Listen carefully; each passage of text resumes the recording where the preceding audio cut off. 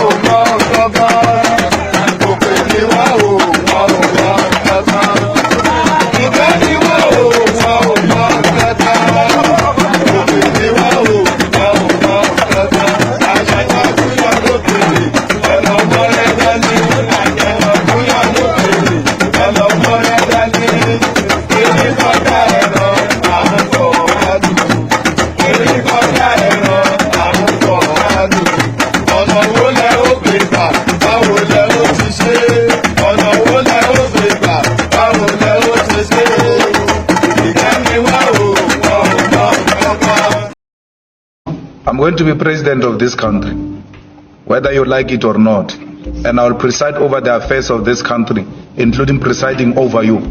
I think you must start adjusting to that reality. The sooner you do that, the less chest pains you'll have when that reality comes.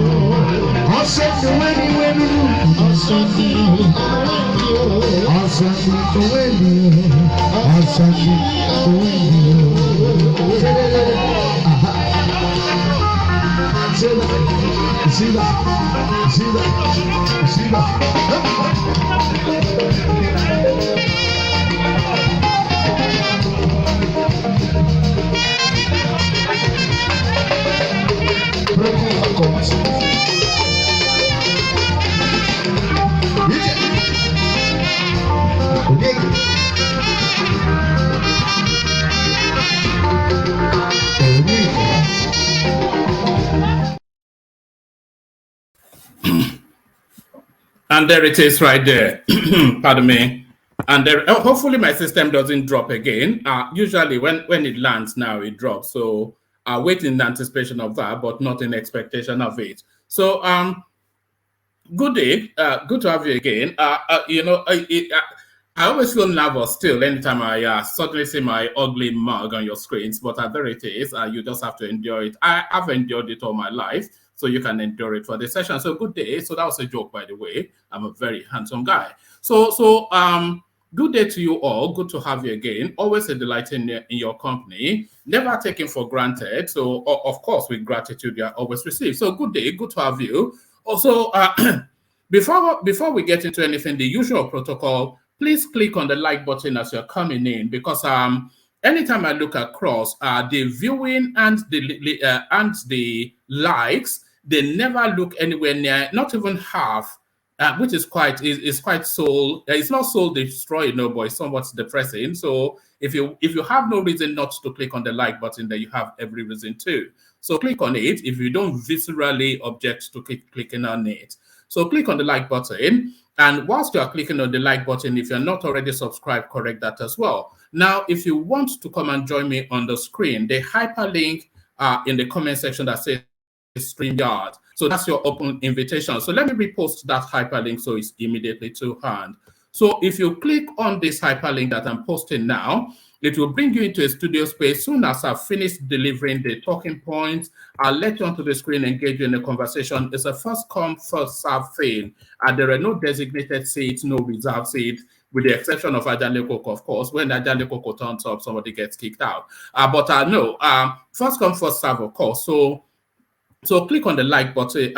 Yes, click on the hyperlink that says StreamYard if you want to come and join me on the studio. Now, the invitation to buy your host cups of coffee, that's always something that is available. But this one is entirely at your discretion. So at your discretion, only if you feel inclined, buy your host cups of coffee, 3 easy steps, and that's done. So it's usually only one person that does it, but would like a multitude of people doing it. So do that. So quite apt, actually. The Ayo, I know where you're going to with that super chat, by the way, and really that's where we're going to. So that's a cryptic super chat from Ayo right there. So I see you, I see what you're doing. So yes, like Ayo, light up the place with super chats. That's really the encouragement that people who do this sort of streamings get, That's the incentive. That's how to say well done if you feel that something is being done well. So if you feel something is being done well, avail yourself of the $ in the comment section and super something to your host. So all options are available to tip in the direction of your host if you feel inclined, just like Ayo just did there, and Alexander Gomez, I think, did earlier on as well. So that's Alexander right there. So it started well, so let it continue in that vein, light up the place. So to the talking points that we will be discussing. Pardon me, I don't know why I'm out of breath. So to the talking points that we will be discussing, so this one is somewhat of a curious one. So this guy, Femi Akintunde Johnson, he calls himself, he has started somewhat of quite a hoopla on Instagram and Twitter regarding how this lady is dressed on your screen. So he's written an epistle just on how this lady is dressed, the propriety of it.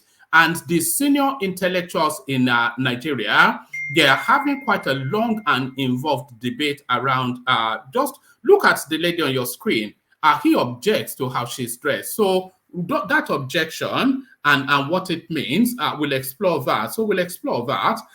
So that's just a side note, actually, because it's a storyline that's been going for quite a couple of days, but it doesn't seem to be petering off. It seems to be gathering even more momentum. All of that wrapped around how that lady is dressed. So we'll get into that conversation, see exactly what is going on there. So we get into that conversation, see exactly what is going on there. The headline, of course, Tinubu arrives back in Nigeria, much to the chagrin of the people that he would rather not. So they were telling us they were seeing him on defibrillators, that he was comatose in a coma. He was already dead and buried in the shallow grave in Saudi Arabia, but he's arrived back in the country looking healthier than he ever did. So was he on a medical vacation? He's not said that, but he did tell us that he was going off to relax and gather his thoughts for governance. Of course, when you take over a month away to eat and relax your mind, you will obviously look a lot refreshed. It usually takes about 2 days for holiday to be knocked out of you, but it looks fresh and ready, much to the chagrin of the people that would rather have it otherwise. I've been monitoring the social media space, and they are going wild. In the animal pens where they gather, they are going wild. They are banging their heads against the wall, but more banging of heads against the wall. So let me go to this. Let me go to this space. So they are banging their heads against the wall, but some of them have just the 7 stages of grief. Some of them have actually quickly arrived. Some of them have actually quickly arrived at that final stage of grief, which is acceptance. So, but is this acceptance or even is it surrender? So look at this. Ohaneze Youth finally congratulates Tinubu, urges inclusive government. So there it is right there. And that is the end of Solomon Grundy. So that is the end of Solomon Grundy. They huffed and puffed, but could not blow the house down. Ohaneze Youth, finally congratulates Tinubu, urges inclusive government. So inclusive government, of course, the organo forget also we dey here. Organo forget us we dey here. So still within that tone of contrition and bending the knee, that tone still of contrition and bending the knee. The knee bends even further. Now, Lagos state government should release Eze Igbo Nwajugu detained over IPOB threats. He was just joking like MC Oluomo Ohaneze. So this is how hard, very quickly that space reverses. Not quite a week, 2 weeks ago, they were telling us that the Yorubas are rascals, but now the language of contrition even pleading. Lagos state government should release Eze Igbo Nwajugu, detained over IPOB threats. He was just joking. So there it is right there. We'll probably tickle a little bit of that. So we'll tickle a little bit of that, but then we'll revisit. And by the way, there's still spaces on the studio. I always say this in the opening phase, canvassing for you to come and join. But then when the show gets into the heat of it, then people are struggling to come in. So if you do want to join, this will be the moment. So if you want to join, this will be the moment. So now this is a follow on from the narratives we were discussing, from the narrative that we were discussing yesterday. Will evacuate Nigerians stranded in Sudan by road, Buhari regime. So there it is right there. So it looks as though a plan of some sort. So a plan of some sort, but is that plan fit for purpose?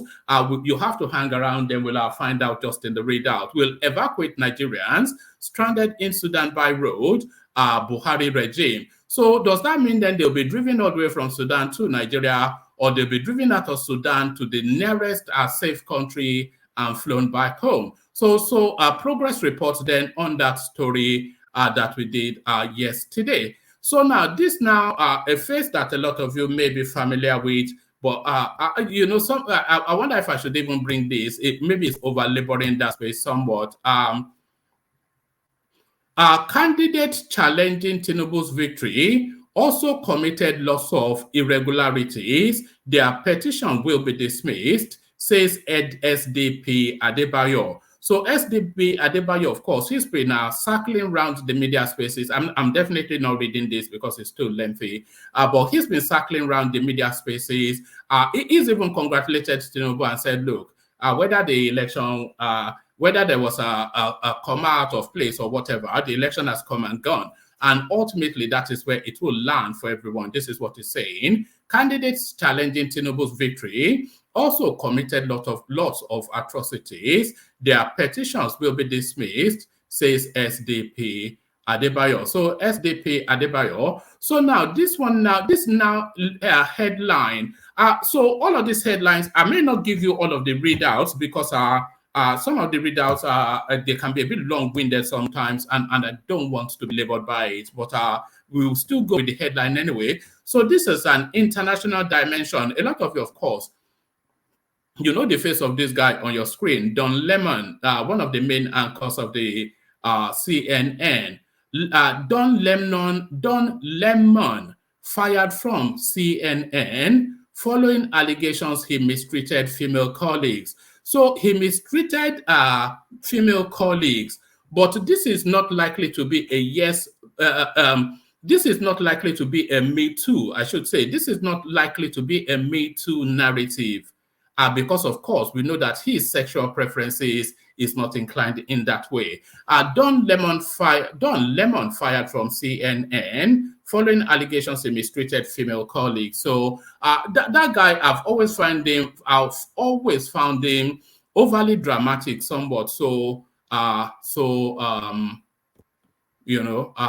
not saying I'm too surprised or too disappointed that they let him go.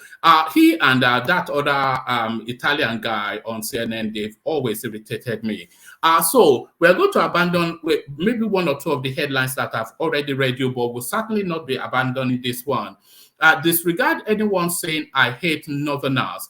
Peter Obi says days after presidential aide Bashir Ahmed said the politician does not like Northerners. So they're leveraging and picking the remnants of the carcass of that Yes Daddy space, and they're launching at him. So he's now forced out to come and defend his position. Disregard anyone saying I hate Northerners, Peter Obi says, days after presidential aide Bashir Ahmed said the politician does not like Northerners. So we'll certainly explore that. So plenty to go through. When is there never not plenty to go through on this platform? So lean back, kick back, take it, relax into it.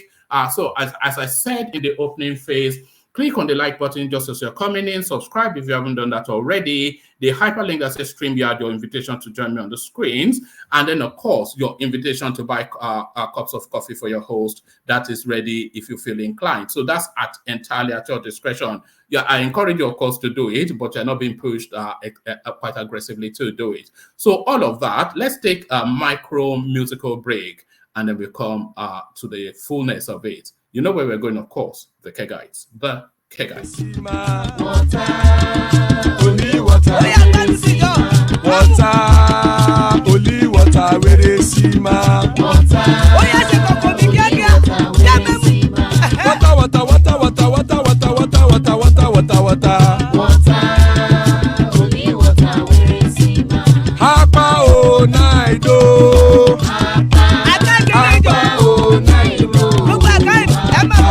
Hapa you don't come o.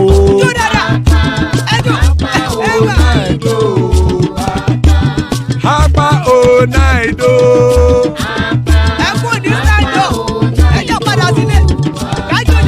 Oro kẹ̀kẹ́ ẹlẹ́mùyé o. Ide sodi akẹkẹrẹ ẹlẹ́mùrè o. Bobby master kẹkẹrẹ ẹlẹ́mùrè o. Chief Wailati kẹkẹrẹ ẹlẹ́mùrè o. Eruku lẹ̀lẹ̀ ẹlẹ́mùdé. Eruku lẹ̀lẹ̀ ẹgbẹ́ ẹlẹ́mùdódò jàre o. Eruku lẹ̀lẹ̀ Ghana ti dé ẹgbẹ́ bọ́dì o. Ọmọ ẹlẹ́yẹ ẹ̀yẹ o ó dilé o. Olúyẹ̀lá ẹ̀yẹ o ó dilé o. Petrosonama ẹ̀yẹ o ó dilé o. Petrosodunke ẹ̀yẹ rẹ̀ ó dilé o. Ẹlẹ́kọ̀ ọ̀run mú ìní o.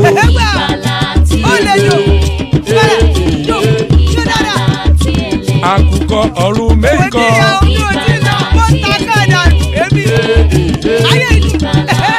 Ikú kò ní ríwà gbéṣe o.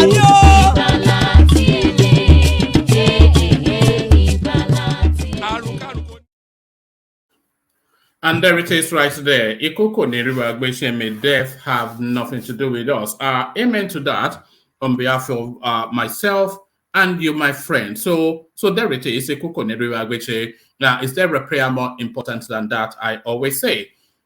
So Ikoko Neriwa Agbeshe, as guys, I bring you this. Disregard anyone saying I hate Northerners. Peter Obi says days after presidential aide Bashir Ahmed said the politician does not like Northerners. The presidential candidate of the Labour Party in the 2023 general election, Peter Obi, has asked the Muslims in Nigeria to disregard anyone who claims he hates Northerners. That in itself is just it's a naive statement. There's ignorance embedded in that, because of course a vast proportion of the Northerners, of the people of the North, they are not at all Muslim. They are practicing full-blood Christians, and there's even a lot of nativists there. So even the ignorance is already embedded in that opening salvo. The presidential candidate of the Labour Party LP in the 2023 general elections, Peter Obi, has asked the Muslims in Nigeria to disregard anyone who claims he hates Northerners. His statement comes days after the special assistant to President Muhammadu Buhari on new media, Bashir Ahmed, accused Obi of disliking the North, adding that the region would never support his presidential ambition. So I think that's already demonstrated in the elections anyway. The totality of what Peter Obi got from the Northeast and Northwest was approximately 300,000 votes. So irrespective of, and that was pre the Yes Daddy tapes. So So this is what Bashir Ahmed said. It says, yep, it's undeniable. Mr. Obi does not like us. It never misses an opportunity to show that. During his time as a governor, when he was contesting, and now as the former presidential candidate. So we are only reciprocating. And if he returns 1,000 times, we will reject him 1,000 times. Obi dismissed this notion whilst speaking at the Central Mosque. It's so cliched that it will have to go to, and by the way, I'm not blaming him in this instance because his standard practice for politics is so cliched that he will go to a Central Mosque to say that I don't hate Muslims and Christians, as though he then being in that mosque space is proof positive then that he does not. Obi dismissed this notion while speaking at the Central Mosque Onitsha, Anambra, on Sunday, April the 23rd, where he went to celebrate the Eid al-Fitr with the Muslim Ummah residing in the state. I never even knew they had a mosque in Anambra. Whilst presenting food items and cash gifts of 500,000 to the community, Obi explained that his visit was to celebrate the Eid with them, as he has always done, promising to continue to support the Muslims in the state and other parts of the country. Reiterating the need for Nigerians to love and appreciate one another, he stated that every Nigerian should be free to live and thrive in any part of the country without intimidation or harassment. I am a Nigerian who believes in Nigeria. My ADC, when I was a governor, Idris, is a northerner from Kano State. So that are saying his ADC is a northerner from Kano State. I don't think he especially, it's like I cannot be racist. My best friend is a black man, sort of that sort of statement, isn't it? I cannot be racist. My best friend is a black man, or I have a black friend. I am a Nigerian who believes in Nigeria. My ADC, when I was, and by the way, I think the ADCs are signed rather than recruited by the governor. So I'm not sure if this proves anything. I am a Nigerian who believes in Nigeria. My ADC, when I was governor, Idris, is a northerner from Kano State, and he is a good man. I have never discriminated against anyone based on religion or tribe, and I will never do that. I want the whole nation to hold me accountable to this. The whole nation is not really holding you accountable to anything. Now, you're a private citizen, so you can say, well, yeah, it's not as though you occupy any political office or you ever will again in the future. So you're just a private man, so you can say whatever it is or hold whatever views. You are not accountable to anybody because you are nobody to the Nigerian state. I am a Nigerian who believes in Nigeria. My ADC, when I was governor, Idris, is a northerner from Kano State and is a good man. I have never discriminated against anyone based on religion or tribe, and I will never do that.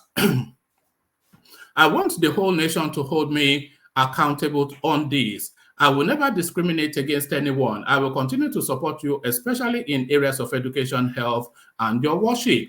Please disregard anyone who tells you that I do not like Northerners. I love every Nigerian, Obi said. The secretary of the, so I think that actually makes that point. I'm not going to read it beyond that spot, but it's just that space really, that back and forth between that Bashir Ahmad and Peter Obi. So that back and forth between Bashir Ahmad and Peter Obi, let me go on to the next readout. Let's have a look at this one. Let me go to the next readout.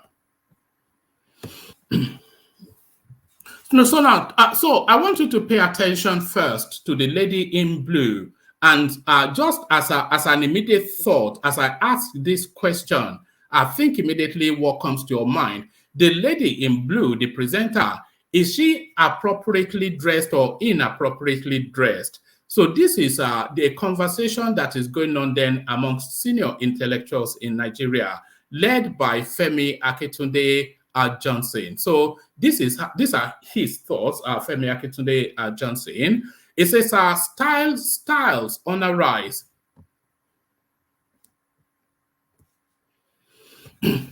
Yeah, so right now on Arise News Day at midday, one of the two news anchors, the lady in blue, blew out the eyes of some viewers with her low-decked neckline showing off a view that can derail some unwary, agile minds. Interestingly, apart from the opening shot when we had the eye full, the rest of the show was deftly positioned by the director of the show, by the director to the show, long shots and side shots, cleverly excusing us from further oppression, and then a few quick re-intro shots before it moved on. Meanwhile, her colleague in a black dress also looks lovely yet proper. She subsequently featured more frontally. So let's see. So she subsequently featured more frontally. Hope the lady in blue reviews her wardrobe forthwith for the sake of public decency. So this is what this guy has determined is public indecency. He is saying that the lady is showing too much neckline. This is what he's saying. And thus the argument ensues. So all of the seniors chime. So that's the lady then in the fullness of. So think about propriety and think, if that is inappropriate or appropriate. So this is now somebody coming back at him. So this is Babs Daramola. It says, hello, FAJ. I don't think there's anything outlandish or indecent in what that lady wore. What we fail to understand is that the broadcast industry is an entertainment industry. The world over, female presenters are allowed to be as decently fashionable as they can. In fact, I know some stations where female anchors and reporters are encouraged to look like models. There was a TV CEO that once said, I love my anchors to look like models. Even these days, men are getting less and less formal in their dressing. It is now common to see men wearing suits without ties. So, except you are trying to get too African, there is nothing wrong in this dress. This is 2023, sir. Let's move on from 1930 broadcasting. So you can see that this is a senior boy, of course, an intellectual. And you can see that the person that opened up that space, the guy here, is a senior boy and an intellectual too. But then it doesn't stop there. So they then go back and forth with other people chiming in. So this is Tunde Gabriel Jr. It says, Babs Daramola, I struggle and fail to agree with your position. If cleavages have to be revealed by our female presenters, then the news broadcast scene should be rated 16. Funny, but really it is a general content and not for adults. And then somebody comes back. This is God's Power Igbama. It says, what should be rated 16 here? I checked the dress again, and I don't see anything wrong with this, except the shots were not well captured. Tunde Gabriel comes back. It says that was ironic. That was an ironic statement. Nevertheless, point made. I'm back. It's an open warfare amongst the seniors. So this is Abdul Hamid coming in. It says the producer or director of the show ought to have done the needful from the inception. It is obvious that the crew in this particular media outfit don't have a voice, since most of the talents that grace the tube often feel larger than life and cannot be corrected. So back and forth. So it's just struck me, and I thought to bring it to your attention. So this is Babs Daramola coming back. He's not coming back with any script, but just showing exactly what obtains internationally. So the same, just the same level of neckline cleavage. This is the acceptable. In fact, this bottom one here is a BBC anchor, and you can see how far down the cleavage plunges. So this is it now. So amongst the seniors in Nigeria now, they're discussing the cleavages of our news anchors. Let me just give you 3 more readers on that space, and then we'll move on. This is Bukola Deremi, something or the other last name. It says, for me, it is not good since she's not anchoring entertainment. She honestly doesn't need any form of needless distraction. So this is Mohammed Nuru Yakubu.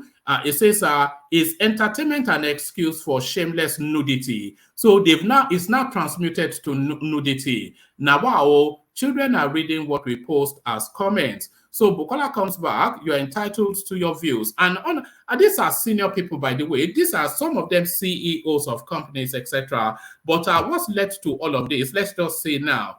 This is what now purports to be, this is what they classifies as nudity within the Nigeria sphere. So that's that controversy going on there.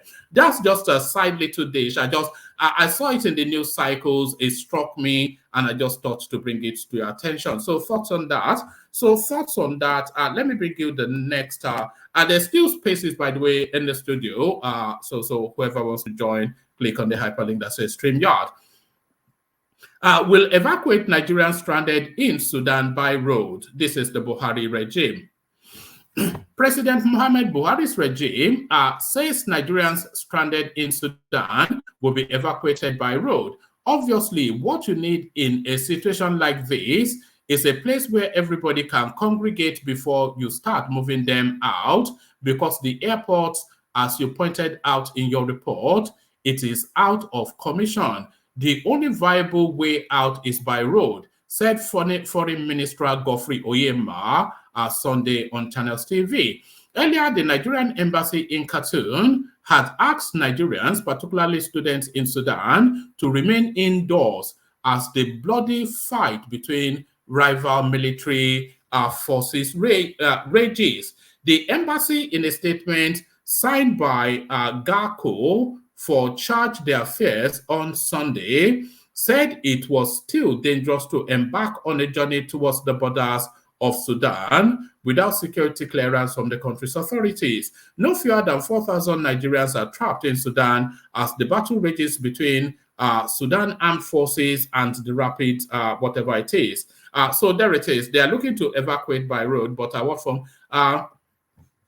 Let's go back to Oyema. Oyema noted that those stranded in the country could not be evacuated by air, even though some nationals were evacuated by air, and the United Nations conducted an evacuation by road, and Saudi Arabia used the waterways. But of course, it is not totally safe. So you are going to require the government to provide some security and a safe corridor out. We have been given the cost estimate and all the details. They gave us a figure of 5,500. Who is ready for evacuation? So that's the number of people, by the way, 5,500 who are ready for evacuation, the minister said. Since the violence broke out, France, Italy, Turkey, and the United States have begun evacuating their citizens. So they are looking to get the Nigerians out by road. So let me give you just about two more readouts. Let me see. Yes, let me give you two more readouts, and then we'll leave it there.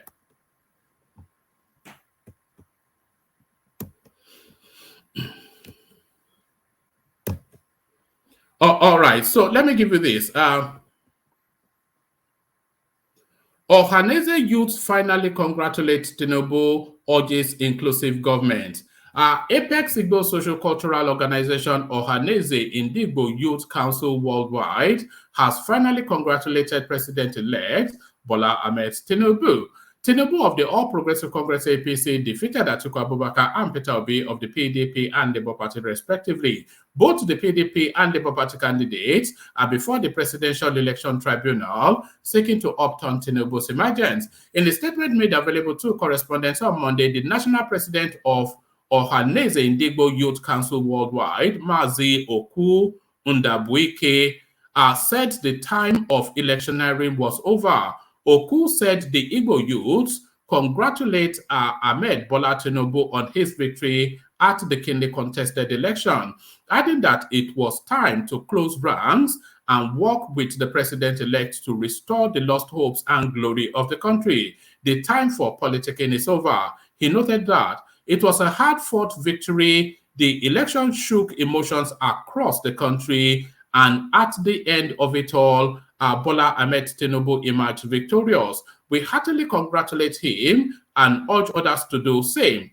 The Igbo youth president equally said proponents of an interim government should jettison such an idea, as Nigeria has moved forward regardless of how anyone feels about the outcome of the polls. So this doesn't sound at all like an Igbo person. This guy will be ostracized almost with certainty. Those who feel aggrieved with the outcome of the elections are already before the tribunal. So the ideal thing is to allow the law to run its course. So anyone losing the idea of an interim government should drop it completely, as it is dead on arrival, he noted. Oku, however, urged the incoming Tinubu administration to form an inclusive government as the only way of healing the wounds in the country. He said the 2023 elections divided the country more than ever, and that it was incumbent upon the Tinubu administration to seek ways of restoring unity. We don't expect a divisive government from the incoming president. It should be a true national leader, and it should reflect in its actions and words. So he rounds it off with that. So there it is right there. So the white flag then. So that last phase then of grief is just acceptance, but that one sounded more like surrender than acceptance. So the last stage of grief. So the last stage of grief, onto this one then. Lagos state government should release Eze Igbo Nwadugu, detained over IPOB threats. He was just joking like MC Oluomo. So let's have this. Hopefully it's not long-winded. We might just abandon it. Okay, maybe we can struggle through this. The Igbo Apex Socio-Cultural Organization, Ohaneze Indigbo Worldwide, has said that the President-elect Bola Tinubu and Governor Babajide Sanwo-Olu of Lagos State must release the detained Eze Igbo of Ajao Estate, Frederick Nwajagu, because the chieftain was only joking over his threat to invite the indigenous people of Biafra IPOB to Lagos. Ohaneze, through its Secretary General Okechukwu Isigozoro on Monday, said that Tinubu and Sanwo-Olu should facilitate Nwajagu's release in the interest of national unity and reconciliation. So I'm not quite sure what that means. This guy knowingly and of free will and full possession of his faculties did this. Recall that Nwajagu was arrested in March after he threatened to invite IPOB to Lagos to protect Igbos living in Lagos, following a series of attacks on Igbos and their businesses in the state during and after the March 18th governorship election. Tinubu's popular loyalist, Musiliu Akesanya, popularly known as MC Oluomo, had also threatened Igbos in Lagos before the March 18 governorship election to stay indoors on the election day if they did not want to vote for the All Progressive Congress APC and its candidate, or be ready to be dealt with. He did not actually say be ready to be dealt with, though. So that's an appendage right there. That's Jara. But then, of course, this is coming from Sahara reporters. Many Igbos who came out to vote were reportedly attacked, and the attacks continued after the election, with the burning down of an Igbo-populated market in the state. But MC Oluomo later claimed that he was merely joking with the threat. Though the video footage of MC Oluomo's threat went viral on the internet, the police said they were investigating the threat and asked Nigerians who had evidence against MC Oluomo to bring it up against him. After Eze Igbo was arrested following his threat to invite IPOB, but are we conceding then that there's a double standard being applied here? Because they both made threatening video clips. MC Oluomo says he was joking and they let him go. They didn't. I said let him go. They never even paid attention to him. But this guy now, he's been detained for God knows however many weeks. So is there double standards being applied here? Is really where the question is. After Eze Igbo was arrested,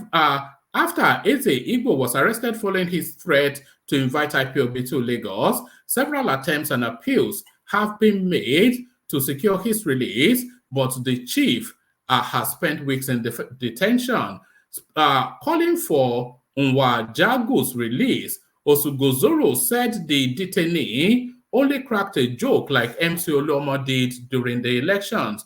Correspondents quoted Isogozoro as saying that the leadership of the Ohanese in Igbo is still worried about that traditional ruler Eze Igbo in Lagos State, who was only cracking jokes, has not been released. He has told us through his emissaries that he was only cracking a joke. And we want to tell the governor of Lagos State and the president-elect that Igbos are begging on behalf of Eze Igbo that they should facilitate his release because he was only cracking a joke like MC Oluomo.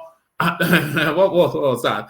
Because he was only cracking a joke like MC Oluomo. Igbos were asked to support Sanwo-Olu after much consultation, etc., etc. So it's languages of contrition coming through. Igbos were asked to support Sanwo-Olu after much consultation with Umahi, Akwazu, and Wike, who said it is in Igbo's interest to support Sanwo-Olu. So, in light of the foregoing, Sanwo-Olu should start the national healing process by facilitating Eze Igbo's release, who has been abandoned in detention and has confirmed that he just cracked a joke. IPOB does not exist in the Southwest. They are only in the Southeast. There is no way IPOB will go to the Southwest to cause havoc. But there is a will, because those people having now seized charge of the Southeast, of course, they look to expand. And the quickest and nearest space to them, of course, is the Southwest. Well, IPOB is at your door in the Southwest. So let's not joke about that. IPOB does not exist in the Southwest. They are only in the Southeast. There is no way IPOB will go to the Southwest to cause havoc. If the police can forgive MC Oluomo because what he said was a joke, then they should release Eze Igbo because it is a joke. He should not remain in detention till May. We are pleading with Ashwaju and Sanwo-Olu to intervene in the spirit of national reconciliation, that the traditional rulers should be released, So there it is. I'm not quite sure if Tinubu has the capacity to release him. But a short little session is looking like we have Solly here with us, so we run through Solly and then we shut it down. So Solly, are you there? Solly, are you there? Yes, sir. All right, brilliant. So you have the floor to yourself. So let me run you through the talking points then. So let me take you to the first one. Which one did I come in with first? I didn't actually read out the Don Lemon one, but maybe we'll get to that in a moment. But let me take you to this one then. Disregard anyone saying I hate Northerners. Peter Obi says, days after presidential aide Bashir Ahmed said the politician does not like Northerners. So I'm not sure if you're following that storyline or you have any thoughts on it. Who said they don't like Northerners? Oh, all right. There's a guy.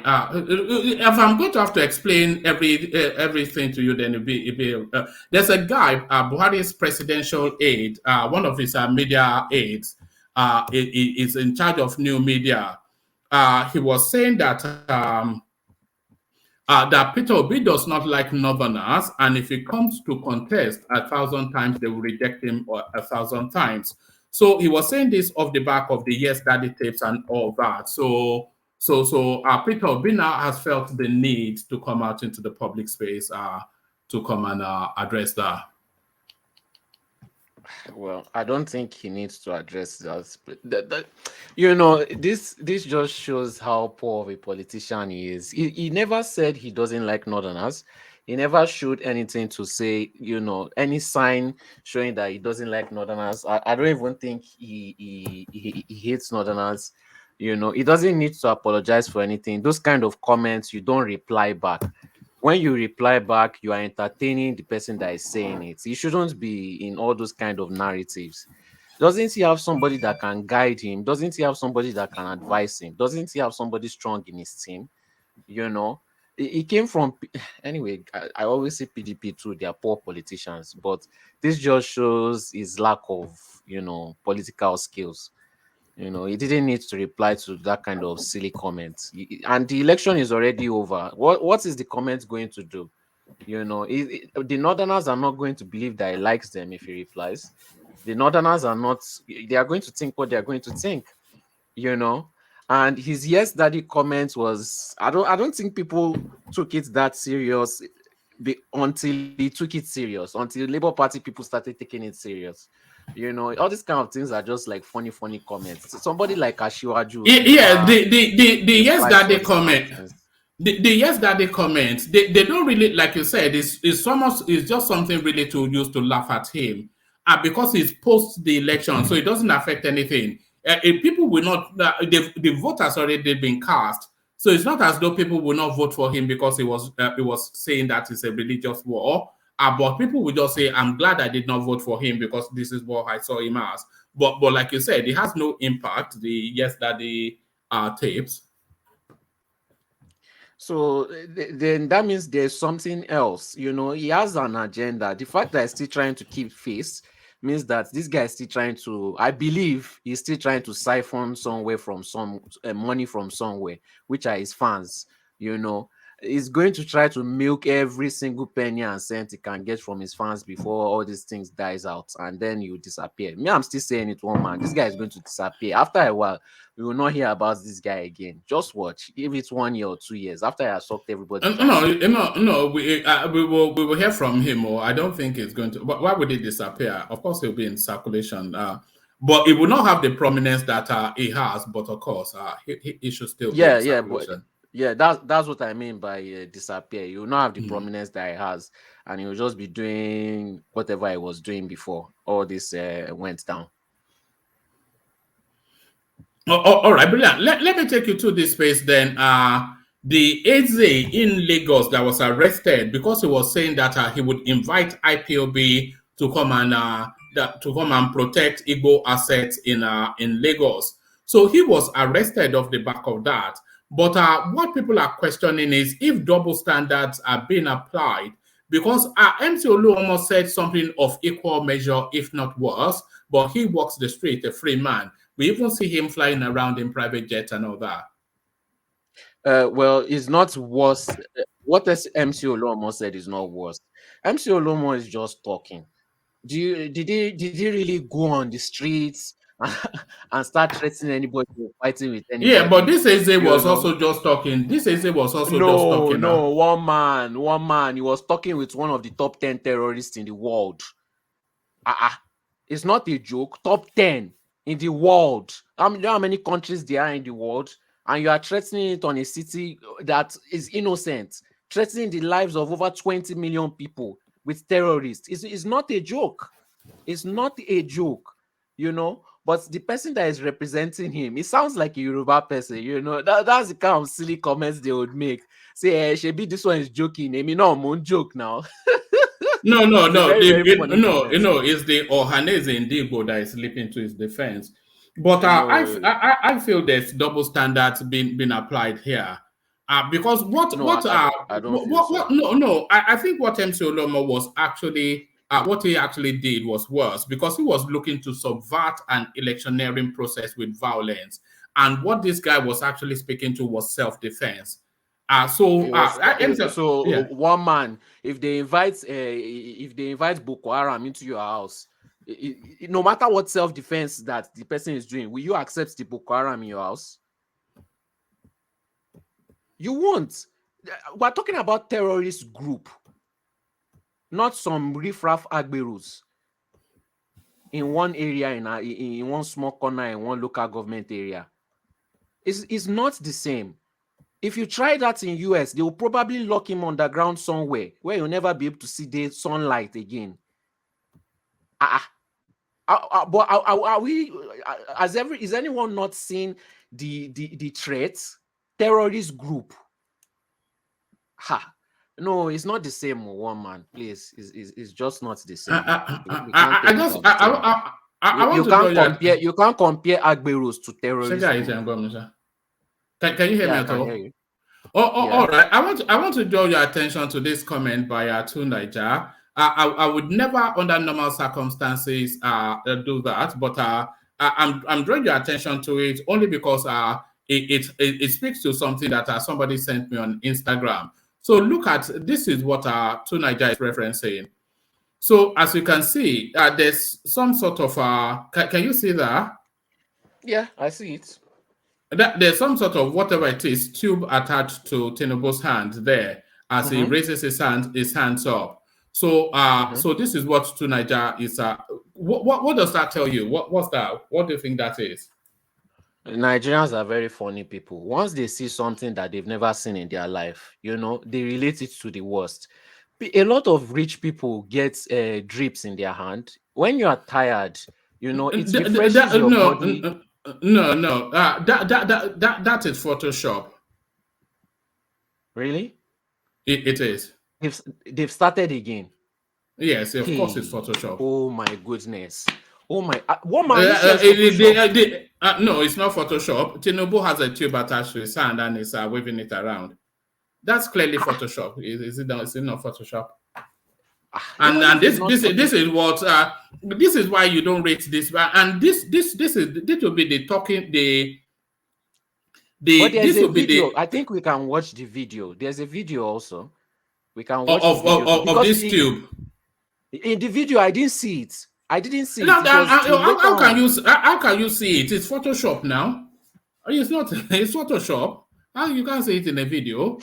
And this will be the topic of their conversation for 10 hours in their usual watering holes where they go to screech and squeal. You see why I said that immediately this new APC government comes. Don't be surprised. All these blogs, all these YouTube channels, all these social media that used to push fake news, they will not be there anymore. I give it 1 year, 2 years. All this, I don't want to mention their YouTube channels, but they will be gone. Them removing YouTube videos is just the beginning. One man, I'm saying is, you don't want to believe me. I know for a fact that this is one of their plans. If you spread false news, if you spread fake news, if you do all this kind of propaganda, they will remove you from social media. No. Photoshop is part of the standard template of but I was going to say I'm surprised that it is spreading propaganda and fake news, is it not? Which can lead to chaos in a country. Little fragile things lead to chaos. I mean, it's not even properly positioned. Any medical person will tell you this is a nonsense.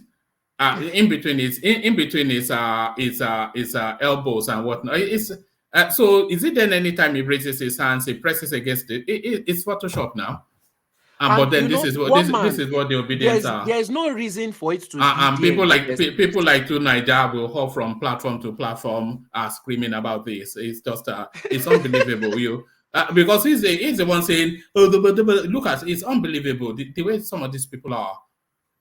Where is his comment again? There's no point of it being in his arm if you're not using it. Look at that. Did you notice the drip stuff under his arm? What drip stuff under it? Look at anyway, let's just abandon this. This is too low for this space. Let's carry on.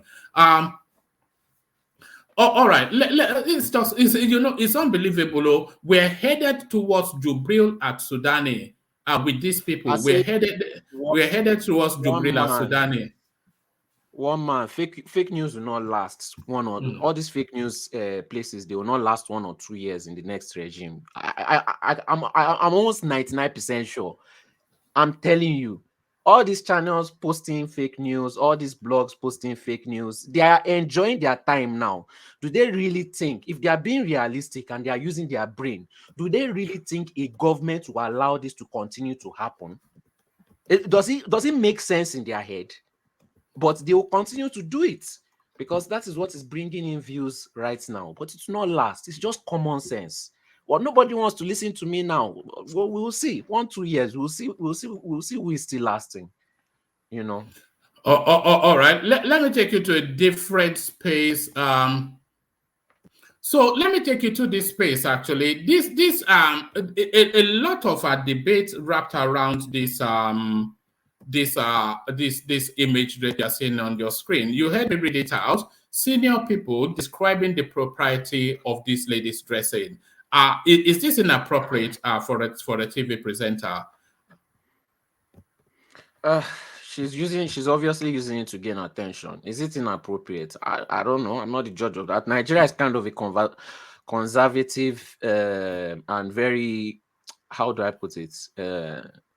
This kind of it's very conservative compared to the Western world. So to them, this would be doing a lot, but she's using it to secure a job. She's using it to gain attention from because obviously every time they have a newscaster, they will be measuring the amount of attention that each newscaster gets. So she's just trying to be competitive by using her sexuality. But Nigerians, they always want to judge. They always want to. They will not see the reasoning in what she's doing. In their own minds, you say, you say bad girl, show money. So I don't know. I can't be the judge of it. She's using it for business, it's not harming anybody, but so everyone will always have their own opinion. Oh, It oh, doesn't oh, oh, seem oh, I oh, can't oh, judge it. all right. Let me bring you this headline and then sorry, who's doing what? Thomas, don't touch anything if you're there. Thomas, just don't touch. If I'm here, don't touch anything. Otherwise it'll confuse things. Let me bring you this headline. It says candidates challenging Tinubu's victory also committed lots of irregularities. Their petitions will be dismissed. So the person saying this was actually a candidate himself, the SDP candidate Adebayo. Let's just take 2-3 paragraphs and then you respond to it. It says, the presidential candidate of the Social Democratic Party SDP in the 2023 elections, Adewale Adebayo, has said that all the presidential candidates challenging the victory of Bola Tinubu of the ruling All Progressive Congress also committed a lot of irregularities during the February 25th presidential election. Adebayo, who said this in an exclusive interview with correspondents, noted that the candidates also committed all the errors they are complaining about. He added that in their petition at the tribunal, they cannot point to the winner of the election as the cause of those things.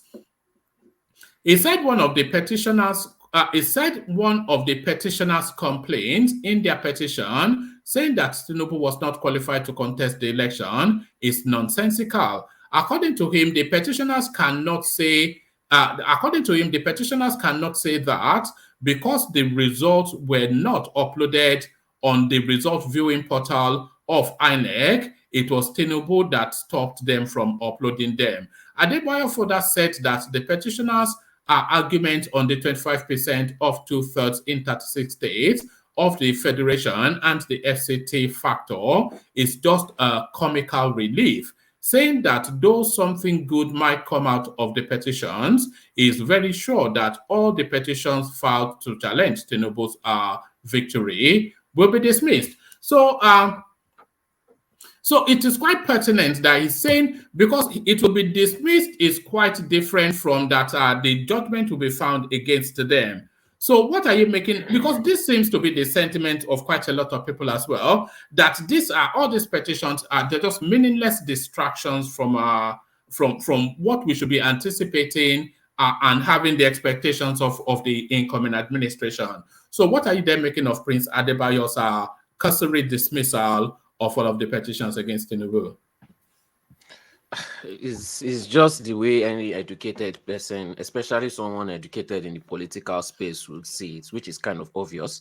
But majority of the people filing that petition and supporting it are not politically educated, and it's very sad that we have to sit down here to explain it, put facts down, give proof, do everything, and they will still be in denial. So at this point, if somebody wants to not be smart, because I don't want to say the other word, if somebody wants to not be smart, I believe we should give them the freedom to not be smart. We should allow them to continue, because they will always lead to failure, and that is the best revenge for them. You don't need to be explaining anything to anybody. You don't need to be explaining the obvious. If somebody wants to be in denial, let them be in denial, because they will just be vexing you.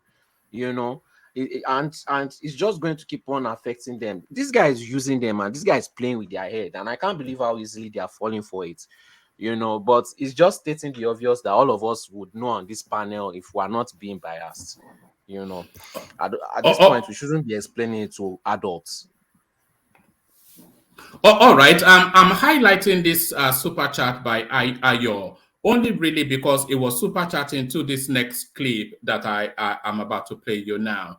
So watch this, Solid.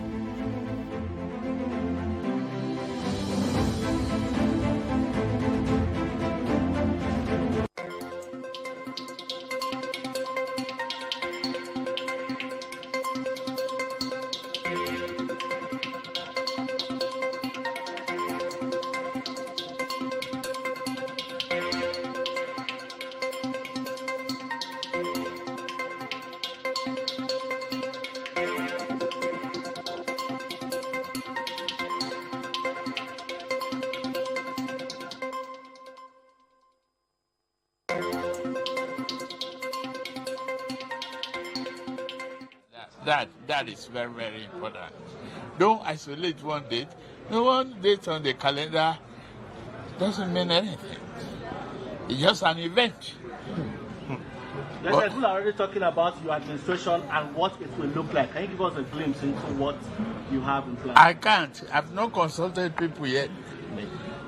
And administration, you said, is not run alone. You don't govern alone. You govern with people. You consult. Assemble. And then hit the ground running. And it's the same country, right? Isn't it? So, Thank you very much. yeah, okay. Thank you very much. Thank you. Thank you.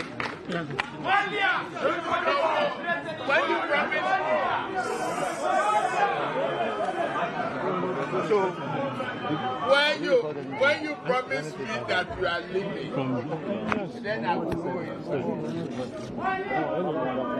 Promise that you are leaving, then I go inside. Okay, so is that we should give a promise that you are leaving, then you will go inside? Can we say bye-bye to Mr. President elect?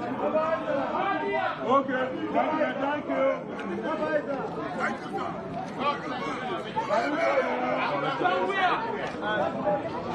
Thank you, can we go now? Thank you. So that you can go. Can we go now? Yeah, can we go now? Tell us some police. Oh, okay. So, so there it is, right there. Solly, as Ayo said, the eagle has landed. So, where is Tinubu? Where is Tinubu? It's on a medical something or the other. So, there is Tinubu, who's just arrived back from his break in France, looking healthy, rosy cheeked. It looks as though he has been overeaten in France and sounding confident and ready to take on the country. So, there it is.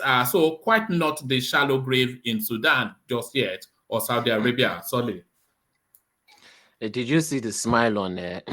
Sorry about that. Did you see the smile on Shetima's face? That was a genuine smile. Every time Tinubu spoke, the guy was nodding his head and smiling, like, "Yes, this guy has a very good mouthpiece." You know, Nigeria. Tinubu can talk. Tinubu knows how to, without stress, you know, he knows how to address the public with little words, but he picks very, very important words and adds them up together. He doesn't talk too much. And Shetima was noticing that. That's one of the things that you would have seen that he partnered up with him for, you know. But man, I feel like, man, if I want to not be biased, I feel like I actually thought that most Nigerian politicians were at that level. I'm quite disappointed with the other politicians. I've been saying this thing for almost 1 year now. The other Nigerian politicians, they just disappoint me. They are just so disappointing. It's like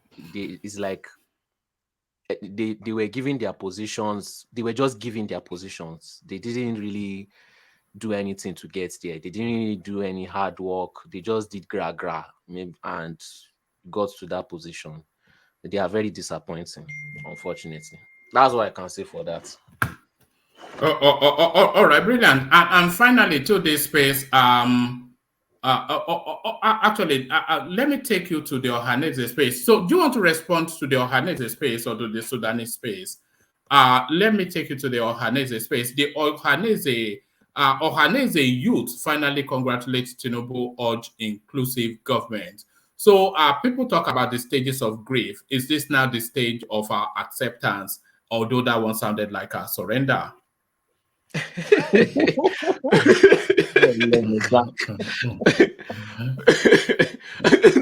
No, no, no. This is what I expected my Southeast brothers to do. You know, nobody is fighting with you. You know, nobody is fighting with you. We want you to see the way the North united. It wasn't about Fulani house. They united once they got that peace, and to them, they feel like they utilize it well. Our Southern brothers, you understand business. We know how to analytic. What's the analytics? We know how to uh, put things down when it comes to analytics. We can join forces and make us in the South as strong as possible. We know what we need, we know how to implement it. Let's work together and utilize it. Power has come to the South. This is what I've expected since. Not all this propaganda, you are the enemy, this one and that one, we will not agree, we will meet in court. No, we're supposed to utilize these 8 years to make it so good that even if power is in the north for the next 16 years, 32 years, we will be good. We will be Gucci. You know, hopefully more of this comes. Nobody is fighting with you. Why would you be our enemy? You should, it even looks bad. Or I'm not trying to be tribal, but doesn't it look bad that we are working with the northerners more than we are working with you guys who are just our neighbors? Doesn't it look bad to you guys? And we are fighting and arguing. It just makes everybody look bad. You know, hopefully this whole narrative dies down and we get more of this movement. I don't think it's a movement of defeat. I think it's a movement of partnership in the right path. Even if you are saying, oh, we are the enemy, we are this, forget. Let's work together, let's build something. I don't care if you call me the enemy. I want to see you guys succeed too, because it makes us look good in the South. You know, so I like this. It's encouraging to me. All right, brilliant. Brilliant. Well put.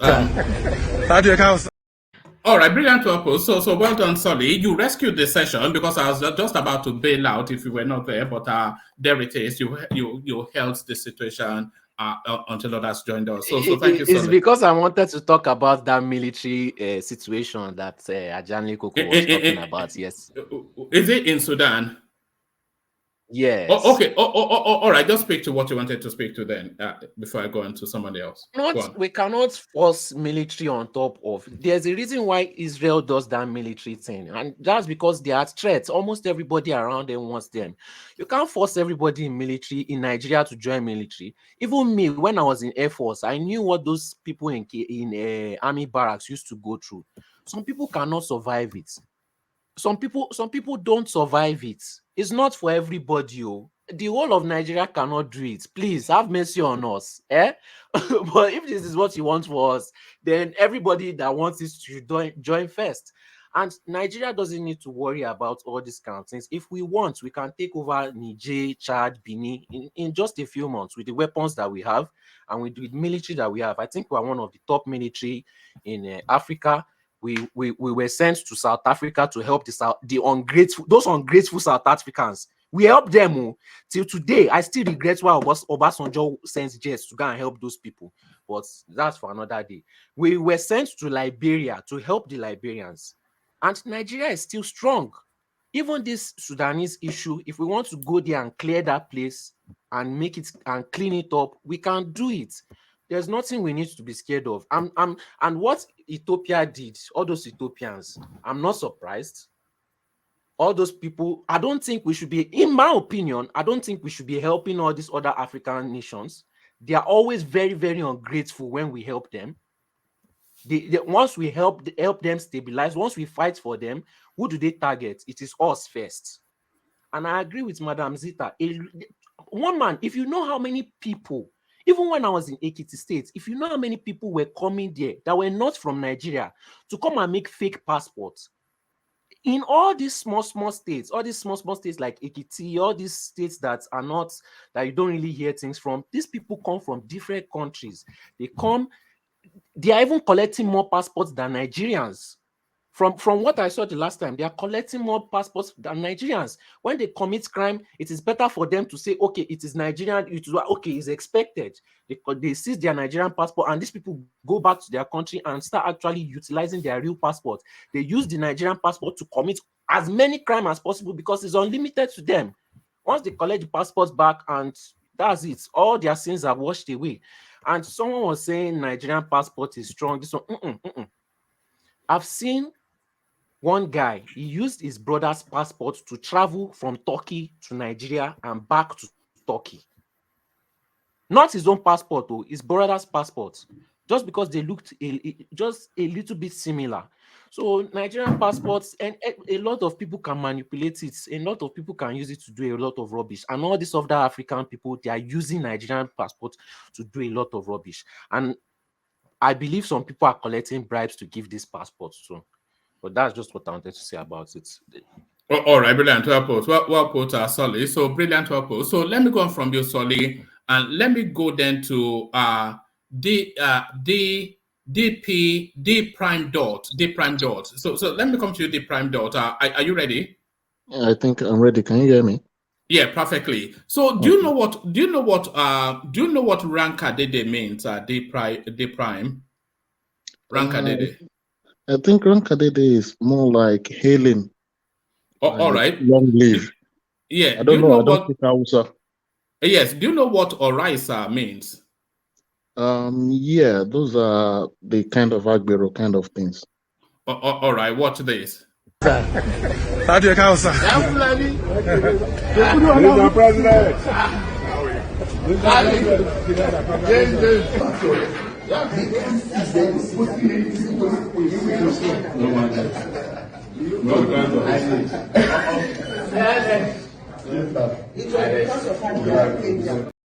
So what you saw there, the prime was what was it called? Ribadu, steeped died in the wool Fulani man in the Dobalet position, saying that the Kabosa. I'll play it again, just 10 seconds of it. This is alright, sir, Nigerian style. How do you count, sir? Mr. President. You see, so there it is. The ass licking has begun in full force. Actually, I would like to say it is the relationship with the likes of Nuru Ribadu, Atiku, that has metamorphosed into this trust in Tinubu by the Northerners. So obviously, if you look at that relationship is not just this political season. It looks like a relationship that has been cultivated over the years. You remember when Nuru Ribadu ran under Tinubu's party for presidency? That is what I see. I see an old relationship that people are just very, cozy with each other. I don't see it more of ass licking. I think they've known each. I think that was in 2011, if I'm right, that Nuru Ribadu contested under Tinubu's party, ACN. That's the way I see it. Yeah, but for him to be doing the Dobale and that their Kabosa, is that not all right, sir? You know, he would have been practicing it before he got there. That's all right, sir. I think it gets to a point where our culture tends to melt over the years. Nuru Ribadu understands the Yoruba culture. I think that is what our founding fathers said. The Awolowo was like, let us understand our differences. You understand? It is going to be wrong for me, a Yoruba man, to go to the palace of the Emir of Kano and not go the way the people around there do it. I think it's a sign of trying to build a better relationship. And these are people that have known each other for almost 10 years in the public space. That's what I see. All right, brilliant. So Tinubu now, his arrival, much, it was covered widely, more so by the his platform TVC than anywhere else. So all this narrative then that where is it, that question answered, but would that satiate that space? That as a, did you see the picture that they put out of some tube in his hand? So would that satiate that place, do you think, the Agbado merchants? Um, Yesterday, I was not able to join, but I was listening to Madam Zita dishing out wisdom to a lot of people.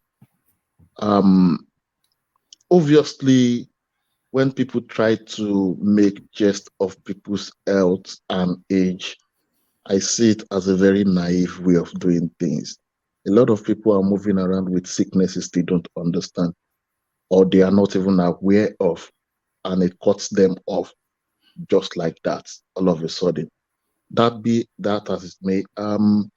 The tag on that guy, if there is a tag, it looks like the normal diabetic stuff that people have over here in Europe. It's common. So I don't see a big deal in it, even if that is the situation. So the people photoshopping, claiming it's going to die, they did worse than that to Buhari. They said he's dead. Someone came from Sudan. And now, the man is going back to Daura to live the rest of his life as an happy man. So I don't see it as a big deal. They're going to will. I think the obedient people, they've not been following politics for a very long time. They've invested too much emotion and they are far from reality. I was once like that at some point before I understood, like, okay, no, don't put too much emotion into it. Try to still be logical. Your candidates might lose. If I may say, I was a very strong supporter of Donald Trump in 2016, and I was so happy when he won. And when he lost too, it was more like, what the fuck just happened? But I learned my lesson and I moved on. So I think they will get there. They will understand politics that it's not do or die. Because if you scatter the house now, 4 years' time is close by. How do you come back to tell those people that you did not accept their own choice? How do you convince them to come to your side in the nearest future? It's going to be difficult. And I don't think politics, because I've always said it many times, like politics is a game of alliances and numbers. You can't do it alone. Especially in the presidential structure of Nigeria, it is designed in such a way that you have to go for the alliances. So if you spoil the relationship beyond the point of repair, it's not going to be good. And I think South understands that game. If we looked at it, there are things that if we really looked at it from analytic point, as my brother said earlier, the other speaker, from my own way of looking at it, I think if the Southwest does 8 years, it goes next to the North 8 years. And when it's coming back to the South, it might be going to South for the actions of the likes of Wike and Akpabio.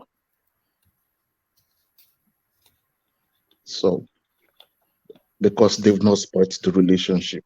So the obedient movement, I don't know if they can stop, but if they've not gotten to that last stage of grief by this point, it's going to be difficult to assume they're going to stop.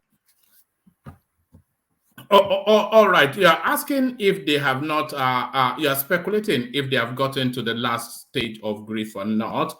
But a lot of people feel that they have actually, because even if you monitor their social media spaces, these are Twitter spaces, the YouTube platforms, and every other platform that they broadcast, they are now in the language of Tinubu administration rather than Tinubu is not my president. So the language of surrender and acceptance is starting to filter through from that space.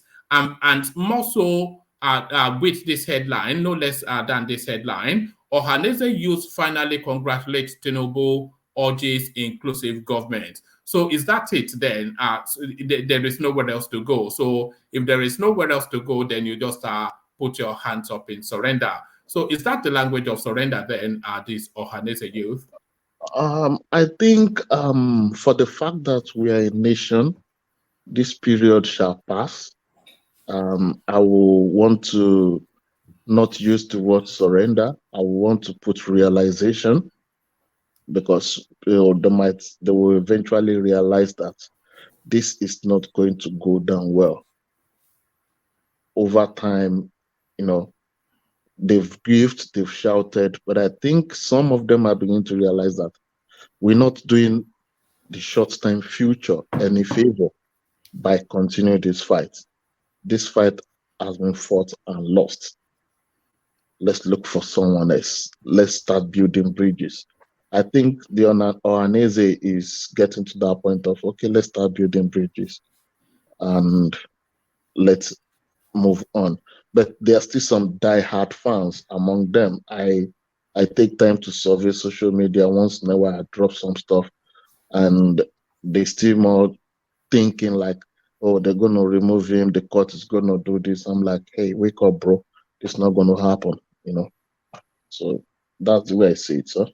All right, brilliant. You are talking about acceptance, but what will facilitate that acceptance is fair play and equity. Lagos state government should release is actually, let me put it on the screen so you can see it as well. So, like I was saying, what will facilitate that acceptance is equity and fair play. Lagos state government should release Eze Igbo Nwajagu, detained over IPOB threats. He was just joking like MC Oluomo Ohaneze.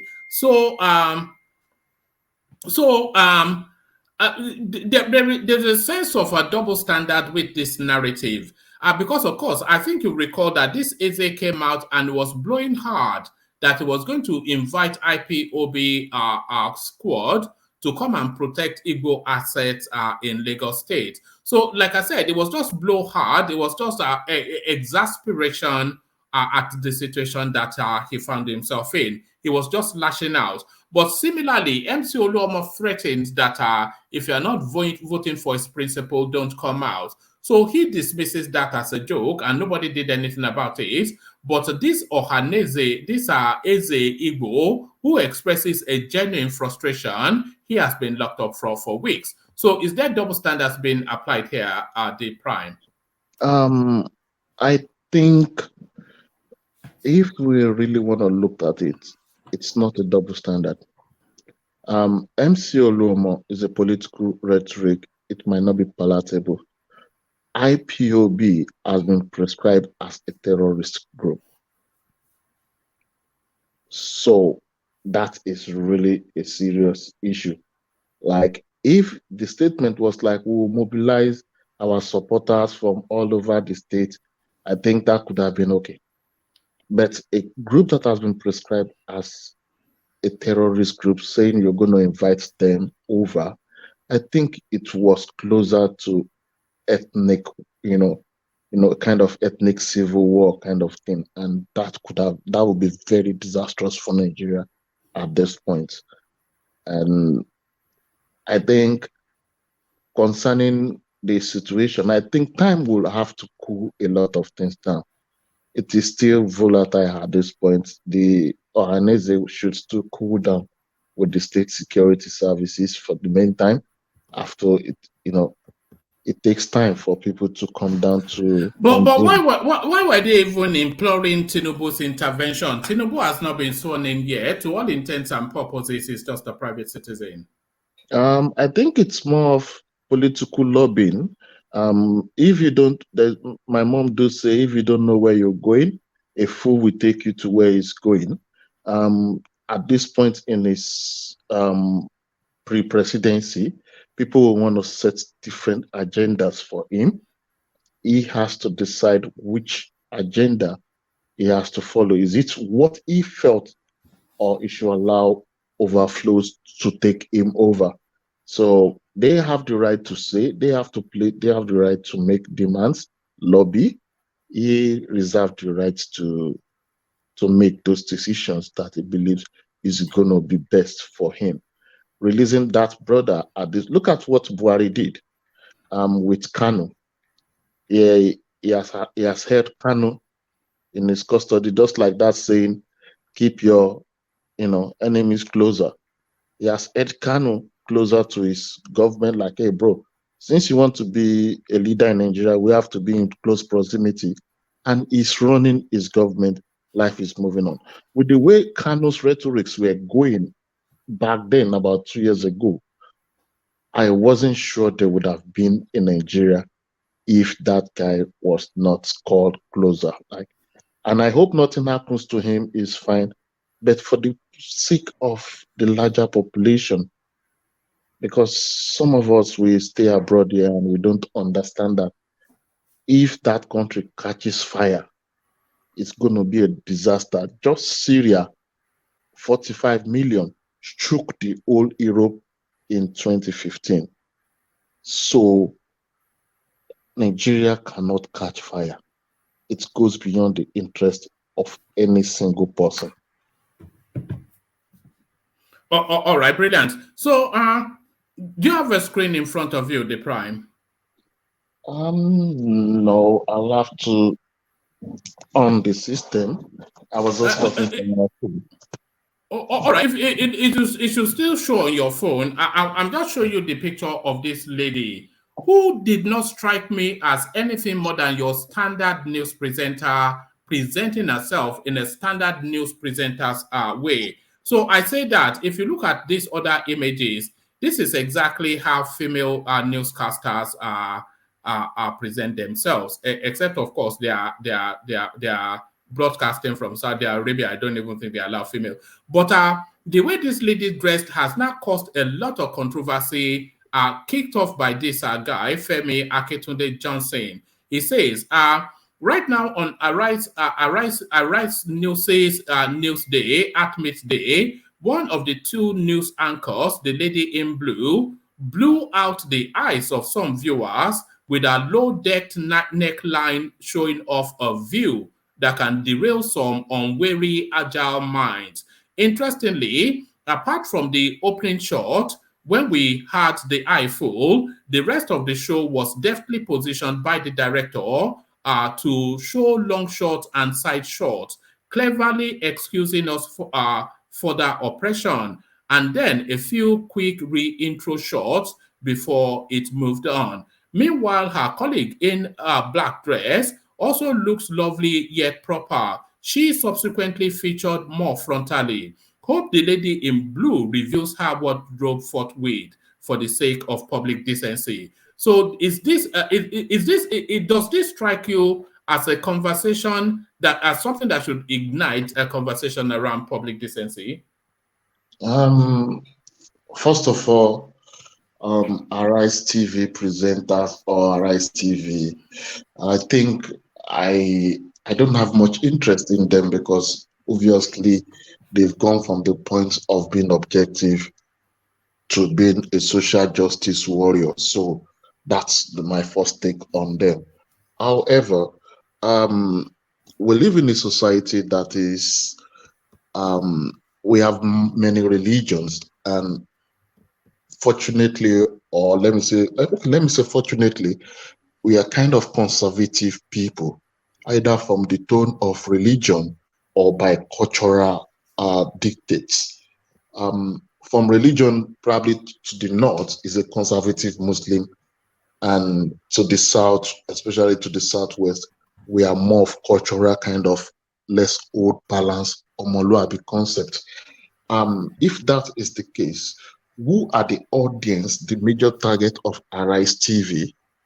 So if they think they are talking to the Nigerian populace, I think it's because, I think their producers should encourage them to dress more decently so that the newscaster doesn't become the news.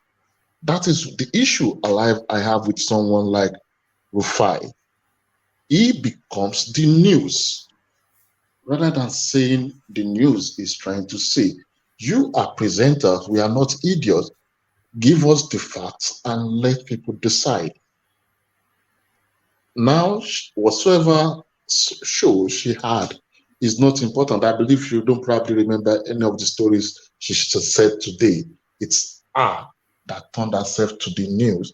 That is it. And I think it fails in the fundamentals of journalism. You are not supposed to be the news. You should not give the news in such a way that it takes away from what you are reporting. I think if the general public feels that our dressing is a bit too revealing, she should do well by at least copying the other lady, OG. OG dressed well, but she doesn't reveal herself. So I think OG shows cleavage too, does she not? You see cleavage with OG, OG, do you know?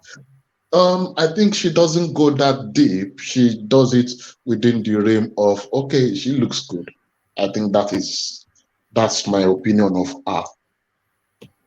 I think if and especially it fails in the main duty, you don't become the news. That's my take on that. All right, brilliant. All right, brilliant. Was there anything else that struck you in the news cycle today? Actually, I had a very crazy day on my own, so I wasn't concentrating more on Nigerian news. So it's always more of it's nice to see that the obedient, the kind of excitation energy is coming down to normal point where we can have political discussion, and you don't want to present yourself as the one that loves Nigeria the most. You understand? You don't have to present yourself like, oh, I love Nigeria because you don't support my candidate, you hate Nigeria. I think demonization of political or opposing view is wrong in democracy. If we cannot have that kind of let's have a constructive debate and let the superior argument win. If we cannot get to that point, we have a lot to do. That's my own opinion about, the general situation of things. But so far, so good. It's going to be nice if they can calm down. It's a marathon. We'll pray we should live long. We might still see more than 10 election cycles in our lifetime for those of us, in our 40s. And, so we don't have to burn down the house. 10 electoral cycles. Like, what are you? Oh, okay, well, yeah, maybe you can. Yeah. All right. All right. Thank you. Thank you, Debra. No, what do you mean? What do you mean, please? No. I was doing the calculations. So that's 40 years, isn't it? So yes, you can. Yes. I was actually thinking it was longer than that, but you can. When I did the mental maths, then I thought, oh yes, of course you can.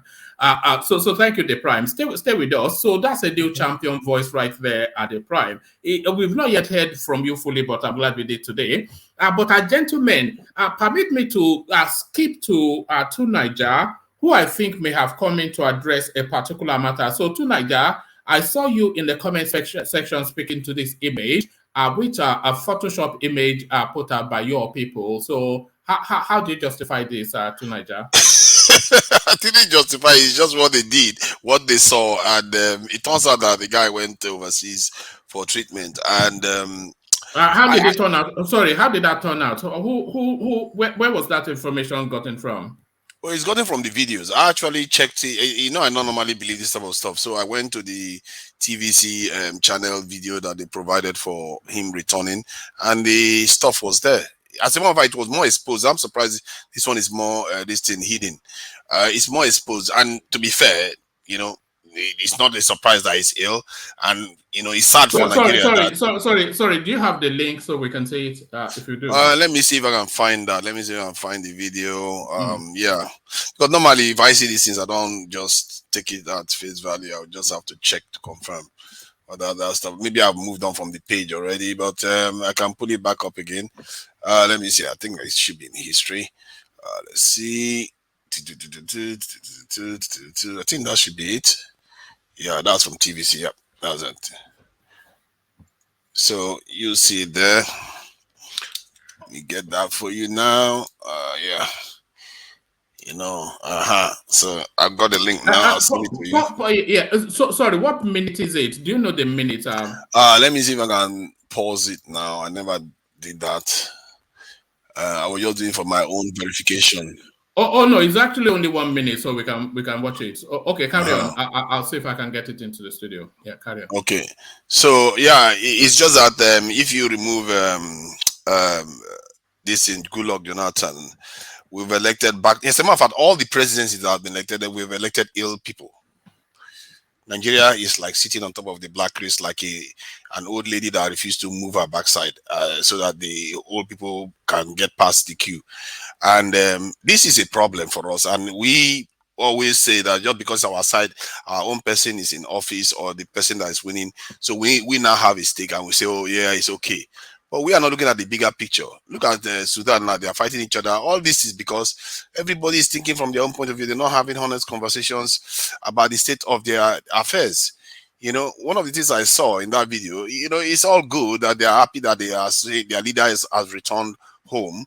But their leader has returned home from the land of the their leader, your president-elect. He's the national president-elect. Yeah, it's true. That is my president-elect. If you, in terms of based on whatever the court concludes. So are you still clinging on to hope that some court judgment is that? Are you still with that? I think it's not more about hope. It's more about if that doesn't happen, if the court process doesn't go along very well, then all bets are off. You guys don't understand the consequences that could flow from that, because we just always think that things are simple. Look at Sudan today. Because you think that this is how it happened before the civil war. You just underestimate the feeling on the other side. You never see it. And I heard the previous speaker talk about some of the things he said, that you can go back to the south. The southeast just remains without anything. You guys, Jesus Christ. My God, I don't understand how our people, you know what? We are children of our forefathers anyway. We are still repeating the same mistakes that they all made over and over again. We never learn. And this thing we do, that when we say, okay, something happens to my side, because of that, suddenly I'm more objective now. You're not more objective. You're no more objective, just like the obedience too. Because they have accused me of being APC stooge to some of them. So, because most of us are blinded to the fact, because we don't see this stuff from a macro level. This guy just came back from the land of the enslavers of our own forefathers and colonizers. And we are jubilating. How many nations will do that? We are jubilating, and you think he's going to come here to combat for you? You didn't keep him alive. Your nation didn't keep him alive. Your nation didn't make him build very good hospitals. Your nation didn't make him account to the people directly here. Didn't make him promote our own tourist sites. What are you talking about? Where are you taking us? Where are you going? My point is that when the people themselves are complicit in these things that are happening, let's not be surprised. Stunaja, sometimes when you talk, you assume people are on board with you with what you're saying. I don't get what you're saying. Honestly, I was very confused. It wasn't hard enough. I don't get anything you are saying. You know why? Because I was having this statement earlier on, and I said nobody was understanding it, but somebody called in and said you understood exactly what I was saying. Not everybody understands this type of talk that I talk, and I can make space for that. I've tried to because you are talking in abstract. It's not that you are talking in high function beyond our mental capacity. You are talking in abstract. You are not talking above us. You are talking in abstract. I think we should listen to Nigeria with open mind. All right. Yes. Yeah, hold on, sorry. Yeah. Yeah, but for us to listen to it with open mind, it has to add up. It's not No, adding no. up. Just listen It to adds up. mind. When I Listen to spend a him lot of well. time, Listen when to I him well. yeah, go ahead. And understand him better. Your Yeah. take medical Can I treatment. interject? Hold on, let me. All right, let Ajan Lekoko land. Your president, your current president, cannot take medical treatment in your country, but in the country of your colonial master. Your current president elect cannot even take treatment in your country, but in your colonial master country. Can I ask you a question? Hold on, let me land. Your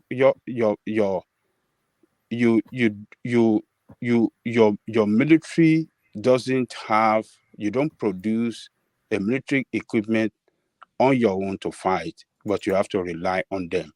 You don't have any scientific or technical, you don't develop in any way technologically, scientifically, except you have to depend on them. This is what he's talking about, that we cannot, if we continue like this, then the country does not belong to us. We don't have sovereignty. We are conquered people, and we can never govern ourselves well. That is the larger picture.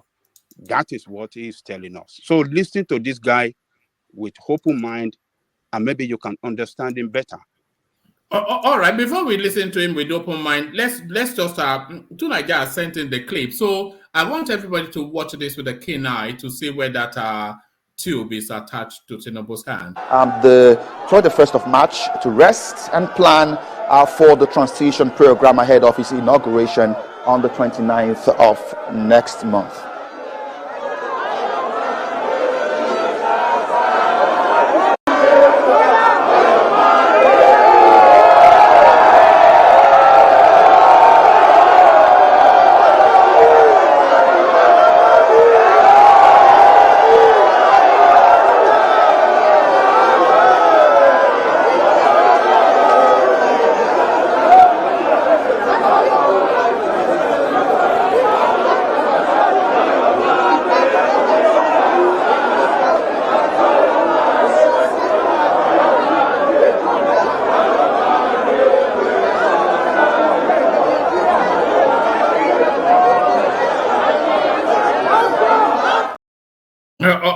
All right. I'm not sure I spotted anything clearly, but I'm sure some people did. But back to you, Tunaja.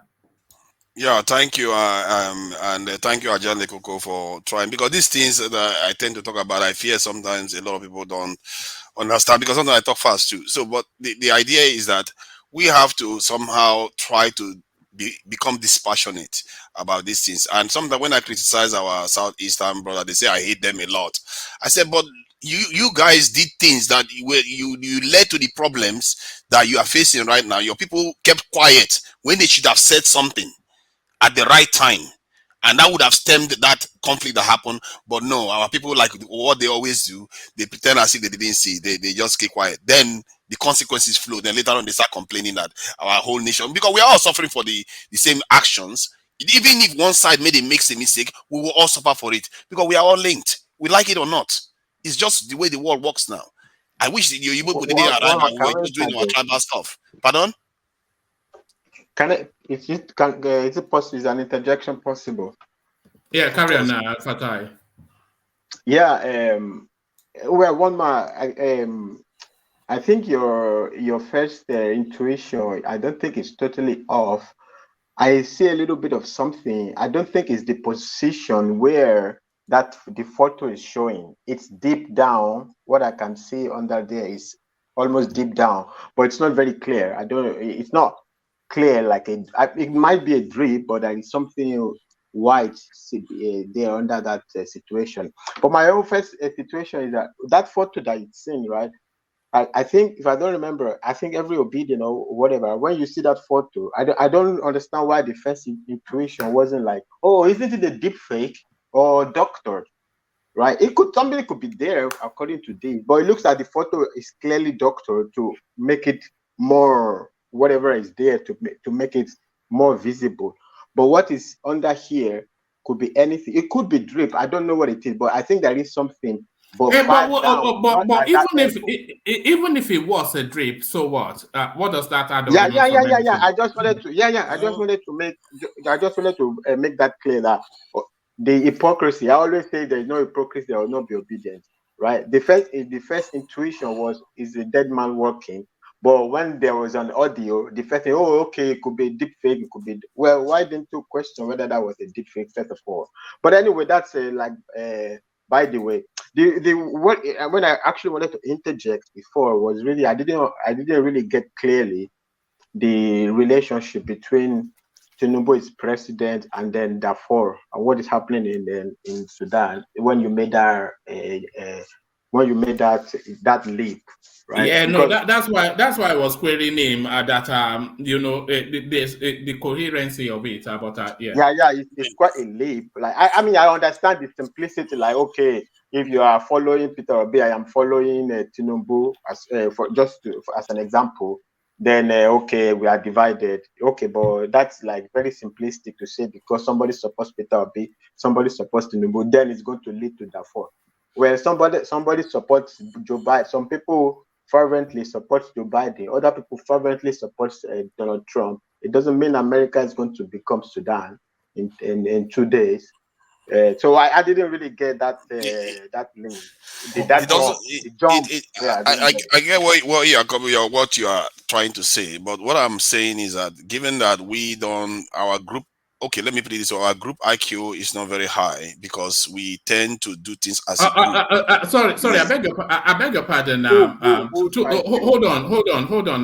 Let me add the super chat saying what was their to just to where they are going. So this is Colata communicating via super chat. It says it looks like a glucometer, freestyle libre or whatever that means. English beyond my education. It seems to know the brand. Yes, and it says it's a continuous glucose monitor, a Dexcom or Free S. So yes, it could be anything. Whatever it is, if it has health needs, it has health needs. We all have health needs, but you know. Fair point, but it's just that Nigeria has. And by the way, where is your doctor to Niger? It's in His Majesty's territory now. Look at this guy. Look at this guy.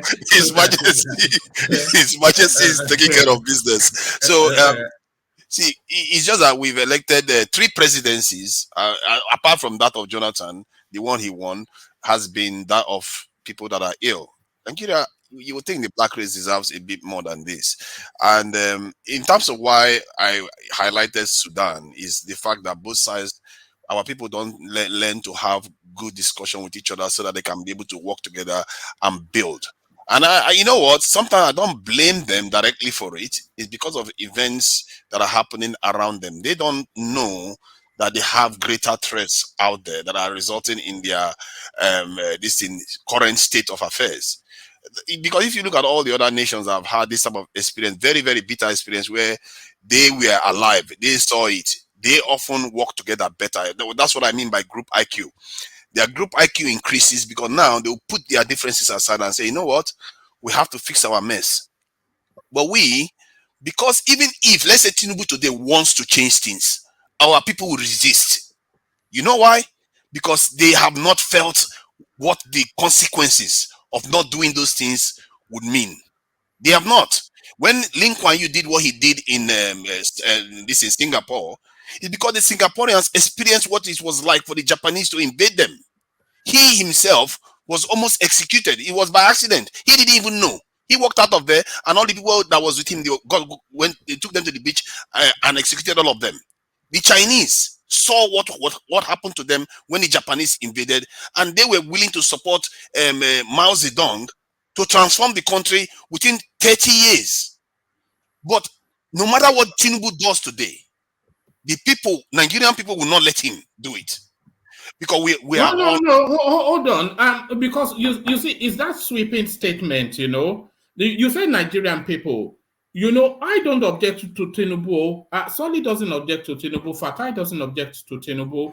I can say that Bishop does not object to Tinubu. So even on this platform, people are willing to give him the window to succeed. So when you are saying Nigerians, the obedience don't constitute Nigerians. They're just a dot in the cycle, like Wari rightly See, said, a dot in the circle. you may be willing to give him. I sometimes I actually doubt whether you will, because if you know what some people like what's his name Link Wan you did to his country to get the country where it is today, if you were in his country, you will oppose him. Many of us will oppose him. So that is the problem with our people. We don't. The reason why those people obey them to get those things done, because they know what it's like not to have done those things. They know the consequences are very dire. The people that knew those things in the context of Nigeria were all dead before they handed over to civilian government in 1960. The people that were overthrown, King Jaja Popo, No, all of them, sorry, they were all gone. sorry, to Niger. Just in a short summary, what's this doomsday apostasy that you are? What's the doomsday apostasy? What's the dark clouds? Just in a condensed, because you keep talking, but nobody knows what you're talking about. The doomsday apostasy that I'm talking about is that we don't control anything. Our leaders rest in foreign lands. Our leaders go for treatment in foreign lands. Our leaders take instruction from foreign leaders. We don't have sovereignty. What can you say in this world that we, even not just Nigeria, black people control? Zero. We are not even in G20. Nobody invites us. We are over 1 billion strong, but we are nowhere. But that's a wider pan-African black situation, though, South Africa is and it in all G20 applies too. to Nigeria strongly too. It apply all the things I said applies to Nigeria. But it's not peculiar to Nigeria, so it's a wider question, isn't it?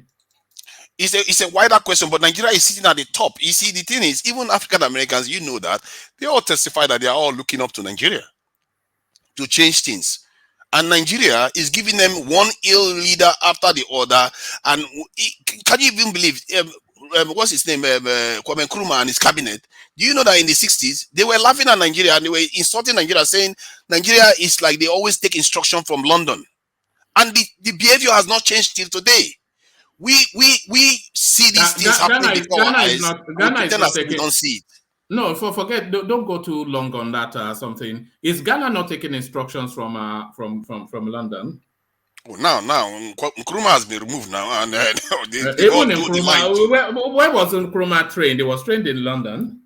But he opened his eyes and he said, he predicted all these things that are happening now. He said, when we go the direction we are going, this is what is going to happen, and this is what is happening. When people say I'm painting doomsday, it's because you have not lived it. Most of us have not seen what it's like.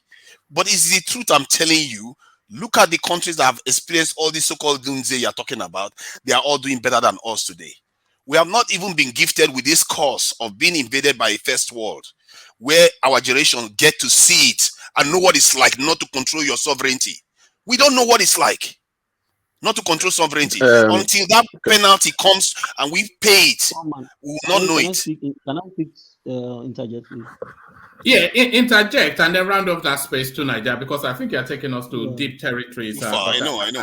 No, you're not taking us too far, but it's a wider, broader philosophical question. I'm not sure about the immediacy of it, but you tell me it's immediate. But have your interjection, Dorothy, and then round up that space to Nigeria. Yeah. You see, I understand what Nigeria is speaking to. Just like Ajale Koko was also saying that you have to. Can anybody hear him? It sounds too low. That is. Yeah. Speak up a bit more. Yeah, to be able to understand what True Nigeria is talking about. He was talking about many of the countries, and I have a friend. When we were in school those days, he used to talk about that one of the problems that we have as Nigerians is because we did not really fight for that our independence. Our independence, we can't compare the way other countries fought for it. Most of the developed countries in the world fought for their their independence. They were caught up in a lot of big mess, and they had to decide at a point that come, we have to give it a shot. Whatever it will take, we have to what? We have to make this country work.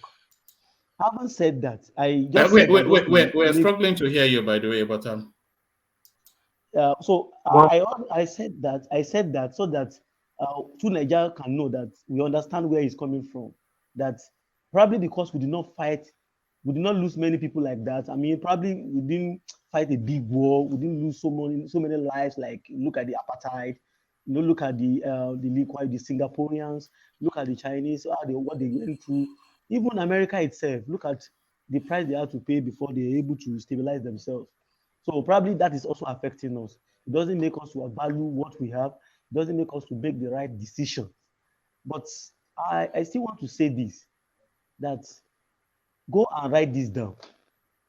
Africa is evolving. I don't care what you think we are feeling right now or we are going through right now. Fine, we didn't go through that route. But the good thing is this, the new generation that is coming up now, they needed us. They needed people like us. They needed people that are even older than myself, older than that are in the age of many of the guys that are on this platform, to shape them ideologically into the space where they need to put more of their resources, their energy, their skills, everything into. You see, criticism is good. If anybody wants to say, oh, because Tinubu is sick, oh, that's the reason why he's not going to work, he's not going to do anything. I can tell you that we are going to be running the country down. We need to be positive at a point, in as much as we want our country to be at the top echelon, at the level of G20. G20 was not just built just like that. These all right. guys worked for it. So we need to understand. I understand what he is talking about, but talking about one that man, space. can I just end this as we can wrap it together? All right. Thank you, Darati. Yeah, come in. So that's just And that's then just it. That's all right. Thank you, let Darati. me just stop there. Yeah. Yeah. I just want to give him to just wrap it up together. I mean, the question really that I asked wasn't really answered. What's the link between this and Sudan? And you're talking about group IQ, whatever. I mean, if a group doesn't have high IQ, which group? The obedient group or the Nigerian group? I don't know. No. Hold I on. know one man. I get it. What I'm just saying, when he's saying group IQ test, which people are in the group? Well, I mean, I don't see what group you're talking about. But the point is referring to make the point. It's something we already debated. Some Lee Kuan Yew guy somewhere. Why? Okay, so you should follow Lee Kuan Yew. We should have a dictator in Nigeria. So that a benevolent dictator in Nigeria, so that he can make our life good. This is what is essentially speaking to that. Because when you ask the question, like, okay, we don't object to Tinubu doing something. He said, if you be like Lee Kuan Yew. No, we don't want some Lee Kuan Yew guy in our country. I certainly don't want some Lee Kuan Yew guy. I don't want a dictator. Okay, good. Go Let me just answer him. I'm not necessarily prescribing Lin Kuan Yew because we are in a different time, and maybe there are other ways to do it. I'm even looking for peaceful ways. I'm one of those people that are saying that one of the ways to do these things is to win one battle at a time, and at the same time have a stake in the country. Because if our people have direct contact and direct stake in the nation, which is the term for stakeholders, you'll be more invested in the outcomes of this country. Because if you have a stake in a company, you don't want that company to fail. It's just common capitalist thinking, and I think Nigerians should have we all more have a direct stake stake in the Nigeria. country. We all have a stake in the country by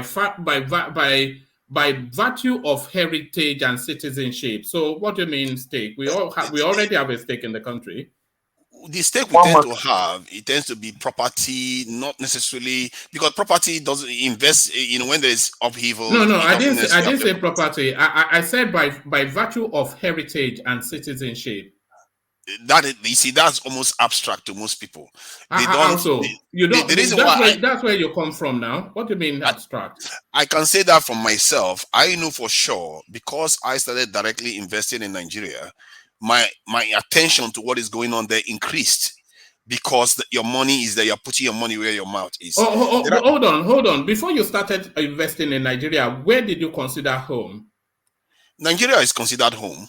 Also, there you are. See? Why was But it that is my considered? point, No, because that's where I came no. from. Yeah, that's why I said. So you are invested by virtue of heritage and citizenship. Just being invested doesn't make you involved, doesn't get you involved. You don't get involved in real time. What tends to happen is that when you have a stake in a system, you tend to be more involved. If anything wants to go wrong, go right, people, the way this is being governed, you tend to have more stake. I'm telling you from my own personal experience, and that's how human beings generally behave. Human beings tend to be more selfish in the way they do things. If they have a direct stake, even if they know that their forefathers' land, they are not going to care until maybe their own. They will care, don't make my mistake, but the way the attention will increase when they have a direct stake in what is going on the ground. So that's a peaceful way of doing it. No. That may be your particular and peculiar relationship, but overall, the stake that you have it goes deeper than physical asset. If you have if you go to Japan and you live there for 50 years and you don't have a single piece of a grain of sand in Nigeria, but your family history goes back to a homestead in Nigeria, and your family lineage, they're still there. Your stake in there is of equal measure to anywhere else in the world because you don't come from anywhere other than that, and that is your stake. It's not landed property. It's historical familiar. I agree with you when you put it that way, but what I'm talking about is different. The kind of stake I'm talking about is your personal one, your Brick and personal mortar. You're stake. talking about brick and mortar. Your own brick and mortar stake. That's And not I can it. give you an example of this. Like if you look at Ethiopia, when they wanted to build out their dam, and the people were made to invest into the dam themselves, what tend to happen is that when anybody tries to threaten it, the whole nation unites against that because now they have a direct stake in what is going on in that dam. And I take an example from that because I'm trying to find a peaceful way for this to happen because For what to happen? For what to happen? to increase our group IQ, because that's what I call group IQ. When everybody has a stake in something, now they have an interest in protecting it. In other words, they'll put their petty differences aside for all of them to protect that stuff. And that is what Nigeria needs. Don't worry about all those group IQ stuff. What you're talking about is a sense of patriotism. So forget it's a common stake, isn't it? Which is patriotism, and the lineage for that is antecedents and history.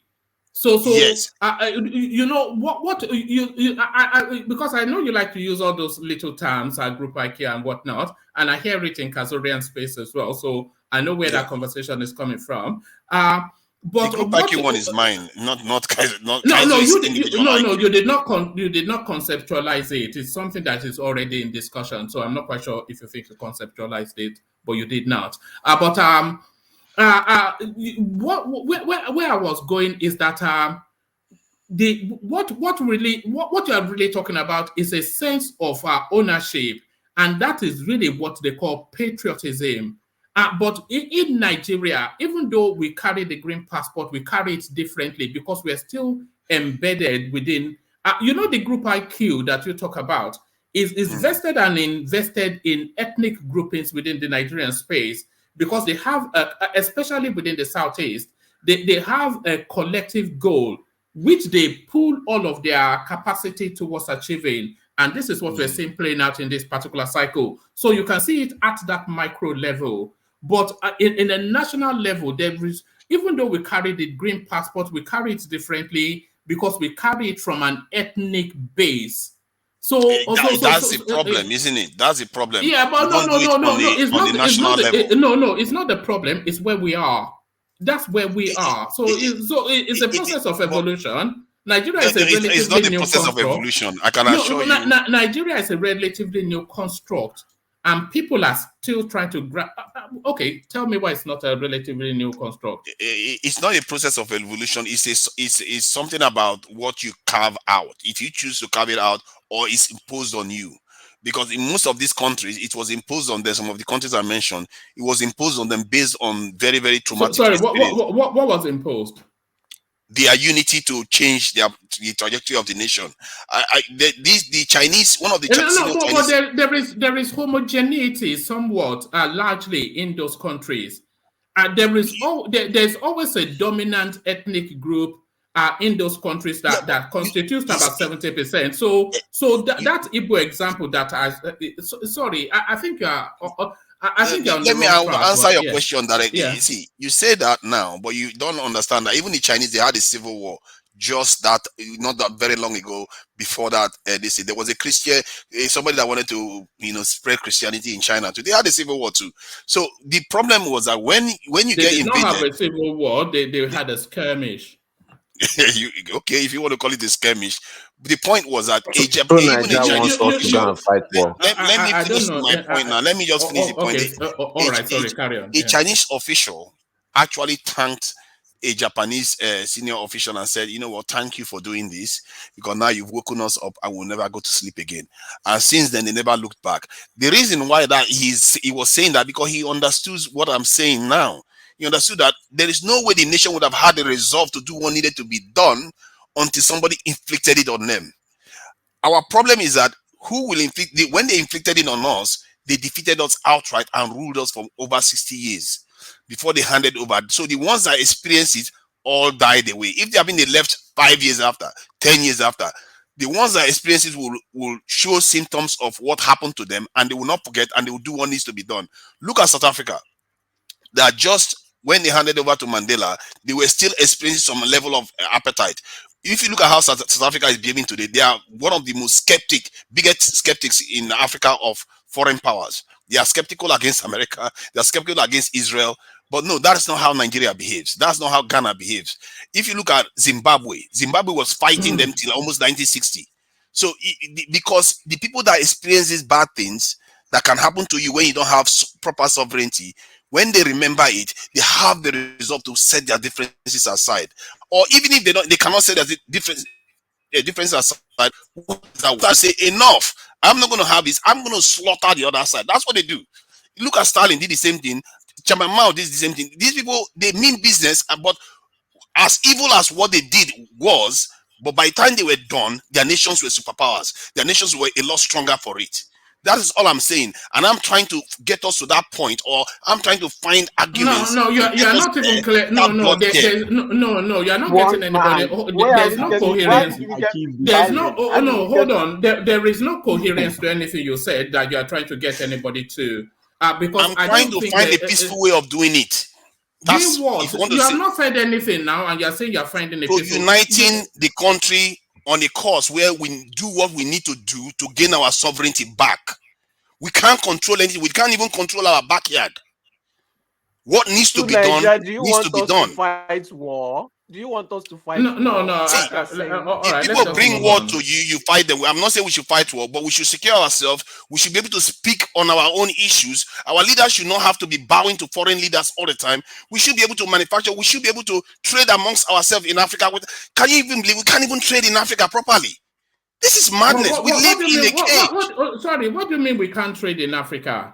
We are able to trade with West African countries, but you can't trade with East African countries freely. And even what are you talking about? What I'm saying is that before you run off, hold on. Can you hold on, please? Before you run off on a tangent again, what do you mean we can't trade with ourselves? What does that mean?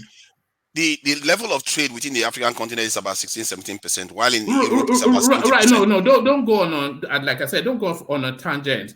So why is that? Because we don't control our continent. That's the problem, and that's why I'm saying we need to change. This is why we are so poor. Why are we this poor? We have so much resources. We have so much energetic people. Right. We have brilliant minds like you. We have brilliant minds like one man. We are still suffering. To Niger, the passion. Anyway, you see, the passion is admirable. I've always admired your passion, but I've never really seen. There's no follow through in most instances. Let's look at the let's look at the African trade that you've just said. For instance, there is nothing on God's own earth that prevents us from trading with amongst ourselves, apart from issues of demand and supply and need. So let's take hold on. Let's take whichever product. we're exporting oil, for instance. There is nothing that stops us from exporting oil to Ethiopia other than the need for the oil is in the West. So there is where is nothing. Ethiopia getting its oil? There is nothing from that prevents us from buying machinery from the Sudan, other than the machineries are produced in the West. So there is nothing that prevents the African. Come on, you know better than that now. All right. Where is Ethiopia getting its oil? It's a non sequitur. See, I don't then know. why do you think that Europeans trade among themselves then, but we don't? You think Yeah, because they have everything in the West? it's demand and supply. It's demand and supply. We can sell it. We can even sell the yam to fellow Africans. We can manufacture things. Do we have the not? population. Do we We not? don't. We don't. That's the problem. Who supplies the cattle we eat in Nigeria? It's northern Nigerians. You're joking. It's Niger Republic. Niger Republic is not part of West Africa. West Africa can trade, but the other parts of Africa can't trade among themselves. Even haven't you seen YouTube? This in a YouTuber that said even to go to Egypt, he couldn't even get a visa. He had to go all the way from France to DC back to Egypt. We all know the problems. There's a reason why they use the term.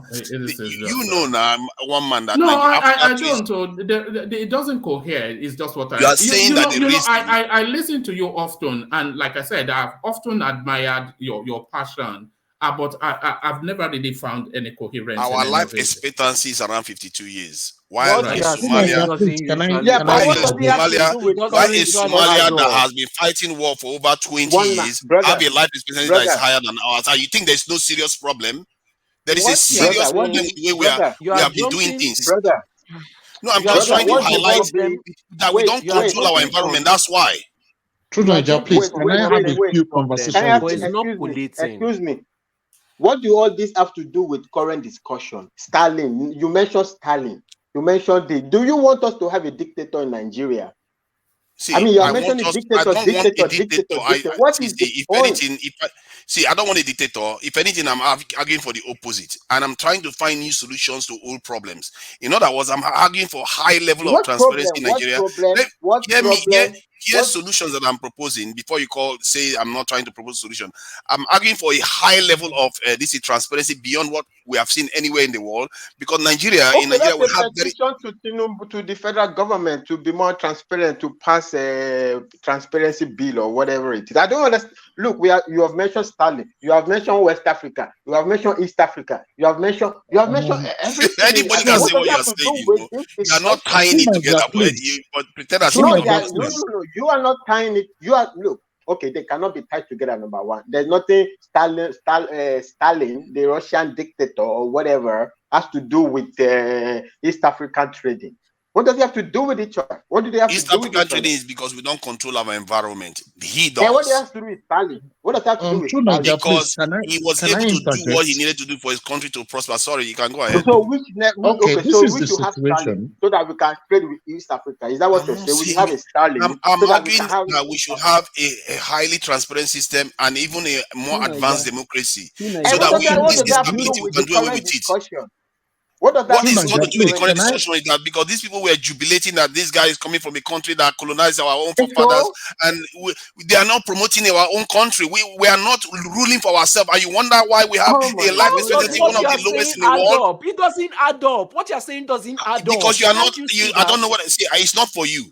True Niger, please, can I have a minute conversation? You are too intelligent. You are so intelligent. No. It's not about intelligence. If it's something that you don't care about, you will not care about it. It's not your fault. Okay, all right. You are very intelligent. You are an Ivy League professor. That's fantastic. But what you're saying, True Niger, please, can I have a minute conversation with you? Please go ahead. Please. I think I understand the picture you're painting, in which you're trying to establish that factors that jeers off the sense of patriotism is not present in us. We are not under the threat of an aggressive neighbor. We are not suffering from natural disaster, and those things doesn't allow us to form this deep sense of patriotism. However, if you propose that we should have this sense of patriotism without bloodshed, I think we should use the European model of governance that works well for us as a people, in which, because the fact still remains, Nigeria is an aggregate of different nations. Just like every European country, they have their own rules, but when it comes to collaboration, as EU, they come together. Is that what you're trying to say? Yeah, what I'm trying to say is relatively quite simple. That the reason why we are where we are is because we have not found a way to come together and confront the greater challenge, and that the challenge, we are not seeing it because it's a very, very weird situation whereby our true enemies. You said something about next door neighbors. It's not our next door neighbor. With the neighbor that we are welcoming our leaders from. Our leaders go there all the time. These people, and when you say aggression, these people, their aggression, we don't even see it. That they gave themselves $18 trillion worth of loans in 2020. Africa got zero. If you tell me that is not more damaging than a 1 million man standing army, man, tell me what is more damaging. You wonder why our life expectancy is the way it is. Africa is poorer all the time, and it doesn't affect their currency. Jesus Christ. We don't know the war that is going on in the world. I think I'm going to I'm expanding this too much. My point is that the problem we are facing is so insidious. This is Hold on now. It's too advanced. Let me try to simplify it. Let me try to simplify it. Hold on. Let him land there. Let me just try to simplify it. Our problem is so insidious. I know you. No. Okay, go ahead. I will leave it to you. I will leave it to you to simplify. Look, brother, all of this is Wikipedia intellectualism. Some Lee Kuan Yew, some whatever. All of it Wikipedia intellectualism, and you say nobody can get you. Everybody can get every word. It's basic stuff. What you're saying, it's very basic. I don't think there's nothing complicated. They don't relate to the current discussion. So Tinubu comes back from France, whatever. The colonials, it goes to the colonial. Oh, okay, fine. You can be having all those Wikipedia discussions. They don't mean anything to the current discussion. But just cut it down on the I am professor from Ivy League and nobody can get me, because there's nothing interesting you're saying. Spoken like a true son of our ancestors. Spoken like a true son of our ancestors. You see, what are not Peter Obi? I was going to call you Peter Obi. I wonder if that's a Freudian slip. What Atu Niger was actually inferring is their ethereal thoughts and their broad thoughts. He is Obi inclined, not an obedient, a bit along the lines of rational mind, Obi inclined, but not maybe fully obedient. But what he's speaking to are the broader subservience that we've surrendered to the Western space, and of us not forming a collective in order to have a bigger punch on the world stage. Because, of course, I think we all broadly know that 30 to 35% of the global resources are vested within the African continent. But because we cannot pull together as one entity, and we have to pull together as one entity in order to be able to punch our weight on the global stage. So tonight that highlights the example of Tinubu, who's something as basic as healthcare. He has to travel abroad to go and get that in a country that purports to be the leading country in Africa. And that is the extent of the difficulties that we're facing, is what Tunaja is saying. In his, how is that no? No, but that's what I'm saying to him. That it's not a new concept. Oyinbo market, they are discussing it now. Oyinbo market, they are discussing. It doesn't have any. That's not novel. I mean, it's waste of time. Was that an accurate summary of where you are? I think you painted a good picture of it. Actually, the fact that he is willing to accept it tells you that he's one of those people that lives in their feelings. Even when they hear somebody saying, when you hear something you agree with, just say I agree with you. You don't have to rubbish the person. Nobody is running for presidency here. Anyway, If you are going to support, you just say I agree. It's not going to kill you, you know. Tonight, you know what, Fatai, was you trying to infer that we were too dumb to understand what you are saying? That's what irked him. Yeah, but I wasn't saying that because I was worried that he was challenging and saying what I'm saying doesn't make sense. That's what he said. He said, "Oh, well, you are just all over the place." I say, "Yeah, no, because the I'm way I'm saying it coming doesn't across." make sense to current discussion. It doesn't relate to the current discussion. That's my point. But how That's my can you not point, see the actually. But you relation? started saying, "Oh, you guys don't get me, don't get." But What how is can it? you not Because see you the go to relation? hospital. Let me give you an example. Let me tell you how it relates. Then, You are Tinubu trying to that is force the relation. it's been You are just ruling trying but to I'm not force trying because to it. somebody force goes it to because it is hospital. You are trying true. to force it, which is true. What I'm does not Tinubu forcing coming it. back How from can you ignore international? something that is more dangerous to you Wait, than anything else? okay. To Niger, how did you relate to we cannot do trade between our nations to Tinubu coming back from Because France? we don't How have did control you of our relate it? space. all How do right, I? all right. Because Tonight, I want to move it on because I think the point has been understood, maybe not accepted fully, but I want to move it on. But I want to play a clip tonight, which is one of the spaces that you are passionate about as well. But I want Rational Minds to take the lead on this, and then the conversation to evolve from there. But this is something that happened in a space that you are familiar with. This is in the UK. Listen, it's not really what, but listen. I'm not sure if the audio is as loud as it can be, but listen to this interaction between a parent and her daughter's school.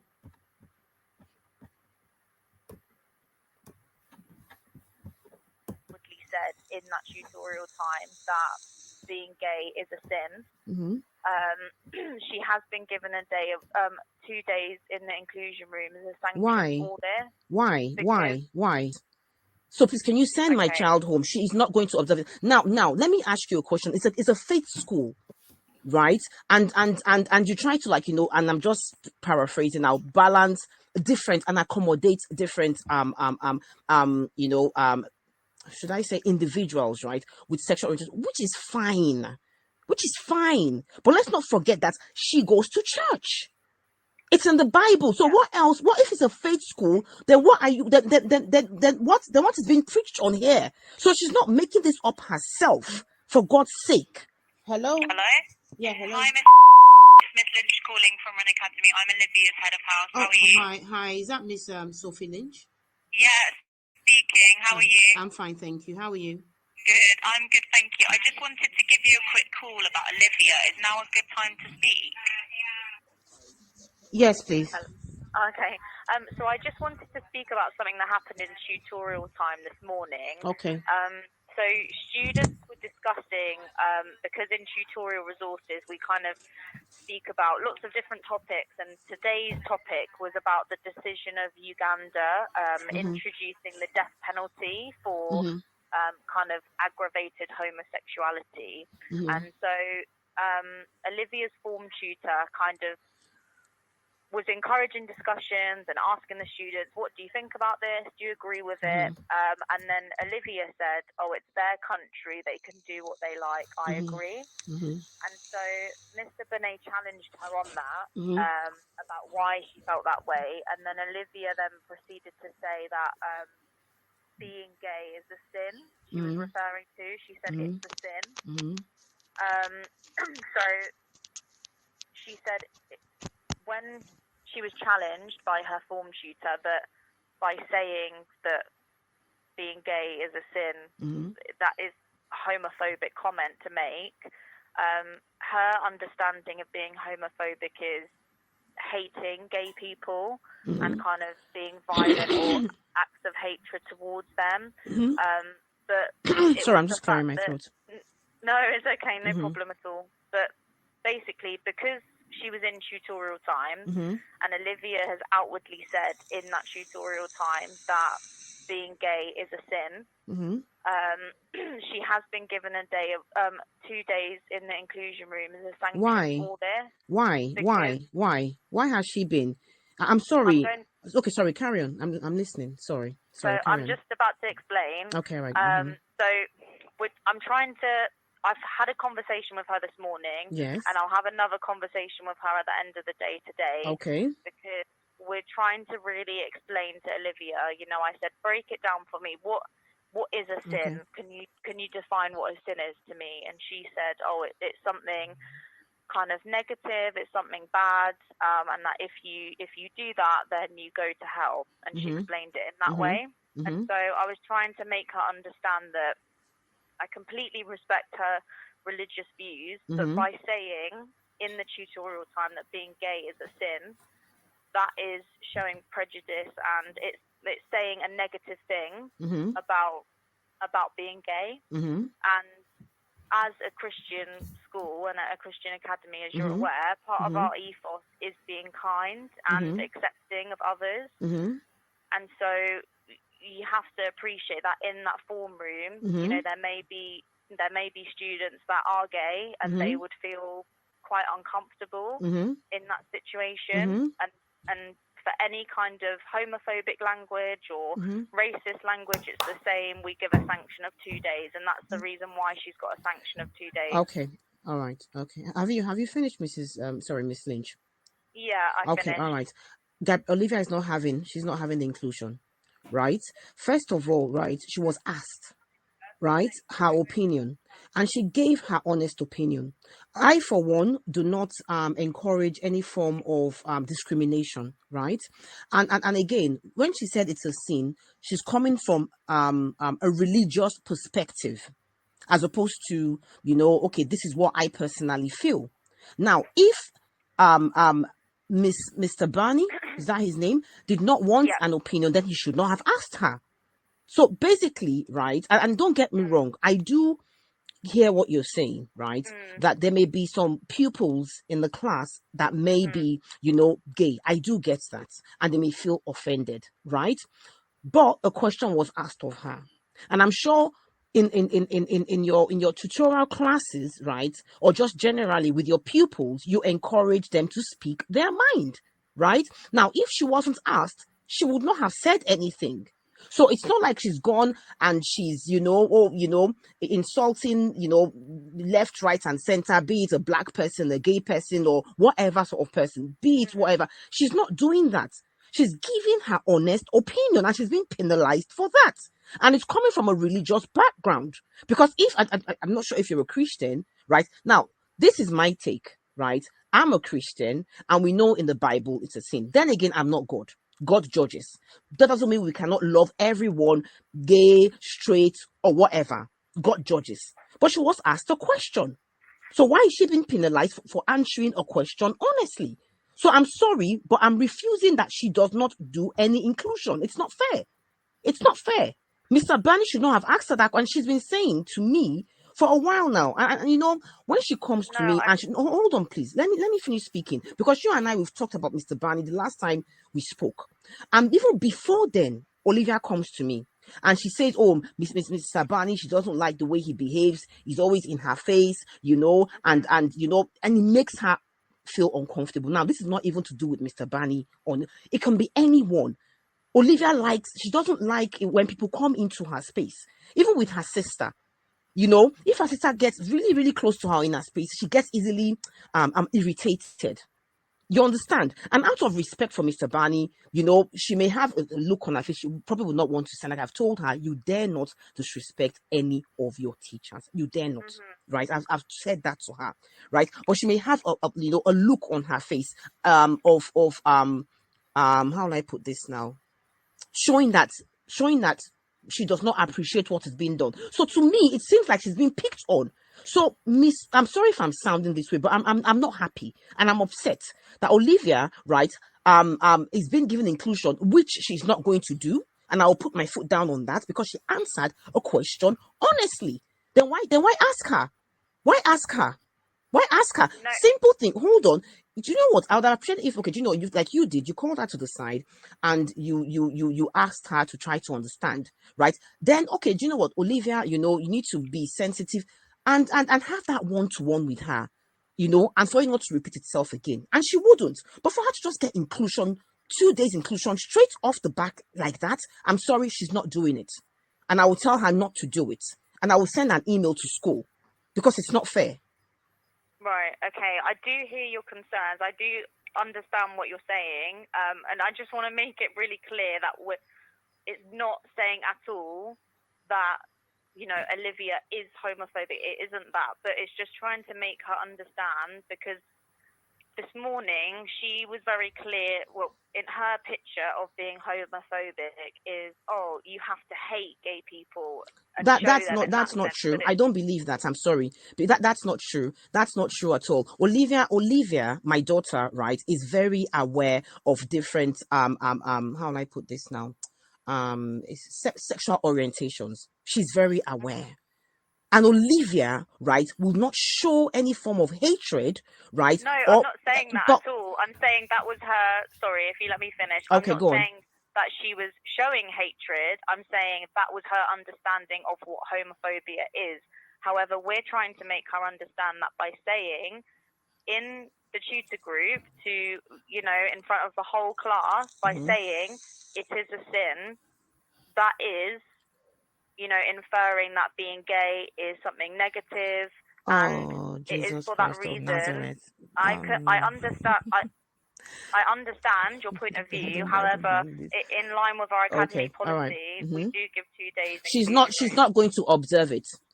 So please, can you send my child home? She is not going to observe it. Now, let me ask you a question. It's a faith school, right? And you try to, like, you know, and I'm just paraphrasing now, balance different and accommodate different you know, should I say individuals, right, with sexual orientation, which is fine. But let's not forget that she goes to church. It's in the Bible. So what else? What if it's a faith school? Then what are you? Then what is being preached on here? So she's not making this up herself, for God's sake.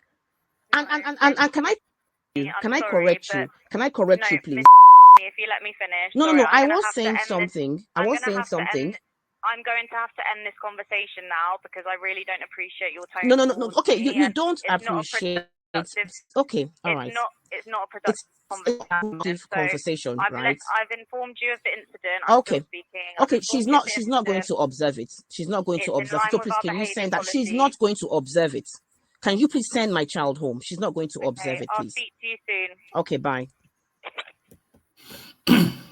So there it is, right there. Rational Mind. I hope you heard that. Rational Mind. Yes, yes, I did. Funny, I know that school, you know. It is. Yeah. So hold on. Yeah. Rational Mind. It is insane. The way this whole thing is going. I dealt with mine some years ago. In fact, it's one of the reasons why I never went back to teaching in classrooms here, because I could not stomach it and all of that. So, in fact, I had a problem with the county where I stay here. They had to sue me and my wife to court for wanting to teach my own daughter a different way as opposed to what they teach them in school about this whole thing with this wokeness and sexual orientation and all of that. I think the lady made that point, but I know being a teacher, she won't want to. She would like to want to see things from the policy, the school policy. But what I'm so surprised about is if it's a faith-based school, because I know some parents here, because of this liberal agenda here going on, because I'm in a liberal state here, got this liberal agenda going on, and they're selling this whole idea to kids. Let me just pause you for a moment, Rational Mind. Let's stay with that clip that we just heard. So the little girl in question, a girl called Olivia, she is in that school. I think Tunaja was just saying he knows even that school. So she's in that school. They were having a group exercise where they bring a moral question or a question and ask them to debate. So she was invited to say what her thoughts were. And then she volunteered those thoughts. So those thoughts were not aggressive. They were thoughts that was formed based on her learning from her faith. So she volunteered those thoughts. And off the back of her volunteering those thoughts, which she was invited to volunteer, she's now being penalized. She's being put in detention. That's what I'm saying. Is that what does that even mean? That's what I'm saying.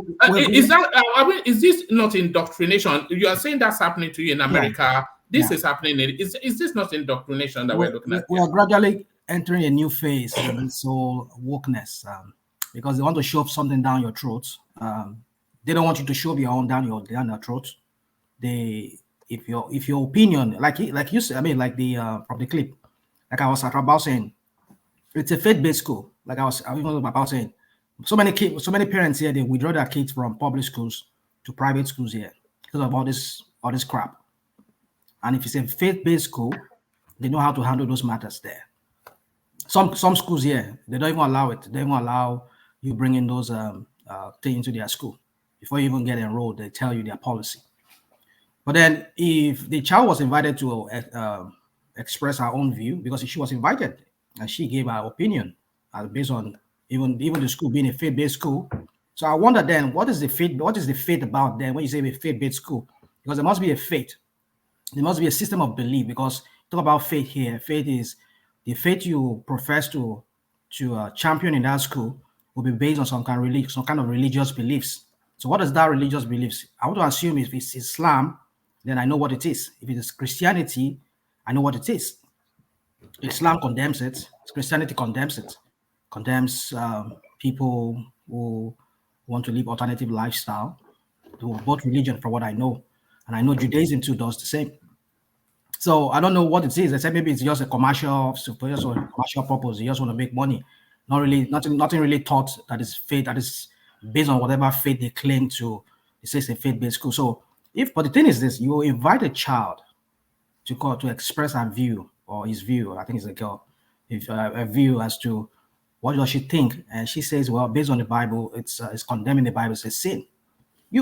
She has made her point. So why must you not punish her for her view? That's the question. Why must you punish a child, or a person for expressing a view? He has not been violent. He has not said, damn you, I'm gonna whatever. Use violence or whatever. He has not said that. If you did not ask her, maybe she wouldn't have even said anything. And I don't think they have any history from what the lady was saying of her being aggressive towards any other person who identifies differently. So why, you see, I don't know, this madness is becoming, it's getting irritating. Initially, I didn't really when it started here in America, I really don't really want to get involved. But when it came close to my own home, I had to stand up, and I got into a real big issue. Big fight with the state here, and only God saved me. If not, they wanted to really. So I just feel the mom of that girl should handle the way she wanted to bring my child back home, send her back home. Then from there, they know what to do for what. Take it from there. Maybe they take the girl to another place, another school. But I know... No, they don't have to take the girl to another school. They have to challenge, because the mom was exactly right. You invited her to give you her thoughts, and then she gave you her thoughts. So you may find it controversial, but it wasn't a violent thought. Yeah, but it was her thought. So if you want to have a debate around that thought, then have a debate around that thought.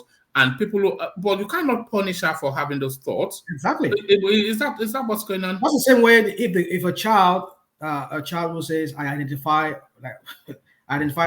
differently, that maybe she's a girl, and she says no, I'm a man. Well, and he says I'm a man.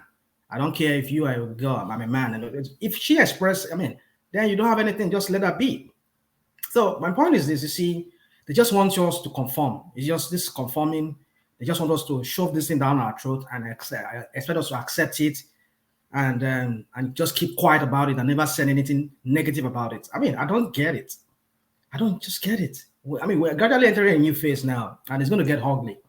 It's going to really get ugly because the way this whole thing is going. Don't get me wrong. I respect people for wanting to identify differently. If you say you're a woman, you want to get a sex change, whatever they call it, it's up to you. It's your decision. And if you come to me, I had to go take a course in college for this whole crap. I had to go take a course in college just so that I understand the whole thing. And yeah, so you see, you say what? Lol.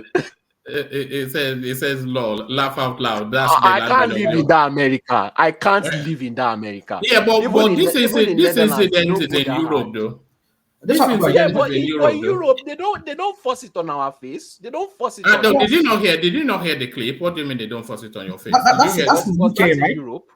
Yeah, Huh? this is in London now. It's This in is in UK. London. They don't force it on us in Netherlands. Oh. Everybody's Uh, just doing their own thing. Oh. Yeah, All yeah. these ones that they are doing for you guys, it's too much. It's I can't getting live in such it's a. getting irritating and it's getting ridiculous because yeah, it's for some of us who have had this experience. It's yeah. I mean, let me just quickly say this, a woman. hmm. You know, it has gotten to a level now whereby there was one I recently heard of. I was just saying this. I know you want to move on. A lady who is a photographer. She does event photographing here. I mean, a very big photographer. Um, because of her faith, she says she's not going to. I mean, when some people come to her, like gay people or lesbian people, they come and say, okay, they want you to do this portrait for us at our wedding, blah, blah, blah. The lady said no. So, I mean, not as if she said no outrightly. Just say, well, how come in? Just tactfully, she just said, I'm sorry, I can't do that. And then they took this lady. I mean, it was not even these people. It was even the states. Was it the county, right? It was the county that took her to court. They sue her. They were trying to shut down her business. So you see, it's getting crazy. If somebody says, I don't want to do it, why must you force her? She has not go and say, oh, damn you. I mean, this and that. I mean, attack people who wants to identify differently. Yeah, as long as she doesn't do that. So why should you somebody cannot express her own view and say, okay, I can't do it. Not as if she even say anything that, oh, you people, you are living a bad life or whatever, but they just say, I don't offer my service. I'm sorry, I don't offer my service. And then she can't have an opinion on that. Well, man, it's really getting ugly. I must say, yeah. All right, I want to bring Ajanle Koko into that space. Ajanle Koko, hopefully you heard that clip. Olivia's experience in school. She was invited to voice an opinion, which she went on to do, and for that she's been put in detention. So this is the world that we're in now. And I think our space, from our generation going, we're the last of the Mohicans because the world is taking a different shape. And that's the shape that Olivia is contending with. Ajande Koko, that space, your thoughts? I think the school misfired by their decision to accuse that young lady of, you know, homophobics, or did they ask her? What are they talking about? So, if you had to look at it in a legal perspective, for the reason that it was the school that demanded for her opinion on the issue, and the lady gave a honest opinion on the issue, and just for the reason that it doesn't align with what the school policies stand for, or you know, because it doesn't align with what they're expecting from her, and therefore they have to punish her for no reason, for that singular act, for that singular reason, rather, that they are the one that demanded for a honest opinion, and she gave her own opinion. From legal perspective, I think the school got it wrong completely, and the mother of the child is very, very right. And I think that lady sounds Nigeria. The mother of the from her tonation, she sounds Nigerian. So somehow, I don't know if I got it right, but Yes, she sounded Nigerian. Yes. yeah, she sounded very more like Nigerian. So the school, I think, if that woman, I don't understand what you said, that they put her in detention in the school, right? They put her just yes. Take her out of the cars and just put her somewhere. So I think the mother have done right to demand for her daughter to be released to come home, and the suspension is It's not right. They said they are suspending her for 2 days, right? Is it woman? So yes, yes. it's not right as well.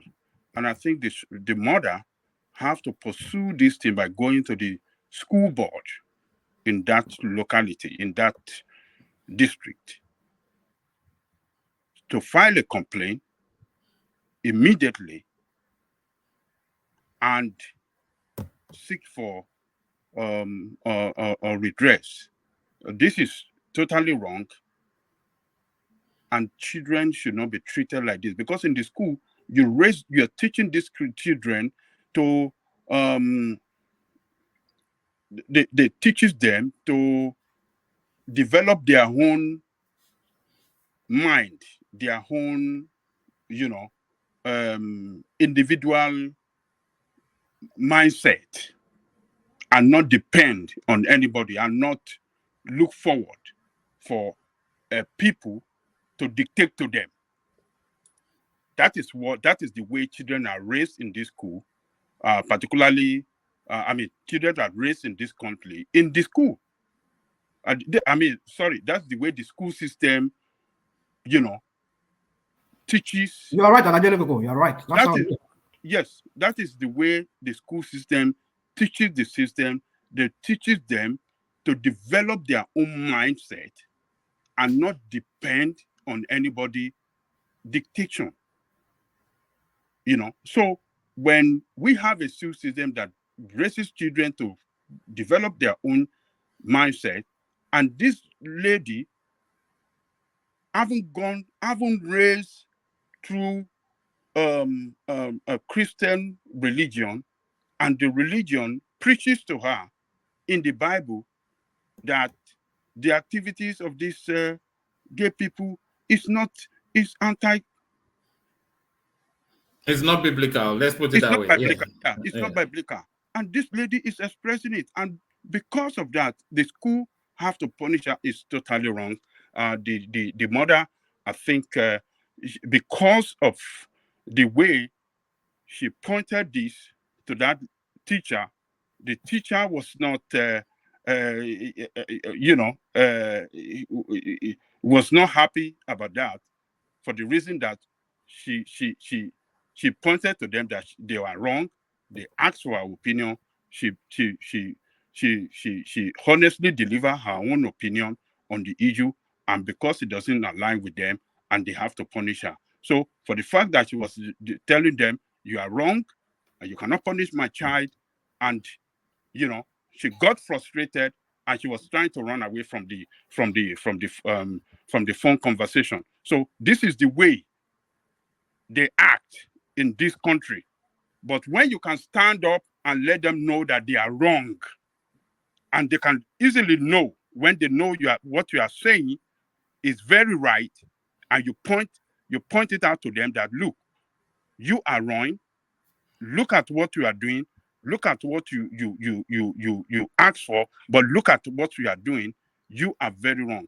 Once you can easily point it out to them that they are wrong, they will easily back down. So I think instead of her to for the teacher to agree with that lady that, okay, I think, all right, we're gonna take a look. Let me talk to the principal. Let's see what we can do. Instead of her to do that, she was kind of trying to bully her again. Said, "Oh, we're going to end this conversation. It seems that you don't want to engage in the right conversation, or let us end the discussion and stuff like that." So that is the way some of them behave when you caught them red-handed. That woman caught her red-handed by pointing to her. You asked for her opinion. She delivered her opinion. Why do you want to punish her again for her opinion? So, woman, what is going on in the West? It's unbelievable. With our children, they are raising them, in such a way that I don't know what the future on this particular matter.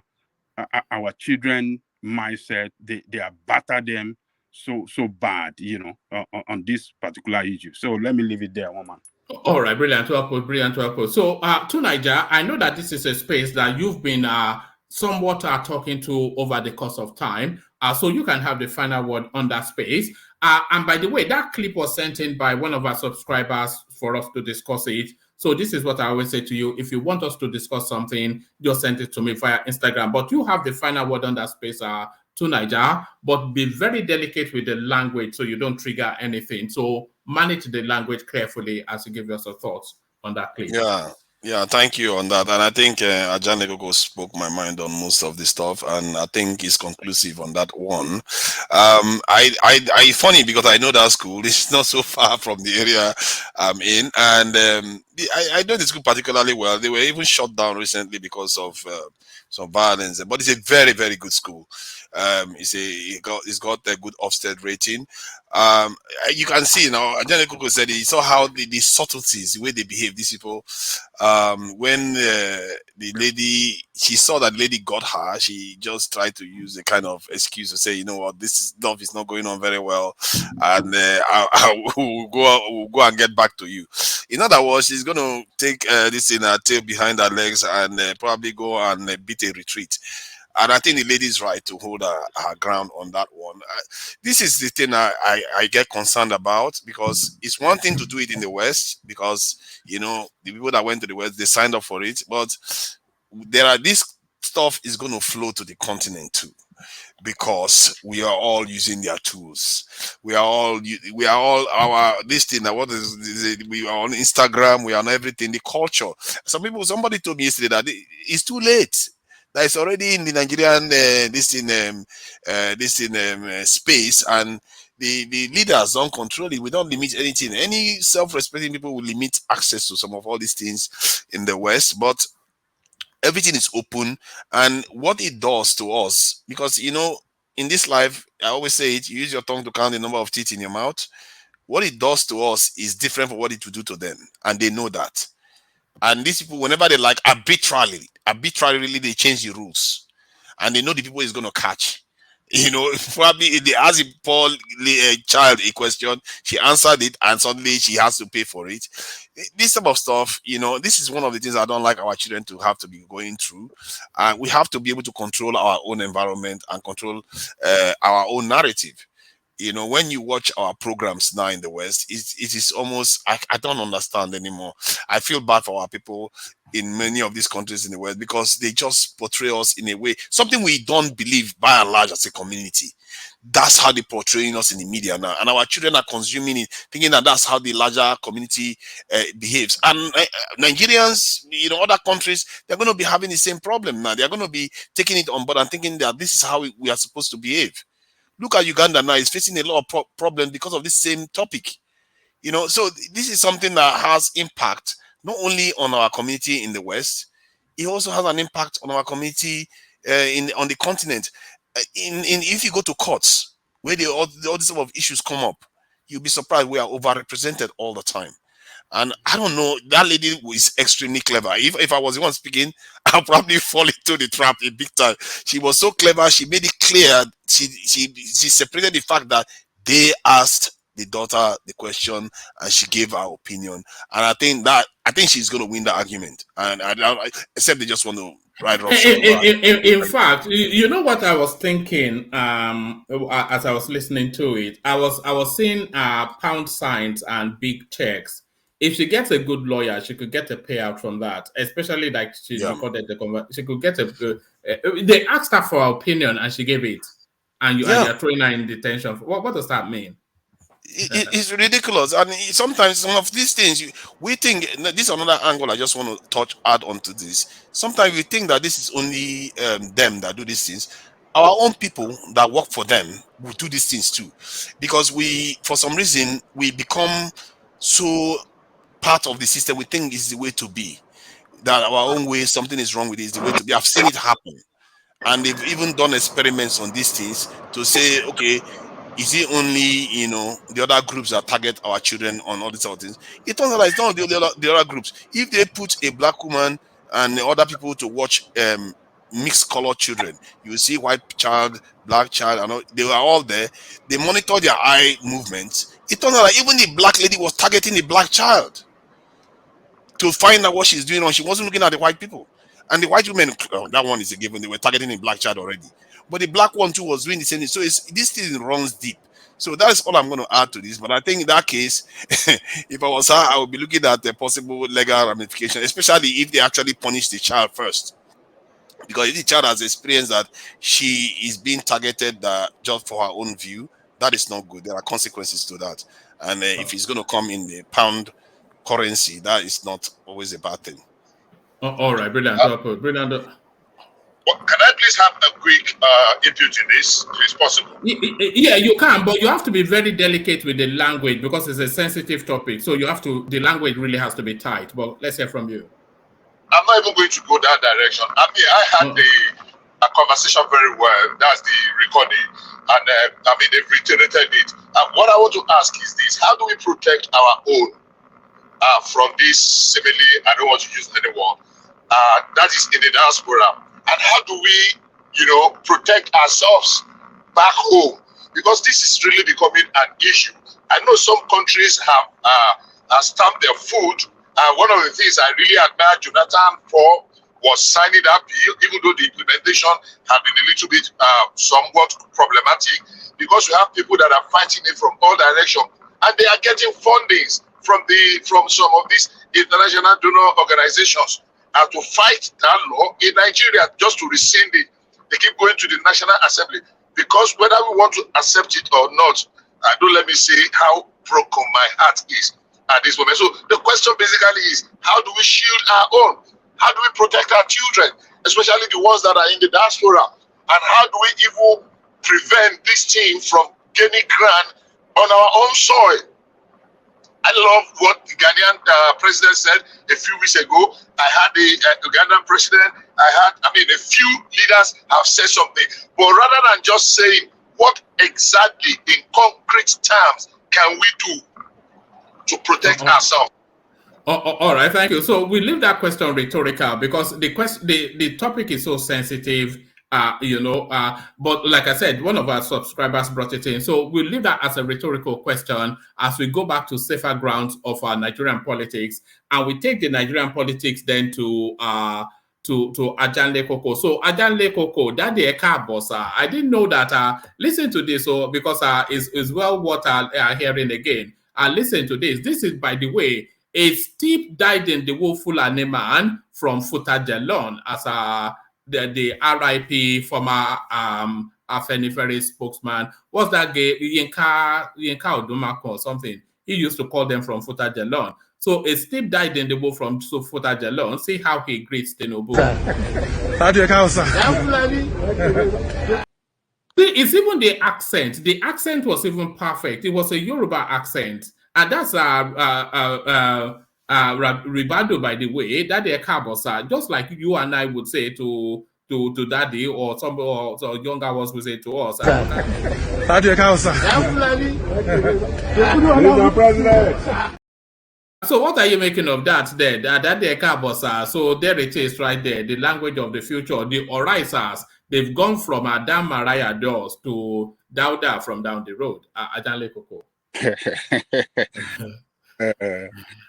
Greetings to our listeners around the world. Click on the like button, share and subscribe if you haven't done so. What that video tells me is that there's a very strong relationship between two of them. Like somebody pointed out some few minutes ago that Tinubu allow his own platform, his own political party, for Ribadu to contest as a president in 2011.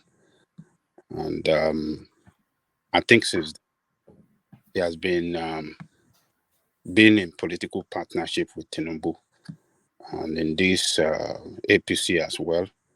He worked for him during the primary, and is one of the campaign team.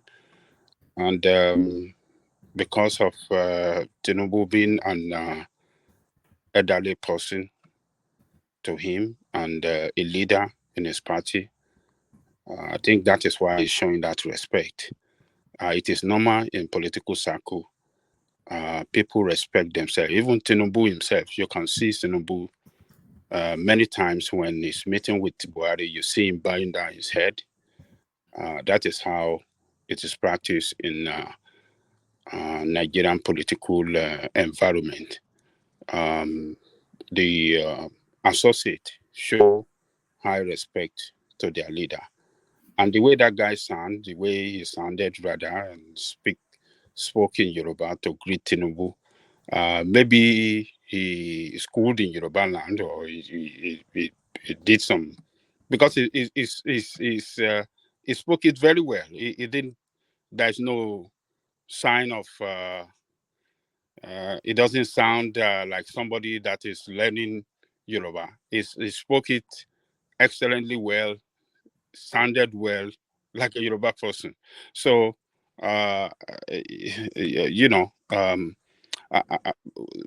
the most important thing is that it is normal in political circle for associates to show high regard and respect to their political leader. So, what he has done is just to show respect to his leader. Welcome back, sir. We are waiting for you. We are ready to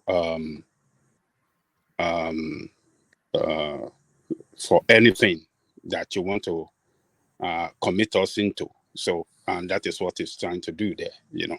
So it's one of the top Tinubu associate, and you can see him meeting him at the airport as he landed. So, there's nothing wrong. He hasn't done anything wrong. It's just all right. I just thought it was quite. One man. Yeah. So you don't think that it's Obedidele, you don't see it that way. Everybody wants to come there. You see, this level of sycophancy I've never seen. No. Hold on, rational. Forget. I understand the area you're coming from. I understand it. But you see, hold on. Now everybody put it. They all work together for that victory. Well, we know they all work for it because everybody wants to get their own share, right? That's why everybody's talking the crap. They always talk. I mean, on our rights this morning, the idiot that went. It is normal. Any when àjùmọ̀ṣe làjùmọ̀jẹ. Well, no, so my point is, you see, one man. Well, I will just let us continue. But my point is just that you see, the Nigerian, when you see the word sycophancy and you see Nigerian politician, those two words, it's synonymous to Nigerian politicians. That's who they are. They just like to act like like boy to their fellow politicians, so just so they can, For me, it's like I mean, looking at the way even he created Tinubu, it looks to me like it's why he's looking for political appointment. That's what it is, because that's what I'm looking at. Just looking at him. All of them just follow Tinubu here and they're like go, like just following you know what struck me, rational mind, is just the accent change that we're just witnessing in Nigeria. Over the last 8 years, we were doing thick Hausa Fulani accent, but his accent was pitch perfect. Even the Hafi Dobale, that Hafi Dobale that we don't Dobale fully anymore. With the Hafi Dobale, that they Kabosa. Yeah, I mean, it's just the. That's what I was surprised. When you play that clip, I was like, "She also saw Yoruba man." And said it like a normal Yoruba person would greet an elderly person. Show already said that much now. He said when he was in prison, whoever was in office they are the people that own the country. If it was a South person, they would say they own the country. If it was a Fulani, they would say they own the country. Exactly. The country takes the protection of who the leader is. I think that's what. So when Jonathan was there, don't you see how people were dressing like Niger Delta people? Yeah, I saw that. Even all the Hausa people working in Aso Rock, all of them started dressing like. I think. What is their Niger Delta cap? This is their, what do you call them? This is their hats, and they would dress like job people, like all these people from the creeks. It's a normal thing. When Buhari got in there, I see all of them wearing that cap that is multicolored, that looks like a checked what do you call it? Like that normal cap that he wears. Everybody start wearing that cap. So it's just sycophants, just something else. I think that greeting is not for is there any it's for problem 8 years' time. That greeting is not for today. He is building that relationship when it's not on turn. I think that is what he is doing. These are politicians. They plan ahead, not most times to the benefit of the people, but for their own benefit. I think so. All right. Adale Koko, let me take you to this headline. Lagos State government should release Eze Igbo Nwajagu, detained over IPOB threat. He was just joking like MC Oluomo. So this is a plea from the Ohanese Indigbo space. Because when I was reading through it, I couldn't help but agree somewhat that there seems to be a double standard sort of being applied in the administrative of justice in this particular sort of space. So very similar, the utterances of this man and MC Oluomo, and people will even suggest that the MC Oluomo one is even more threatening and more impactful because he has antecedents of violence, and he was speaking to a very high octane political space, and he was making political threats, which people who know him take seriously. But this Eze now, he was just lashing out of frustration. So this Eze gets picked up and has been detained for weeks, and MC Oluomo is sipping champagne all over Lagos. So is there some sort of duplicitousness to that, Ajane Koko? Well, look, the two incidents are not the same.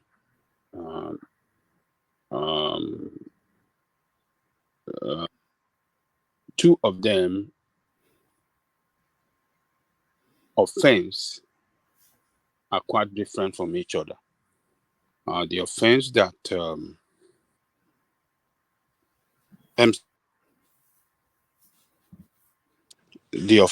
MC Oluomo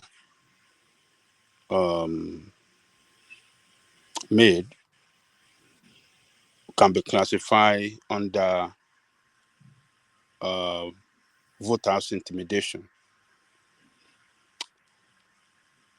and the police in Lagos State invited MC Oluomo for questioning that, and he came out with a defense that he was playing with Mama Shukudi, and Mama Shukudi came out to ascertain that he was playing with him, and that he wasn't threatening anybody, that it was a play-like statement by MC Oluomo. So MC Oluomo on his own have a very strong defense that if he's taken to law court, it can easily be defended by a good lawyer and will not be punished. But the other guy threatened the state with a group that's already been proscribed by Nigerian state and been tagged as terrorist organization. And his own offense, the Eze offense, is a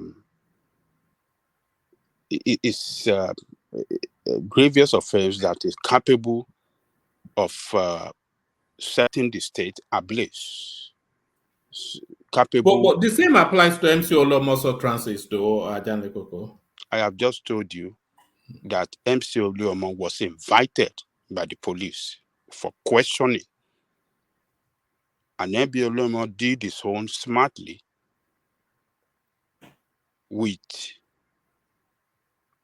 by coming out with a video to convince the country or the people that he was playing.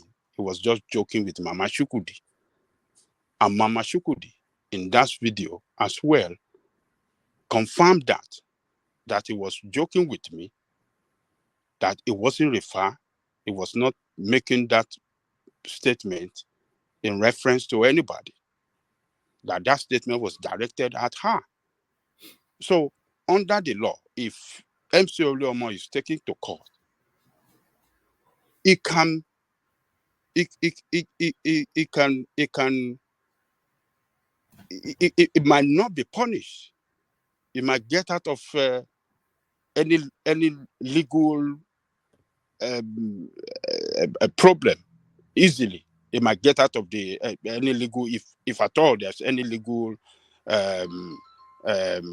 whatsoever established against him. It can easily get out of it because he have a person confirming that no, I am the one he was referring to, and there is nobody that he threatened directly that can say, oh, look at me, I'm the person that he threatened directly. So MC Oluomo case is a kind of political statement that politicians from opposing party can throw at each other somehow.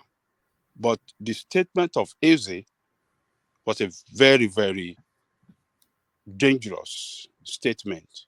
It was threatening the state that he will bring in IPOB to come and fight for them. And for the reason that IPOB is a terrorist organization, I think they are taking a look at him as maybe he's a terrorist as well. He is one of them, and let us investigate this guy. And I believe that is why they put him in detention. We you know, I don't think that guy Eze is a terrorist. I don't think it have anything to do with IPOB, but for making a very reckless statement, that is why he's in detention today. So everybody must learn from him. Be very watchful of what you are going to say. Don't be too emotional when it comes to politics. Politics is a game of number and a game of interest. If your interest doesn't say true at the moment, it could say true in the future. So, but that is a make a reckless statement, and that reckless statement is what put him in that in detention where he is today. So it's just unfortunate that he's still there, but maybe very soon he might be released if the authority later found that he has no relationship with them or whatsoever. I believe he will have a lawyer fighting for him as well, trying to secure his release. But it was his reckless statement saying he's going to call on this thing, disrespecting the authority of the land, disregarding the authority of Lagos State. It is Lagos State authority under the governorship Sanwo-Olu that is in charge of Lagos State, security-wise and administrative-wise. So when there is security problem, you have to report to the authority in charge, the police. You didn't call on police. Whether he did, I don't know. Whether he did, but you have to let them do their job. You cannot take the law into your hand. He was threatening the state that he's going to take the law into his hand, and he's going to invite a militia group to come and fight for them in Lagos. And that militia group is a terrorist organization by Nigeria, under Nigerian law. So that is where he got it wrong. So it is not that the law is playing a double standard, but his own offense is so grievous, and it threatened the security of the state. It threatened the security of the state, while that of MC Oluomo is a voter's intimidation statement. So when you threaten the security of the state with a terrorist group, then the state will act swiftly and they won't take it lightly. There's no part of the world, even in the United States or United Kingdom, where you are, if anybody come out to say, I am a member of social terrorist organization, and I'm going to make sure that I will invite them here they will lock you, or they will quickly, in a matter of minutes. But the chief didn't say that he was a member of a terrorist organization. He was saying it from the context of trying to protect his community. They reported to the police about the burnt market. People died and nothing was done. And you know full well the context of where this stuff is happening. And this is our problem. We always pick and choose what we call grievous and what is not called grievous. And he never actually actioned it. We know what Oluomo said was actioned. I don't understand how we pretend. Okay, hold on. You are wrong right there. What Oluomo said was not actioned at all, because election. Hold on. It was a week before or maybe some few days before the election. So, and I don't know what you are referring to. That's what Oluomo. Were you in Lagos for that election? No. Hold on. This is a conversation. Let us say, Oluomo said it. It's never carried out. It was carried out. No. Hold on now. Do you have proof it was carried out? Did you see Oluomo in the panel that day? I was on the panel that day because I'm telling you now. If you want to hear me, I was on the See, I'm telling you, I was in the panel that day. Two or three this in the Igbo people were injured. They were put in the car. A 60-something-year-old man was there and was in tears. Hold on. In Lagos, and you saw attacked. Oluomo there. And you saw him see Oluomo there. You have to see his hand there, seriously. Wait, what are you talking about, Solly? What are you talking about? Did you see him giving the order? To Niger, when Oluomo made this statement, it was some few days before the election. Mm-hmm. What the statement is made was yet to be effected. People shouted, particularly the obedient, and he quickly came out with a video to deny that he's been misinterpreted. And you believe that, Adelekoko? Hold on now. And you believe that? You believe I it? don't know why people pretend. Now. And this is thing that this honesty that is lacking. We are talking. Okay. What we are saying here, we want to apply the law. If you want to apply the law on anybody, that person must have violated the law. He made a statement that sounds very ridiculous, but it came out very quick to deny it, that no, the person I'm making that statement to jokingly is Mama Shukudi. And Mama Shukudi came out to say, yes, I'm the one he was making that statement to. Under the law, if they take him to court, when nothing has not been effected, they have not effected that threat. How do you want to punish him? Who is that person that effected that threat upon? Nobody. And Mama Kuskudi is standing up and saying, I am the one who was making that. He's my customer. He always buys something from me. And he was telling me that, oh, if you don't come out on that day, if you go and I will deal with, and how do you think that they're going to punish him? We saw him threatening people at polling stations. Come on, let's not do this. We are talking, this thing happened before the election. Adalekoko, what you're saying, it happened before the election. Hold on, Adalekoko, what you're just saying does not even fit the whole narrative you're trying to paint, because you know who this guy is. You know, in the context, let me give you a background. Maybe you forgot the background. No. Rationale, forget about we know who he is. We know him very well. But what we are saying is that the statement he made, he defended himself very well. He had a person, a witness, that confirmed what he said, that he was referring to her. We want to make use of the law now. So under the law, Do you think that MC Oluomo can be punished for anything under the law? Nothing. Nothing. Because well, the law, we shall see how the law applies on that. But then let's just say something. Yes. Let me just say something. In the context, you see, even he lied himself. Because even in that video, I don't know if one man still have that video. I didn't hear him when he said Mama Chukwudi. He never said that in that. He said, if anybody, if you know you're not going to vote ABC, don't come out. Don't come out at all. But I'm yet to even understand why did he even made mention of Mama Chukwudi in that very thing. He never mentioned Mama Chukwudi. But look at how he spin it. I was only referring to Mama Chukwudi. When in the very self video, he never even mentioned anybody's name. He said, he mentioned Mama Chukwudi now. Is this a new version of Mama Chukwudi? Can you what I mean by honesty about you mentioned Mama Chukwudi inside the video. Maybe the one I watched. I don't think he did in the first video. I think in his explanation video, that was when he mentioned Mama Chukwudi. I don't know if maybe I'm seeing something different.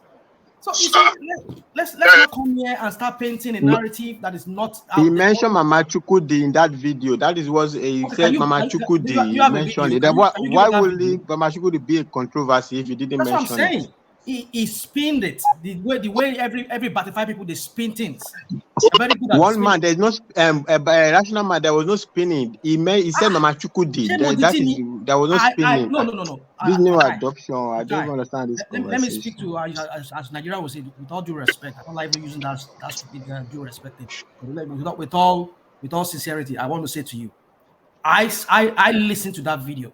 I never saw any part where he said he was referring. He said, "Debate mo pe eni new adoption. Debate mo pe eni dibo fún ẹgbẹ́ wa fún APC àbí kankan mẹ́yẹn. Ẹ má jáde o." Can you excuse me? Mama Chukwudi o.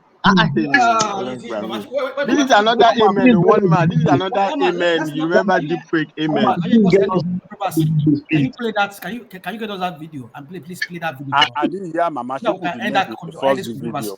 It was the second video for his defense that mentioned that he was referring to Mama Chukwudi. He said he was referring to Mama Chukwudi. Look at the second video. The first one has already happened before he brought Mama Chukwudi. If that is the case, it's clear now. That is what I'm saying. Which one is first video? Is it which one are you referring to as first video?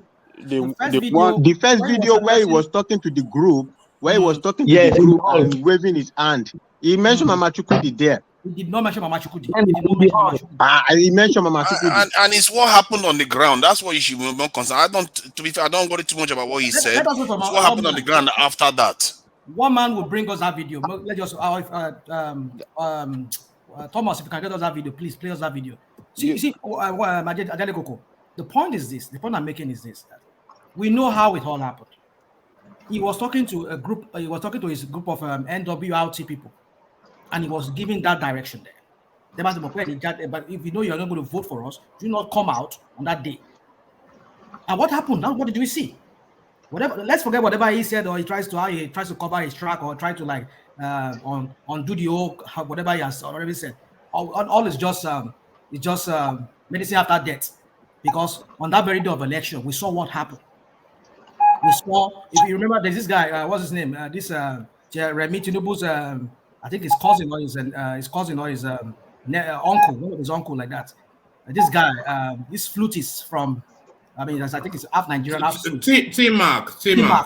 He said it, that he had to bring his dogs outside to chase. We saw videos of the electoral violence.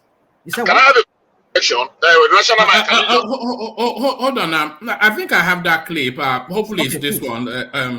Let me just play it for a second and then I'm just loading it up now. But I did not hear Mama Chukwudi in the first tape. But let's hear it.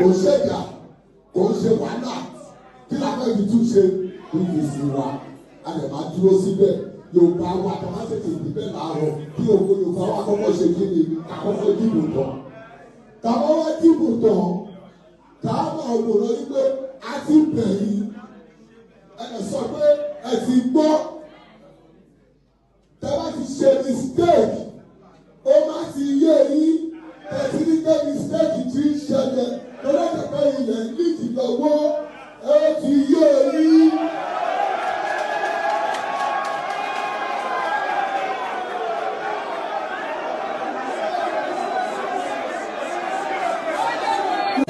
wọn a ti bẹ̀ wọ́n tọ́ba tí kò fún wa ẹ jọ òṣèjà ẹ lọ bá wọn pé ìyá Ṣúkúdì please if you no wan vote for us please sit down for ooo ó ti yé yín sit down for ooo Fatai right. So rational mind. You said that rational mind. Rational mind.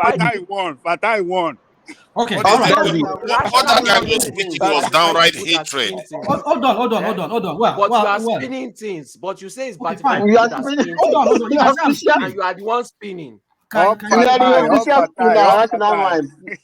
Official spinner. You're officially the spinner, rational mind. Okay, You're fine, officially fine, the no spinner. problem. Officially. If you want to say that in this instance, no problem. But I'm only speaking. Hold on. We don't even know if this woman is Mama Shudi in truth, but he brought somebody up. Said, hold on. You want to speak somewhere? I'm not. This matter. I'm not smiling. I'm not laughing about this matter. I'm not trying to pay. Rational mind, please. You are the best spinner on the world. Now you are spinning it again. Thank you very much. Come on now, what are we doing here? We are even debating the periphery. Some of the stuff I heard this guy say is actually very disturbing. He talks about how if an Igbo man wins, they are going to behead their children and all kinds of nonsense. How can we excuse them? I'm watching this video right now. Where did you say that? Let me show you right now. I'm going to send it right now so you can see what we are talking about. Man, come on, man. This is terrible. I can't believe this guy is walking free. Hold on now, you see it. Watch. Look. Please play the video. Play the video from that time. You played. Hold on. Let me just make this point. You see, I can't believe this guy is walking free. Hold on. Let's hear from Rational Mind. The one I listened to, I didn't hear Mama Shukudi. But if he said it in this one, you should us. Well, fine and good. But I'm speaking to what I have seen, what I saw. If it's hold on. I know you can giggle but the point the general point we're trying to make here is this. Tell about Dibo Fungwa, Emma Jade, Mama Shukudi, like he's saying, fine. Obviously, not only Mama Shukudi that will come and vote that very day. You are saying that anybody that will not vote APC, meaning if I am being a Yoruba person, will not vote APC, I should not come out. And we saw that happen that very day. Not only just Igbos people. But he didn't say that at Rational Mind, please. We didn't say what? What did he not say? Hold on, please. Please. Just 1 minute. Let me, please. I said, please. Thank you. He said I'm listening. He said I'm listening. Carry on. Yes. He that comment, he directed it to Mama Chukudi in this video we just watched. He directed it to Mama Chukudi specifically. Are you listening to something else? He said Mama Chukudi. And you can even say maybe he's joking. You don't know the relationship between him. Let me finish now, please. Okay, go on. I said, please. You don't know the relationship between him and Mama Chukudi.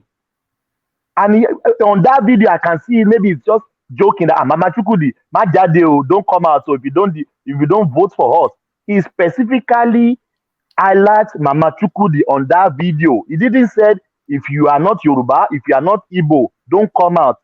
No, we are not here to spin. Okay. Thank you. Hold on. When I say hold on, includes you to Nigeria, you've sent in a fuller version of it. So let's listen to what you sent in. Then becomes governor. They would use offsprings of the Yorubas for ritual purposes. Let's take a look before we come back for a discussion.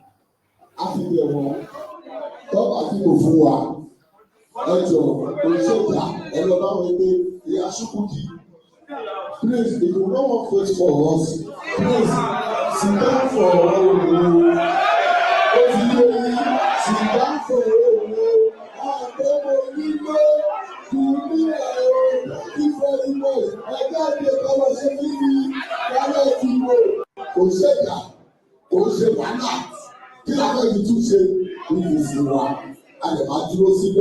Yorùbá wa tó máa tètè dìbẹ́ láàárọ̀ kí owó Yorùbá wa kọ́kọ́ ṣe kí ni àkọ́kọ́ dìbò tán. Tàbá wá dìbò tán, káàmà òwòrán ní pé a ti bẹ̀ yìí, sọ pé ẹ ti gbọ́.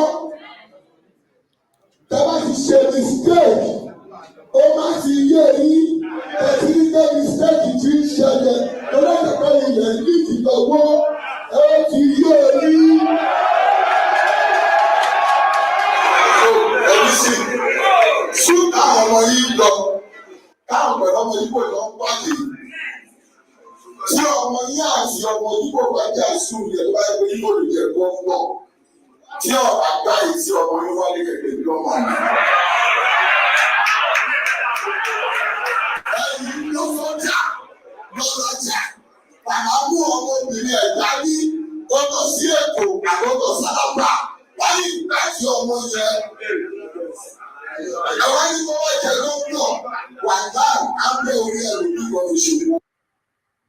This has caused a lot of outrage. I'll take some reaction. Nothing like what you just said. No.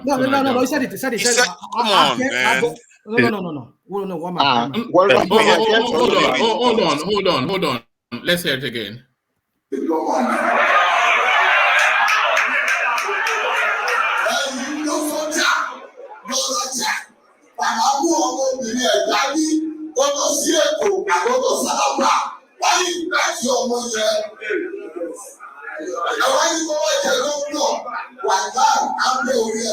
Tribalism in full flow there. No. Can you? What are you doing? Don't do this fake nonsense. Don't do that here now. That is fake. Okay. No. You are just being fake. Don't this is not a do watch now where they just ramble nonsense. We heard him, and it's on your screen as well, so you can see what he's saying. Let me make this a full screen. So he's saying, and you want them to become governor, they will behead some of you for money rituals. So he's not saying he will behead anybody. It's on the screen also, don't take my word for anything.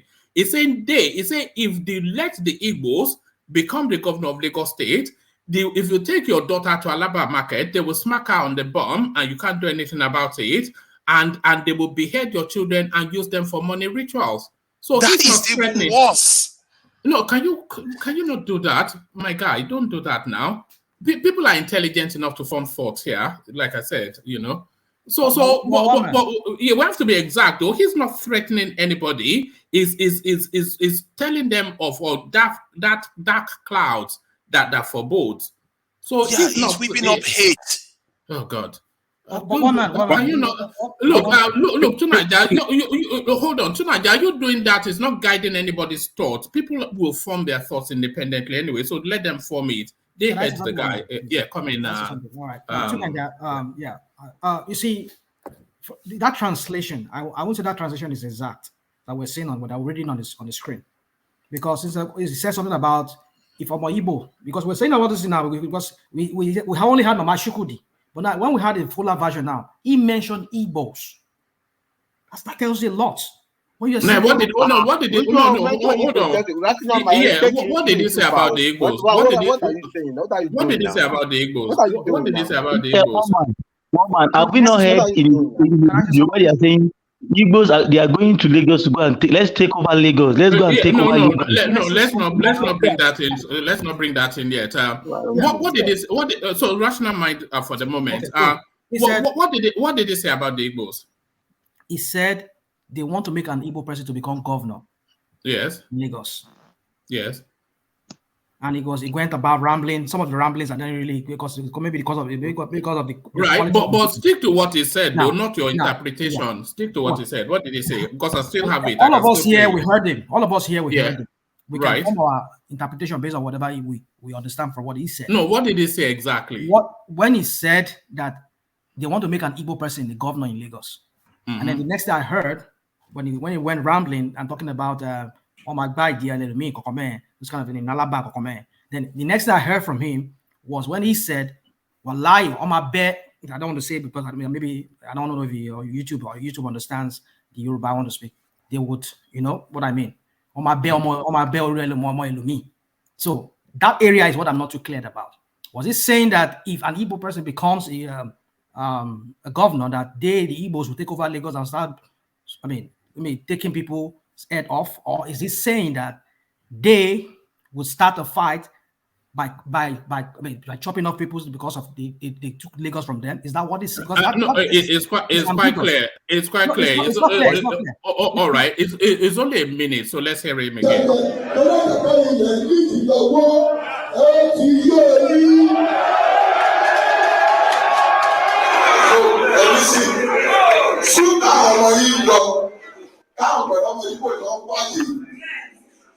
Tí ọmọ yín àti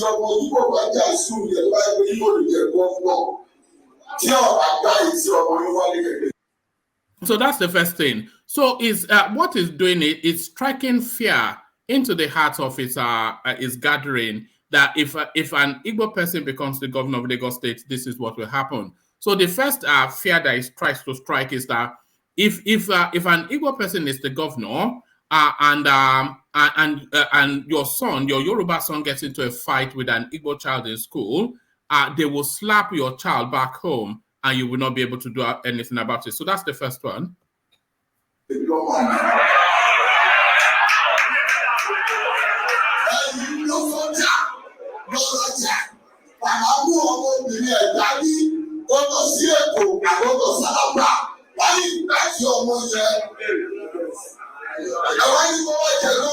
Okay, so the second one is, it says, if an Igbo person becomes the governor of Lagos State, a father takes his daughter to Alaba market, which, as we all know, is an Igbo-dominated market. If they smack, and they will smack your daughter on the bottom, and then there is nothing you can do about it. So that's the second fear he's trying to strike in the heart of his audience.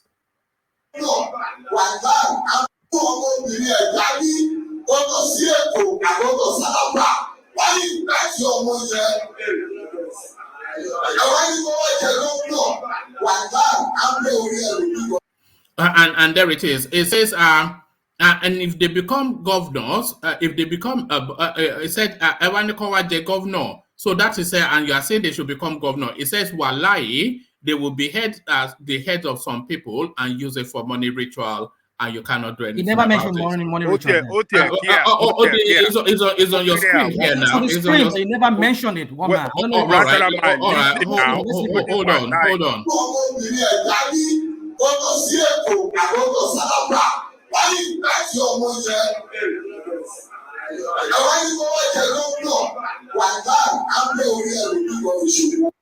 Okay. This has caused a lot of outrage. I'll take. Yeah, I hear that. Okay, so let's. So he wasn't threatening the Igbos, is what the whole No, point. Wama, you won't say that. Rational mind, please give me 30 seconds. So you don't see anything wrong with that? Hold on. Let's talk. No, there's everything wrong with that, but what you are saying that it was threatening the Igbos is actually it's not true. It was a misunderstanding, I guess. But then I'm saying Rational mind, please give me 30 seconds, please. Can we actually say now that all what Sunaja is telling us is a false narrative? What we just watched now. Well, let me land, please. I said, please. It's an Edo watch narrative now. That's what they do. Yeah. He said false. He said he didn't mention Mama Chukwudi in the video.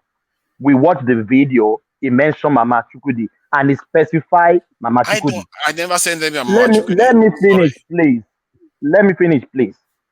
The second one, he said they will use the Igbos for something. I don't want to mention that. And on this video, he didn't say that. He said they will. He's referring to. Come on now. We can't do this propaganda. We had him. No. Let's not go to all this thing. Come on. Thank you, one man. Can we just move on, please? It's just ridiculous. Wow. Thank you. One man, can I just 1 second? One man. Excuse me. I'm not done talking before we ask. 1 second. All right. Hold on. Let Fatai come in just to have a micro say, and then you land it, and then we go back to Ajale Koko.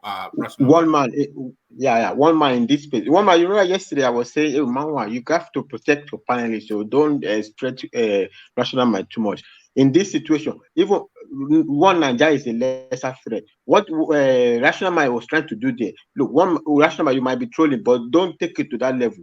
If that thing lands, what you're trying to say lands, it could inspire racial tribal whatever. You are trying to force onto the interpretation as if the guy is calling for a threat against the Igbos, but which is not actually there. Don't take it that far. No, we understand the trolling, but don't take it that's too much. That's too much rational. It can be used, It's very annoying, Fatai. It's very annoying. and even Very annoying. one man. Are you done talking or you want to talk? You want to continue talking? Hold on, One man. let him land. Yeah, I'm carry just on. landing. One man, your interpretation, yes, but even one step further, what is actually even speaking to, right? Fine, he's playing up, right?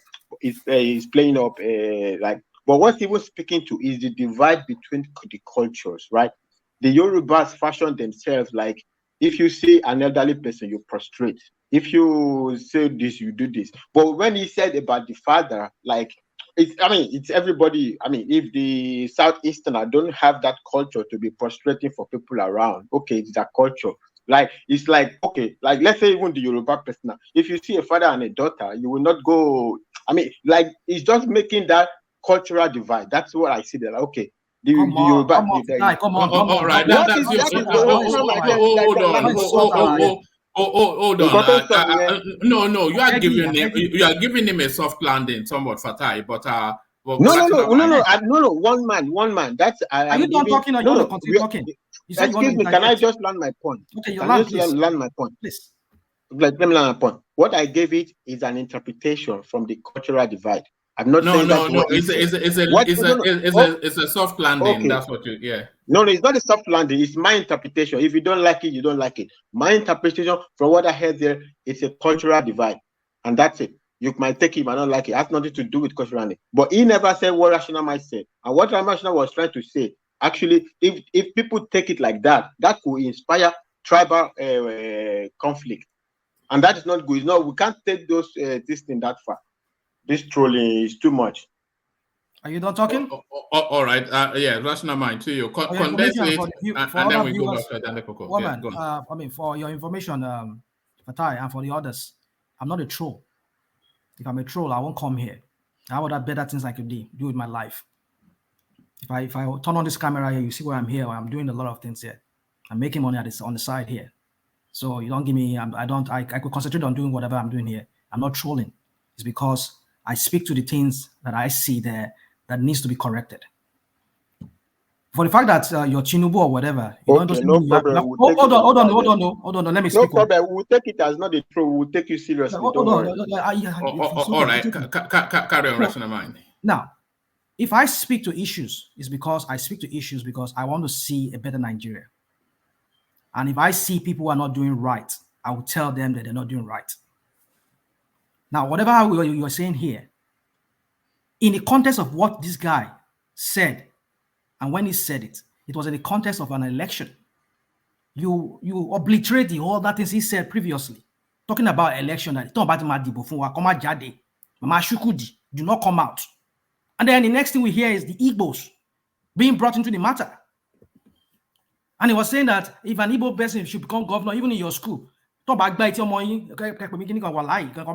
are you talking about? What does Igbos have to do with election? If because they see them as a threat, because a certain person, a Yoruba person who is half Igbo, maybe an half Yoruba, they see him as a threat of becoming the Lagos governor, and you have to bring this whole issue of a tribal divide into it. And he was saying that and he was saying he's talking Mama Shukudi. I don't buy that. That he was referring to one certain Mama Shukudi. That's what he said, but I don't buy it because what he said after that he was talking about Igbo, singling Igbo out, saying that if you allow these Igbos, my goodness, this is how it began in Rwanda. When started calling people, singling them out. Exactly. And you're telling me that, and you're trying to say, it's a cultural divide. He's talking about what stupid culture. It's a cultural divide that somebody will hit somebody in the bomb in the market. What kind of crap are you talking about, Fatah?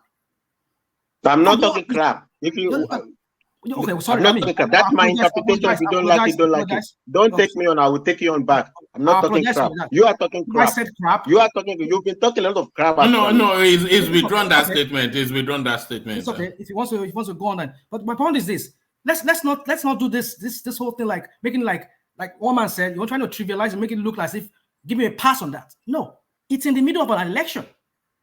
The court will decide if it ever goes to court. Let them decide on whatever it does. But for me, it is wrong to start stoking ethnic tension or tribal tension in the country. We know that we all have our cultural divide. But you should not be bringing that in an election. And also because of somebody, a certain governor, or somebody who is vying to that, who they see as a threat, is half Igbo, half Yoruba, and then you have to bring another tribe into it. Come on, guys. Hello, please, can I communicate? Rational man, you have never been more rational. Hello, please, can I say something? Yeah, come in the prime and then back to Ajanle Koko after that. Yeah, go on. Okay. I just want to second what Mr. Ajanle Koko have said previously. Like, at best, MC Oluomo's case is an electoral offense, election suppression. Meanwhile, that of Eze is a threat to the states. They are two different crime level and they are different paths. So all this going around we've been doing, it doesn't stop those things. Under the classification of law, those things are different. The punishments are different. So I don't know how we've gone back to 24th of February 2023 again, and we're trying to say this. That's just what I want to put How straight. does destabilizing society not a threat to the state? What he was preaching was hate. Politicians always exploit the fault lines of any society. That is why they are called politicians. They motivate, they ginger their support group. Sometimes you say some things to your base to arouse them. That is what politician does. That's not threat. That's not gingering. That's threat to another group. You are Was that not how Trump came in, throwing red meat to the But the other side is trying to defend themselves. They are saying we are going to bring IPOB to defend us, not to fight people. What is the difference between a threat and a warning? A threat and a warning is similar, isn't it? They are not similar. They are similar. Okay, I want to take your explanation on threats and warning. My explanation. Is to give you a heads up of possible negative. Is to give you a heads up of possible negative consequences if you don't pay attention to that warning or threat. Okay. So one is more direct. The other one is a little bit more. The bottom line is a bit subjective. You understand? It depends on how you really want to take it. However, I think we should just move on with this our precious time. Let's continue to build the country. Let's move on because we were about to get locked in some intellectual language lessons there. But Ajanle Koko, back to you. So back to you, Ajanle Koko. So yes, still there was sufficient enough that we heard from MC Oluomo for him to at least have been detained. Would you say? Look, I am glad that you played this video and we can watch everything in full than we watched before. Look, MC Oluomo was simply carrying out campaign alongside tribal line, which is very common with politicians in Nigeria. It's either tribal line or religious line. That is what they center their campaign upon in Nigeria, not purely on issues. So that is what MC Oluomo was doing in that video. He didn't call for anybody's head. He didn't call for anybody to be attacked. He didn't say all of that. He was just making comparison between voting for Gbadebo, who is strongly backed by the Igbos in Lagos, and their own candidate. And he was letting people know that voting for that guy will empower a particular ethnic group in Lagos against his own people. So the state cannot lock him up over that kind of statement. Even on the Mama Chukwudi, something that he mentioned It didn't cross the line. It didn't cross anything against the law. So, and that is why I was telling you guys earlier that under the law, this guy have an escape route.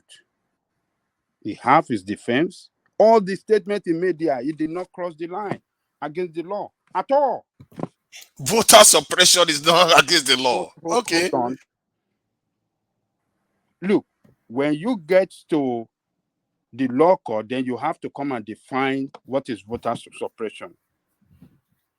It didn't make any statement that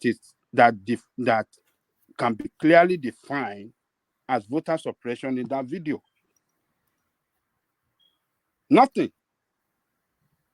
It was just making comparison between the two candidates voting for this, voting for that, and what we Yoruba are going to lose, what we got to go through. If you don't want to vote for stay at home, what does that mean?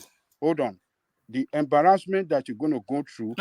Did it say otherwise? What it's just there's not sufficient enough for you in there for you to call it a threat. But I don't know. The embarrassment you're going to go through. You cannot walk in Alaba with your child, with your daughter. Your daughter will be smacked on the bottom. You will. I mean, you are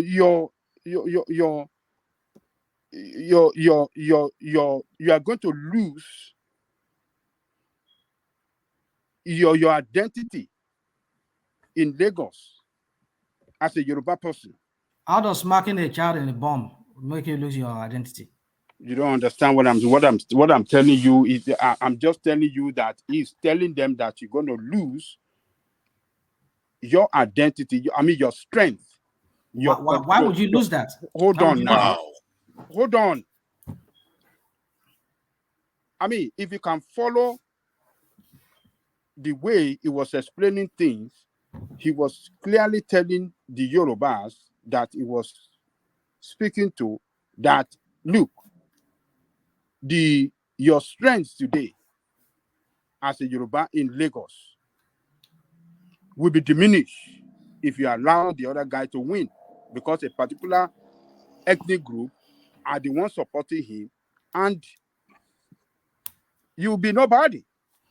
And even if you have to walk to Alaba with your daughter, they can smack your daughter's bottom and nothing will happen.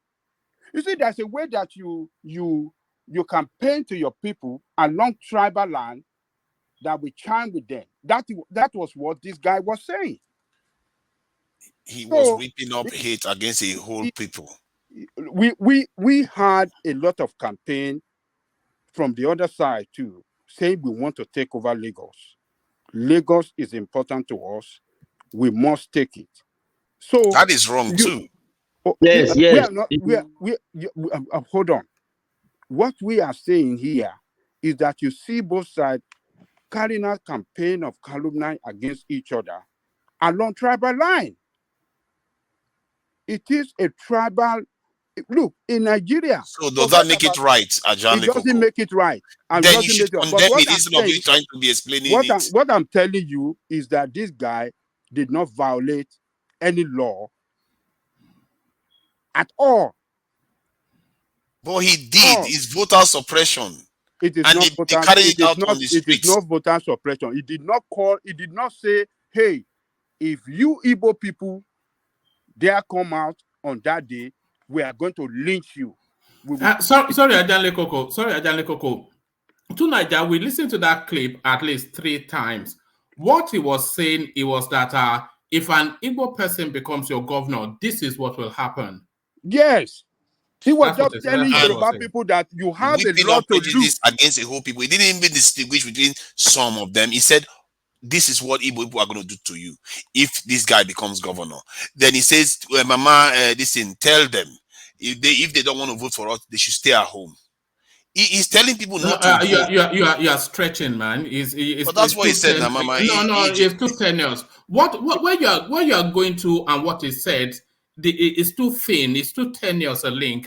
You are stretching about Carry and Ajanle Koko. What he was telling people there, about people, that you have a lot to lose by allowing this candidate that is being backed by Igbo to win the election. Anybody can make that Sorry, excuse. just let Guy, just let Ajanle Koko have it say. Thank you. So Carry on, that Ajanle was Koko. what that guy was saying. He was trying to energize his base along ethnic line for them to come and vote against the candidate that's been backed by the ethnic group that are saying they want to take over Lagos. Remember, he's a Lagosian. He is the son of the soil, and he's fighting back by carrying out a campaign against them that you cannot allow this guy to win election because you have a lot to lose as a Lagosian. So, look, campaign like this in Nigeria is all over the place. We see people, I'm not saying it's right, but he did not say specifically that, hey, my boys, on that day, go and attack those people, go and attack this ethnic group. He did say the way you are painting it to Nigeria that, he said they should be beheaded. That is not what we saw on that day. He said that, look, Yoruba have a lot to lose. Even some of you might even, some of you will lose so much that they can even behead, they can sever your head from your shoulder and nothing will happen to you or nothing will happen to them. So there's a way, look, but under the law, if we really want to look at it under the law, he has committed no offense, and that is why the law enforcement agency have not done anything to detain him. They invited him when he made this statement, they questioned him, and they released him, they let him know, because they know under the law, the police understood the law very well. They know under the law, he has committed nothing, and they let him go. Unlike the other guy that make a reckless statement, showing up with a terrorist group that he will unleash a terrorist attack on the state. That was what he was saying. And no state.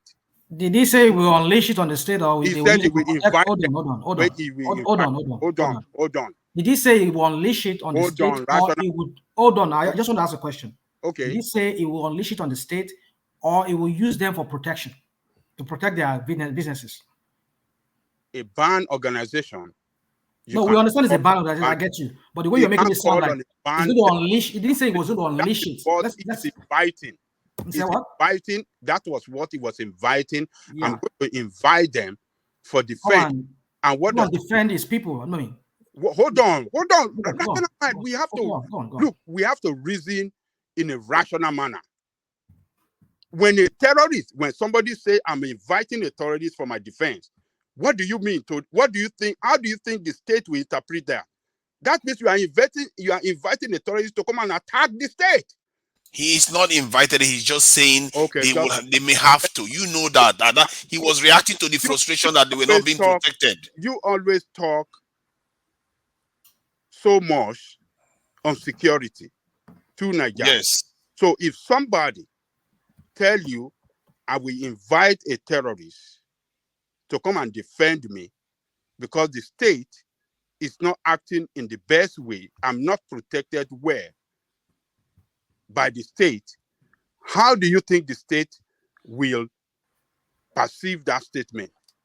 I think the state responded the way they are supposed to respond. But I think that they've kept him there for too long, given that he was just expressing a frustration. You are not answering the question. You come here all the time to talk on security matter. You too, Niger. And if somebody is telling you that because the state is not protecting him well, and therefore you will invite a terrorist organization for his protection, how do you think the state will take that statement? How would that sound to the state? The state will sound like there is a failing here. If I was the one, I would step in and say, no, you are not allowed to do that. I will take you in for questioning just to establish whether you have any link with the terrorist group. If you don't, I will say, stop it. Then I will take care of the matter myself. That's what a parent does. Look, you just made my point. You said the state will invite him to see if he have a link with the terrorist group, and that is what Nigerian state is doing. And I'm sure they've already done that, but they are still holding him now. That is why. And I will also consider what this guy said, Oluomo said, as extremely dangerous too, because that is destabilizing the fabric of the Nigerian state by encouraging division in the state. This is something that if you said it in the West, you'll be called in. That if you are not prosecuted. It's a case of making an excuse for one person and then damn the other person. No, right? it seems that you guys no. One man. You guys live in the West. Hold on. That's not the issue. Rational mind. Angelico, you've been speaking now. Can we? But the Aze's threat was more frontal. That is what it was not a threat. But he never carried it out, and he was frustrated. He never carried it out. Hold on, Angelico. Let's hear from the Aze. The IPOBs, we will invite them. Period. Hey. That's part of what we can be doing for them. We secure them jobs. None of IPOBs have done. They have no jobs. Those IPOBs, we all of them will protect all our shops, and we have to pay them. We have to mobilize for that. We have to do that. We must have our own security, so that they will stop attacking us in the midnight, in the morning, in the afternoon. They will stop attacking us. It was quite clear that that's a threat. That's a threat. Not attacking people. He said he wants to stop attack against them. It's not a threat against anybody. He says stop attacking us. That is a threat. I'm really surprised. That is a threat to the state. That is a threat to the state. It's not a threat. The threat is that he's inviting an illegal organization, and I agree he should be questioned for doing that. Exactly. But he's not. You have to look at what he's doing. He's trying to prevent attacks on himself. Don't forget, before that time, the Samuel Ekpa has already threatened Lagos that IPOB don't bring Samuel Ekpa into this one. We're talking about this guy. Yeah. No, let him say his own now. Let him make his point. You can talk about Lagos State cannot be toyed with. The government, the FG cannot toy with Lagos. You cannot mention IPOB in Lagos, and a reasonable state will not pick you up. We know what is going on within that space. We are not against him being picked up. All I'm saying is that both of them were extremely dangerous, and Oluomo's one was actually. You are right. What I don't support any of them. Actually, I do not support any of them. It's wrong. What the two of them have done is wrong. I will call spade is spade. But the issue I have with that of IPOB, that is the only issue.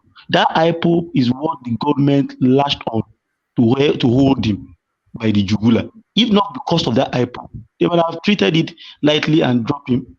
So that's just it. I think the state is right to do that for some time. They will release him. He has a good lawyer. They can establish, and when they conclude their investigation that he has no link with IPOB, definitely they will release him. He has no link. But then we just had Ajalekoko here now when he was giving his submission here, saying that he was going to use it to unleash on the state.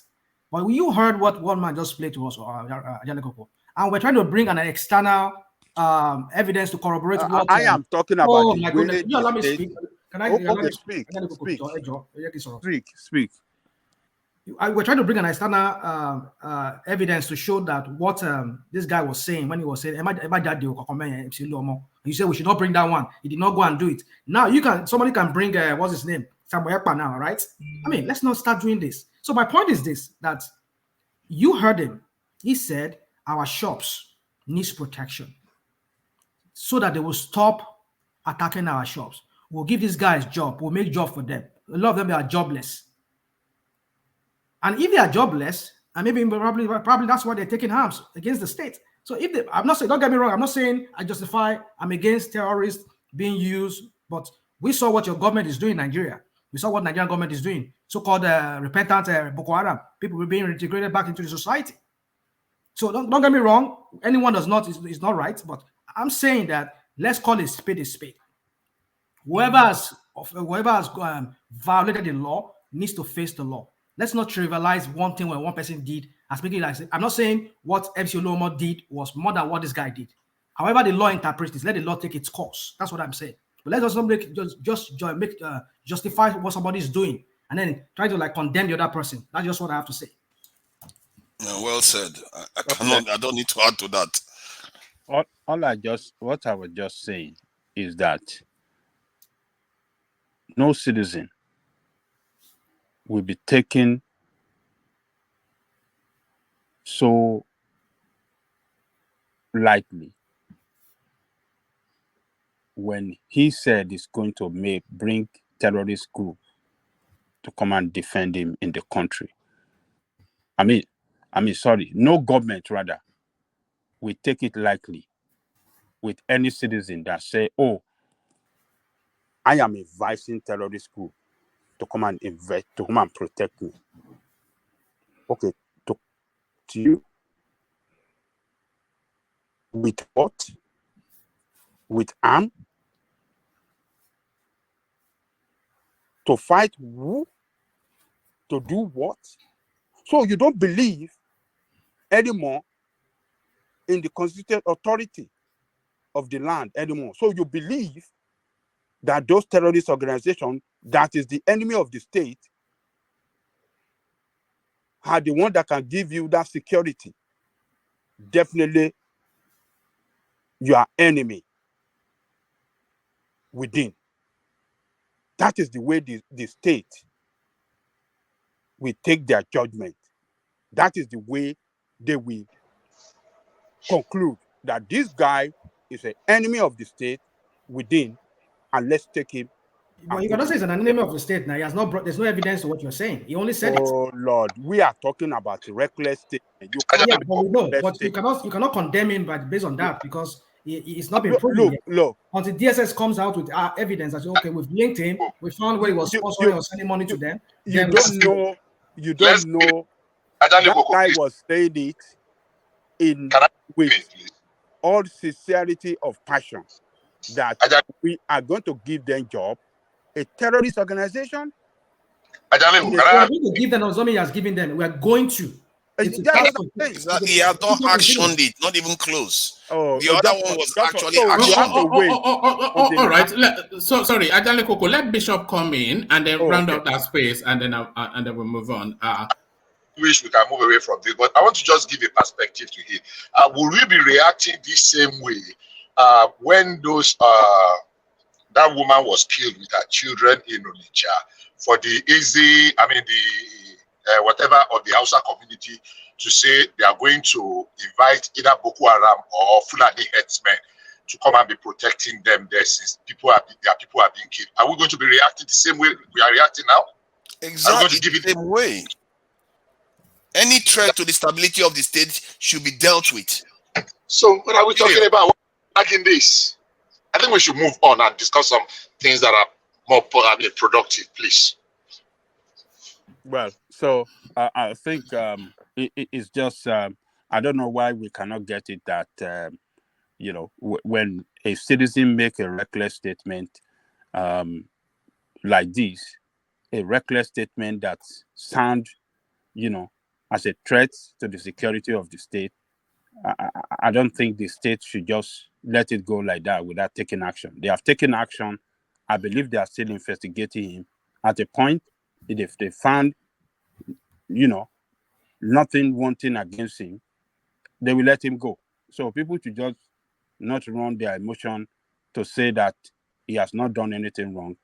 What he said is wrong, and what the state has done, I think, will serve as deterrent to other people that like to just talk anyhow. He just talk anyhow. I'm not saying that yes, he's a terrorist man or but a person of leadership should know the way to talk. Nigerians talk too reckless. And that is what a person that you call yourself is you are the leader of the people and you are talking like you don't even know the implication of what you are talking, how weighty it is against the law. You don't even know it. You can just say, you can just talk anyhow and just go like that. No, the state are doing the right thing to keep him, but I hope they will let him go very soon. But I think this will teach some people a lesson not to talk recklessness. You know, a statement that can threaten the security of the state. This is what, you know, I believe that. Can we move on, please? So let's move on. All right, brilliant. A brief commentary on this space, Ajan Lekoko, and then I'll go on to Fatai. Ohanese youth finally congratulate Tinubu, urge inclusive government. So this is the youth wing of the Ohanese space, who have now just accepted the reality of what confronts them, that they are going to be calling Tinubu their president for the next 4 years. So what are you making then? Because is this now the climaxing of all of this space? Because they've huffed and puffed, but now it's just a case of acceptance now. So does this surprise you, or really are they now at that phase? People are saying that it's a grieving process which will ultimately land here. Ohanese youth finally congratulates Tinubu or the inclusive government. So how do you respond to that, Ajan Lekoko? They should be commended for making that statement. It shows that they have finally accepted that, look, this man has won the election, and what matters to us as a country is unity of all Nigerians and economic prosperity. So let us support him. Let's see how well he can govern and how all of us can benefit from his good governance. So I think this message you send, this statement you send a message to the Ohanese's big brothers or seniors, the seniors, seniors. Yeah, seniors, to fall in line as well. And falling in line does not mean that they are rejecting Obi. Falling in line is to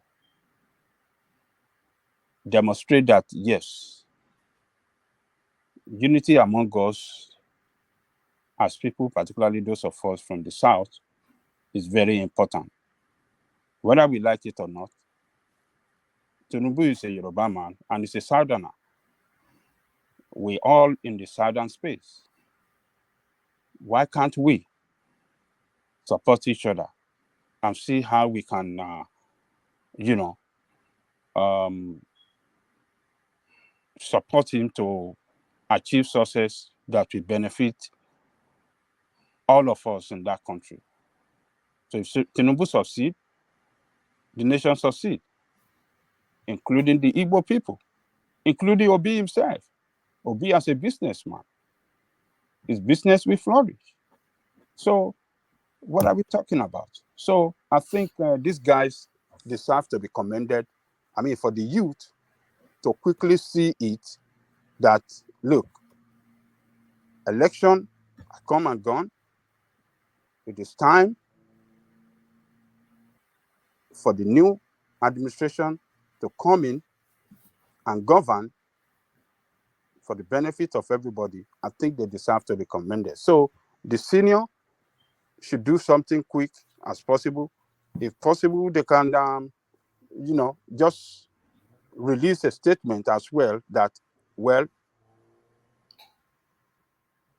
Tinubu, I mean, just congratulate him. It doesn't mean that they abandon Obi. And if while waiting for the outcome of the election petition, congratulations does not mean that you have abandoned your position. You can congratulate person for winning election and still take person to court to challenge this election victory. So we have to start demonstrating maturity in the way that we do things in that country. These guys really, really impress me. Really, really. I want to push it on, but make it a comment rather than a question. Rational mind. Okay. As Atiku ever congratulated Tinubu? Why are we making it look like it's only? Maybe you should do the same thing too. So maybe you should do the same thing too. So this guy, I mean, they should be commended. They really impressed me, and the youth in that country should start learning something from this guy. This guy, as young as they are, they call themselves the youth. We don't know their age, but a lot of people, some people that are even 40-something, they still call themselves youth. So, but I've seen a 60-year-old youth leader in Nigeria, a 60-year-old youth leader. but at least they are sending signal to the youth all over the eastern space that, look, enough is enough. Let us come together. Let's abandon violence. Let us support our southern brother. Let us give him every support that can make him succeed, so that we can all benefit good governance. So I really salute their courage. It's not easy. I know they will be bombarded by some people, particularly the obedient. We go after them. It might be the program. It might be the talking point of their program tomorrow. They will go after them frontally and brutally tomorrow in some of this what do you call it, social media platform. So they will go after them, but it's a courageous move by them, and it should be commended. One man. Thank you. All right, brilliant. Excellently put by Ajanle Koko. I know that's what you all come here for, to hear the excellence that is Ajanle Koko. So the excellence that is Ajanle Koko to the delight that is Fatai. So Fatai, you're up next. Are you there, Fatai? One man. Hello. Thank you. Oga Pata Pata. One man. Look at that. The Balogo, the Are on Kakamfo of Cyprus. The Eze one of what's the capital of Cyprus? The Eze one of the capital of Cyprus. Nicosia. All right. Talking about Eze ones, the Eze one of Nigeria returns. Tinubu. Of course, the cryptic super chat by Ayo, the eagle has landed. So the eagle has landed, Fatai, much to the chagrin of the people that were just building up to a Jubril narrative. But what are you making then of Tinubu's return, losing rosy-cheeked and refreshed and ready for the job? So what do you make of that then, off the back of where is he? Is he in a shallow grave in Saudi Arabia and all of that? One man, I have to do first a correction to the only one Ayo. The only one AY. Any other AY is a counterfeit. You said the eagle has come. No, Ekun Lode. Kò ṣe eagle. Ekun ọkọ rẹ̀ mi. Ekun ọkọ rẹ̀ mi lóde. You know, yeah, it's good to see him actually. Yeah, it was a good observation. He's very chubby now. You know, what's Jaboga? You don't go chub burger. Yeah, Ọlọ́run máa lọ́rọ̀ ẹ̀ ní ẹ̀nì àbí tó bá ń wish èèyàn ní how do we say if they wish somebody may go away ṣebí na may God use that make it be extend am maybe that the man has come back now and of course what do I actually when you were reading out the whole things there was things in the head now, but as the way the conversation deviated into, yes, a lot of things is not in the head anymore. But it's good to see him back.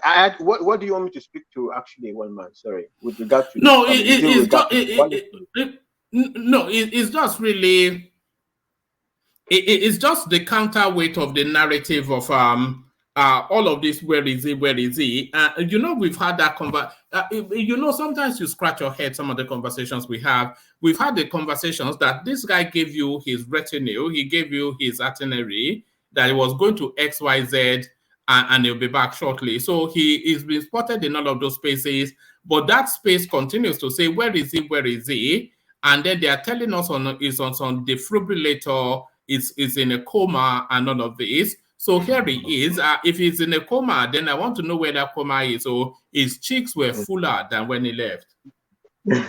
One, even if you even look at it from this angle, like even what these people are saying, oh, he's go abroad for treatment, you do whatever. The foreigners, the Americans have all, they know his health status or whatever. Yeah, of course they know his health status. That's why while you think he's in the hospital or he's dead, they are putting his name in time 100, where they have the intel, and if they know that he's dead, they're not going to put him in time 100. So that already should tell you he's not dead by that time, right? So it's all it's a whole lot of people who don't want to accept reality, right? You can keep wishing, you can keep twisting it around and twisting it around as if Tinubu is the one that founded Nigeria and didn't build hospital in Nigeria when he founded it. Right? Is he the first person to be a leader in Nigeria? He has not even started his reign, right? What is on ground is what is on ground. So even if he went for medical abroad, even if that was the case, so that was on ground, it was on ground. He has not even started his reign. You are questioning why he's doing what he meant on ground. This is what is on ground. He didn't create the world. The world didn't start to exist today, right? Even if you want to make the argument that while he was in Lagos State governor, why didn't he build us? Okay, he did what he could do in the time that he could do it, right? This is how life is. You do your best and leave the rest. Everybody continues to build upon that. It's not the only one. You can blame other people also why they didn't build hospital in Nigeria. It's not the only one. And when he started, also he would do his best and leave the rest. You can't solve all the problem of life. Yes. I'm sorry. For me, I don't see this ending anytime soon. Do you see it ending anytime soon? I think Tinubu will keep getting a lot of this until the 4 years is completed. To be honest, I don't see it ending. Yeah. One man, I said is where Babalayi go wa nbi ta nkan ni ẹjọ́ alárùkà ni alárùkà ẹbọ yẹn ò ṣe rú ẹbọ alárùkà Ọlọ́run lè gbàyàn ọmọ àròyàn kiri ni tó bá yí síbi ọmọ àrò ẹ tó bá yí sàn ọmọ àrò ẹ kò sí ẹbọ yẹn ò ṣe rú because there's nothing you do, they will talk. So there's nothing you do. If you breathe, they say you don't breathe well. If you if you wear clothes, they say that clothes is not fit for a president. If you don't wear clothes, they say the president is naked. It doesn't matter what you do. If the point is a default mode, so it doesn't matter what you do. You just do your thing and go your way. Do your thing and go your way. All those on reality will open everybody's eyes, whatever. So all that one are not really necessary, right? What is really important is what does it have for the country, right? If anybody, as they always tell us, the case is in court. Okay, go and fight the case in court. Go and win your case in court. If you can win it, go and win it. It's okay. Although what's his name? It's already telling the other candidate, already telling us the case will be dismissed, which is not news, by the way. But anyway, whatever it is, let the court decide. Are you talking about the prince that's saying the case will be dismissed? This prince is a lawyer. He's a lawyer, so it's from his own legal point of view. He thinks it's a watery petition. So a lot of people. What prince is that? Prince Adebayo is on the screen. It says candidates challenging Tinubu's victory also committed a lot of irregularities. Their petition will be dismissed, says SDP's. This guy is sounding like a clown these days. I don't even understand what this is. Like a clown. You were an admirer just a minute ago. I've been watching it. I've been watching his utterances like Tinubu. Like Showore too. He's been acting like Showore lately too. Because right from that very first day, sorry, Fatai, sorry for taking your time. So, I've been watching this from the very first day when he had that interview on Arise that he's been blabbing and talking about how, his own village, they did not vote for him, blah, blah, blah. And how, I was like, what is your gross? And he was attacking Obi. All his attack was also on Obi. Like, what happened to the people that, other people, are you saying it's only Obi that rigged the election, even though he rigged, like you're saying? What about Tinubu? And now look at the guy didn't say Obi to court now. So that's why he's referring to Obi now. He said what? It's Obi that took the case to court to petition I know, but then That's why if so you you say they're going can't to fault him dismiss, for that. It will mention Obi. It won't mention Tinubu. no, Tinubu I'm talking didn't about take that. No, himself I'm to talking court. about no, I'm talking about even before Obi. I think I can't remember too, but I think even before Obi took the case to court, I think that was when I think a few days after the election, they interviewed him. Ruben about interviewed him, and he was just blabbing and he was just talking, and I think he went on Rudolph too, and he was saying the same thing too. So my point is this: that what I'm seeing playing out from these guys is that they're all jostling for position with Tinubu. Same thing with what's his name? I won't be surprised if Showore gets a position with Tinubu in this administration, because all of them just went cold turkey and then they just start talking like as if What do you mean? What has your done? What has bàbá no, no, no. má worry wàá gbọ́ very soon. So No, give me an That is if they are not originally pawns give in the me first give me place. instances of what you have done or said in support of Tinubu. Because no, hold on. Because his attack is just on Obi. I don't get it. What is this What do you guy? mean? Okay, tell me the attack he run against Obi. He contested against Obi, and you are saying that he should not. Did he not? Is he not the one? Is it Obi not that won? Hold on. I want to ask you, Obi no winning. Hold on. Was it not Showore that posted out the picture of when Tinubu was sleeping in a meeting? Oh God! I mean, don't was it not Showore that was before the election. That was before the election. We're talking okay, about before the election. Okay, after the election. Yeah. What has Showore done? That hold on, let me what has he said against Obi after the election? Let me explain to you. He has been attacking Obi. No, what has he said against Obi after the election? Yeah. So many things. But how is it Babajane Koko? How is it a crime for a politician to attack a politician? Yeah, you go. I don't understand this. Is that not their trade? Sorry, Fatai. Let me just add this. A rational mind. You have to be aware that Peter Obi is Showore's most immediate political rival. Okay. Because they are politicking to the same space. Showore's politics is to the NSAS young and funky sort of people, and that is where Peter Obi politics to too. So the most immediate battle that Showore has politically is with Peter Obi. Okay, so invariably you're saying that he's jealous of Obi. That's what he says. No, he's not jealous of him now. It's politics, isn't it? They are contending for yeah, he's jealous of politics. Yeah, he's jealous of Obi. What is the crime there? What is the crime? Okay, he's jealous. What is the crime? He's jealous. You can't I think it goes beyond jealousy. If you share opinion that is similar to what you share, you should amplify it. You saw how I was amplifying what Rational Man was saying. That's how people that want to do the right thing by the people behave. Not when they go after somebody. No, that's your worldview now. That's your worldview. But hold on. Let D have his interjection, and then we make our way back to Fatai. D, come in. Yes, I'm just thinking what Rational Mind said earlier. I think we should welcome such ideas. If Tinubu is going to give Showore a position and Showore is going to accept it, I think that's the direction we should be heading, not going against it.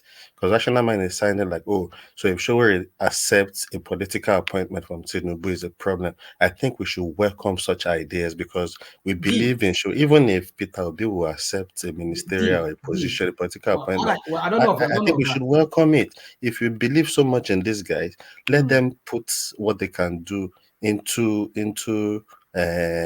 limelight. Let's see. Would you not find that?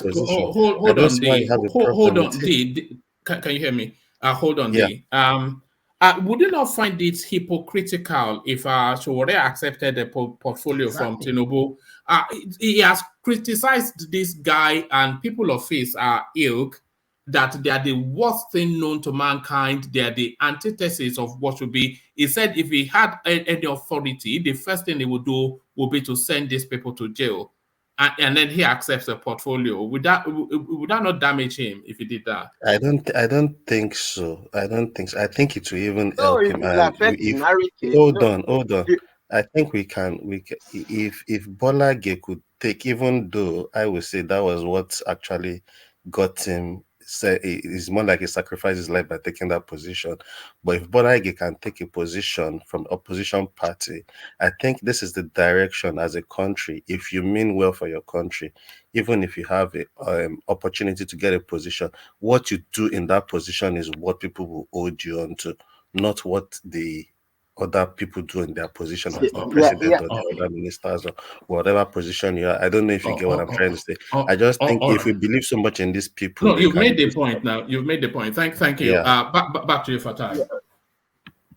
Yeah, I think the probability that Showore will accept a position in Tinubu's administration is, I think, it's kind of low.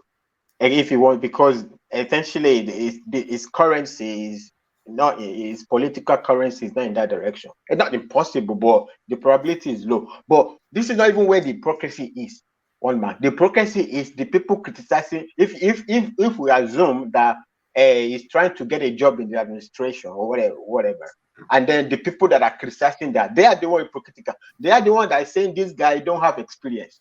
This is their second hypocrisy in this show space. They are the one that say this guy don't have experience. He should go and first be this. He should go and first be that. He should go and first be. At the same time, they are the one that say he's trying to get a job. Which one do you want? You say the guy should go and get a job, and you are saying he's trying to get a job. But because he's not consistent. He's not consistent people. Yeah, okay, you are not consistent also because you said the guy should go and get a job, and you are also. By the way, that trying to say he's trying to get a job is your own interpretation. That's not the truth. No. You haven't seen his application letter. Okay. Oh no. There's no. You see, your view. That's your view. Can I interject you? You cannot be speaking to me. Oh my goodness. You cannot be speaking to me. You don't want me to interject. You said you don't want me to talk and say anything. Just allow you to speak. Right? Now, the point. I'm sorry. Let me just quickly make this thing. I'm not saying I'm consistent, but I try to be. But Showore, the way he has carried himself over the years, there are many times he could have compromised. Yeah, I used to say this on this platform. He needs to have done some little evil to achieve good. But why now? Because if he wanted to have done those little evil, or what I'm thinking that he's going to do, because if you look at this, the last that thing, that their peace accord or whatever they call it. Thank God you said you are thinking. It's your own thinking. Hold on, let him land. Yeah, sorry. He sat beside Tinubu. He was having chit chat with Tinubu. I saw him on that very day. I watched it live. He was having chit chat with Tinubu on the side. So I knew that there could be something here. Who knows? I don't know. But I'm just saying this is just what I think, like you said. What did you say he was doing with Tinubu? I cannot hear you. Rational. What was he doing with Tinubu? He was having conversation with Tinubu, side conversation with Tinubu. Side conversation when they start them next to each other. They start them next to each other. That's what I'm saying. So, I said they sat by each other, not next to each other. Yeah. What are you insinuating? Well, I'm insinuating. That's what we do a lot here. That most of us now we insinuate until it come to pass, right? We shall find out then. I'm only saying this is what I think. This is what I see, and I'm seeing his posture ever since the Tinubu. This guy's brought up this court case with this guy that we're talking about, the SDP guy now. I don't even know as a lawyer, you're not even speaking to Ish, although I get to read that, maybe I'll have to go and read it. But if I think what is that headline is saying is what it's saying, that because Obi filed the case and because whatever, I mean, what is the reason why you're saying that case will not go further? Is it because freedom of speech? Freedom of speech is the reason. Freedom of speech. What do you mean by freedom of speech? Fatai, can I say something, Fatai, please? Yes, Babami. Yes, okay. Babami. This statement that this guy is making again is not the first time he made that statement. Immediately after the election, he came on Rudolph's show. No. He came on Abati. And he made the similar statement. Immediately after the election, he said all the party cheated. All of them, what did he say? They bribe voters. He mentioned that Obi people were paying voters dollars. And Tinubu people, yes, he mentioned it on the national TV. Yeah, he did. He said they were paying dollars. He said Atiku were paying, he mentioned the amount, and that Tinubu people were sending cash transfer. Yeah. The Cash guy transfer, said yeah. all these things. So what is rational man talking now that, because he's making this statement, he wants But to then, take this is appointment? what I'm saying. This is what I'm saying. Maybe you didn't understand me very well. This is what I'm saying. It was more on an obese case than any of those people that we were talking about. Obi Oh is my the one goodness. that filed petition and is making reference That was even before the Obi petition that was filed. That didn't was before rig the the petition was election filed. too. You just said now that immediately after the election, that was even well before the petition was even filed. I was making all this allegation. He was telling you what happened in his polling unit. But then after the election, why the fixation on Obi? That's the question. Don't get me wrong, you can do that though. But I'm he's saying here, referring to the case. He's referring to Obi now. He's a What? politician. Look, I get hold it. on, rational mind.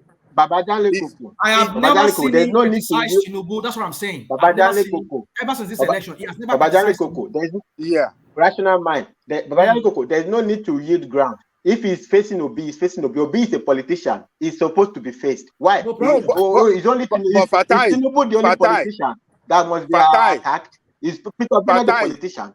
Why should people spare him? Are they not all politicians? Fatai, the fact of the matter is that who is the person that filed petition against rigging? Is Obi and Atiku. Obi and Atiku. So why did he not he didn't mention Obi specifically. What he said is that the people that filed petition also participated in election rigging. Yeah. He did not mention Obi. You are the one that is spinning this thing. Rational mind.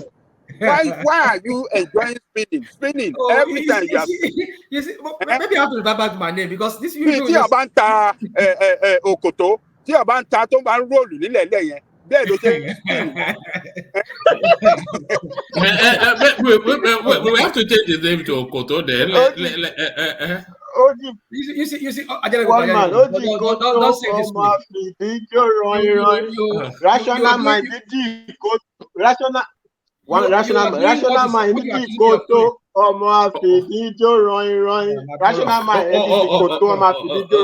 all right, rational mind, have a very small say there and then we move on. I think for me, everybody, what I'm saying is that I don't know, Adeleko is saying that I spin. I mean, you are also doing the same thing because just my word. But then anyway, that's what I think. So I'm just saying because I usually go by pattern. When I see the pattern that people are just or what people are doing, I kind of like read meaning to it. I might be wrong, but that's why I'm saying I'm an analyst. I mean, I'm a public analyst. So, but I'm just going by what I read, what I see. I'm seeing Chiwere. I'm seeing this guy. They've been talking from both sides of their mouth lately. So I'm like wondering that where do you people stand in this matter? Are you for the people against the establishment, or are you for the establishment now against the people, or what? So now that you are criticizing Atiku's petition, I mean, because what I'm reading from there, I think his focus is on Obi's petition. I don't think it's Atiku.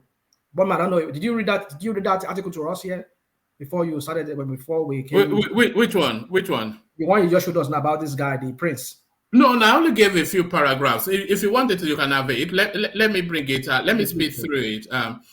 Let me speed through it, and then let Fatai take the lead on that because he has the floor. But on my way to that, let me acknowledge your super chat. Who takes ownership of the name that Fatai has given him, Ekun Oko Remi. So Ekun, once upon a time known as Ayo, now known as Ekun Oko Remi. So Ekun Oko Remi. Candidates challenging Tinubu's victory also committed lots of irregularities. Their petition will be dismissed. Adebayo. The presidential candidate of the Social Democratic Party SDP in the 2023 elections, Adewale Adebayo, has said that all the presidential candidates challenging the victory of Bola Tinubu of the ruling All Progressive Congress APC also committed a lot of irregularities during the February 25th presidential election. Adebayo, who said this in an exclusive interview with correspondents, noted that the candidates also committed all the errors they are complaining about. He added that in their petitions at the tribunal, they cannot point to the winner of the election as the cause of those things. He said one of the petitioners' complaints in their petition, saying that Tinubu was not qualified to contest the election, is nonsensical. According to him, the petitioners cannot say that because the results were not uploaded onto the result viewing portal of INEC, it was Tinubu that stopped them from uploading them. Adebayo further said that the petitioner's argument on the 25% of 2/3 in 36 states of the Federation and the 25% Abuja factor is just a comical relief, saying that though something good might come out of the petitions, he is very sure that all the petitions filed to challenge Tinubu's victory will be dismissed. The SDP presidential candidate said, the participants in the election, including those who are complaining now, which is their right, did a lot of irregularities. Whatever they complained about now, they also did it. In their petitions at the tribunal, they cannot point to the winner of the election as the cause of those things. I don't have to have animosity against the winner. It is a vehicle having 18 people in it. It crashed. The driver died.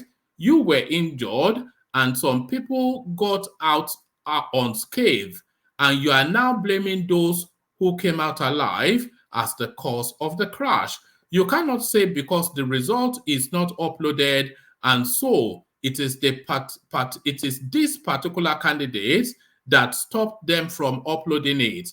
And one other complaint in their petition that the person was not qualified to contest as a lawyer, so that is him speaking as a lawyer, is nonsensical. You cannot say in law that somebody who is qualified to contest an election is not qualified to contest.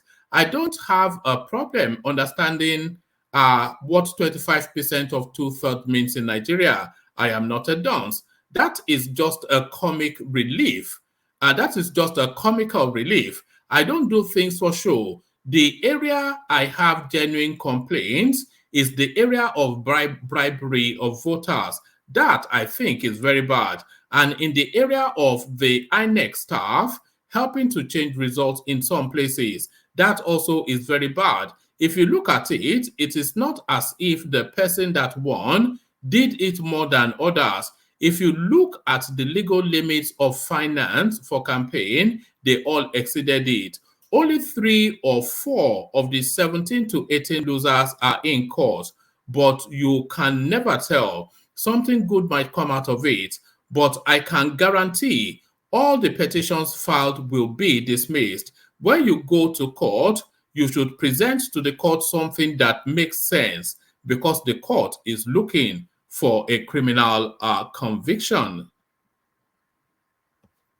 Speaking further on why he said that all the petitions will be dismissed by the court, Adebayo said, I know the law that I know can Adebayo said, I know the law that I know can't be taken from me. I know election practice. I have done it. You can go check the law reports. A judge, unlike most people think, isn't aware of the popularity of your candidate. What the court is aware of is that INEC, as an election management institution, is asked to implement the Electoral Act and the Constitution. You have to come out and show the court that INEC violated the Electoral Act and the Constitution in a way that substantially, not little, it violated the Electoral Act and Constitution. So that's substantially not little. Hold on to that. You can tell the court that the election is not valid at all on the grounds that it was full of malpractices. If it is not valid, the court will set it aside and do it again. You can also tell the court that it validly conducted the elections but failed in mathematics in terms of what number is awarded to each candidate. You cannot say the election was not valid and at the same time say you got more votes than others. So the inherent contradiction there. So 2 more paragraphs.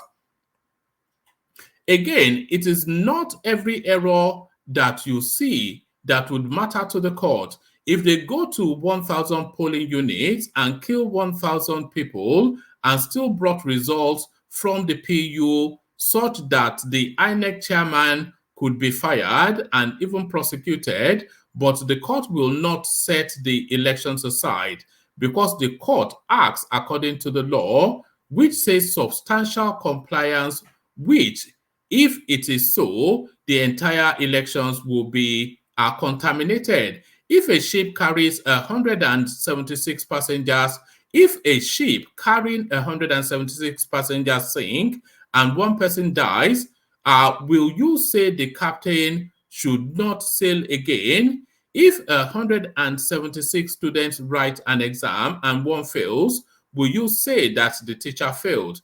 Can that issue in the election affect the outcome of the entire result? That is the issue. So it's a long and involved legalist academic piece by Prince Adebayo. There's nothing legalist there. It's just all bull crap. I mean, Look at that. You are intimidated by his intellect. You are intimidated by his intellect. Just listen to what he said in one of the paragraphs you read, where he said that you cannot say because of what was that the first paragraph where he said something like around the he said something like that you cannot say because the election was not conducted right, and then you now take somebody to court and you are asking that the person is not qualified because of there's a question mark on his credentials. I mean, what are you talking about? Did the Constitution not address that matter? That if you must, I mean, maybe because he didn't mention that you must not be fined, you must not have all these things. So if somebody said, okay, I have this case against you because you forfeited something in the past, could that not be on the grounds for which I can disqualify you guys? No. Our Constitution is written in English. It did not say you cannot be fined. It's not conviction. Talking about conviction. The guy is not convicted. Oh God. No. You know when you are trying to think. No, rational mind. He says conviction and fine. He said it there. Yeah. The fine. So what's your point? What's your point? Wait. What this thing you are talking about has been debated many times on television, right? What is being rested upon? The fine you are talking about is they said the Chief Justice of the Supreme Court in one ruling equated something about fine to forfeiture. Okay. And that's where they are going. That because he forfeited money. That's why I always say if there is no hypocrisy, there will not be obedience. Even hypocrisy, even in their court document. Now they go outside and start screaming conviction. But when they go to court, they are speaking about the issue that the forfeiture you should equate it to fine. They are not in their own court, so they are not talking about, because they know there is no conviction in the document. They know there is no conviction, there is no criminal charge. And by the way, even the other day I was speaking about it, one thing I even forgot to mention. If you look at that forfeiture, they always talk about the number, but they don't talk about it in terms of percentage. So the money was like 1.4 million. What Tinubu forfeited, 460,000, whatever. When you when you rate it by percentage, it's around 32%.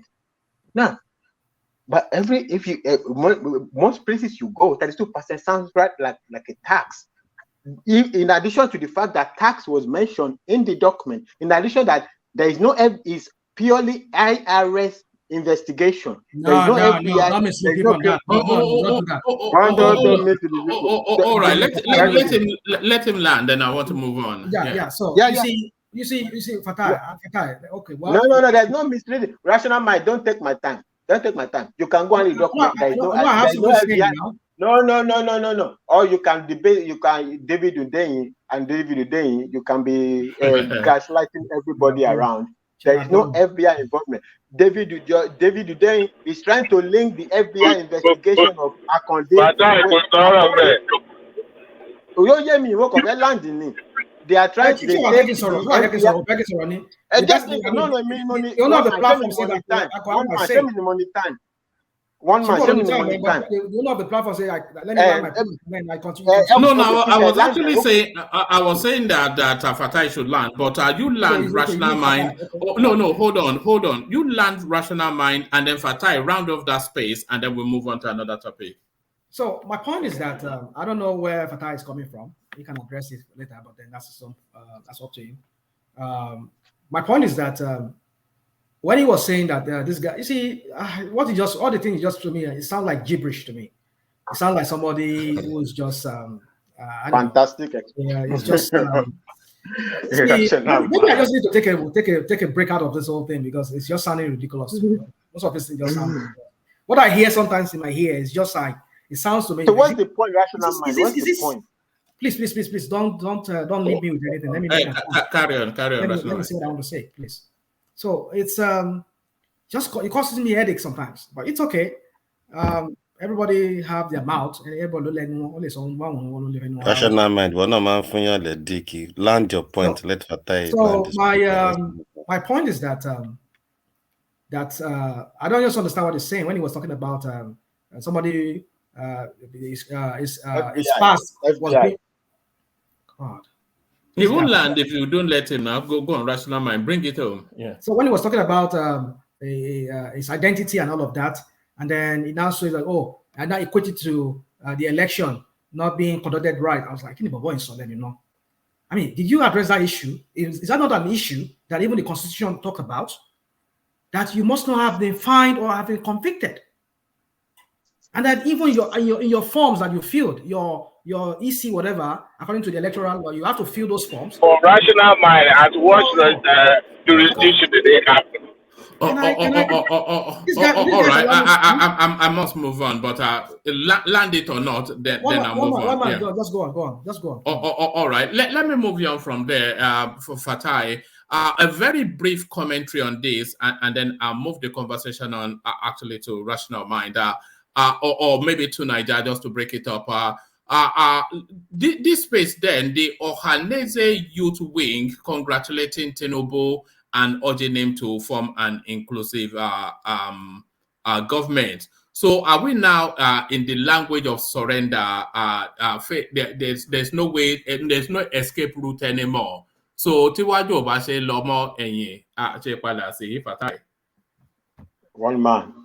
I like before Trump became a politician, every day we always talk about the art of the deal, right? Make a deal and move on. The people fighting about something that will not change, right? Make a deal and move on. The youth, Nnamdi, what is it? There was is it Nnamdi? I don't remember the name. Chimereke Abichi. I don't remember the name. There is an Igbo person that was advising Namadi, that was advising, go and make a deal. I mean, move on, leave all this and move on.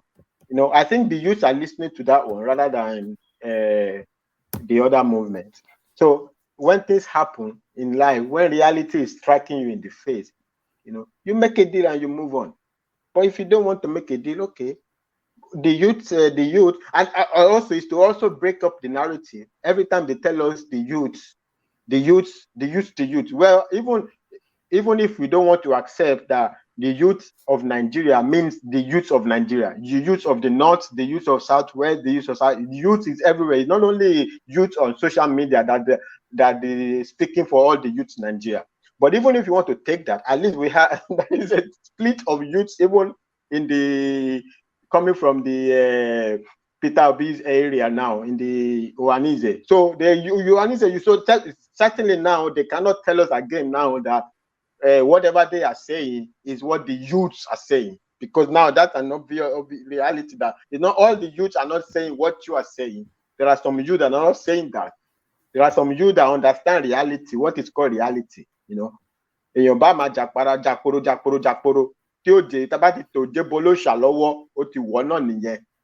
youths, some youths have said, and these youths, they have very good group IQ. They have very good collective intelligence.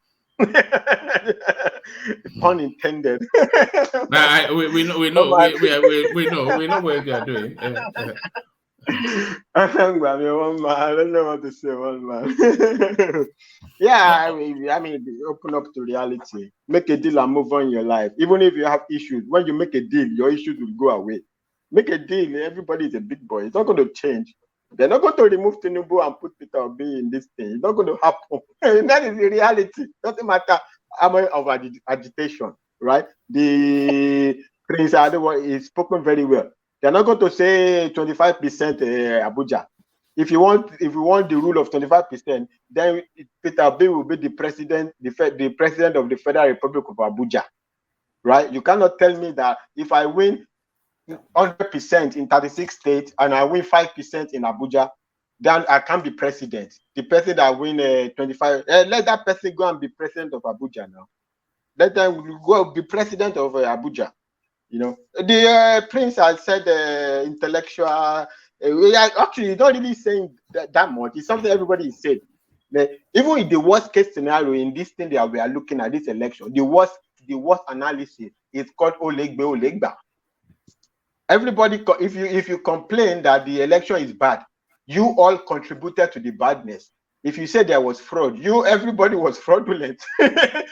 Labour Party was fraudulent. APC was fraudulent. PDP was fraudulent. Even they are saying even that Kwankwaso Party also was fraudulent. All the big boys, they all contribute. You're all making argument for cancellation of the election. Whoever is no, we should cancel.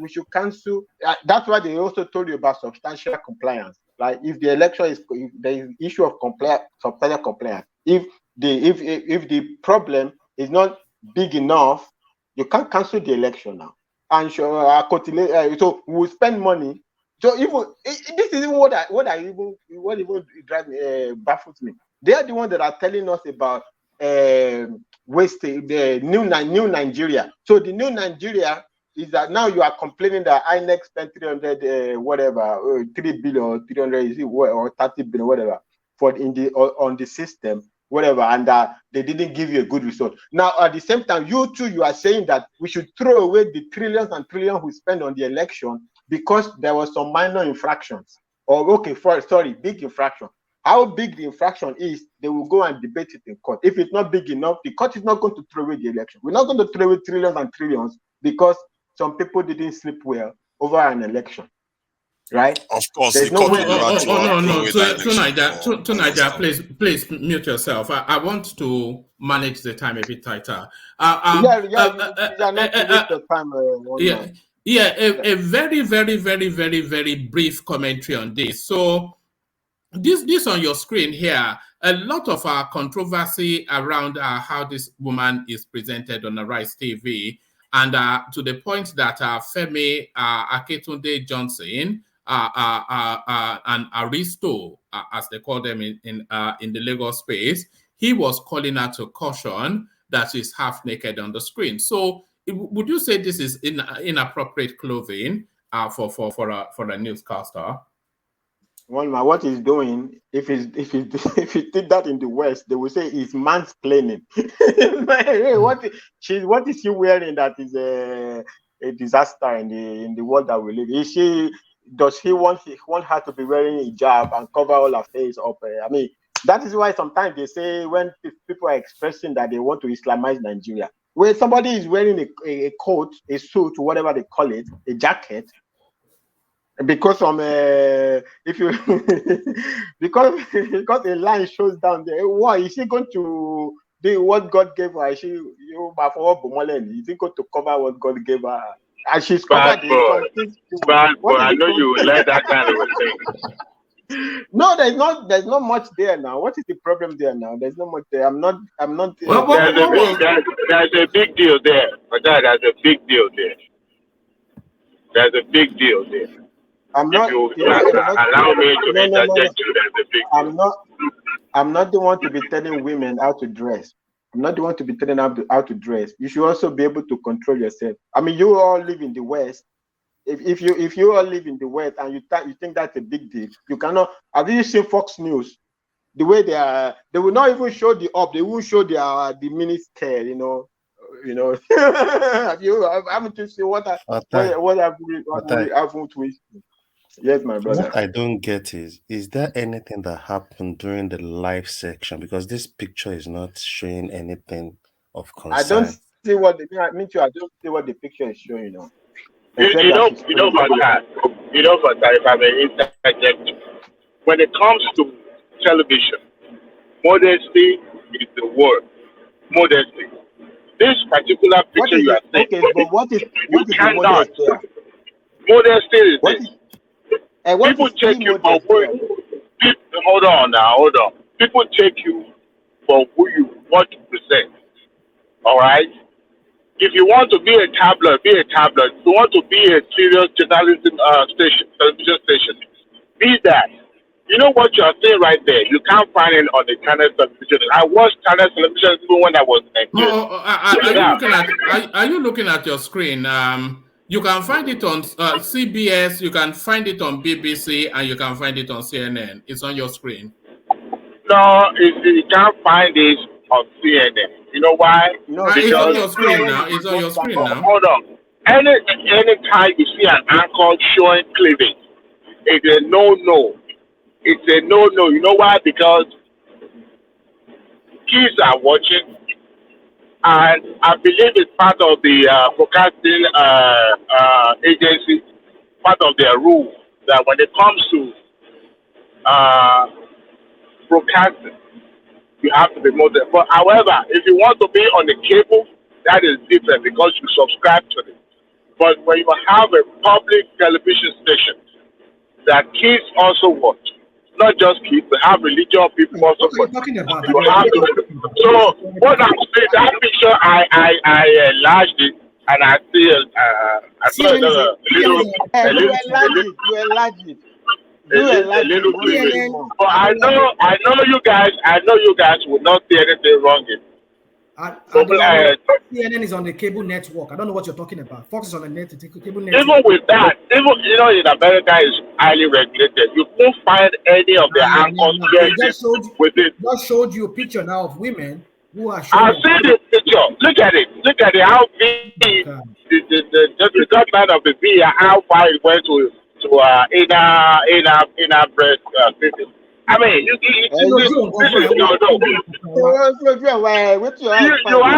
asked me to look, and I look now. Why you expanded. You said you I have expanded. to enlarge it to be able to see.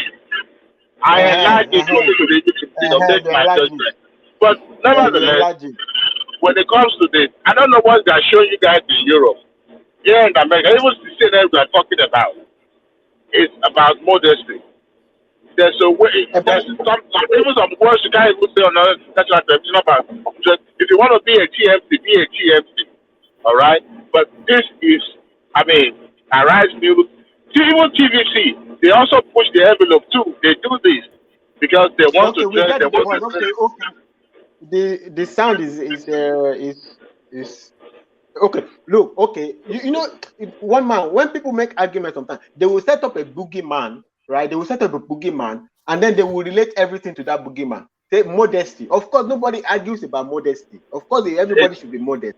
What we are saying is when you look at somebody, what is immodest here? What is immodest here? Should it be wearing hijab and cover up? No, you don't even have to do all that. At least you cover clothes that cover your chest up. You're not going to everybody to be dressing like Saudi. Come on, man. Come on. Brother, we are not in Saudi Arabia. Because you're already westernized. If they don't know, thank you.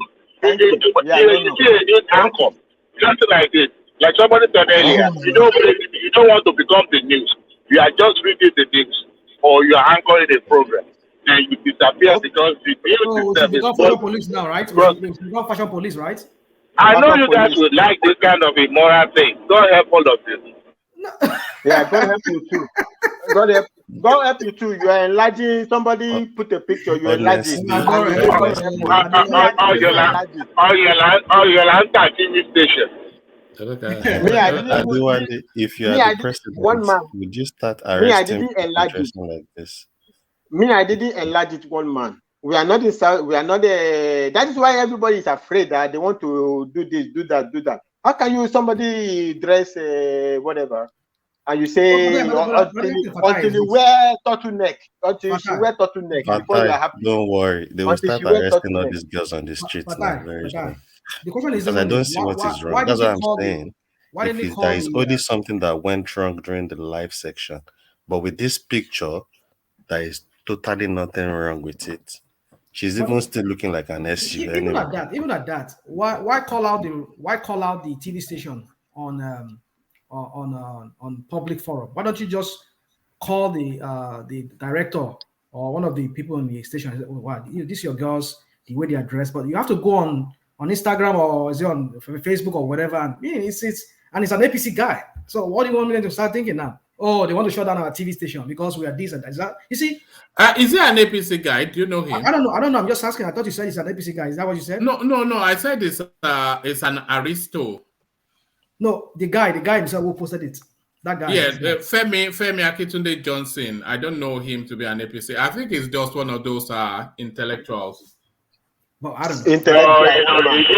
He's a journalist. He used to anchor program, and he's also an MC. He anchors programs. I think he also teaches this thing called public speaking and all that. He is into that space. He's been back Maybe for they quite a while. missed something in his name. Maybe they missed a reverend or Pastor Femi or something. I don't Because know. for me, I don't see what is wrong with what this woman is So you doing. guys are saying you guys cannot see any cleavage shown in that, man. I think we're going to be seeing more and more of this actually, because the nation, as you look at it, the north is growing more and more in population, and if anything, Islam is getting stronger. So you're going to see Rational more and mind. more. Rational mind. Turn on your television and see if you will see something like this on CNN. I should not on my television like I watch television. Fact check me if you see part of somebody's Is it a bad thing, or is it a bad thing that somebody says maybe cover up? I don't know where I stand on it. Nigeria, this is what they call objectifying women. You have the only thing you see about the. There you go. Oh, seriously? Don't even go there. there. You go. Stop. Look, let the anchor man, the man who's anchoring the show, let him tag his all right. Sorry, Dewale, your connection is quite poor. But Fatai, round off that space and then we move on. We move on. It's just time. Apologies, everyone. It's just time. Yeah. Go on. There's no over objectifying people. You know what is that? I mean, the man that is talking, only God knows what even he does in his own time. Sir. So it is over objectification now. Then go they wear. Are we in Saudi Arabia? What is wrong? Somebody wears a jacket, right? Okay, everybody, even if you look at the human structure, now, there is a line that goes from your neck goes down. Because the starting of whatever is there. Until she wear turtleneck? What do you want her to wear? I thought she wear to cover all her neck up and everything like that. What is what is wrong there? She didn't go down and say cleavage. Cleavage. What does cleavage even mean? The shape. What does cleavage? The shape of some shape. And so even if you wear clothes on top, don't cleavage show out of your clothes. She's wearing jacket to cover her cleavage. She's wearing jacket to cover her cleavage. So whatever shows there is the line that goes down. And if you see it, yeah, we know the lines begins the start of something. But you don't need to over objectify her now. That is not too bad now. Who are these bishops, pope? All of a sudden we have popes all over. I said they miss Pastor Reverend in the initials of his name. What is to this picture that we are also that I'm saying, and I didn't even enlarge it. You are criticizing somebody, you went to enlarge it to see even it in detail, and you are saying I was driving now. I was driving, so that's the reason why I enlarged it. You enlarge it to see it more, and you are coming to accuse me of of immorality. I'm not immoral. What I see in front of me, I don't see what is too much there. I don't see what is too much there. maybe the people that say too much, maybe they will soon give us a Sharia law in the broadcasting companies for the broadcast. Maybe they will propose Sharia law to the NBC, the broadcasting corporation, whoever is regulating the broadcasting. One man, thank you. All right, brilliant. Thank you, Fatai. So, thank you, Fatai. So, let's go on from you, Fatai, to let's go to Niger, and then after to Niger, we come to you, Rational Mind. But to Niger, pick it up from this space. So, this now is the language of acceptance, if not surrender. It sounds more like surrender to me, but certainly acceptance, a nice, tidy, inoffensive phrase. Ohanese youth finally congratulate Tinubu, urges inclusive government. So is this the end then of that Agbado noise that the obedience space make on social media to Niger? I think John Legogo said something about just acknowledging the fact that there is a reality on the ground with the process that is ongoing, that Tinubu will be sworn in, very, very much likely, except they decide on some, even if they decide on some cases, there's room for appeal. So he's still going to be sworn in. So it is not realistic to say, okay, you're just going to be against it. I guess they're just being generous. They are allowed to be. I guess it's a good thing. Because they could just decide that, okay, they will stay silent, and that too, there's nothing wrong with it. They have the freedom to just stay silent, and if they don't, because you can disagree with the outcome, but just be what do you call it, gracious, and just still congratulate whoever is going to be sworn in for whatever purpose it is. So I don't see anything wrong with that. I think it's fine. And I'm not sure anyone should be attacking them, because I've been on panels where even Southeasterners are saying that they understand this has to happen, and this is something that some people don't give Peter Obi credit for, because he tells them to stick to the process. They shouldn't overreact to things. So from that point of view, I think it's a good thing all around, really. All right, brilliant. And to the space, to Niger, I think we had a long and involved conversation around it, but now you have the floor. Expand on your thoughts.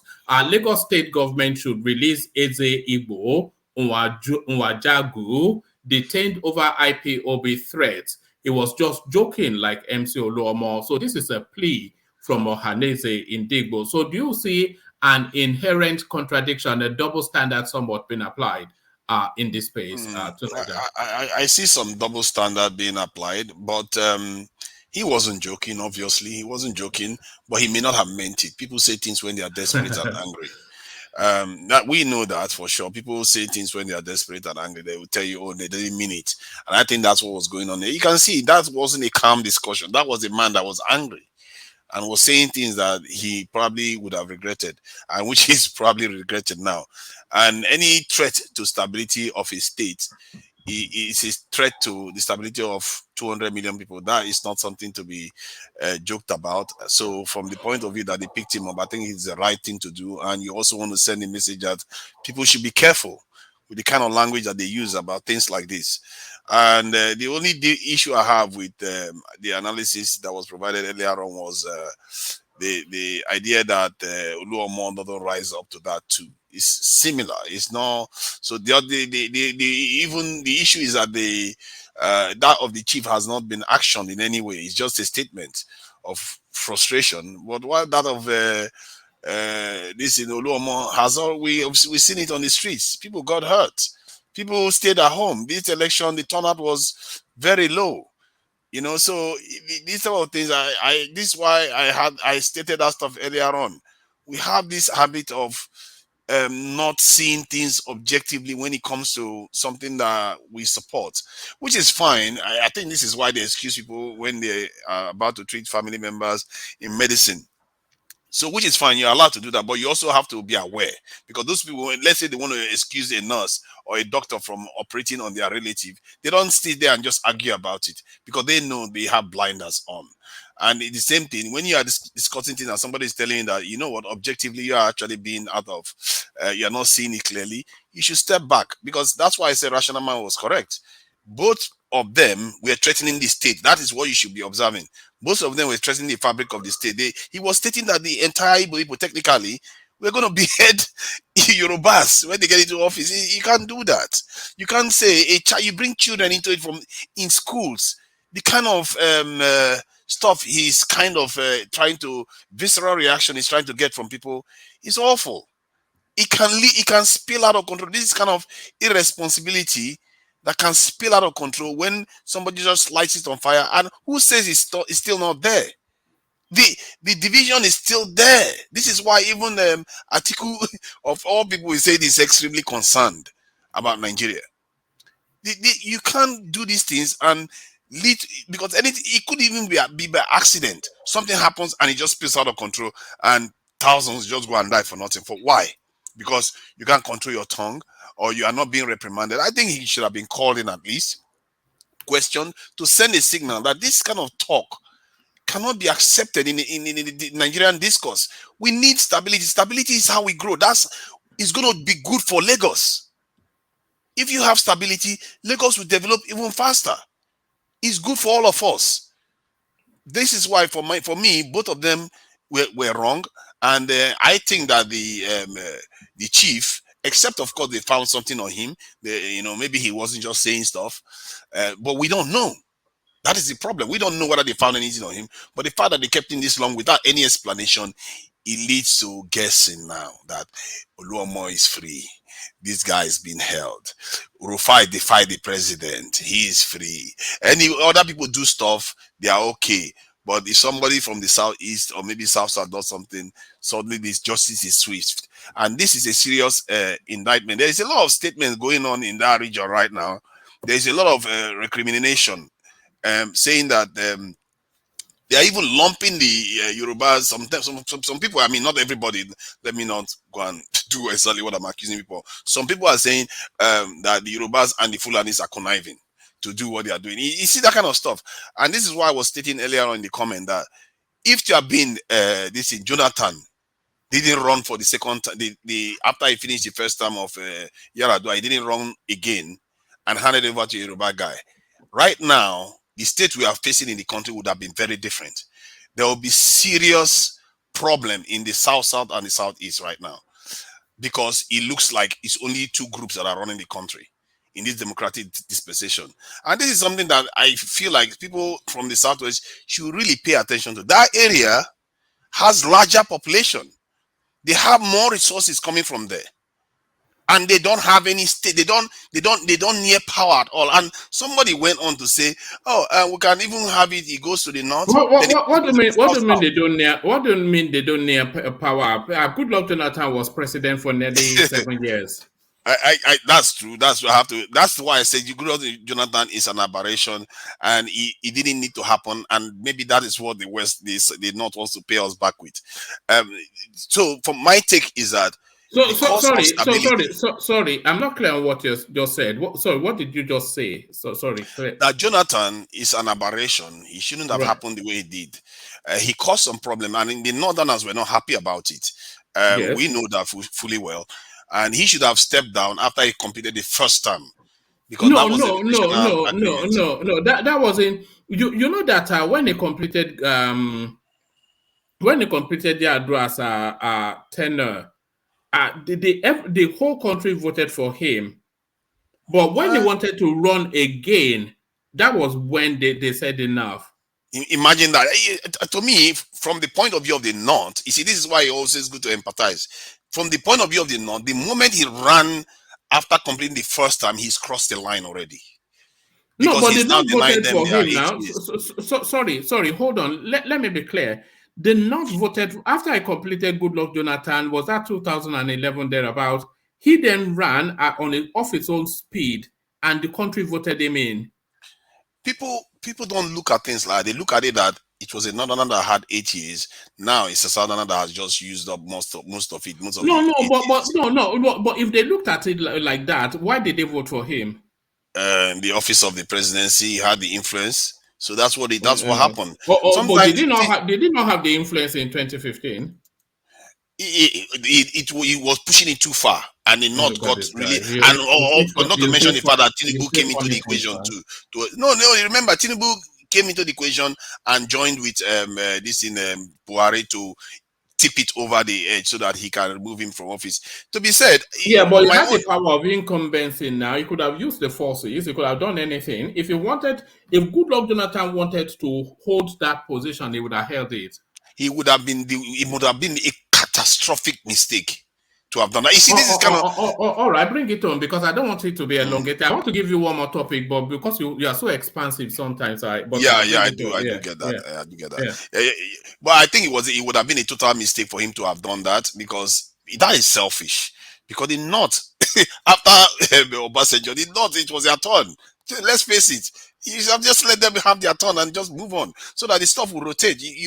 I don't like when you do things too selfishly, it leads to instability. For me, stability is our instability is our greatest enemy.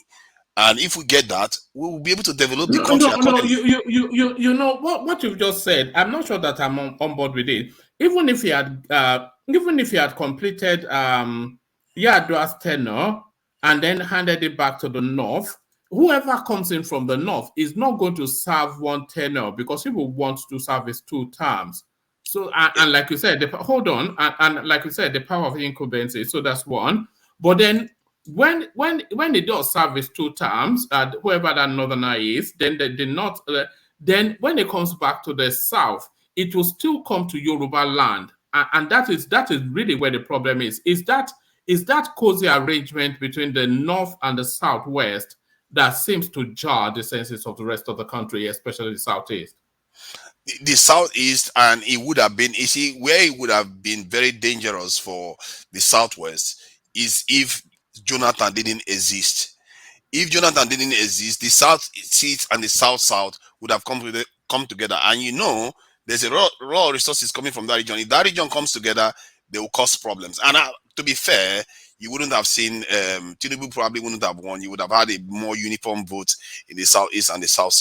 Jonathan is a saving grace for that kind of narrative to have taken effect. But that said, all right. I really think that he, as much as South people like him to rule, he should have just handed over after they completed the first 4 years. And if he handed over based on that condition, it will mean that the person that comes in has to run for 1 term. You see, it would have been clearer. Not 2 terms, then it makes it, you see what I mean? All right. Let me bring you to another talking point. But condense your thoughts on this one if you can, Dunaija. It's really, it's always the pressure of time. We delight in hearing from you, of course. It's always the pressure of time. Yeah, I know. It says, disregard anyone saying, I hate Northerners. Peter Obi says, days after presidential aide Bashir Ahmed said the politician does not like Northerners. So these are the offshoots of the Yes Daddy tape. So let me just speed through it. I'll just give you a few paragraphs just to... the presidential candidate of the Labour Party in the 2023 general election, Peter Obi, has asked the Muslims in Nigeria to disregard anyone who claims he hates Northerners.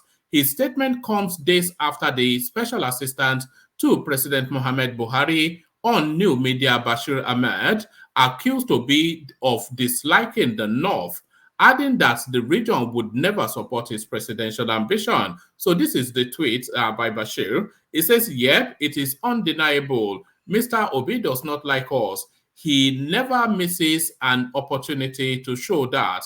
During his time as governor, when he was contesting, and now as the former presidential candidate. So we are only reciprocating. And if he runs 1,000 times, we will reject him 1,000 times.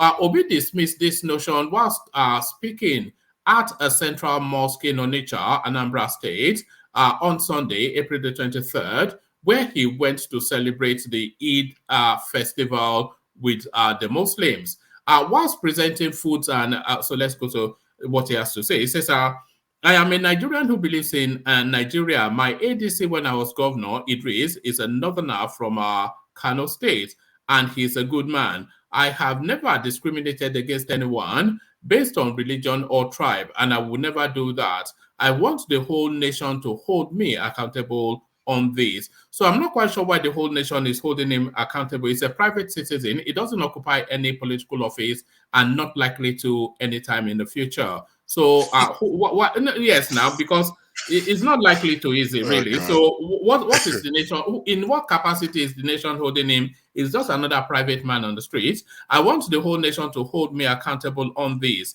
I will never discriminate against anyone. Well, who cares if you do? I will continue to support you, especially in areas of education, health, and worship.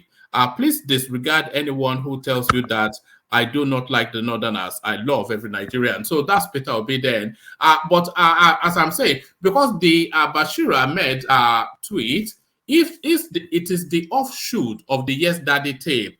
So Peter Obi now is looking more parochial and narrowed to his region, which was how he was seen originally, and which is where he's landing back to. So a brief commentary on that, to Niger. Yeah, earlier on in this thing, I stated that that P2B has been tarnished, even if by 10%, because of this tape, due to the way they responded to it. Because you can't allow your image to be damaged if you are innocent this way. And I've always said that they should be very vigilant about it, because this is what is going to happen. That said, I also criticized the campaign that they didn't do enough in terms of reaching out to the North. I really don't understand that. They could have done it, because clearly he's saying that he's not biased, so it should be everywhere. It should be in Bono. It should be, stalking imams. When they come out, they were shocked to find him outside the mosque. That's what he should have been doing. Sometimes they may not necessarily vote for you, but they will not dislike you, and they will not talk. You will not have them spreading bad rumors about you, because they will say, I know him, I like the guy, but still I might vote for my guy, but it's not that bad. That is what I need Obi to convey to the North, because generally we know Obi doesn't hold grudge against anybody. He just seems to go around very humbly doing his own thing, and I think he needs more people to see that in the North, and he should do more on that one. I was happy to see him in that mosque, but it looks like he's doing it now. Where was this a long time ago? He really should have done a lot more outreach. And you can also argue that when he was in office, some of his accomplishments that he accomplished it by working with religious bodies. So he is very close. You know how the South is, they are very religious in terms of Christianity. So maybe it doesn't come to him naturally to just reach out to Muslims, Not overnight. like that to Niger. It was capitalizing on the Muslim ticket. That was why you were saying in every churches. And when people were talking about people causing issues between tribes, you people are not pointing fingers at Obi, because Obi is part of the problem. He was the one that even started this whole nonsense. If I'm And not the biggest mistaken, picked it up as well. that was before the candidacy. This thing, when he was going to churches, because the moment the campaign started, you're not allowed to go to churches. He didn't do that anymore. He did. When He um, went to churches. During campaign, we were seeing him in the, churches. the only time, They were if he went calling into, him he to didn't say altar. anything. He just went to attend church service. I don't think he No, they were said calling him anything. to altar. The pastors were siding him. We see what was going on. Most pastors were siding him because he was campaigning in that light of Muslim ticket. So the Christian needs to take over and all that. And you can say most of the pastors jump on the bandwagon. And when he attend their churches, they call him to the altar. You don't need to call him Uh, to the altar. So in a way, you've campaigned for him. You've told the people in your church to vote for this man. to be fair to So him, he goes on the altar to tell them, don't vote for me because I'm a Christian. He says that all the time, everywhere he goes. Don't, and hey, whenever what do you he's at expect? risk of Anyway, being, carry no, on. no, I get what you mean. I get what you mean, that he may come across as, and I also, I subscribe to the idea that he should have spent more time in the North. He really should have. Any leader, including the way I criticize Tinubu too, that he should have spent more time in the South. Is this thing that you want to run the country, but you don't want to reach out to all part of the nation. I really don't understand that kind of psychology. You should want the nation to be united that you are about to govern. Isn't that going to make your life easier? You want people to relate to you. So, and that's my only And criticism again, of I don't Peter even B. think is Dati Baba helped at all in that not. I think the choice of Dati Baba was just didn't help Yeah. his case in I, the north. I didn't think that That he was the that optimal that choice. was beaten in his own polling booth. I didn't think it was the They best defeated choice. him in his own polling booth You see now. what I'm Um, saying? Given his background, for me, given his background, I wasn't very, very happy. I'm not being like against this thing, Fulanis in any way. I'm against the. I think his parents, this affiliation with the tribes in Mauritania that are responsible for enslaving and maltreating black people in that country. So that is what I don't like about it. And we have Nigerians. Why not just choose other Nigerians? So, but if I'm having criticism against Peter Obi regarding the way he interacts with the Muslims, is that he didn't do enough of it. And I spoke to some Muslims and they said that they don't like their leaders traveling overseas for treatment and all the rest. If you speak to Southwest, they don't like it. If you speak to this Southeast, they don't like it. Every part of the country don't like it. And this Northerner told me if Peter Obi said something like that, he will connect with people. But I said it to people that are connected to Peter Obi's camp. They never did anything about it. So they scored an own goal to an extent, because I don't think that the Southeasterner would never have voted for Peter Obi. I don't think whatever he did, they would not have voted for him. So why bother with them too much? Focus on the areas where you need to win people over. But we don't know. Maybe actually we don't know until the court case is finished, done and dusted. And I agree with what one of these panelists said about, if it is not substantial, the court will never throw it out. It has to be very substantial malpractice before that they will judge it to be. And I think it's going to be, it might be pending on that. I don't think all the other technical stuff, even if personally anyway, even if let's say dual citizenship is an issue, where you go and acquire citizenship overseas, which is what is stated in the constitution, is an issue. Even if they say Abuja is required, I don't think that should overturn millions of people's votes so that we can go and do election again.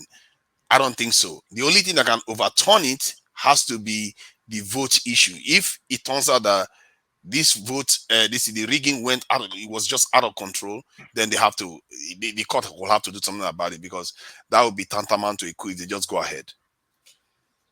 All right, brilliant. Well put. To Niger. So that's the excellent to Niger. Of course, we all know him. So let's go from the excellent to Niger to the equal excellence of rational mind. If it's still there, rational mind, are you still there? You've not interjected. Yeah, I'm here. I'm still here. All right. Well done. So you are there making money on the side. So this space then, Tunaja glossed over it, but I thought it was a quite significant. Ohaneze youth finally congratulates Tinubu, urges inclusive government. So it may not be to everybody's taste, and it looks as though from the feedbacks that we're getting, it is not to everybody's taste, but certainly Tinubu are set to govern the Nigerian state for the next 4 years. So there's an acceptance of this inevitability, and that is reflecting both in the conversations on social media and the headlines now. Ohaneze youth finally congratulates Tinubu, urges inclusive government. So what are you making of that, rational mind? Well, yesterday I think we talked about this guy. What's his name? Namani. The guy who could not win his own election, and he was giving advice on Igbos coming together. And now today we're hearing the Ohaneze, the youth wing, talking about this. And then we are hearing again that the 10-man presidential list that they did, transition list that they did, not even, it's 20, I think it's 20, not 10. No single one Igbo man. And and then you're telling me that, what is all this? What is all this all about? You kind of understand, you kind of read between the line and you understand what is going on here, that this is going to be, Tinubu is not going to have it easy. I don't see him having it easy in his government. If he wants to play the same card that Buhari has so often played, this ethnic card that I see, that I won't even exonerate him from, all those urchins that he's using in Lagos, the likes of FC Lomo and the rest of them, and his attack dogs, all of them singling out a tribe as being the cause of their problem. And then you expect him to have governance. Why did we think that Tinubu? Why did we think that Buhari failed woefully in his governance of that country? It's not because of his lopsidedness, his lack of inclusivity. And then Tinubu wants to. Rational man, this is not Lagos State. He's ruling Nigeria now. What are we talking about? Boy, Mike, did you Because you are bringing in MC Oduomo into that equation, and I don't see how that even what are we makes talking sense. about? Did you listen to what I said? I'm talking about what he has already started with right now. He's 20 man. What has Tinubu started with? He's 20 man. Is all done. He's 20 man, or is it 10 man transition team? Not even one Igbo person there. And you people will come here and you'll charge. Oh, who is the Igbo person you're expecting to he made this one. The so-called commissioner of what's it called? Gutter cleaning in Lagos State there. What's his name? Igbokwe. Joe Igbokwe. Joe Igbokwe. The guy there. Can't you put him on the list of his? This is the same guy that would fight for Tinubu anywhere. If you go on Twitter, anywhere you see him, he'll be defending Tinubu from now till that kingdom come. You cannot even call him that. Come, okay, stop killing that gutter in Lagos State. Come and join my transition team. Well, it is his choice. It is Tinubu's choice to make whoever he wants to work with. But I'm saying, DOG, listen to me. Hear me very well. What I'm saying is, he should not repeat the same mistake that Bubu did, that brought this calamity or catastrophe in his governance, that the whole country was just a mess. Because we're talking about inclusivity here. In your governance. Because I've seen him visit quite some southeastern people. And I think he has his own plan. And with the way, rational mind, we are human beings. If you're in Tinubu's shoes, you will take your time and you will be really skeptical about who you are choosing from the southeast. One Igbo person. He's going to get them. He's not position. It's just transition team. I hear not you. Like it's transition team. He has the right to choose his own transition team. Not like he get any major vote from the southeast. Can I interject very quickly? So he needs to choose his transition team. Then from there we see what he does. But you can't just. We are human beings. Southeast is not part of. It's not a big of a tribe within Nigeria to have one. Rational man, can I quickly interject, please? Yes, please go on, please. Good. Number one, the team that was selected is not a transition team. That's just a correction. It's not. It's just event organizing committee, just people that will assist in the planning of the event planning, rather. Now, I think we're being very uncharitable if we want to say Tinubu is being tribal, he's selecting this team. Tinubu has one of the best record of appointing people outside the state, irrespective of where they come from. He was not under any obligation as a governor of Lagos State to appoint Igbo men, Hausa men, but he did. He was not even under any obligation to appoint people from other states, even in the Southwest. He did. So, I mean, except we just want to play politics with everything. If as a governor of Lagos State, and exclusively his prerogative to appoint Lagosians, he went outside, not just only as commissioners, even as board chairmen. He appointed people from outside of the state, Anambra and Delta included, and from Kano, and from Kaduna, from Ogun, from Osun, from Ekiti State. I think we are being a little bit uncharitable. Thank you. Bishop, one minute. Let me finish. 1 minute. Let me finish. 1 minute. Now that the necessity is laid upon him constitutionally to go beyond, and we now think he will, for whatever is what, I think we are being a little bit too hasty. Thank you. We shall find out. We shall find out how the whole thing unfolds, because in few weeks from now, he's going to be sworn in. I mean, so be how many? This is 24th. I think we had about 6 more days or 7 more days before May, and then we'll be counting down. The countdown begins, right? We shall find out. We shall see if he's going to even be the president himself. But let's just assume that's going to be, and then that's what we're talking about. And so now the Ohanis, the youth wing, they are now trying to we also act like the sycophants, the other sycophants that have been sycophantizing here and there, and speaking Yoruba just because they want a political post. We shall see how that pans out. One man, for me, I just I don't think, because I know some of the Igbos are just who they are. They were always maybe they've lost hope in Obi being able to win that election, that petition, or being able to ask the court to annul that election. and ask for another election to be done. We shall see how that pans. Maybe they've lost hope in him. It sounds like it to me, but I don't want to believe that's what it is. Maybe because of Namani yesterday, what he said, and now we're seeing the Ohanese youth group. I don't know. Maybe is it because this Ohanese, they have different youth wing. This is what we call themselves the right youth wing. That one we call it could be another faction. And tomorrow now we have here another counter something again. No, we never said that. Those are the people the factionalized. We just have to see, because for me this thirst for validation by the Tinubu's team here and there, wanting people to validate them. I just see that as, and then like you said, it seems like the whole agitation towards and the hostility towards Tinubu, if you want to put it that way, if you want to say hostility, I mean, that's my own word, but that's what I think some of the Badified will think. This hostility towards Tinubu, you might think that it's dying down. Well, for me, I don't think it's dying down. So people are just trying to look at what's going to be the next move.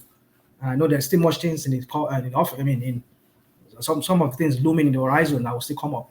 People are just waiting for this, because if you feel that there's this lowness or this sudden silence, rational mind. Everybody, hold on. Everybody wants validation, including yourself. Yeah, you know. Just hold on. How do you know I want validation? Just hold on. How do you know I want validation? Do you know me? Just hold on. Just hold on. You see, every time it cannot be either your way or no way. That's the truth. I understand you. I mean, just hold on. Not necessarily being controversial. I try as possible to strike a balance, even when certain things does not go well with me. But it is very obvious. I mean, what was Obi doing in the mosque yesterday? It wasn't a validation he was looking for. What are you talking about? You are saying sycophancy. People everywhere in the world, people labor for a party to come in.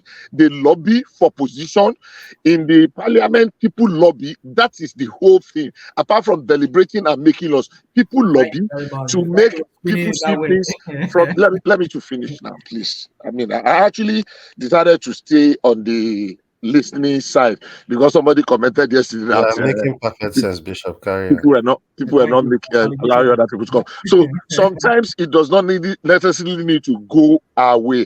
I want to, if I want to express something now, and we are discussing, and you have spoken my mind. When it's my turn, I would rather want to skip so that we can, because I even if I don't agree with you, but facts are sacred.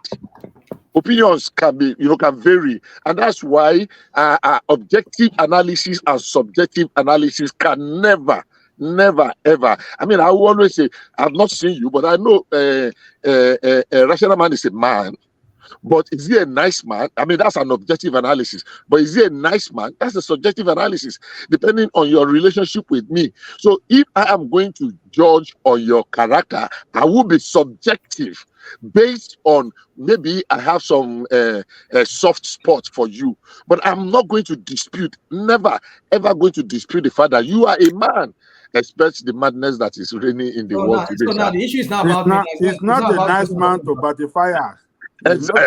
So that's subjective. That's subjective. Man is not nice to batify. But that's subjective. So I mean, back to my quick interjection. Yes, do everybody want validation? Almost everybody wants validation. Obi wants validation. That was why he went to those mosques, the group that people are accusing him.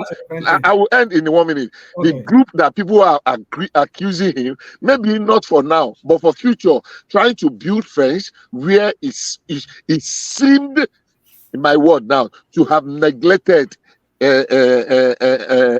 before now. So it's politics, and I just believe that I know people contribute, like somebody was saying earlier on.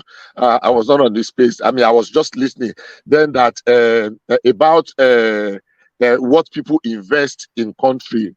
I mean, what the time we spend in debating this, I mean, from the time I've been listening to you, which is almost long before the elections, I used to listen on the what do you call it? It's an investment. It's because you are passionate about Nigeria.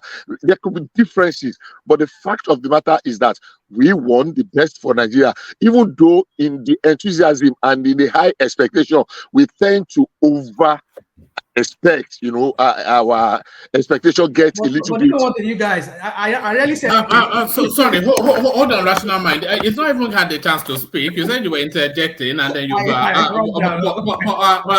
DOG, can you check your phone? Check your phone, DOG. Carry on, rational mind. Yeah. I run down because you were trying to. You see that? You see, it's like one man will have sometimes in private time. He's like, I hope they not bullied you today. Because this is intimidation to me. Like, anything, don't get me wrong, I'm just joking, Bishop. Anything that I just say like this, they will just, I mean, like, you people, even you are letting me even finish what I'm doing. You just, until I just make a nonsense of the whole thing, I won't be able to even say what I want to say the way I want to say it. Goodness, guys, please, I mean, you guys, please allow me, give me a break a little bit. So, anyway, yeah. So, well, I get your point, Bishop. But then for me, you see, what you say, nice. I'm not a nice person when it comes to people who I perceive. Get my word, perceive. Or I've read.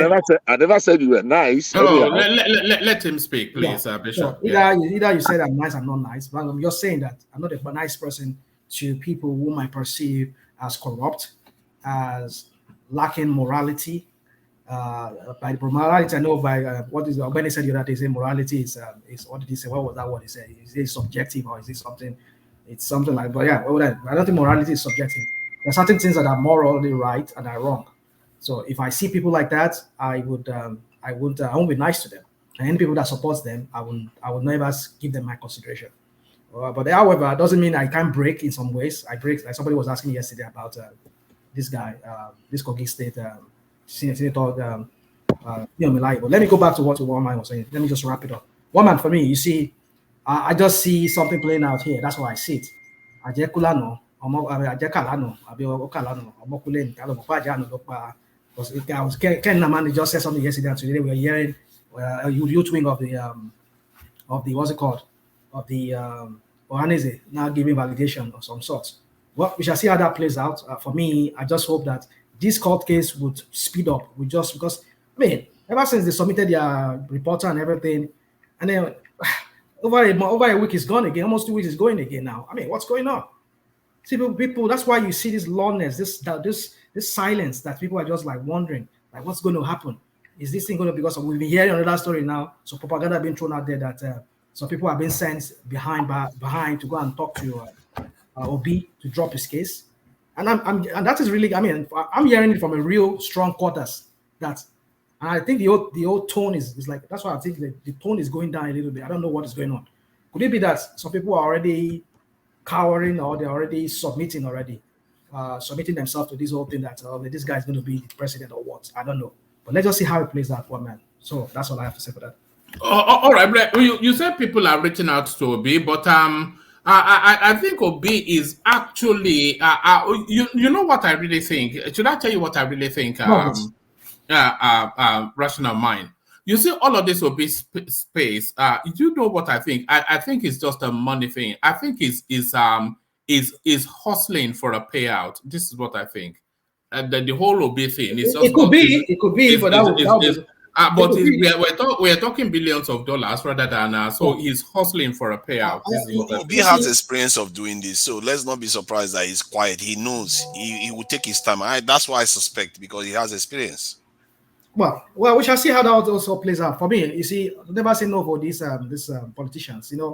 I ever since I joined this public forum, One Man and other platforms, I've seen that that's why some people could say, people could poke holes in my person. That, oh, look at you, saying some other people are hypocrites. Are you not even the greatest hypocrite? Well, maybe yes, I'm hypocrite because I think I'm becoming one too. Because I was asking myself recently, like, it's like you need to get off this whole thing because. I'm this kind of person that I believe in consistency, and it's like my consistency is being attacked because the person that I'm trying to defend himself lacks some sort of credibility, and then it's like then what is your credibility? Then you that are saying that, talking about credibility, you're attacking Tinubu, attacking other people. This is your own candidate too, So it's making me to have some kind of rethink about this whole thing, talking about this politics too. But anyway, yeah. But as far as I can go for now, I will see how far I can go with that. But so my point is that he can cower, he can sell out at some point, maybe ask for some political position for himself or some of his people. I don't know. We just have to see, one man. You just have to see. But I won't put anything beyond him. It's possible, yeah. For me, it's a money thing for Peter B. But to this space, Lagos State government should release Eze Igbo. I actually feel that there's a level of double standards being applied here. And for once, I would say that equal measure, either release him or pick MC Oluomo up as well, rational mind. Yeah, we argued that for a long time. Yeah, with Rational mind, sorry. One man, check the private chat. All right, okay. Yeah, so we are myself and Ajalikoko, we argued that for a little bit, and I see double standard too. You see, one thing about me is I like to see Egbadaba fi no ìyàwó ni ká fi no ìyálé, as they say. Uh, Whatever cane that we use in those days when men used to beat their wife. Don't get me wrong, I'm not a woman beater. I'll never do that. But I'm just saying that that's the tradition back then. So anyway, so the point I'm trying to make is that I'm gradually seeing that I just hope Tinubu does not make a mess of his government if he ever becomes one, becomes a leader of the country, because it's like they're making it from the beginning.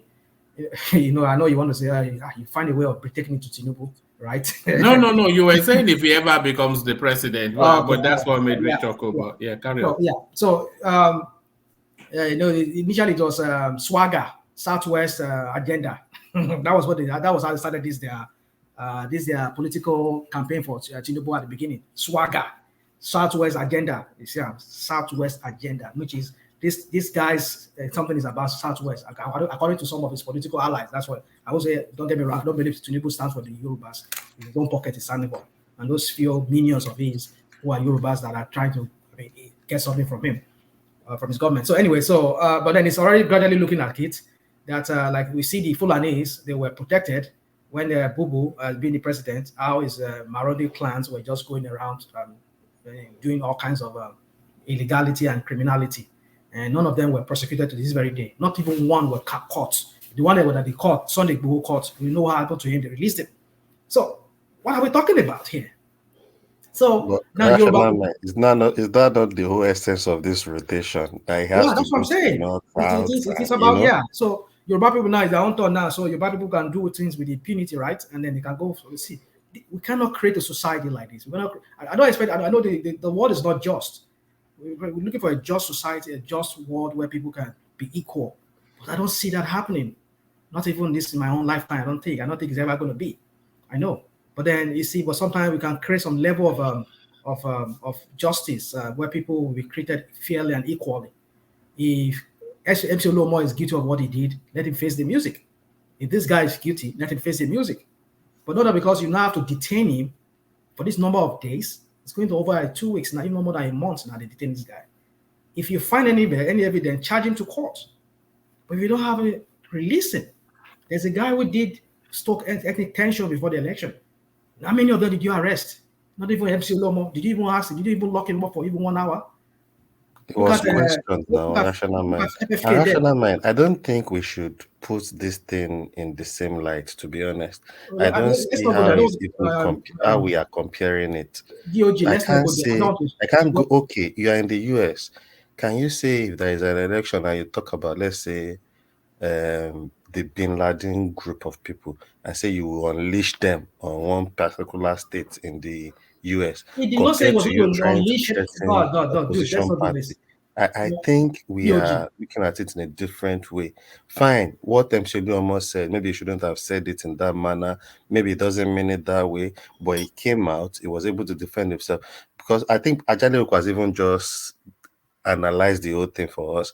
I think it's actually what that guy at Asia said. It carries more weight and more worries and trouble. What weight does it carry? That I'm going to protect myself with the people of my own side, who you people label as terrorists.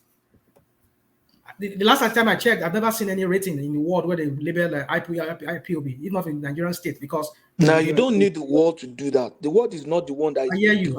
You don't need the world to do that, right? No, rational mind. The world is not the one that is those people in Southeast. The world is not the people. It was not the one that they have Monday shut down.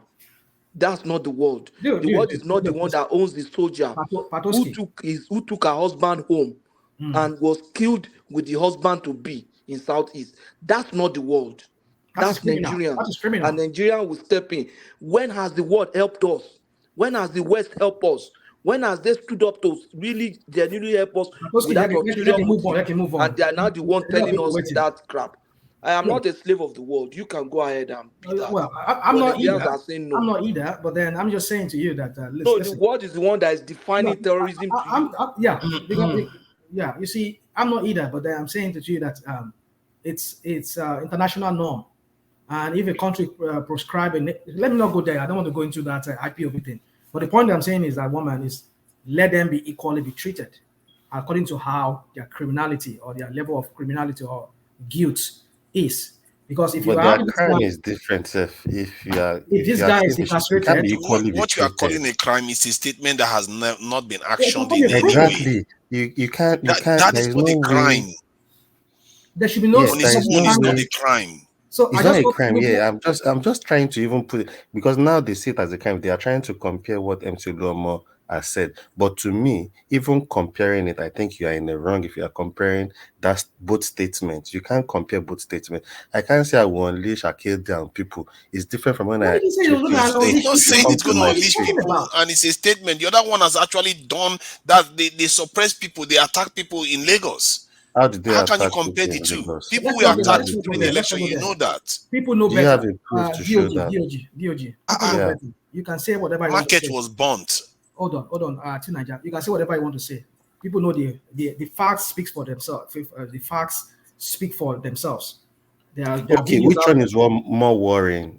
The video, you will bring IPOB. The one that's more worrying is the one that the action. And somebody that is saying, "Oh, this election, if you don't vote for us, once election is passed, it's passed." But if you mention IPOB, you can do it anytime.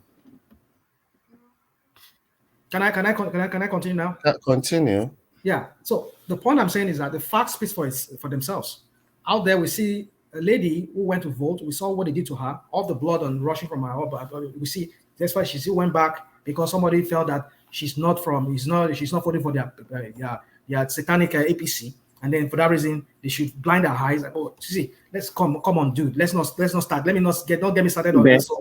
Facts. That incident was not even in Lagos. That incident was not even in Lagos. It was even in the Southeast. Yes. That incident was not even in Lagos. It's not the first time you are hearing this session about. Sorry. I noticed that Atunaija was quiet on that. He knew it wasn't in Lagos, but he did not step in to say it wasn't in Lagos. Okay, carry on. Besides that, there are other videos we saw. Somebody lying down. Somebody went to snatch ballot, and what they did to him, how he snuffed his life out of him. But why would he want to go and snatch ballot for a satanic? That was done by the obedient space, by the way. Wow. Why would he want to go and snatch a ballot, knowing that it's an election? This is a matter of life for people, because the next 4 years, 8 years of people's life has been wasted by Buhari. I know many of my people there back in Nigeria that their life is miserable now because of 8 years of Buhari's misrule. So are we going to allow people and other people? We're talking about people's life being rubbish for another 8 years. So we have to get it right. So if you are coming here to come and put an hindrance to that, we are ready to take you down. Maybe that's what happened. Don't get me wrong. I'm not justifying jungle justice. Don't get me wrong. But the thing is, why would he himself want to go and try and go and snatch a ballot box? We saw videos in Lagos State. That's in Lagos State, where even police were there. They came in and they dabaru the whole election. So what are we talking about here? Actually, that was in Lagos. Actually, this lady was attacked in Lagos. I heard it was in Lagos. I know what they're talking about. It's not Lagos. I've had it many people say it's not Lagos too. But I think it's Lagos. That's what I said.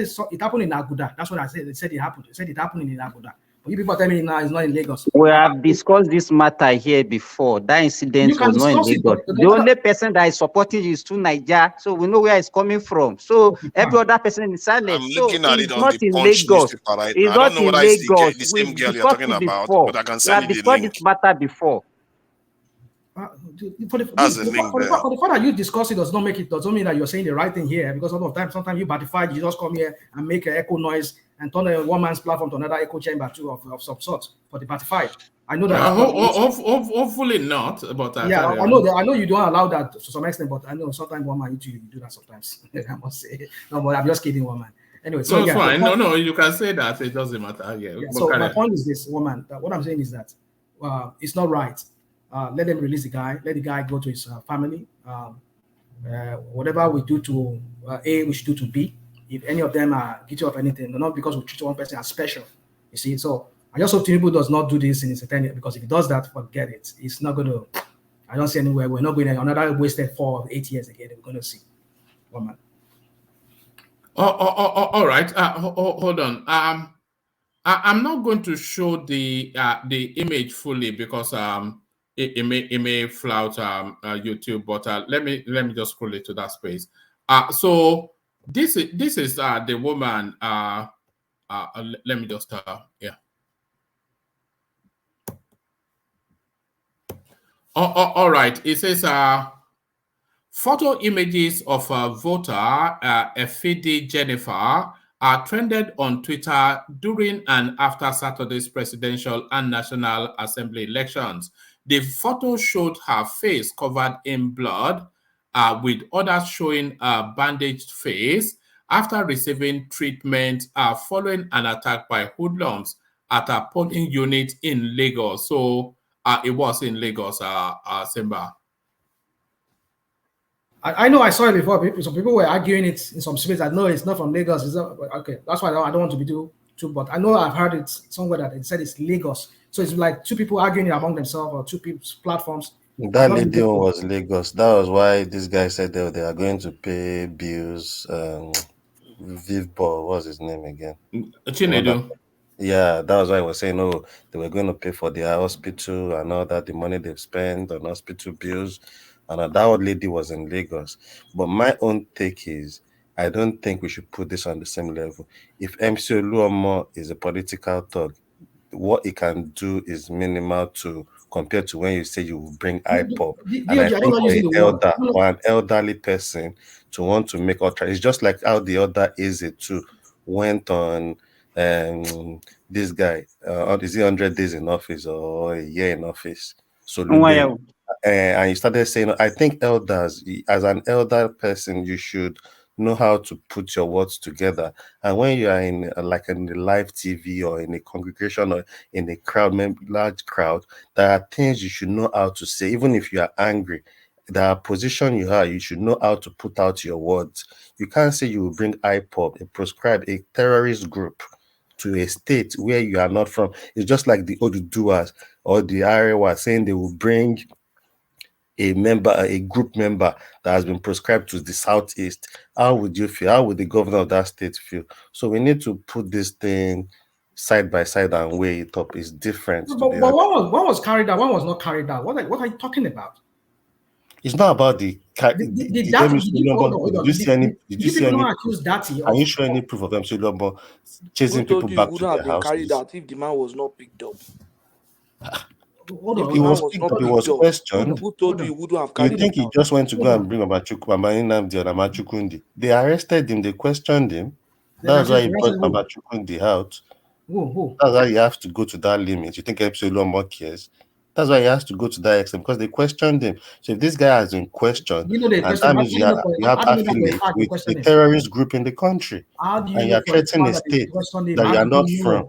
How can you be easy? And that's why the Olubadan stopped all this easy thing. I don't know if the DOG is he here with us? I don't know. It's like you just kept talking. You don't even allow people to interject you. How do you know? No, the DOG does that. It doesn't. Now. Because I'm interjecting, I expect you to listen. You don't trying to stop me from talking. I listen to you now. Allow you speak, right? It's only normal for you to also. It's only fair to allow that. Carry on, rational mind. No, I'm carrying on. But I'm just telling you. All right. Let me take you to another space. Let me take you to this space. Rational mind. Let's hear your thoughts on this. It's a progression from where we were yesterday. We'll evacuate Nigerians stranded in Sudan by road, Buhari regime. So this is Godfrey Oyema telling us of his action plan for the Nigerians stranded in Sudan. President Muhammadu Buhari's regime says Nigerians stranded in Sudan will be evacuated by road. Obviously, what you need in a situation like this It's a place where everybody can congregate before you start moving them out, because the airport, as you pointed out in your report, it is out of commission. The only viable way is by road, said Foreign Minister Godfrey Onyema Sunday on television. Earlier, the Nigerian embassy in Khartoum had asked Nigerians, particularly students in Sudan, to remain indoors, etc., etc. The embassy, in a statement cited by correspondents on Sunday, said it was still dangerous to embark on a journey towards the border of Sudan without security clearance from the country's authorities. No fewer than 4,000 Nigerian students are stranded in the Sudan. So let's see what Godfrey has to say. Onyema noted that those stranded in the country could not be evacuated by air, even though some nationals were evacuated by air, and the United Nations conducted an evacuation by road, and Saudi Arabia used the waterways. But of course, it is not totally safe. So you are going to require the government to provide some security and a safe corridor. We have been given the cost estimate and all the details. They gave us a figure of 5,500 who are ready for evacuation, the minister explained. Since the violence broke out, France, Italy, Turkey, and the United States have begun evacuating their citizens from Sudan. So, action plan from the Nigerian state regarding these people. But is that sufficient enough? Does that sound like a plan, or is it just filling the vacuum with hot air? Yeah, I listened to that interview that Oyema did with Shunyo Kimbaloye. It's I think from the way it sounded like somebody who is just himself is handicapped in some ways, because of logistics and maybe the funds and all of that. They were he prepared. They never foresee this coming, and even though they never foresee this coming, they should have had some kind of a exit plan for evacuating Nigerians. It's just because of we don't even get our own government, right? We have a failed government in itself. How can you even talk about even deploying that in your foreign policy?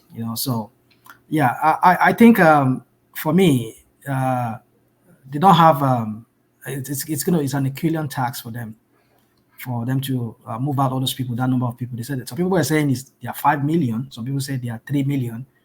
And they say ordinarily they had is it on your platform here? They say they are ordinarily Nigerian students. There are about over 800,000 Nigerian students there alone in that state. I mean in that country.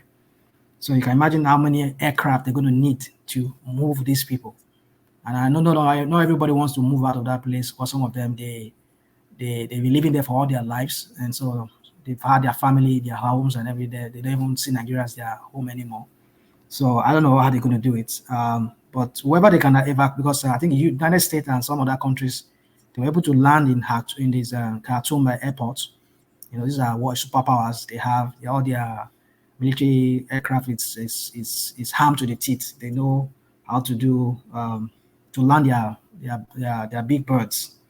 But then Nigeria does not have those all those things. So the only option will be for them is that maybe if they can get them to the border, which I think that too is dangerous, because going to the border, you don't want them to be suspected as spies or however, and then they just snuff their life out.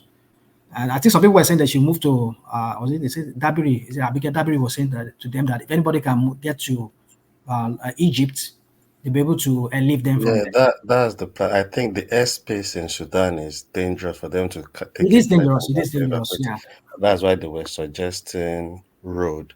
But they say if they can, the next border place they could go to is Egypt, where they can get flights. And this Airpeace guy has actually rendered to evacuate people from Sudan with his airline.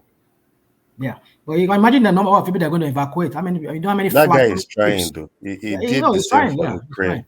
But you know how many trips he's going to make for him to be able to? I mean, I just hope he doesn't wear out those his plane. If you have to be going like I think his plane can only carry like He maybe probably has maximum. one more than The one. guy has offered to help now. You are now wishing he does not wear it out. People just not wishing Nigeria. Rational mind. What That's is wrong rational with mind that? for The you. man said he will do it. Say, I hope he's not going to wear out his plane. Do you hate Nigeria that much? Oh my goodness! What are you talking about? No, listen to yourself now. No. So sorry. Let's leave rational mind alone a little bit. It looks as though he cannot have an opinion. Don't go after his person. Go after his thoughts. It's Go okay, after. Sorry about that. But am I the only one listening? I'm up with this task. I'm just having fun. Yeah. Am I the only one listening to that?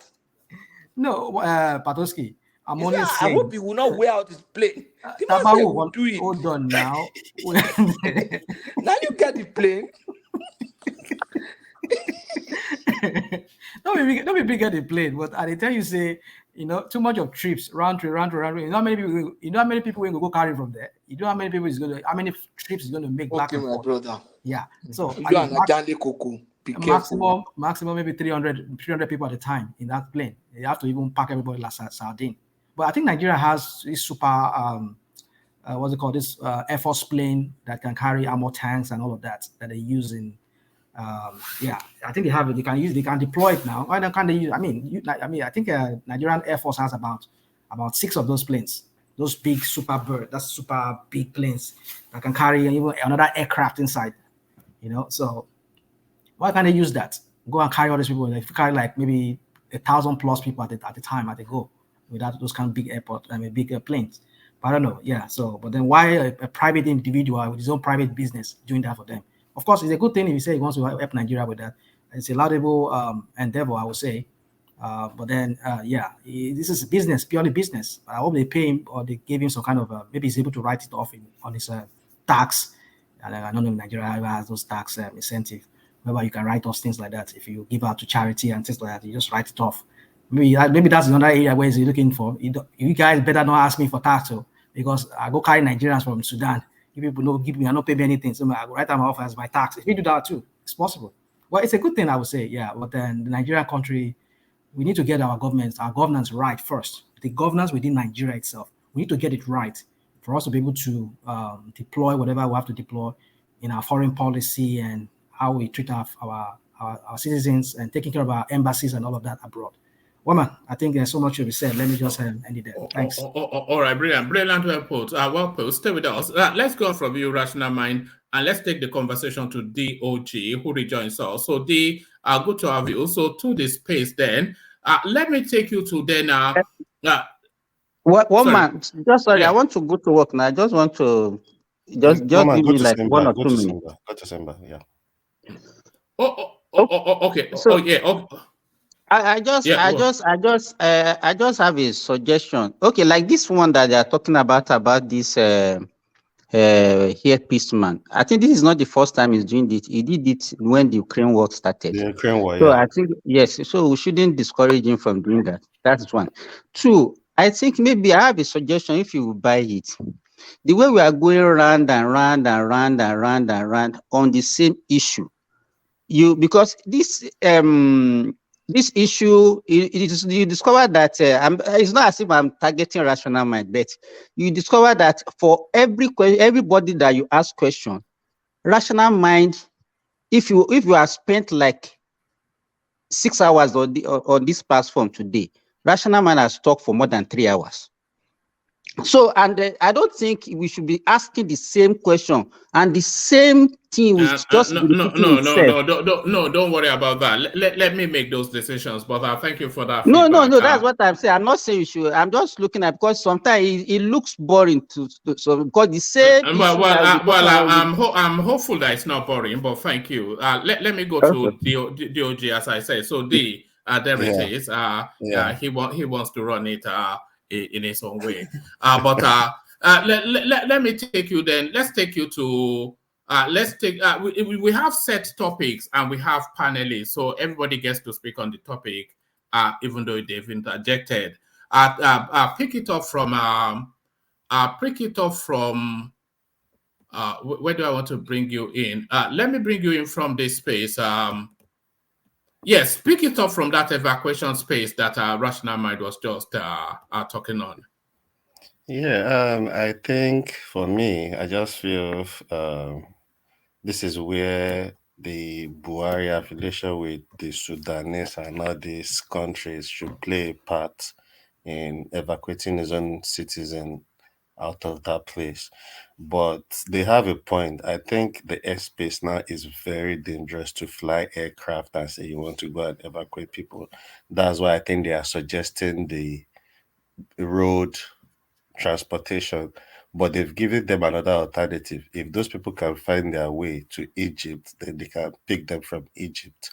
And then I just think we are just slow as a country. We are slow to react to things like this. Look at how long it took us to get people out of Ukraine as well.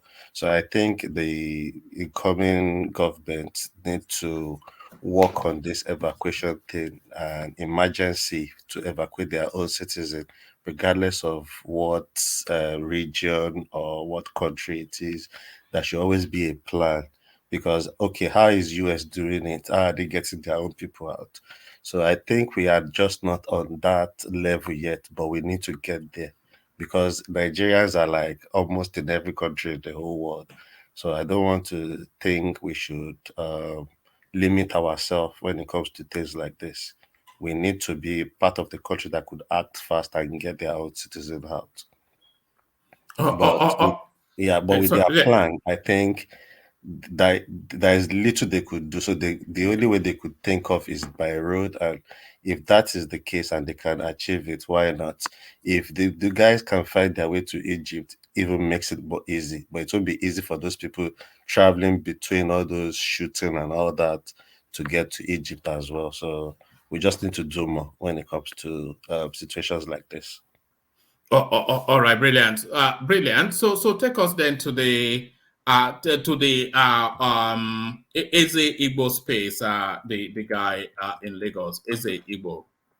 Yeah, for me, the way where I stand, fine. Maybe MC Loma do some things, but this is election period. A lot of even politicians come out and say things that are funny, but after election, you don't see all that. But we can't compare it or use it as a yardstick now. What MC Loma said to now just somebody that is saying it will bring terrorist group into a state that you are not even from. You are not even you are a king Igbo king or in that area or in that state, they give you the chance to do all that, but you want to bring a terrorist group, a group that has been proscribed as terrorists to come and fight for you in another person's state, I think is wrong. I don't think, and I don't think any Yoruba or Hausa people have king or Oba in any southeastern states. But if you go to almost all south, and that's why I said Yorubas, we are very welcoming and we tolerate a lot of things. I think it was the previous Olubad, the one before the last one, that actually said he doesn't want anything Eze Ndigbo in Ibadan anymore because it's now becoming as if there are two kings in one with the way the Igbos were doing the Eze thing. So, and I think all this Eze, if you are Eze in whatever state you are, it's not a southeastern state, you need to watch your transcripts and be guided as well, knowing that, okay, they just give us this opportunity so at least we can lead ourselves because of your maybe your culture, your tribe. They just give you that chance, but you should watch your transcripts and leaders, elderly people. I think they always watch how they manage their utterances because they just say things sometimes, and this is not the first time an Igbo elder is saying something similar and like a threat and all that. I think they need to work on themselves, and I'm not putting it on the same level with what MC Luoma said. If I'm in the position of the governor of that state, I would rather react to what he has said rather than starting to react to what MCLO, because MCLO has been questioned already. And what MCLO must say is just all these political things that goes around during the election period. But you can't sit and say, oh, you want to bring a terrorist group into a state to come and fight for you. A state that is not even your origin. Naturally, you shouldn't even be an easy something in that state, but they allowed you, but they take a piece when it comes to that. And that's why, and this is the reason why that Olubadan stopped all this AZ thing in Ibadan back then. So I think as leaders, whether you are Yoruba, Igbo, Hausa, as a leader, as an elderly person, utterances, you need to watch it. And I think this should teach a lot of people lesson on when it comes to saying things. Sometimes people allow their emotions to take over their decisions, because I think it was just his emotions that took charge of him when he was making that statement. I don't think it's a statement. And I'm sure he has regretted making that statement. That is if he doesn't have any affiliation with IPOB, because most of these elderly Igbo people, some of them do codedly, but you know. All right, brilliant. Before I take you to the next talking point, I'm not sure if I had a chance to acknowledge Ayo's coffee. So that's Ayo doing the buy the coffee as he always does. So that's Ayo. Thank you for that. Nobody has yet joined Ayo in that space, but Ayo straddles that space by himself. So thank you, Ayo, and to the super chatters. So that's Alexander Gomez who kicks it off. Kulata in a series of and then Ayo Sukulata comes in, and then Ayo doubles up his coffee with a super chat, and then Kulata, and then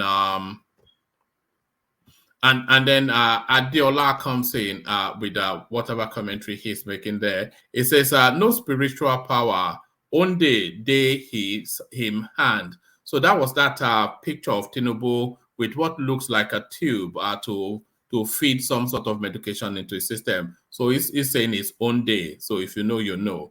So Kulata comes back in, and then Kulata again. And then, of course, the Prince Daddy comes in as well as he regularly does, and Ayo seizes the space with the last super, well, with the latest, not the last, hopefully. But let me newscasters with plunging headlines and the controversy that ensues. So this picture, your thoughts, D. Oh man, yeah. I've tried to look at this picture 1,000 times, and honestly, I think I even see worse on TV than this. I don't see, even if I've not zoomed it, and I don't think there is even a need to zoom it. I don't see how there is a problem with this. That's why I'm saying maybe they forget to put the title of Reverend or Pastor in the man's name. That man that actually complained about this dressing. I think she's dressed nice enough for a presenter that's just going to run a show on Arise TV. So I don't see what the man is using to make this judgment. That's why I was asking. Maybe there was something that went on during the live section while the presenter was on live that we don't know about. But if it's about this picture and about this look and this dressing, I think this is decent enough for a presenter. This is 2023. I don't understand, to be honest. All right, brilliant. Let me take you to this space. I think this is finally Peter Obi bowing to the pressure of the Yes Daddy tape. So he comes out now. Disregard anyone saying I hate Northerners. Peter Obi says days after presidential aide Bashir Ahmed said the politician does not like Northerners. So off the back of that Yes Daddy tape, this is in charge of new media for the Buhari administration, Bashir Ahmad. He says, yep, it's undeniable. Peter Obi does not like us. He never misses an opportunity to show that. During his time as governor, when he was contesting, and now as the former presidential candidate. So we are only reciprocating. If he runs 1,000 times, we will reject him 1,000 times. So the offshoots of the Yes Daddy tape are finally cut up with Peter Obi. Yeah, I think Peter Obi is a bit. He played himself, and I didn't see how he made that calculation, to be honest. And it was obvious while the election and the campaign and everything was going on. It is obvious. It is only if you're an obedient and you refuse to see it. It was obvious he was capitalizing on the Muslim ticket of Tinubu, and obviously he started going to churches, started calling the Christians. Then it was really about the tribe as well. And he really banked on the IPOB as well. And I think that's where that agitation of, Lagos is no man's land, all those things. I think that was a bit coming from the IPOB section of the Igbos, probably, that support IPOB in Lagos. So for me, I think this is too late. I think he has shot himself on the foot already. So doing all this now, and to be honest, I don't see Peter Obi having any political muzzle after this election. I think this was his chance, and he's done his bit. He tried not to write him off totally, but I think all this is just too late. It was obvious, and that's why the Malam is telling us now that we can tell, and it's too late. If you like, come 1,000 times, we won't still accept you. You will know you don't like us. And I think Peter Obi, like I've always said, is like a fraud. I think he knows how to do all this show off for you to think, oh, this man is a good man. He likes to, play on people's intelligence and emotions. And he did all of that. It is only if you refuse to see it, because 99% of obedience doesn't want you even to scrutinize Peter Obi at all. But for me, I think all this was late. He never really took the Northerners. He never held them to high esteem when he was doing his campaign. He was busy going to the East and going to the churches, and was really calling on the Christian and how people should take their country back, like his revolutionary campaigning and all that. So for me, all this is too late. And I agree with the Malam. The guy is right. I don't think we like the Northerners. All right, brilliant. Let me take you to this space next. Let's bring this up. So it's the well, where was I taking it to? Yeah. So it's this space. Ohanese youth finally congratulate Tinubu, urges inclusive government. So is that now phase of acceptance in the grief process? I won't doubt if this is a fraction, just like we have in the Afenifere, there is a fraction that is supporting Tinubu, there is a fraction that is not supporting him. This might be a fraction, but this shouldn't be new to anybody, especially in that country. And in politics, once the election is over, people pinch their tent where it favors them. And obviously, I think that's the right thing to be doing. Because looking at all this petition, it won't get nowhere. Tinubu is going to be swearing come May 29th. He will rule as president. God keep him healthy. He'll be there for 4 years. So I think the best thing for them is to align and support, because we can't all now lignite and say, oh, because we don't support him, he's not our president. I still see some people going online saying, oh, Peter Obi is our own president too. Tinubu is president elected by INEC. Regardless whether anybody likes it or not, Tinubu is going to rule. And it's high time we need to support the government of the day for them to achieve. The election is gone, and it's long gone until 4 years' time again. So I think the Oyanese youth, the ones that have come out now, are already looking into the future. And they're probably looking at a future perfect, and they think they need to align themselves with the Tinubu regime on time before it's too late. So I don't see what they are doing is bad, but it might be a fraction, because I don't think this obedient thing will leave. And that was why I was asking Fatai the other time. Do you think we won't keep hearing things about Tinubu within all these 4 years? I think that will be the case. Some people will still be there, but I think the Tinubu um, team now, I think they are wise.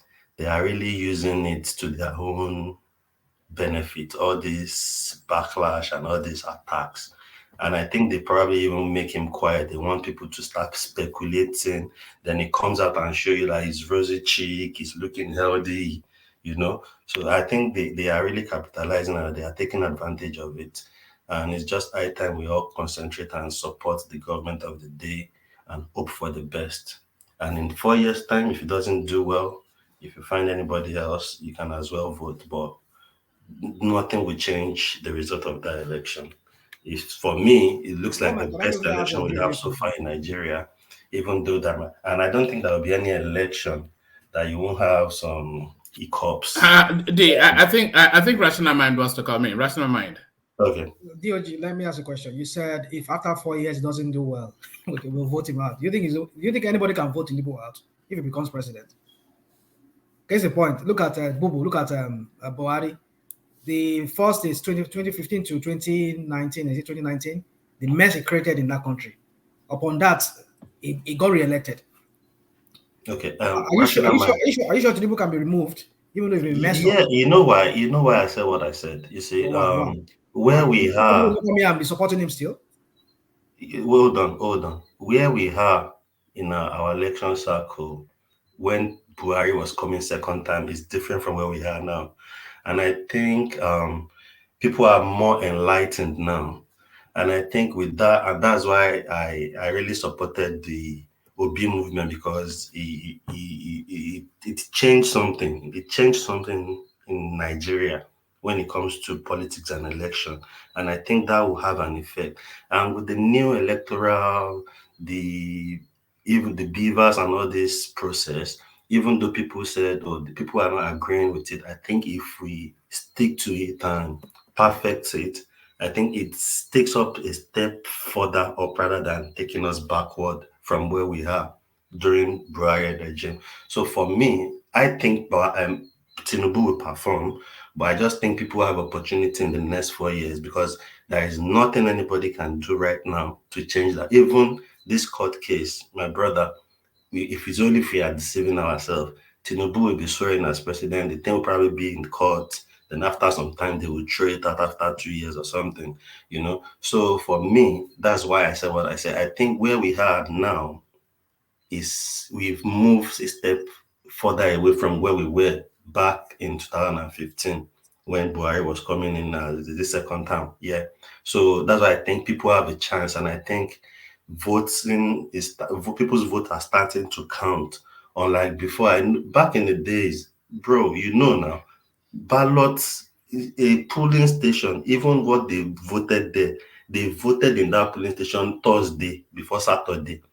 I know back in the days now, about Adedibu House, they would have been voting since Thursday before Saturday the election. So the ballot paper they are going to switch is already ready. They've completed it already. So I think we've gone beyond all that. So we are in a better place now, and I think our democracy is starting to take a better shape, and we can take charge. People can take charge, and their votes are counting. So that's why I said in the next 4 years, I think now we are in that state that if you don't want somebody, it will be obvious, and the vote will count. That's why I said what I said.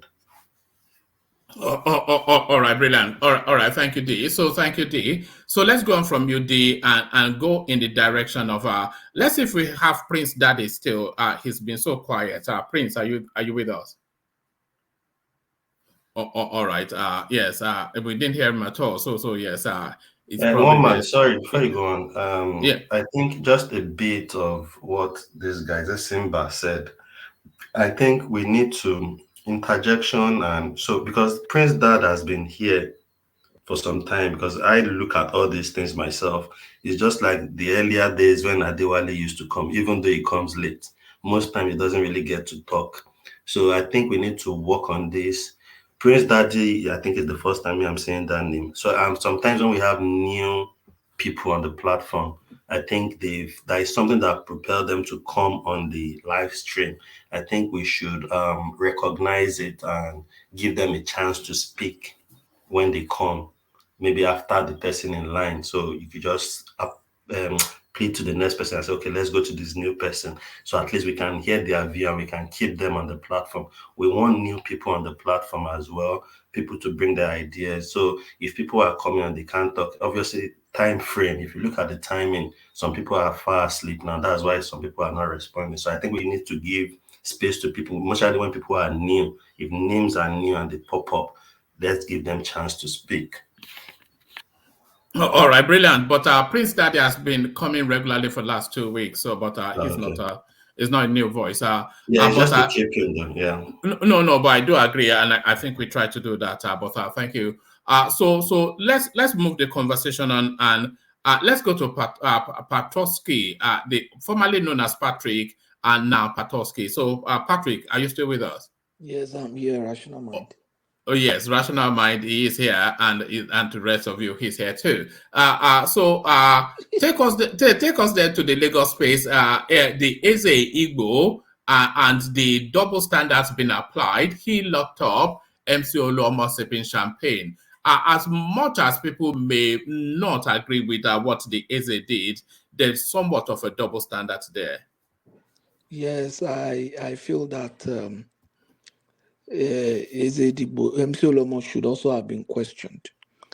And if Ezedibo was invited and questioned, and if the outcome of his question, of the questioning, warrants that they detain him, they might have to do that. But they are supposed to charge him to court. Are not supposed to keep him. I think they are supposed to charge him to court within 24 hours, or can't remember how many hours now. But it is possible that the outcome of their investigation might require that they keep him or detain him for further questioning. With MC Oluomo, I don't know if they've questioned him. They should also invite him for questioning. And if the outcome of their questioning require that they keep him, they should also keep him. So there shouldn't be double standard. And what really made the Bones different is because he was ascribing to IPOB, but whether we like it or not, IPOB is a terrorist group. It's criminal to do that. And what MC Oluomo did was also criminal. It's also very criminal to threaten a particular race or tribe of people. So to me, I think they've done badly, and the government should objectively look at their issues. That's the security agency should look at their issues and then treat them the way the law requires that they should be treated. Not we can't say they should balance because they are not the same crime. Actually, you understand? Somebody committed But a crime. the optics of it, though, the optics. Yeah, violence. One of them is violence in the form of threat to a people. One of them is violence in form of threat to a nation. A secessionist group, which is treasonable, a secessionist group that has been proscribed. One of them is appealing to a secessionist group. You understand? To threaten, in this case, he wants to defend. So he's appealing to a secessionist group to do that. The other one is saying we are going to do this. So that case could be categorized as assault, verbal assault, threat, and stuff like that. But the other one is inviting a secessionist group into the country. It's just like if they start killing Fulani in maybe in Ibadan, just like it happened in Shagamu those days. Then one Hausa man say, let's invite Boko Haram. Everybody will frown at it. Even the Northerners will frown at it. You understand? So I think that's the main problem there. All right, thank you, Patrick. And to the Sudanese space, the Nigerian plan to evacuate them by road. Really, they had no other choice, do they? Really, but really, rather than talk about it, should we see some activities to rescue these young people? Yeah, very well. And on a lighter note, our president was supposed to be from Sudan. Yes, Jubril and Sudani. This is it. I can speak to his own people there now. Exactly, Jubril, his brothers and sisters. Yeah, but we were just talking about this thing with respect to Ukraine last week or so, and it has happened again. The way things are, they might not be able to provide the kind of logistics that will evacuate those people through air in the immediate. So this kind of situation is just like they said, it should be approached in so many ways. You understand? Those that are close to the border with Egypt, if they can find their way or there's an arrangement they can make to get them to Egypt, then we'll know that we have gotten some of our people out. And then with the other ones, those that are closer to other borders I'm sure by now those ones would have even tried to find their bearing. Then we'll start talking of those that are maybe at the place where the war is really taking place. I think there should be some diplomatic discussions and all the stuff. I'm sure they are going to be doing that, but they will not come to you that we are talking to the rebels, we are talking to the government. No, they won't do that. You understand? If Nigerian government is talking to Sudanese rebel, or I don't know which other group now, to say, okay, we want to take our people through this territory, we're talking to government forces, we want to take, they won't announce it to the world that they are doing that. But the point is that our people are going to get back home. I'm very, very sure of that. This is an African country. I don't see anything happening to any Nigerian there. That's just the truth. All right, brilliant. And to the controversy around the news anchor with the plunging neckline, they were talking about propriety and what should be acceptable on national television. This image people find offensive. Do you? I might have to zoom it just like my other guy. Look at this guy. The point is that you even have to zoom it to see it does means that it might not really be offensive. So me, it also depends on your thoughts. You go on the street and you see people almost just barely naked safe. Especially those of us that live in this part of the world. So it doesn't happen like that. But at least my daughter will not dress like that. So that's what's important to me. I can't control the way she dresses, but I can really at least Do you think this is suitable for television at this It's not suitable for anything, but it's just okay if the world is not fighting it. But to me, it's not really suitable for anything. Television, outside, communities, it's not, except in exclusive places like maybe swimming pools or bar beach, which is where you know that okay, we're going to really do this because of this, but it's not suitable for the mall even. So, but that's what the system is. There is not a crime, so it's okay for them. But my daughter will not go on TV like this. No, if I'm a girl, I won't go on TV like this. All right, hold on. Watch this. Watch this. The 21st of March to rest and plan for the transition program ahead of its inauguration on the 29th of next month.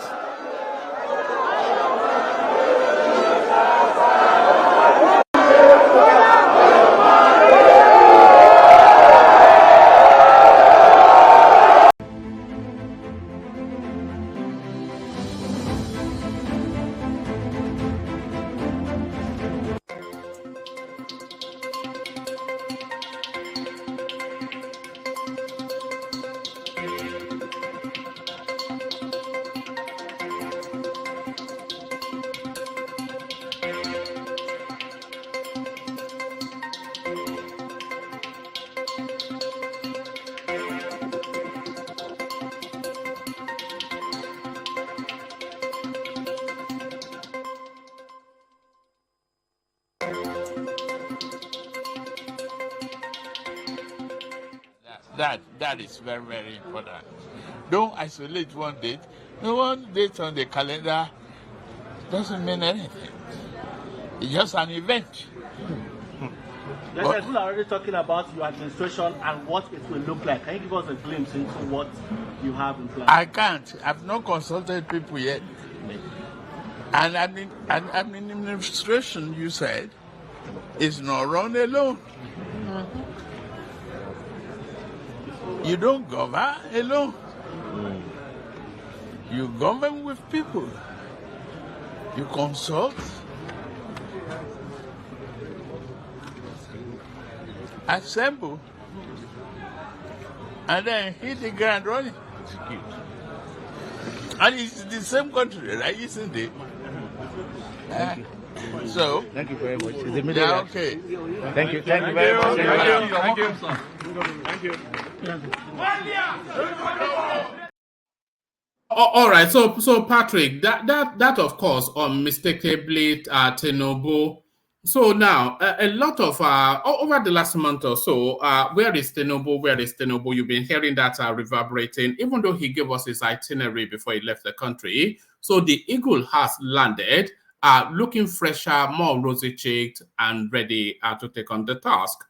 So what are you then making then of Tinubu's return to Nigeria to silence these rumors? Because they were headed towards Jubril, weren't they, Patrick?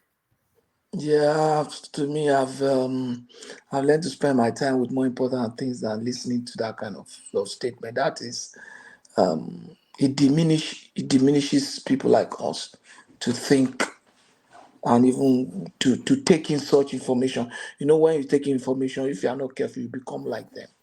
So I don't listen to that. I step back and look at them, and I just enjoy the comic. They make me laugh. They make me. I mean, to know that human being can be this foolish, it just to me, those are the kind of things it confirms to me that you could believe that Buhari is dead. So I never knew human being can be this foolish. And just that's just it. I don't spend my intellectual energy trying to rationalize, what could be happening or what could have happened. No, no, no. Somebody like Nnamdi Kanu cannot set pace for people like me now. Then another group saying that Tinubu is dead, or something might be wrong. Or I don't buy it. The man is here now. The work has started. The campaign council has been dissolved. I don't know if you know that.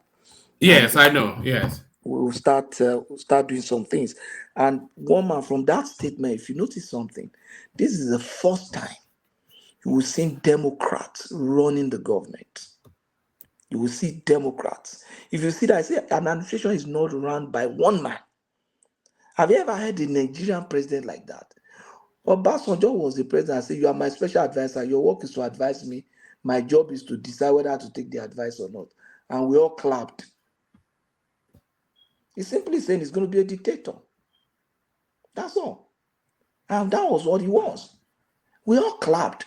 This man said, no, I can't tell you. He didn't want to say, I am the president. I'm supposed to be the one with the box pot at top of my table. Who said that? He said, no, I can't tell you what my administration is going to look like. He says an administration is not run by one man. It's a team. Then you will see the beauty and the intellectual capacities of Nigerians coming to play. You will see Nigerians ruling themselves, not one man ruling them.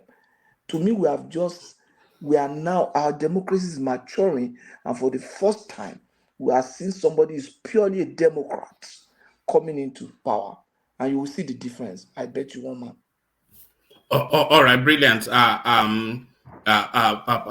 Patrick. So Patrick, are these the green shoots of surrender? So are these the green shoots of surrender? Or Haneze Youth finally congratulates Tinubu, urges inclusive government? So we've had the entertainment of endless wildings of both crazed and entertaining noise. But alas, serious matters now for serious people. So now is this the language of surrender? Or Haneze Youth finally congratulate Tinubu? Yeah, Ohaneze, I wouldn't know whether it's really worth anything, because what was the implication of that group, even to the Obi movement? If it does have a strong weight, like maybe the Arewa Consultative Forum, then you will know that, these are people that when they talk to their people listen. The Ohaneze group cannot even talk to them now. They will abuse them the way they abuse everybody. If your Ohaneze Nwodo that was there before, and this man that is there now, if he says anything to be there, they will abuse him. In short, he will regret. I heard one of them, they said, I can't even say some of those things here, that there was a man that granted an interview and was telling us how they abused him and abused his dead father So these ones, they don't have Ohanese, they don't have any power. They are just saying their own. And I'm sure the Obedience are just hearing them and say, look at these people. Because if they say anything now, the only person Obedient cannot abuse is Peter Obi. That's just the truth. Even the most civilized Obedient among them, the only person they cannot abuse is Peter Obi. All right. Who told you that they cannot abuse Peter Obi? If Obi should send congratulatory message to Tinubu today, they will rain a very serious abuse. I didn't want to say that. You read my mind. Let him.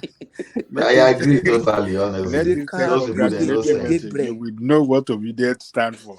Let him go and try it. Well, they will tear him into pieces. Those guys don't send though.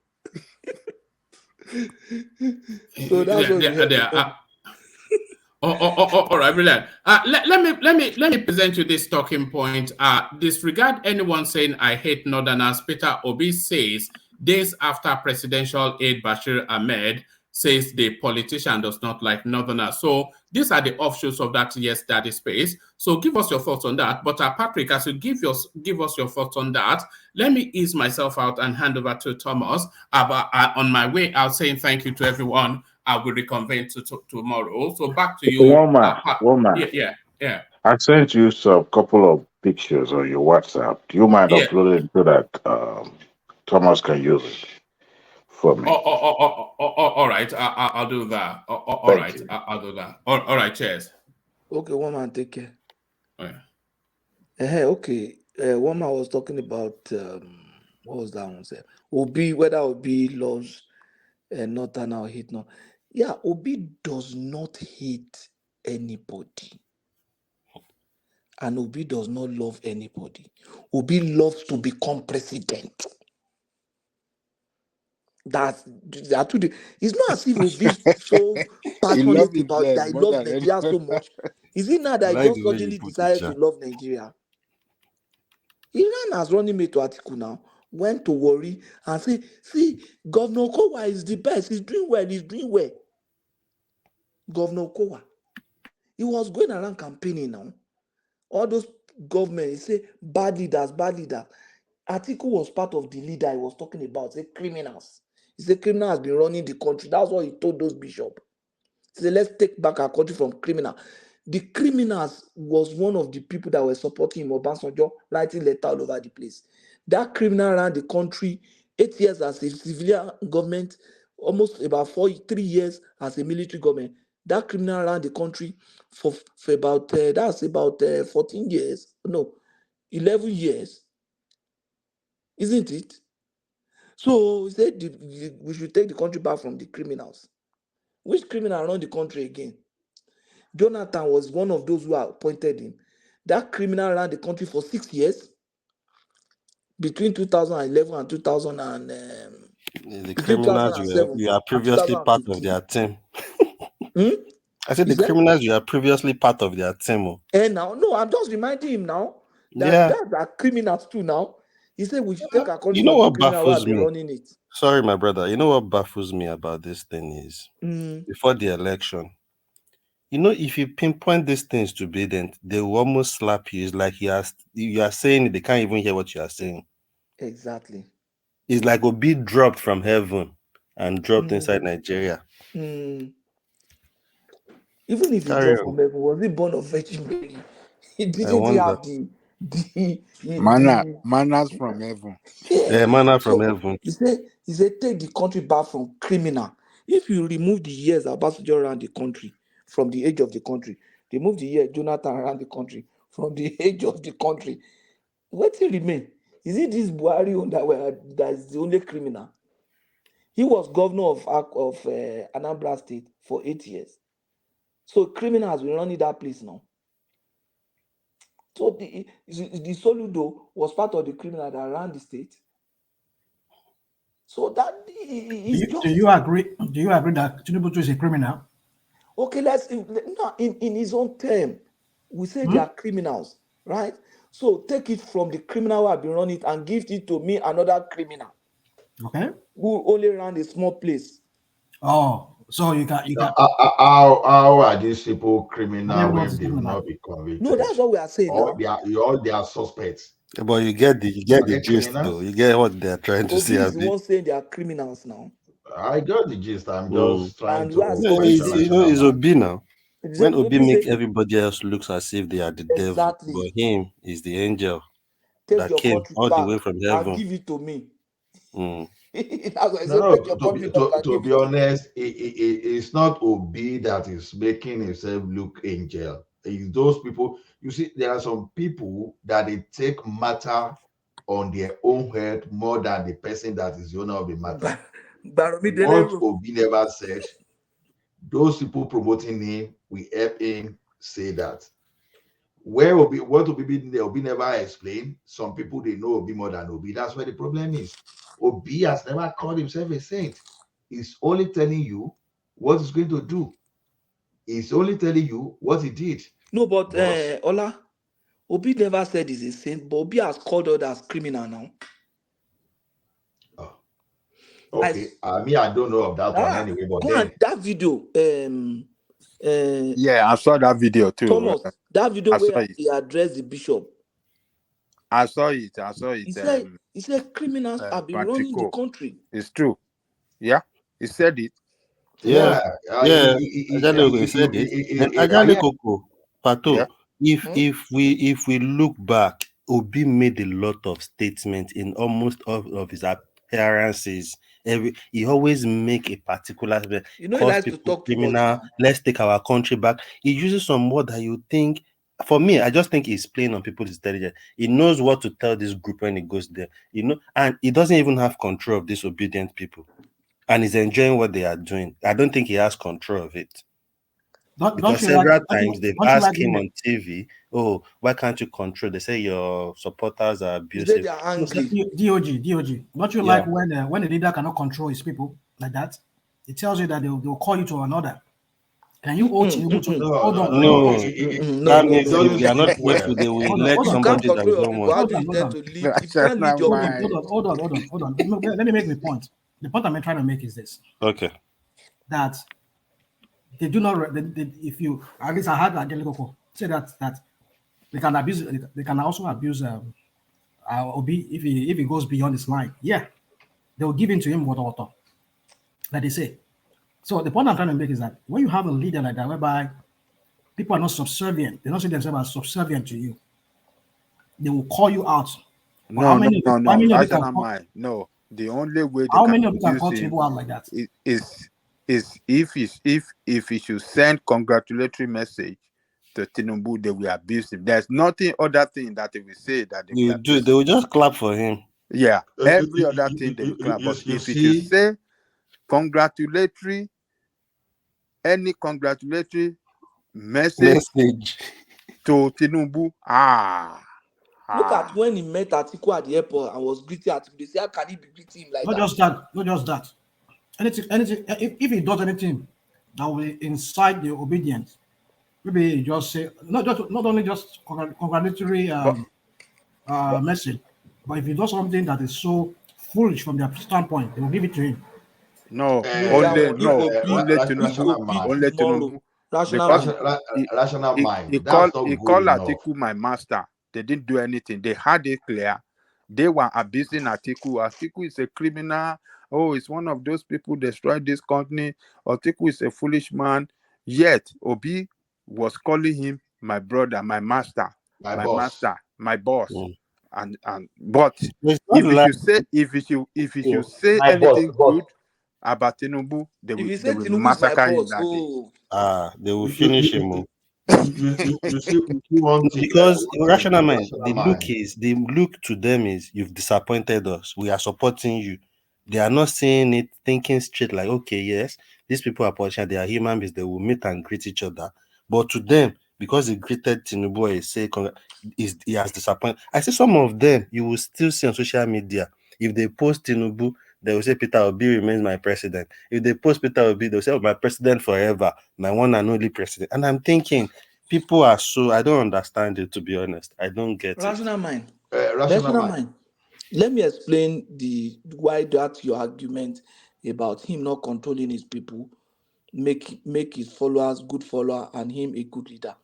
The point is this: if we are not saying control, a leader leads and he helps to focus his group. You understand? A leader. Some of us who are student leaders before, there are times when student wants to go on rampage. I was known for that in my school. You will take Process. charge. I just go in there and calm it. Most of the time, when they want to, they really want to riot for nothing's sake. The moment I man the podium, some people say, "Don't listen to him, don't let him talk, don't let him talk." Because by the time I talk for another 3 minutes or 4 minutes, everybody will say, "Let us just go back." You understand? That's when they really want to. So a leader must be able to. You see, rational mind. Leaders use what they call referent power. Referent power is, is your ability to influence. Your leaders want to listen to you. The type of power that the like of Awolowo will wage, the type of power that the like of Satamodu Bello will wage. So, it's just like they respect you. They believe that, oh, this one is upright and can lead us right. Once you can't have that power within your people, even when you seems to be going astray, then you are not the type of leader. So this thing is not defining your statement, is defining the type of group obedience are. Because if obedience now goes tomorrow and congratulate Tinubu and they give him woto, it simply means that he was never the leader people thought he was before. He was just an instrument. It's just an instrument. And even Ola, if it is not because they are of their abusers, even I will even reckon Obi Tinubu can even invite Obi to his cabinet. What do you think? They will No, not. Obi will see, not go. if Tinubu invites him to his cabinet and he goes, then there's a big problem, because I've been listening to all these people that say, oh, invite Showore, see, that's collusion. Once you start having those people that are supposed to form strong opposition, when they are now in power now on the same table with you, like Obi we are talking about now was dining on the same dining table with Abacha. When you are why the like of Tinubu, they were in strong opposition. The like of Tinubu can be credited with restoration of our democracy. But if the like of Tinubu that time gang up with Abacha, probably the military will still be leading in Nigeria today. So all this idea of government of unity, all those things is nonsense. You can find some other people that are not well known like Aobi and Showore to form that power. Just spread the power, the contribution of people across the country, across the 30 states and the federal capital territory. You don't need to go, because you don't need to find a way to silence the opposition. What we are saying now is that, oh, let us buy the judiciary to work with us so that we are forming government of unity, the national unity. Let us buy the National Assembly. That's connivance. These people, they collude to make sure that they oppress, they make people suffer. So that means they don't really mean good for the country. So if Obi should take any appointment with Tinubu today, the end extension is when no. If Showore should do that too, his extension was when no. It's very easy for us to praise what Bola Ige did. You understand that time? Today, if we revisit and review what Bola Ige did that time, I think it was totally wrong. And when they were trying to buy all those AD, Alliance for Democracy, then it was only Tinubu that stood against them. You see what happened now? That makes him the only man standing. All those APC, all those Afenifere that supported APC, they render them useless. That is what this type of thing. So once Ola, Showore is there, let me remind you something. Maybe you forgot. You remember, just like when you say Obi dine with Abacha, you remember in this part of the country, in the southwest, all those that dine with Abacha, they are nowhere to be found today. they are irrelevant. Olu They were Onogorua, silent. you remember him? Or Nogorua, yes. Olu Onogorua. All the Southwesterner that took appointment or did one thing or the other with Abacha, they are zero now.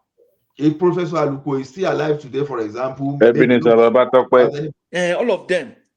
That was I don't the think end. anybody will be. You remember Yorùbá lẹ finish gbogbo wọn ẹdẹ sọ But do you know that See his counterpart now. Do you guys know that Tinubu too also died with Abacha? Tinubu too also died with Abacha at some point. Please tell us something. Tinubu then with Abacha, but he sent him into exile. Well, that's another story. Right? You see, I don't want to go into that stories. That story is very murky. Rational mind. We've Tinubu is not a Dadeko. Forget it. I said we've heard those stories, and the one that said, and all those people said, we've heard of those stories before. In time with Abacha, maybe he actually asked Abacha for a position at the end. Well, maybe he didn't go through, but at the end of the day, it was well documented that he was leading Nadeko against Abacha. He happened to be one of the brave behind Radio Kuberat. So all this we are saying, no matter what, people were saying something that went underground and we are not aware of. But the evidence says otherwise. We can talk. So the one we are not aware of. What evidence are you talking about? The evidence says otherwise. This guy was on exile. I only talk of what I know. I don't talk of what someone is telling me. Exactly. Is it a fact that Tinubu was the one funding Radio Kudirat? You understand? So when you know all those facts, then I don't know counterfeit they are bringing. You and I were not there. So I don't care about what I don't know. Let them be telling the story. Because those people that are bringing the story, what were they doing when we were able to see or we were able to experience Tinubu fighting against these people? You understand? If Tinubu was supposed to be in Nigeria at that time, maybe Abacha for don yamu to the guy, and today we'll be saying, oh, he was searching power from Abacha. Those people that went to Abacha to get something from Abacha, they got it. E.g., Obi. You understand? Those people that wanted something from Abacha, they got it. So what are we talking about? So I'm not in this your build narrative of going to Abacha. I don't even understand what you people are talking about sometimes. Where's the evidence of Obi going to Abacha? He worked for Abacha, that's what we're saying. He worked with Abacha. When did he work with Abacha? Obi said it himself now. Obi confirmed it. I tire. Obi said it himself. I tire. How did we know that he worked for Abacha? That's the question you should be. How did we know that he worked for Abacha? He said it. No. He said it in an interview. He said it himself. He said Abacha called him that when they went to a meeting with him, they that are operative at the think tank, they went with him. They went to him to complain of some certain things, and he stood up. He led others to, put before Abacha what was going on and what they wanted and how the port should be run.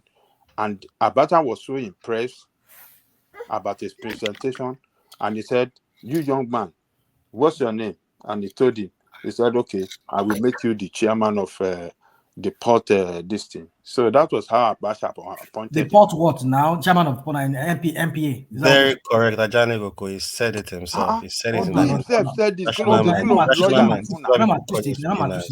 You see, you always make points, but when you argue things you don't know, is what where people argue what I don't know. I've had you don't know this. I watched that interview myself. Ajaleko is very right. Ajaleko even said the exact word he chooses. That was what Ajaleko said. I'm not saying he didn't say what Ajaleko said. What I'm saying is that he's an importer. If you go to Sinkan port, you import stuff, and his goods were not being given the attention that they need at the time. And not just only him, other people, other importers too. And he led a protest, and like you said, Abacha was impressed. And he made him because he's purely a businessman. Nobody who does business that would not want his business to flourish. If he sees any opportunity, he will take it, even though no matter who it's coming from, as long as it's the help. But that's the whole point Allah is making. You are making it sound like how did he know? And Ajaleko is telling you how he knows. You are making it sound like, oh, He just went to Abacha. Abacha, make me one of your people. I want to serve in government. Rational mind. He's not serving his government. Whatever you want to what are say. you talking about? Some people business were destroyed because they were fighting against Abacha. If he doesn't say anything need to fight Abacha, wait now. Fight Abacha. Some people lost their life just because they were fighting for democracy. But this guy enjoy and die with one of the worst tyrants we have in the country, and now parading himself as a pro-democracy. Come on. It's not a matter of come on. Wait, rational mind. Wait. It's not about to come on. This guy was part of the founding member of PDP. And if you want to talk today that PDP brought the country down to its nail, and you want to exonerate this guy while you are talking to another politician that they were doing the same thing together, that's double standards. You know, I kept saying the thing here the other time that I don't want all these moral things. I prefer to use performance. About moral now, right? Go on. No. I see when we talk of politicians, I don't talk of moral. Forget about moral. To me, it is nonsense to talk of morality whenever we are talking of politicians. So, and then you want a better performance. You want a better world, right? So we should push aside morality and let anybody. Why do you do like this? You can't say you don't understand what he's trying to say when it comes to politicians, push aside moral. We all understand what he's driving at now. No, that's what you're saying. There is no morality in politics. I agree with you. There's no morality in politics. You and I live. It's all dirty, right? Yeah. It is all by law. So it is all by performance. What you can do by your policy. So morality, forget about moral aspect of it. Don't preach morality. That's what I'm saying. You must not just forget about morality. That's what I'm saying. And let people, let anybody, any criminal get into governance. And I want to ask a question, please. As you mentioned, Abacha regime. Can you just say Abacha regime was the worst regime that has ever happened during the military administration in Nigeria? Yes, that was the worst. The worst. In terms of what? Economic performance or what? No. Okay, who introduced the word when they throw Ado? I don't want to use that word because of this forum. You know what they call Ado? This thing, who started it in Nigeria? That you just go and throw Ado somewhere. You know what Ado means? Grenade. That you will now be accusing politicians. We are talking of government that sponsored terrorism against the citizens of the country. What was that? Were they throwing grenade during IBB, as far as IBB was? Even though IBB had its own, Murtala Mohammed had his own. Even his ending says it though. How he get ended, it says it. You understand? What happened to Paibru? What happened to Kudura and Abiola? You see what we people will just miss. This guy, the Directorate of Military Intelligence, that people will just disappear on the street. At the end of the day, they will put them on other ground. That later, some of them that managed to escape started saying what happened to them. So when we say Abacha, Ken Saro-Wiwa as well. Ken Saro-Wiwa. Look at all those stuff. So he would have killed all this Professor Shoyinka. All of them. The guy killed Yadua. The former his boss, he killed him.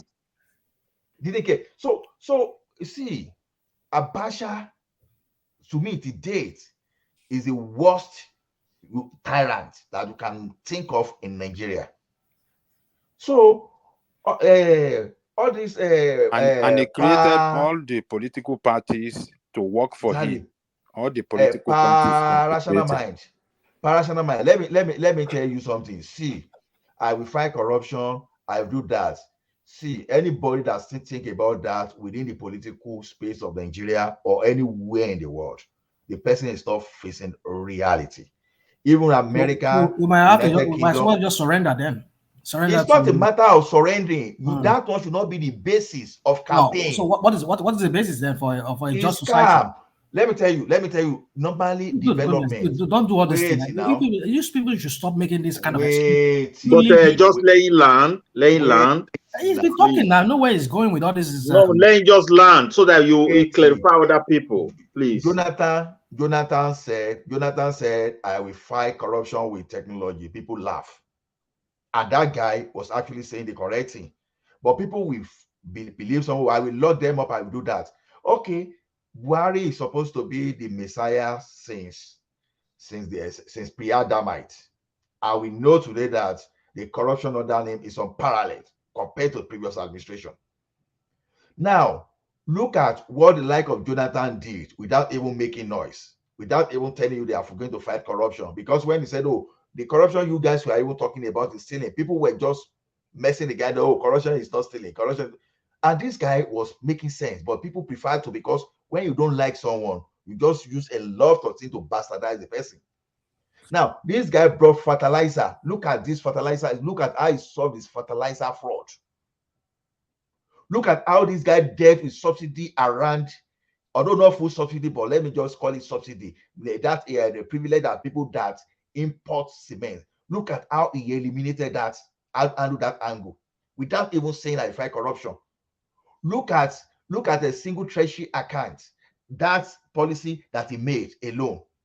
That policy it may seem not to be working today, but give me like it didn't implement it. Oh, it didn't implement it. Please, no. Yes, now we know. Wait now. We know it didn't implement it. But If he didn't implement, don't need to bring it here. Buhari did.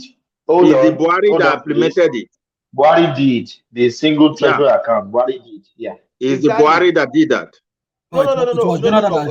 Buhari did it, but it was Jonathan that brought the policy. It was on grant. Wait, it wasn't even his policy. It was Ngozi Awala that was trying to bring that policy.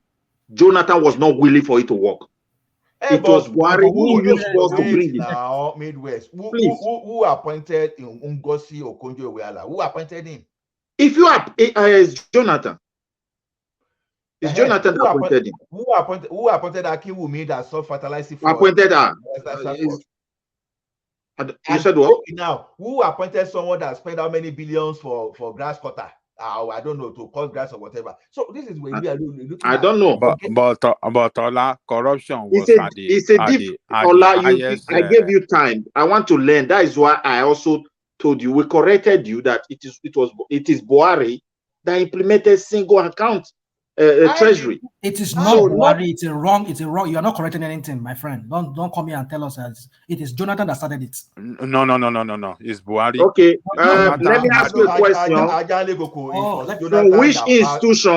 From which institution in Nigeria did Jonathan started it? Started what? Ministry of Finance. Jonathan did not look. He did not look. The Jonathan made the policy. Hold on. Jonathan made that policy, but Buhari implemented it. No, it already started with Jonathan. It started with Jonathan. We agree. In the same way, we can say, okay, all these artists we see today, if you want to sell the telecommunication we see today, it is very easy for us to say, okay, Obasanjo alone implemented it, right? Whereas who used decree? Who used decree to deregulate telecommunication and broadcasting in Nigeria? It was IBB in 1992. You understand? But when Obasanjo came and saw the opportunity, he quickly passed an act of the parliament for the thing to be officially democratized. No.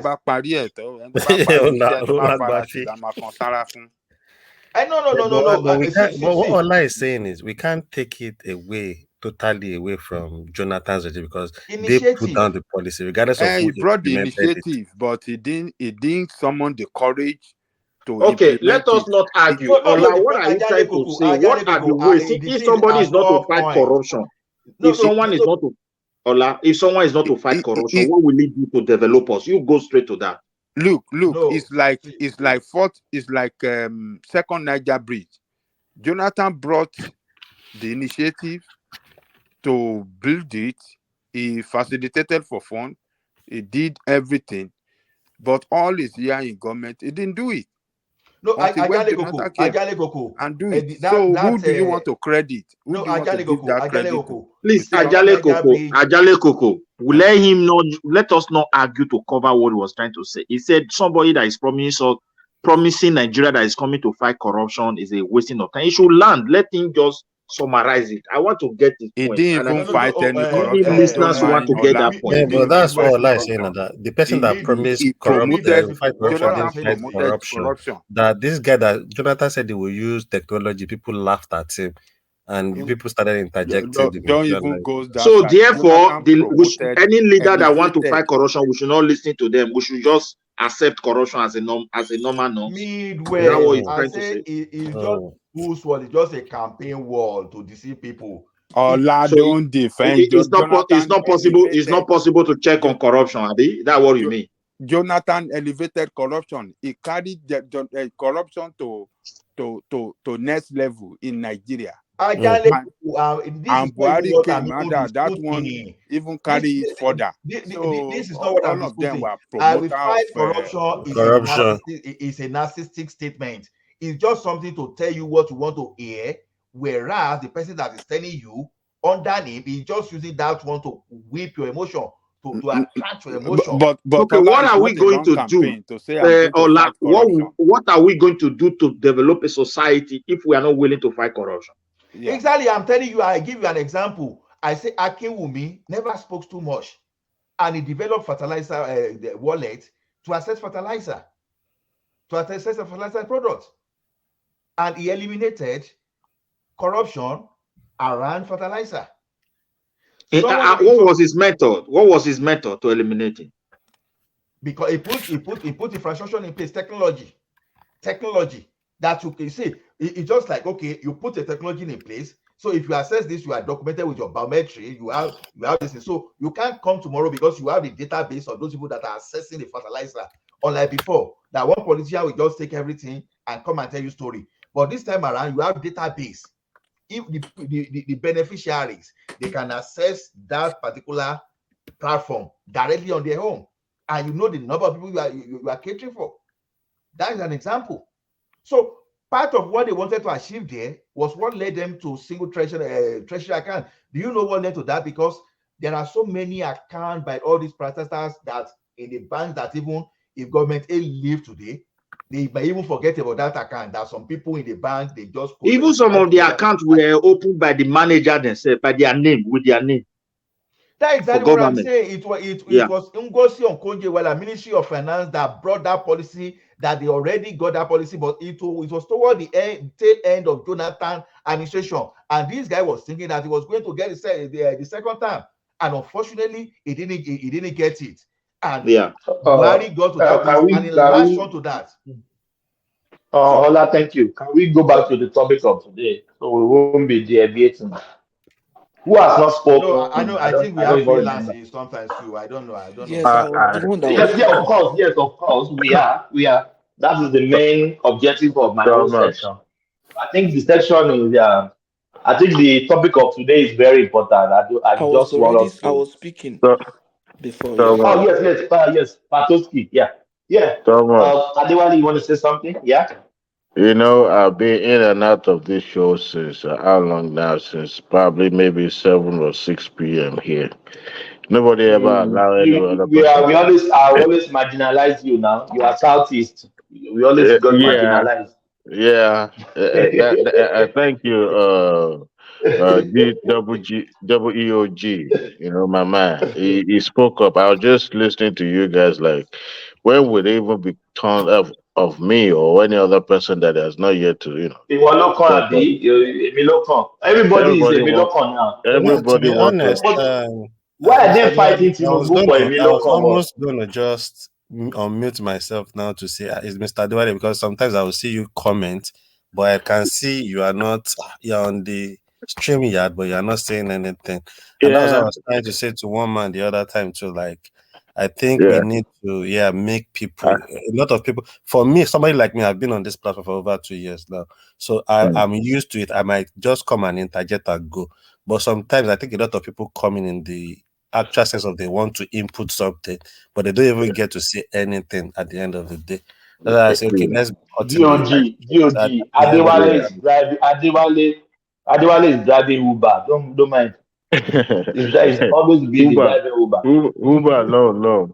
Even when I'm in my own comfort of my own house, I still get marginalized. That's what you guys do, I and you know know you how to are. do it well. Why do you come from Southeast? It's only Southeast that is marginalized. Change Well, your name to Undupa. today I identify as a southeasterner, and at the same time I claim to be marginalized. So that's my stand. That's all right. Yeah, That's yeah, yes.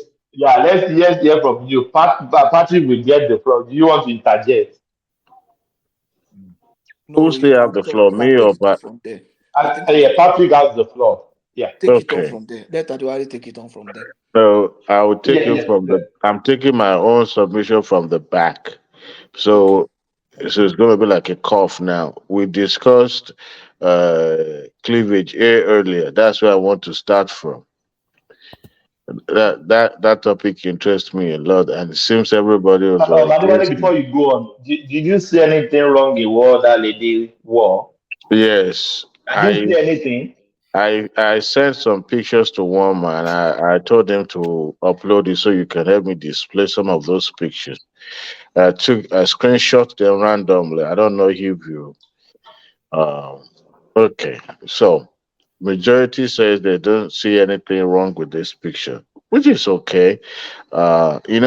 Visual is something is very powerful. God gave us this eye to see, and for that purpose only. And that's why you remember things. What you don't see, you don't remember. Isn't that true, Thomas? So Yes, you are now right. Yeah. the television is a very powerful tool, and the watchdog, the agency that oversees how televisions are run, especially in a conservative country like ours, they want a level playing field where people are not just doing anything anyhow, and that is the reason why they have some rules that have to be followed. And some of these televisions, due to innovations, better idea, they want to push that boundary. In other words, they're trying to accommodate some things, with the hope that the watchdog agency, the NBC, will accommodate some of these boundaries. I'll give you an example. I sent some serious couple of screenshots to one man. It was, depicted some of the anchors of the program, both from uh, Arise News, Arise TV, and TVC. Those pictures, the anchors were fully clothed. It was the Fatai that was saying earlier, I knew he was making a joke that, are they supposed to be dressing with the jab and dressing like deeper life people? But they dressed moderately, modestly. And that is how television is, because what you are seeing is what you are glued to. Television is powerful. And to drive viewership, to drive traffic, some of these television stations, indulge in some tactics, with the end game of getting more viewers. And that's the reason why sometimes they look the other way when their anchors exactly. This was one that I shot and I sent to Walmart, and there was also maybe two or three that I shot after that. Why did this individual dress this way? You could see that she covered herself. Now, apart from religion reasons and all that, this is more or less. Look at this one too. She is fully covered. She didn't wear any hijab or dress like a deeper life, right? She dressed moderately. Now, someone said something earlier that you dress and you're trying to be uh you are the mouthpiece for the news. You are not the news. When people are now coming to your channels to look at what you wear, the shape of your breast, the shape of your hair, the shape of your hips, then that means there's trouble because people are not focusing on what you are saying, but what they are saying. So for that man to have made that suggestion that dressing like this is a no-no in television, it's simply because you are not drawing attention to yourself, but you are drawing attention to what you are saying. The picture you displayed earlier, if you show it side by side, Thomas, you could see that the V was a little bit more lower far lower. You could see part. I mean, it's cleavage is not nipples or anything, but is the visual, and that is the power behind the optic. And look at this compared to what you just showed just now. So in a television, this is no, especially when you are anchoring a show that is not what do you call some of these soft cell programming and all that, but it's serious, like such as news and all that. Then the anchor person or the newscaster has to depict somebody with seriousness, professionalism, not somebody who wears something like this and I'm saying that we may not see it as a big deal, but in profession like media, television media and all that, these are the things that is no, and that's why I'm trying to draw everybody attention. It seems trivial, but it's not, because you are not creating level playing field. All right, you have to dress properly. Can you imagine an anchor man, not dressing properly, sagging or dressing anyhow? How would feel or think about it? So No, But we are this not going. one may We are not not be going to see offensive. that. We are not going to see that. Eh, but this because this is happening to a female, right? We see that it's no big deal. We live in a Western world. We see worse than this.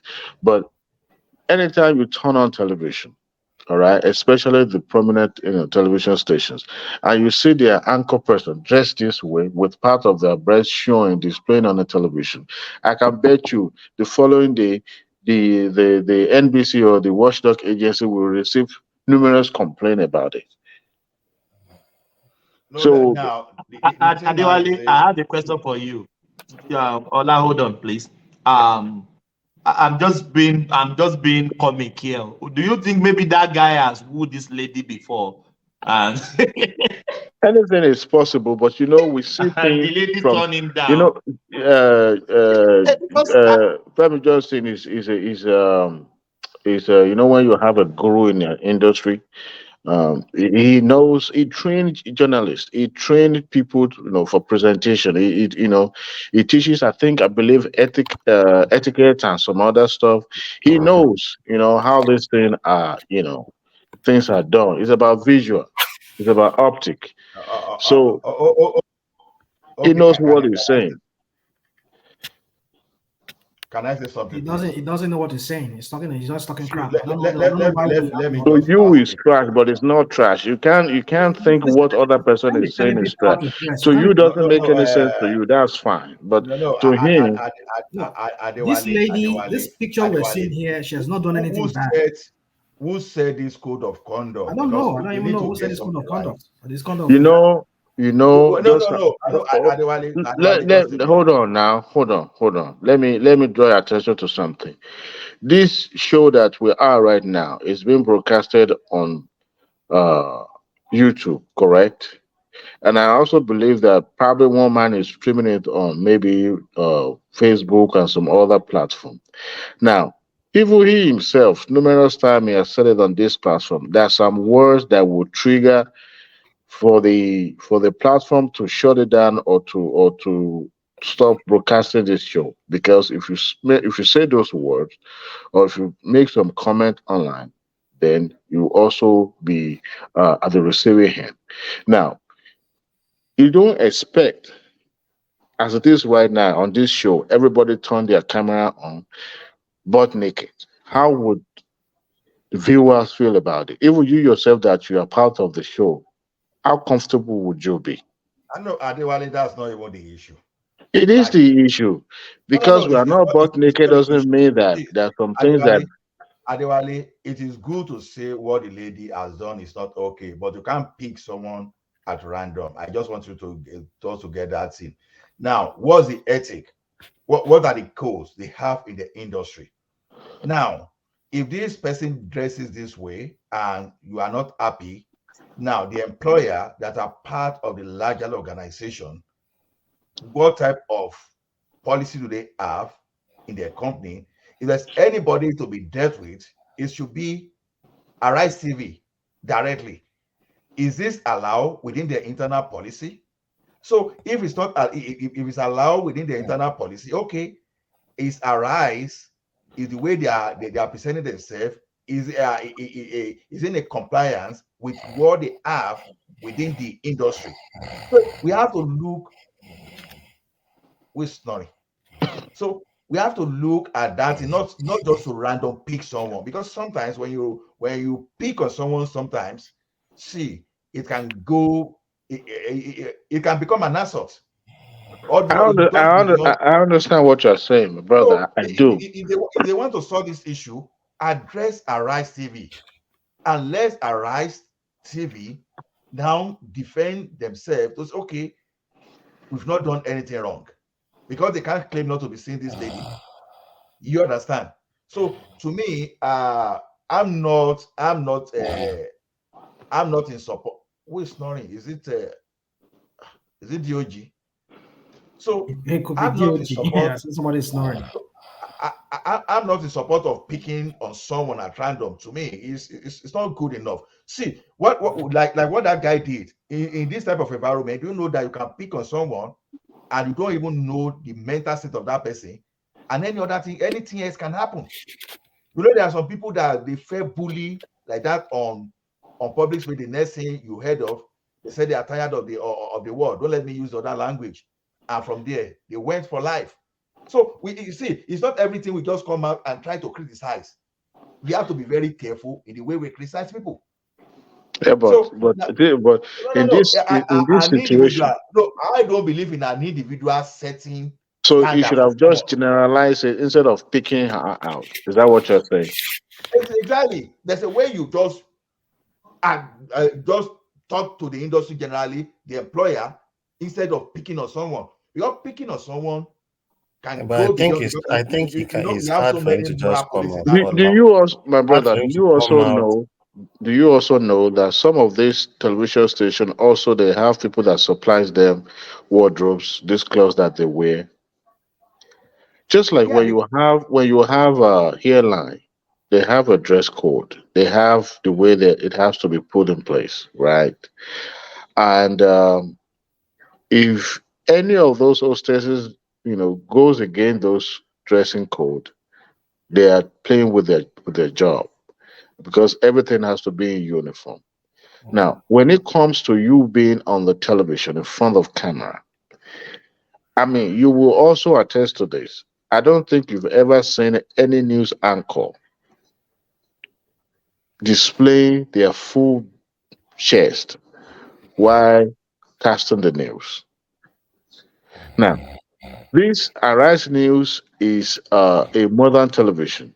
Even if you look at the way they set it up, it's quite different. Their programming is quite different from even the likes of channels and all that. They are trying to differentiate themselves in so many ways at the same time to be unique. And they are pushing and keep pushing the boundary because even the Western world that they are trying to imitate, hardly you will, as a matter of fact, the local television, hardly you will see a newscaster, except maybe all this Telemundo when you have those Hispanic that are, some of those shows are not actually, a real news show anyway. It's called show, not news. But the local televisions, majority of them are conservatives in style. And that they remain that way because the pinnacle, the core of their function, of their job, of their existence is news. So when you now have somebody who is casting the news, drawing attention, number one, you are kind of like deviating from the norms of that profession. But Now, Adewale, please hold on there. Sorry for cutting in. Yeah. I think before anybody can come into the studio live, they always dress them up, put some makeup. To some people will check their dressing, maybe it's appropriate, or I think so. I'm just saying that. Do you no, think the people I that do? think I agree with Let you me somewhat, land, because please. I did Can you please CNN. let me land? Can Okay. you please let me land? Yeah. Don't you think because we know they always do this backstage makeup, checking them, putting makeup on them, Like a make makeup them look artist. nice. Yes, look nice. So those people pick this thing we are saying Like I said, initially? uh, Yes. So Thomas, I don't even think we should I be said earlier, discussing I this said thing. if you pay attention to Arise television very well, you see these things are very subtle. People don't actually pay close attention to it. It's very, very subtle and it's powerful. If you really pay close attention to some of these television, especially Arise News, yes, they have people that dress them up, they have makeup artists and all that. And then they don't see any reason why they should, you know, push back because they say that okay, this is where this should be the standard. You know, this should be the what others are benchmarking, not just we should be the trendsetter, not just copycat or anybody. But if you, as a matter of fact, let's make it a research purpose. Let's continue to watch some of these television channels and compare the pictures of the anchor or the of their newscaster. You will see what I'm talking about. They are always cover up, always, always. We're not talking about NTA here. Talking about these modern television stations. They are always, always because that business is conservative in nature. But hey, people don't see big deal thing because, of course, it's through the television, it's through tube. We are now in 2023. This shouldn't be a big deal. It's just not done. It's not. Anyway, let me move away from there. I just trying to explain. As a matter of fact, I took another screenshot of another anchor from that same channel, dressed the same way with this lady, with the cleavage in the full display. And I showed the example of the one from from TVC. I've seen it happen in TVC before too, but it's not common. Unlike You, Arise Name. you people should be Uh, you people should be careful of what you are trying to start. I mean, when you start this kind of things, you're trying to. I mean, we're not living in an Islamic country, or we don't live in. People are free to do whatever they want to do. no, I don't think we But should say it in that light. hold on, let me. But I understand what the concern you're raising. You don't have to show your cleavage, but what you just showed us, there's not much has been shown in that. I understand some people they get triggered by little things like that, but for me, that lady has not. I mean, it's not immodest for me. It's not totally immodest. So, but when But you start that's this you. whole thing, mind you, you have this Muslim ticket. I don't know. Don't let people start. It has nothing to do with politics. So, they say, okay, you have to be It careful. has nothing to do with Nigeria politics. is See, a secular state. that's a one thing. Okay. Once you see something over and over and over, Okay. it becomes the norm. All right, you go numb with it because you've been seeing it and it's no longer new to you.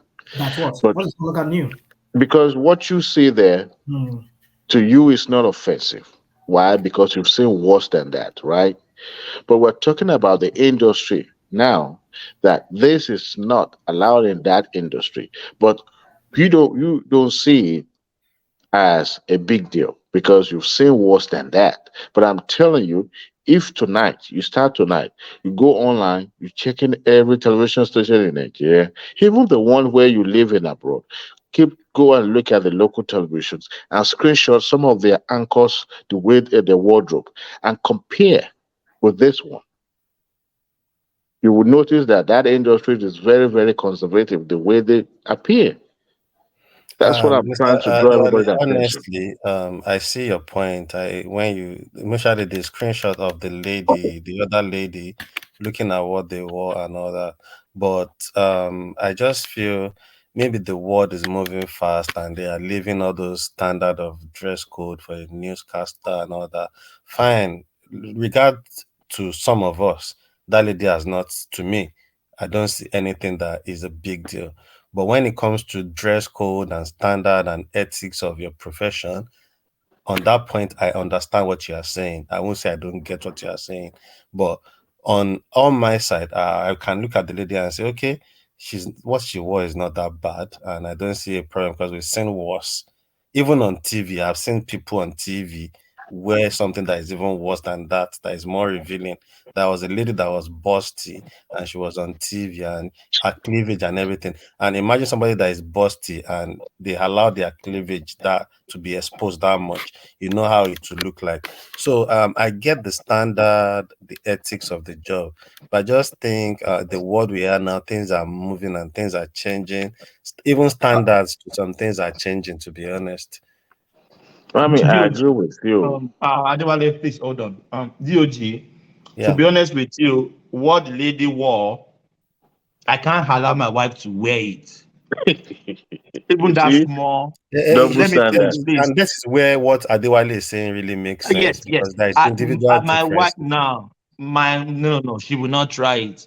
Even if you want to wear any dress like this, he has to wear a camisole or something. I hate it. But I think this world we have now, what she wore, I don't think is that bad.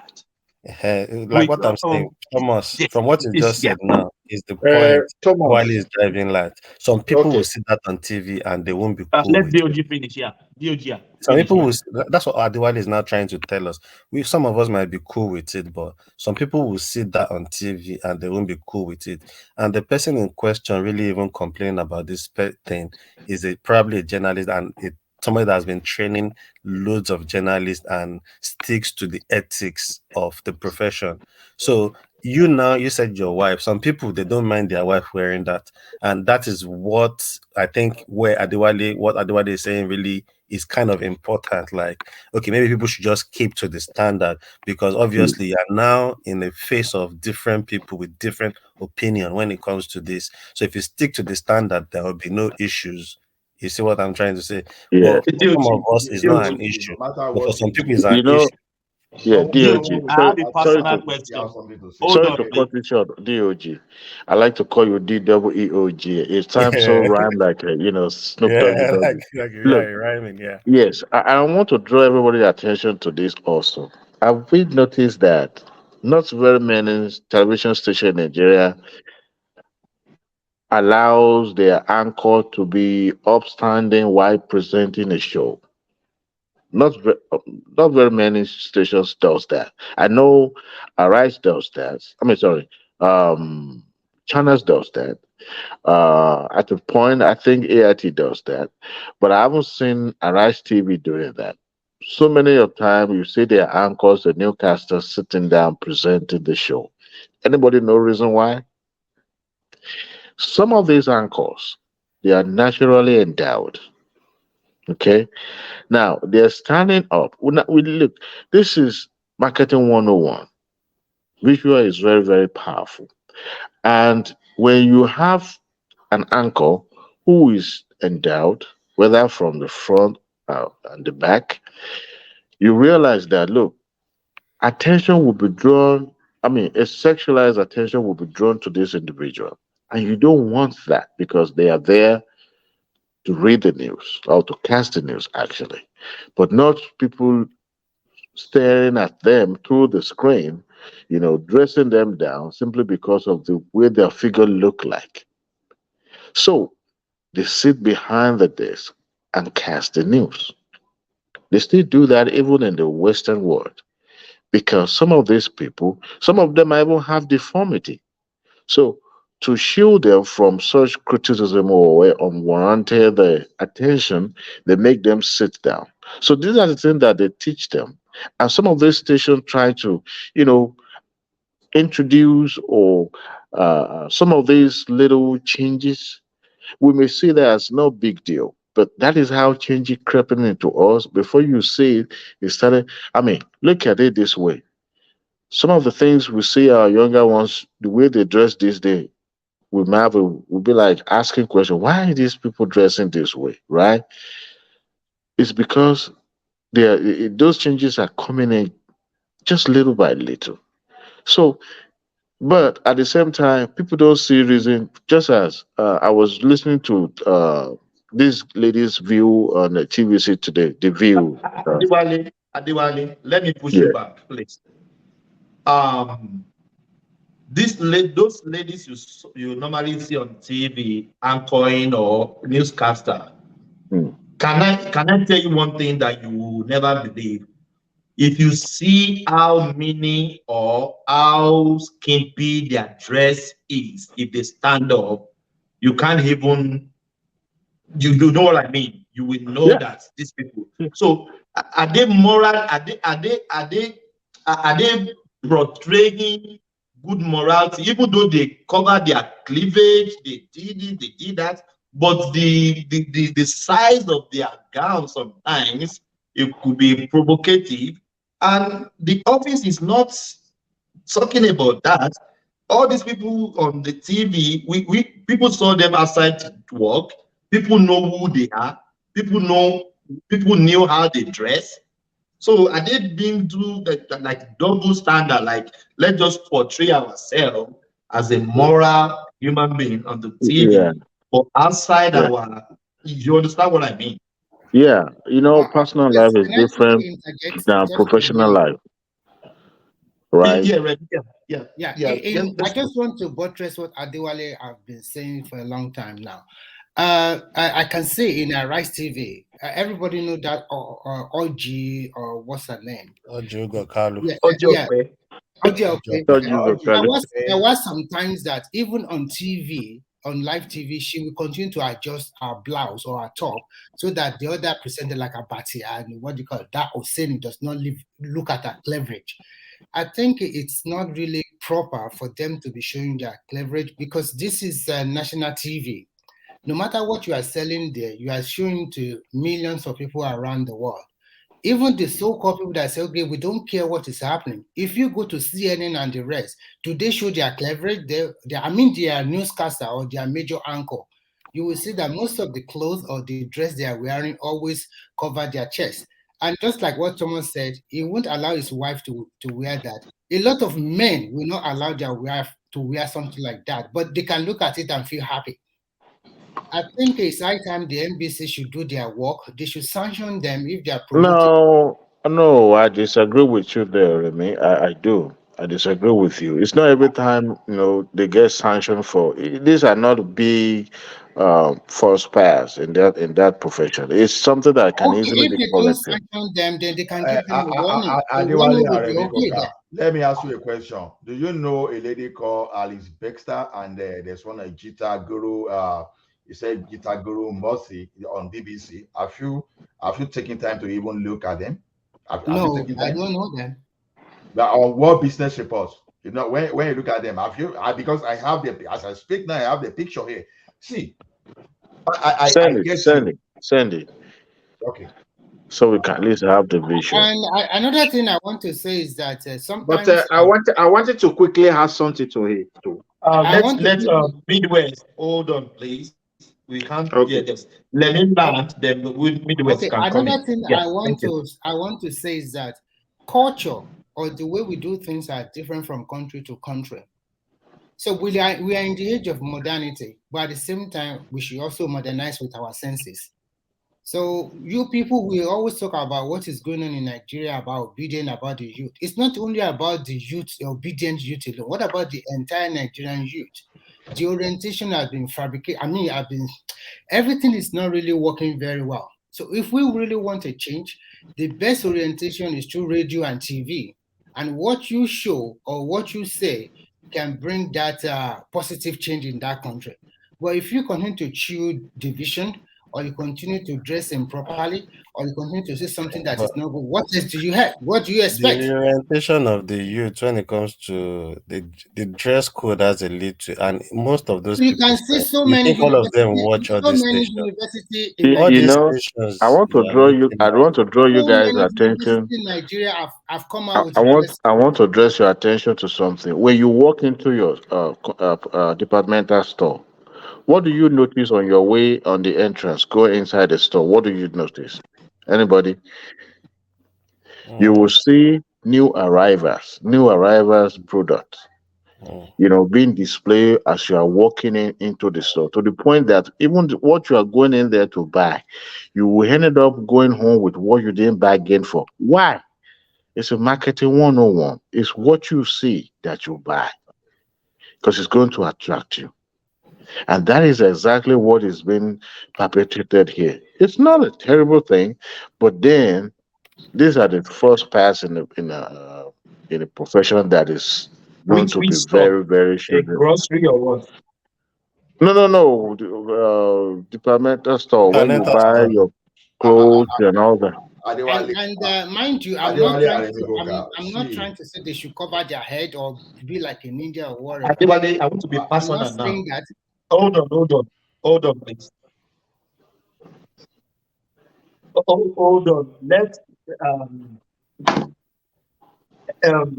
round robin question. Remy, let's make this a round robin.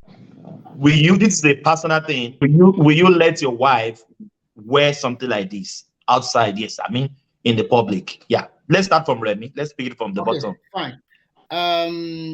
I will probably let my wife wear something like that, but at the same time, it's not going to be No, that. not but. No.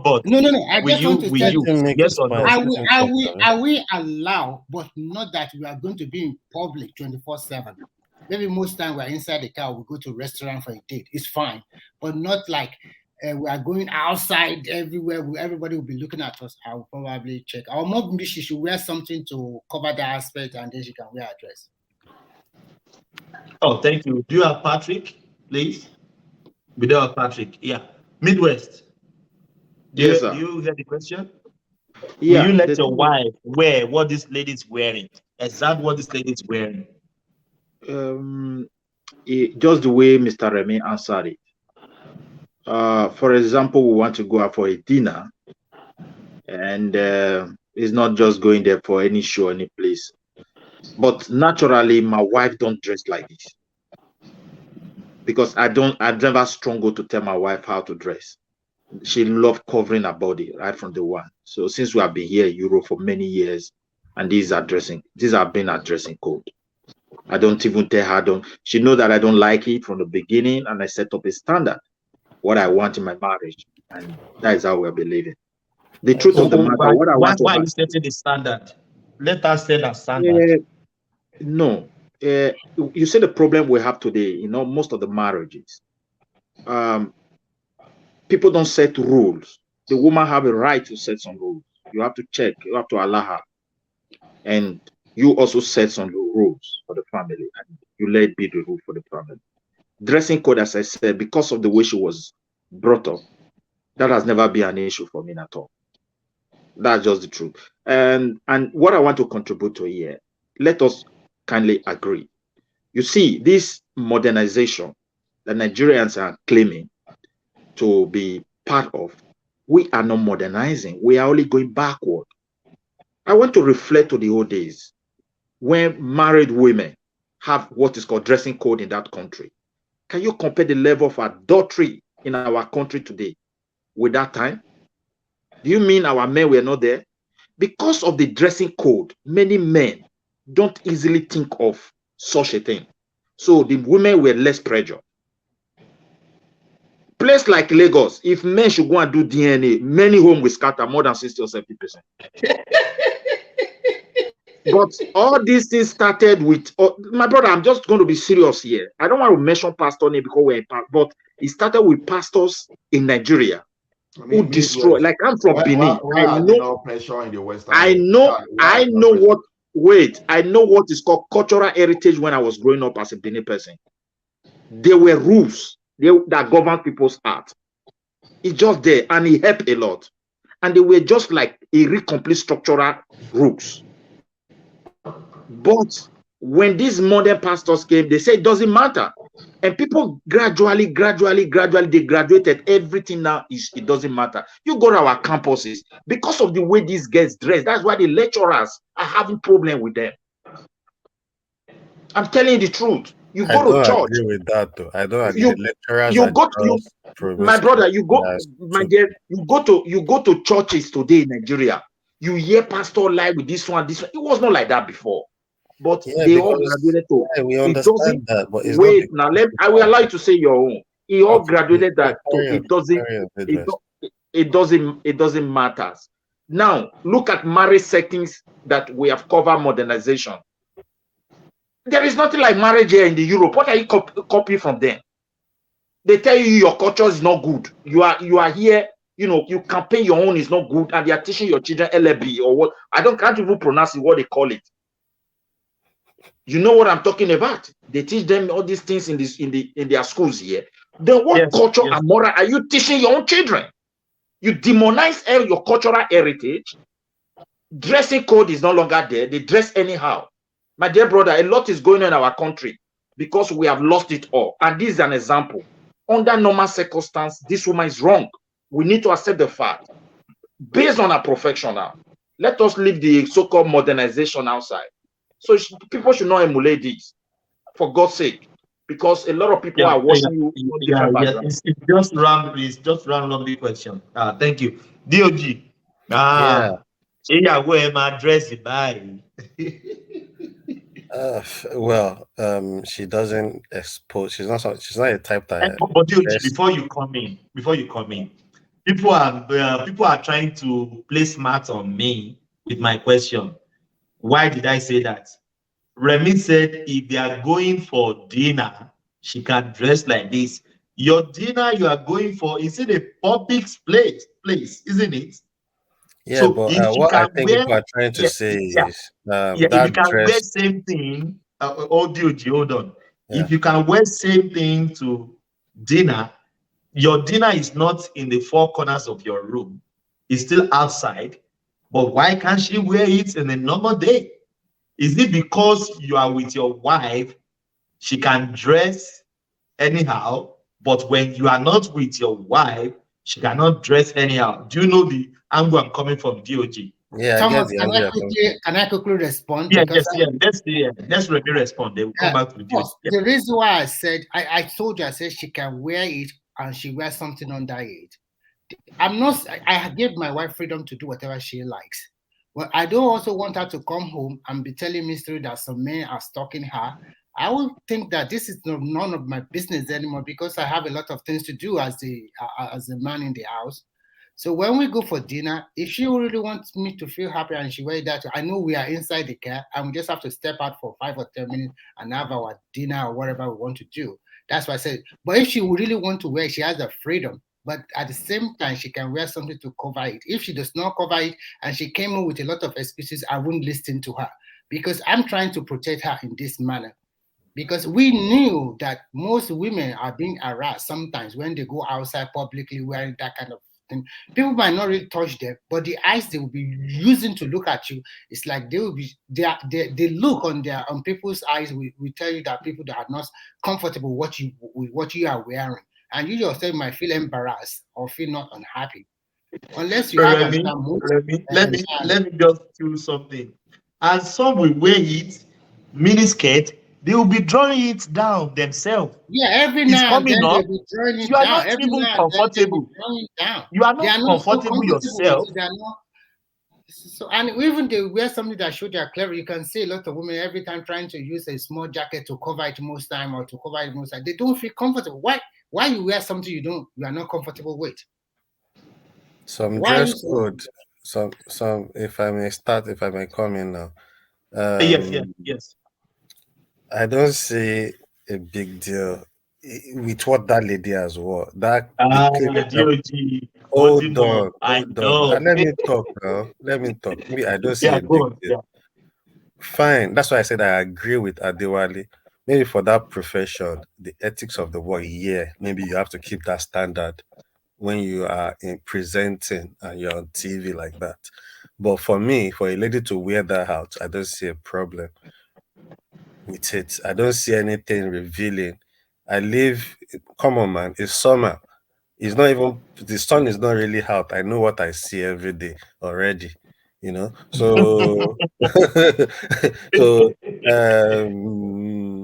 I just feel we need to watch how we approach this. What that So lady wore, I if it, get DOG, you like what you see. That it makes you feel happy every Of day. I course, like I what I know. see. I know, DOG. I didn't even. Only That's the problem. DOG, Yeah, DOG, I yeah. want to ask you a question. Let Yeah. us be sincere here. Now, there's nothing wrong with the dressing. And that No. society where you want to you point to now that because it's just a little summer, perhaps the people almost naked. But is it not up to 80% of children growing up today in that society? I want to go and greet my mommy in the east, and I want to go and greet my father in the west. Is that not what they are into? Let us be sincere. Do you pray for your society to end up like that? No, it Look, depends. they I are don't taking judge care. people by what Most they of the wear, and I don't judge their outcome and what they will turn out to be. It's okay. now when your So behavior. look, it doesn't matter. It's what has ruined our society, Yeah, and we what need I to pray think for it. has wrong our society is, let me tell you what I feel is wrong with the society. I think a lot of things are just not in place. So a lot of people has misplaced priority. You know how many youths, okay, for example, I left uni 2007. I have friends in Nigeria. They've never found a job. They've done masters. Some of them graduated with first class. So they've not gotten a job. They have to be. Most Nigerians, most graduates in Nigerians are self-employed. They have to find something doing themselves. So a lot, and it's not everybody that can improvise in that manner. Not everybody is business orientated. I have a lot of friends that have money, but the kind of So, business idea in my head, if I so have the because money of in my that, now they not dress open hold naked. on, We're talking I'm about driving at dressing here, not something. I'm economy. driving at something. Let me land. So Yeah. the money in their hand, if I have it, I know what I can use it for. Some of them don't know what they can use it for. So a lot of things has gone wrong. Our society, our system, everything is breaking down. So it's affecting a lot of things. You see a lot of kids out there smoking marijuana, doing drugs, doing all sort of rubbish, But for me, I just think with that dress code, I don't see anything bad in the dress code in general. But for a news presenter, when Adewale now enlightened and opened our eyes to that angle properly, looking at the profession and you presenting, okay, yes, maybe for that profession and that particular point in time, you should probably dress appropriately and not expose your cleavage. But the cleavage that we even see, to me, I don't see it as a big, not like we are saying our nipples. Come on, I see a lot of people dress. You can even see their nipples, see their stuff. Even in Nigeria, there, you can see it, but with this, it's just cleavage. Okay, maybe it's not good for the profession, but that dress, that particular dress, I don't see how you can wear it anywhere in Nigeria. You can wear it to anywhere, but for our profession, maybe yes, you cannot. And the question now, that question, the round robin question. My wife is a medical doctor, so that really affects how she even dress normally. She doesn't even really paint her fingernails and all those things. You get me? So I just think we need to just label things the way they are. For But our DOG, I don't our think what that woman professional is DOG, wearing, I DOG, don't think is bad. But for our profession DOG, as a presenter at that point, yeah, DOG, yeah. your wife's professional dressing is different from our day-to-day dressing, isn't it? That's what I'm saying. I think the way she dressed because of her profession has affect her choice of dressing as well. On a normal day. On a normal day, because Yeah. she goes to work almost every she just gave me a kiss now to leave. And that is how she probably would dress any other day anyway. It takes her time self for her to say, oh, let me paint, let me do my she doesn't even fix. I can't remember when last she has fixed her nails. You get So me? can we say I our will tell your profession wife sometimes you are a cleavage man. She knows what I am. So that's the thing. Not like she doesn't dress sexy and all those things. But what I'm trying to say is, if you look at what that woman has wear, I don't think it's bad for any woman to wear that, because not like she was really exposing her boobs and her cleavage intentionally. There are some dresses when you see it, you can tell this person is intentionally exposing their cleavage. But that dress is a V-neck top. But obviously, like Adewale has put it through us here, for the standard at that profession, that is ethics, work ethics, and all those things, you shouldn't be wearing that as a presenter on live TV. Yeah, maybe I agree with that, but I don't think that particular dress is bad for any woman to wear any other day for any other thing. Thank you, Thomas. Adewale. Yes, Adewale, your turn. Oh, okay. you know, um, me being an Ekiti man, what do you expect? First and foremost, my wife won't dress in such a provocative way. Uh, maybe I should correct one other thing. On the street, that dress is not. It's like a normal dress, but on the tube, it's different. People interpret what they see on the screen differently. God So bless you. That's my point. Yeah. that is what makes it. And what you see as normal, regular, will be to But some. Imani, before you Yes, go on, please, if you don't mind, go ahead. um, if you are looking at something, sometimes you don't see. How do I want to put it? To if you are not trying to look, báwo mo ṣe lè put it? Sometimes you will see something you don't even pay attention to it. Maybe people that are paying attention to what she wore, they are the one that want to look.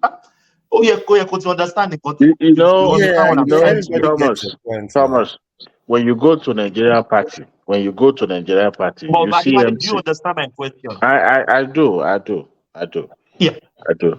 When you go to Nigerian parties, you see not just Nigerian party, any event, you see MC or comedians or whoever anchoring the show. They will dress in such a way that they are very considerate because they don't want to outshine the celebrant, the person paying for their service, right? But they still have to come to that show dressed very well, but not in such an ostentatious way that would draw attention, right? So the same thing happens in that industry as well. So, in as much as they are the mouthpiece, they are the gong, they are the object we are saying the news through them, then they don't have to make the news. They don't. People don't need to remember their face. You see them on a daily basis. Yeah, that's DWG right here. So doesn't matter. But what he's going to say today is what they are actually particularly after, not what he wear or what he's going to, how he dress or how he sit and all that. So let me leave that space and we move to something else there. Sorry if I take you guys back. I told you guys I was going to come from behind so that I No, didn't no, have no, it's enough all right. time to I address actually it then. like because obviously earlier on I was saying nothing was wrong, which I still stand. But when you come in and you pinpoint okay the work ethics and all that, and looking at it from the angle like okay, a lot of people watch TV and there are different kind of people watching TV. There are Muslim fanatics, there are religious people, there are people that are into fashion. So you don't want to bring any of your audience other side to the other side of the position when they are looking at you. You want everybody to have the same view, so you have to dress appropriately, which is where Oh, I agree. Which is where I agree with what you said. But for me, I just feel okay. Generally, that dress, I don't think it's bad for any woman to wear that we dress have somewhere we have else. Yeah, Nyash people and we have some cleavage people. So the exactly. category you fall into is we already know now. Thank you very much. So Yeah. earlier, Thomas, I heard about the discussion about the Oluomo and then the Chief Eze Guru. I think that's his statue. Yeah, I would love to hear your view about that. I was gonna say that too. Like, Yorùbá used to say ohun tí ò dá ò lórúkọ méjì. Even though I listened to that audio very well, uh, I- and people are trying to rationalize what Oluoma said, and at the same time comparison to what Isaac said. You know, I don't think we've ever been pushed to the word before, and people would do and say things that they didn't even mean in the first place. I'm not trying to rationalize what that man said or did, but Oluomo, when he was making those speeches, he was he didn't actually threaten, but what he said was more insightful, if that's the right word. You know, when you're trying to pin the other people, I know some of these things are allowed in politics, but I think there are some things we should begin to outgrow now because we're now in the 20th century, not in the 80s where you have primitive way of conducting elections that I could paint my opponent terrible. Ideas no longer reigning supreme. It's about how terrible my opponent look like. And some of those things being said, you know, it's the person that said it probably will forget about it, but the person that hear it will magnify it, interpret it in so many ways.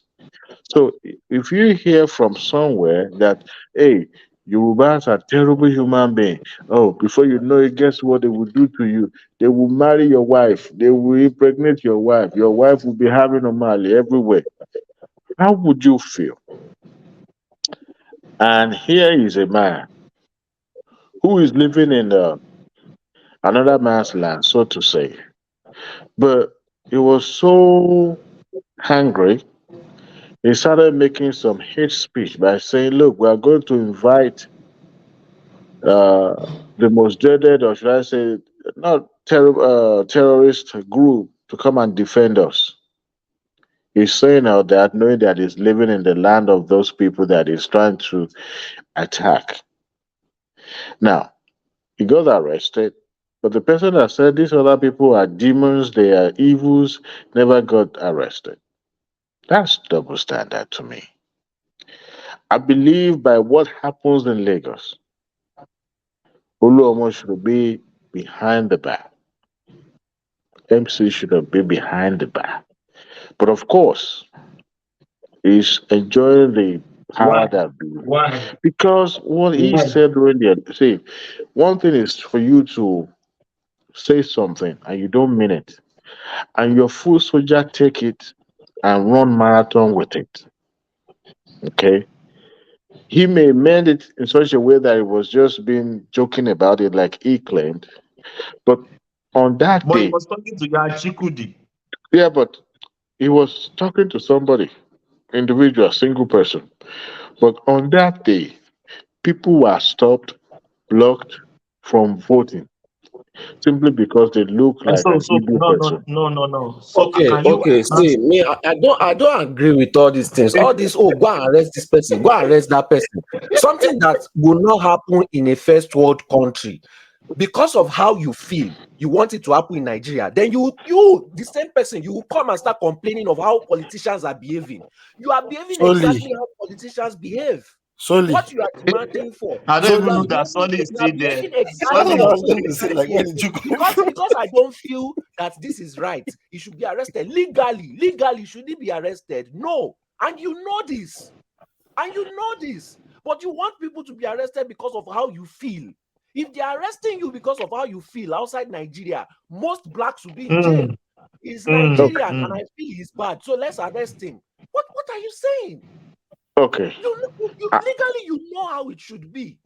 In okay, US, if you dare say what that is they said, Adewale, for 40 let him years, that land. guy will I not know see Solly. daylight. Let him They land. will Yeah. lock that guy underground. You will not even know where he is. Let's tell ourselves the truth. Who will invite terrorists in America? You will not see daylight for 4 years, for 40 years. You are talking about how you feel. Talk about the legality. okay, But we can't okay, be we can't be going with our sentiment all the time, arresting people with our sentiment all the time, and then complaining that politicians are doing this or that. When we too we will do it. I don't understand though. Then don't criticize politicians then. okay. Oh, yeah. Yeah. If Solly. Yeah. Adewale. Yeah. I heard this him and I'm gonna try to understand his submission or his objection rather. Um, how I feel doesn't even make any doesn't matter here. But I'm looking at it from the moral angle and now the legal angle. Now, if you're saying Oluomo does not merit to be arrested simply because what is said, was not insightful enough for him to be arrested. He was clever enough to have come out with a rebuttal by saying, "Look, I was joking." And It's luckily because for him, Adewale, hold I, on there, oh, please. wait It's now. because you guys are now overblowing it. So it's a needful to come So and clarify himself. look, I want to believe that he was counseled by people that are smarter, knowing that he was digging his own grave. If he had not brought, hold on, now. Thomas, hold on Go now. on, Hold on, go on. Thomas. If Now is a if possibility. if if he had not done that, my brother, by now people will be demanding for his head. But he was able to bring out a strong alibi of a But woman. Adewale, are people not still demanding for his head? Are people not still demanding for his No, but head it would have been today? different, isn't it? Mr. Dewale, please can I put something here? You see, if you want to treat an issue, you have to look for the genesis. Lagos was calm enough for everybody to vote for both Peter Obi and Tinubu. Peter Obi won Lagos. It is the rhetoric from that audio that we want to take Lagos that is setting up everywhere ablaze. God bless you. God Because bless you, my brother. if not because of that audio, for me, I am a supporter of Peter Obi and I still remain a supporter. But my greatest disappointment is that I don't know why most of politicians could not quickly distance themselves from that audio. And anybody who want to, put that audio aside doesn't want to solve this problem because the audio have sent a very dangerous message. And I don't think anybody It's kind of what triggered Oluoma to say all what he said. But you know, the now person that listen, Oluomo, the guy Oluoma, they call yeah, Agbe, yeah. Now He's Oluoma. they now see it like a defeat. They see it like a defeat upon them, and because they are working for people, and for people to say in their presence that they want to take their land, you know what you know what how that would sound to their understanding. And aside that, Mr. Widwet, let me add one thing to what you've just said. Yeah. Aside that, again, this guy, the governor, LP governor candidate, I've forgotten his name again. He has too The many guy names. was not ready. That one is Gbadebo. Him too. He said he will cancel all those road whatever that will stop Agbero. So it's more like the person that is coming won't support us. Then you people say you want to take Lagos. There is no way you expect people to now campaign to their people and not pinpoint those things to them. Which is why I said, to me, I don't see both statements in the same light, and I don't weigh them the same. It's different. It's normal in politics. If there was nobody that have said, "Oh, we take Lagos," and the governor that is said to be half Igbo, half Yoruba is not saying he's gonna like unsubscribe NRTW because a governor has Oh, sorry, yeah. So that's my mistake. Yeah, go on. the Igbo threats are not that. Yes. Obviously, he had come out to talk to his people and say, don't make these Igbo people take our state. This is what they will start doing. So I don't see what is that bad. And it was lucky, like Adewale said, he had people that are white. That's why I said it's possible. There was never any Mama Chukundi in the old. They just have to go and bring Mama Chukundi out to say, okay, yes, this is Mama Chukundi was talking about.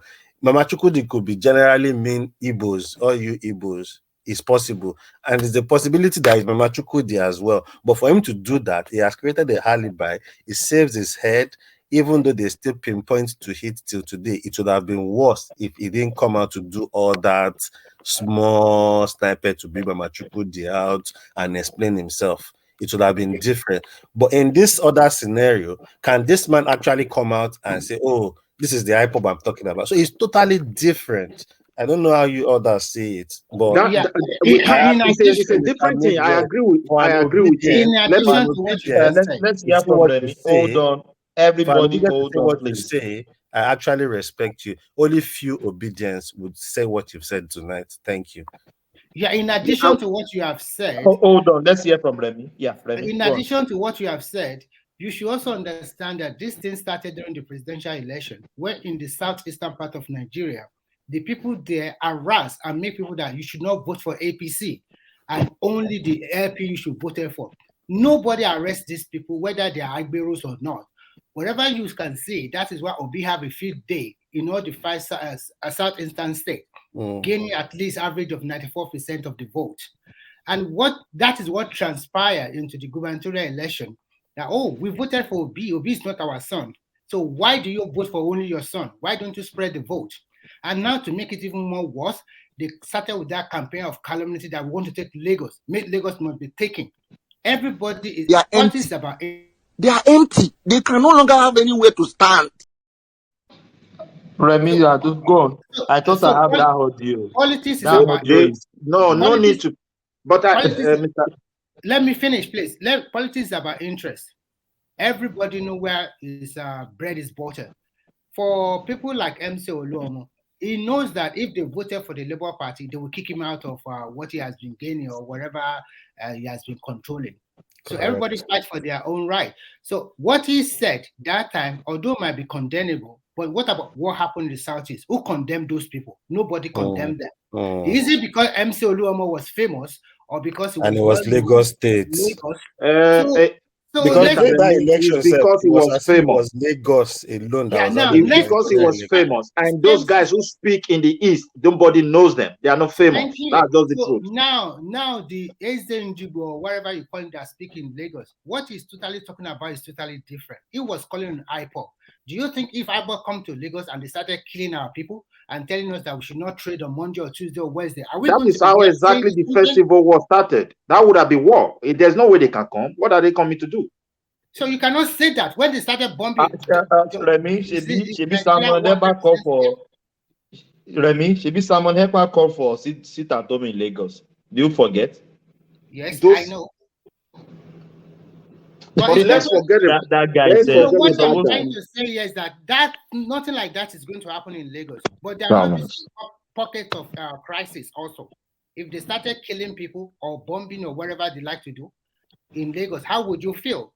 So that is why the guy was, because his own narrative is more stronger than that one of MC. Okay, but I wanted to put something, please, Mr. Remy, please, if I'm permitted. You see, go on.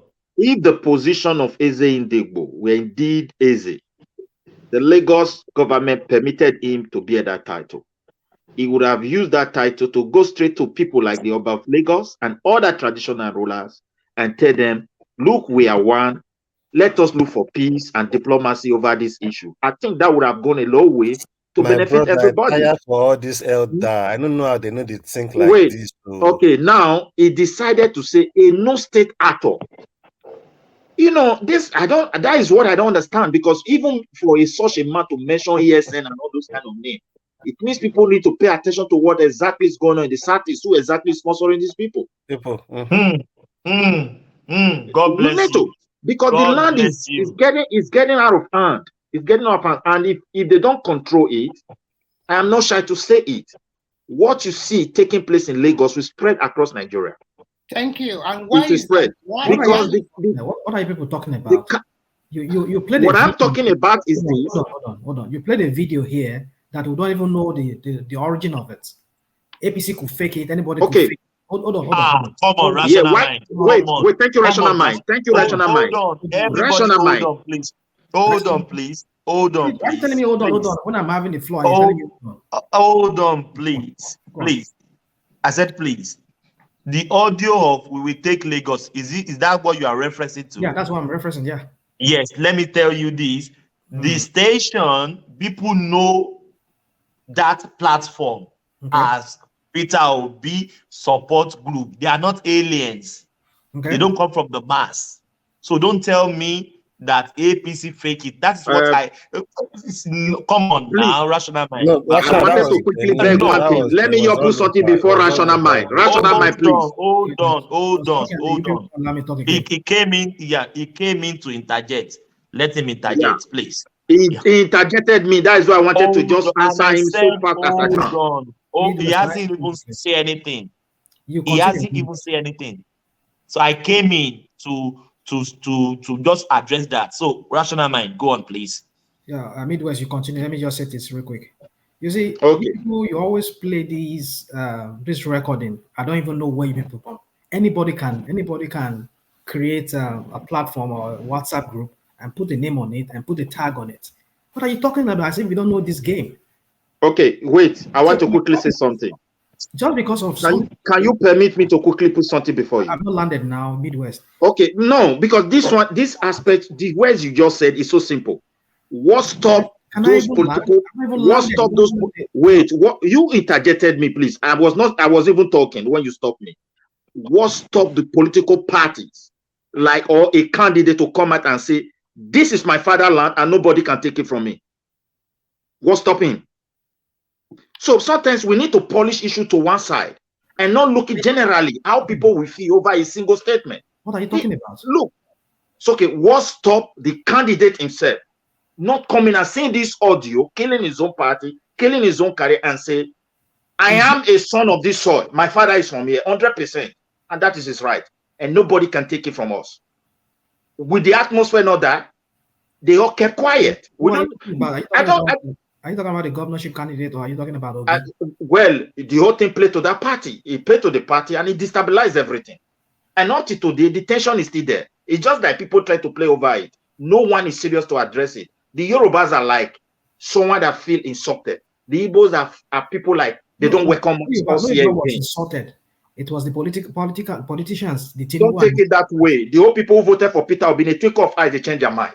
Of That course, rhetoric was he very was bad. even showing on social media. You can now It see on was social very bad. media during the gubernatorial election where a lot of people now started supporting Sanwo-Olu against LP. The people that would have supported LP normally. Yes, they changed. You know, it's changed. You can see it. I was studying comments before the election, before the gubernatorial. Then after the presidential election, when Obi won Lagos, then some obedient took it's personal. It's like, we are taking over Lagos. Then they believe from nowhere. You think it was not some Yorubas that voted for Peter Obi that Peter Obi won Lagos. So that was where some Yorubas started thinking, are we crazy? Because we are supporting Obi, people now think it's turned to this Igbotic thing. That's how some people turn their back on Labour Party, that is Obi that we are voting for, that we didn't know anybody in Labour Party. And I don't know why rational mind will come and be saying that audio can be formed. Everybody know that audio was real, and the people that were on the platform were not denying it. And even But some even people have if come it to is this formed, platform it was to formed to even support say the one same political thing. party. It was formed to support one direction. You don't need anybody to explain it. Why didn't those people distance themselves from it if they are intelligent? And that is a very simple something. Look at the other man who said he want to invite a no state actor. There are you be a chief title, and you should be having connection with other chiefs. Go to them and talk with them. They have a role to play. They can play, they always play My brother, underground I'm role. telling you, maybe 3-4 years ago, 5 years ago, the Olubadan of Ibadan then said he doesn't want anything as Ezendigbo in Ibadan land, because in all the southwest states they have Ezendigbo. Because and Yoruba people are the people that are welcome, and they just think, this is your cultural region thing. You people can have a leader. It's just to coordinate yourself. That is the whole purpose of Ezendigbo in early land. But now the Ezendigbo turned it as if it's the Olubadan of Ibadan. That's how the Oba said he doesn't want to hear anything called Ezendigbo in Ibadan again. So I think all these people should, because that's how I see Ezendigbo in any land. If you are not Like in Igbo land, in my own state, the case is in court. As I'm still talking to you, nobody talking about it. It's in court. You understand me? Because people told them, look, this kind of something is not allowed, but you can have a leader. And we gave them chance. It was they themselves, when they want to change the leader, they fought and they were almost killing themselves. That's where the whole thing exposed. And people said they don't want it. Along the line, everything ended up in court. See? So people, because it's a traditional something, and you having it in my land, I don't know whether, because every titles we have as a Benin, either is ceremonial, traditional, or spiritual, whatever. They don't just come here and come and be a title anyhow. Exactly. So it's And just like people that. allow you to do all these things The in their question we should states. ask ourselves, let's reverse it. Let's say they allow Oba in Southeast or Oba in the northern part. And Oba is now calling for the armed wing of what do you call it, secessionists, or what do you call it, Yoruba nation. to come and Or help them Arewa. in the east or in the Come north. and How take would that, over. what would happen? Please, let's be objective. Good night, everybody. That anyway, let's Good forget night, about Mr. it Adewale. for See you peace to later. reign. Although we go into it so that people can understand that, look, if you do something wrong, tell the people that this is wrong. There was not too much issue on this issue. It's just because the politicians fail to do the needful, the Eze Indigbo fail to do the needful. That's why it become an issue today, and it still remain an issue. I pray that they treat it properly, because Igbos in Lagos feel threatened. They feel they are no longer welcome. And the Yoruba will be hosting them for long fee that maybe they will lose their own land to them. So I don't know how they're going to find a balance over this issue. It I may look feel Midwest. I feel the IPOBs, the people that are IPOBs underground that lives in Lagos, are the one that started channeling that energy into people, because obviously I don't see how Igbos were even convinced that Yoruba eats them, because since how long have you people been in Lagos that you've been doing your business peacefully? Then election came, and that is why I said to people, Obi is partly to be blamed for this, because his campaign style and strategy was he was capitalizing on the IPOB, because he didn't really say anything about IPOB. They tried to question him, "Well, what would you do?" He didn't really say anything. He capitalized on that. He capitalized on religion, because Tinubu pitching Muslim ticket. Then you can see the tone in his campaign, and you can see every time they ask him question about IPOB, he was not really giving details of anything about what he would do or what his plan is. So it's more like, oh, he's now seeing that the IPOB that have been fighting as well, now see Obi as an opportunity for a Southeasterner. So they all rally their support, which I understand. But to be honest, I think he played a part in all those things too, with the way things turned out. no, I'm not convinced that he did anything, because during his campaign, the Yorubas in massive voted for him in Lagos and other places. They Yeah, also have that word. So now, why the reason why people change overnight was that audio, and the politicians were not fast enough. Look, even the Vivo from the it was party. that audio, because people were Okay, not seeing even the Obi in Vivo that light. from But that party. Obi's campaign to his Yeah. people, to the Southeasterner, is more like, this is our time. We fight with our people, we've not gotten anything. This is our chance. So the Yorubas won't see that now. But when No, it's now we a can't threat to we the can't put it that way. Yoruba, What of Igboho? Igboho that was there with Tinubu go and say Sawaton.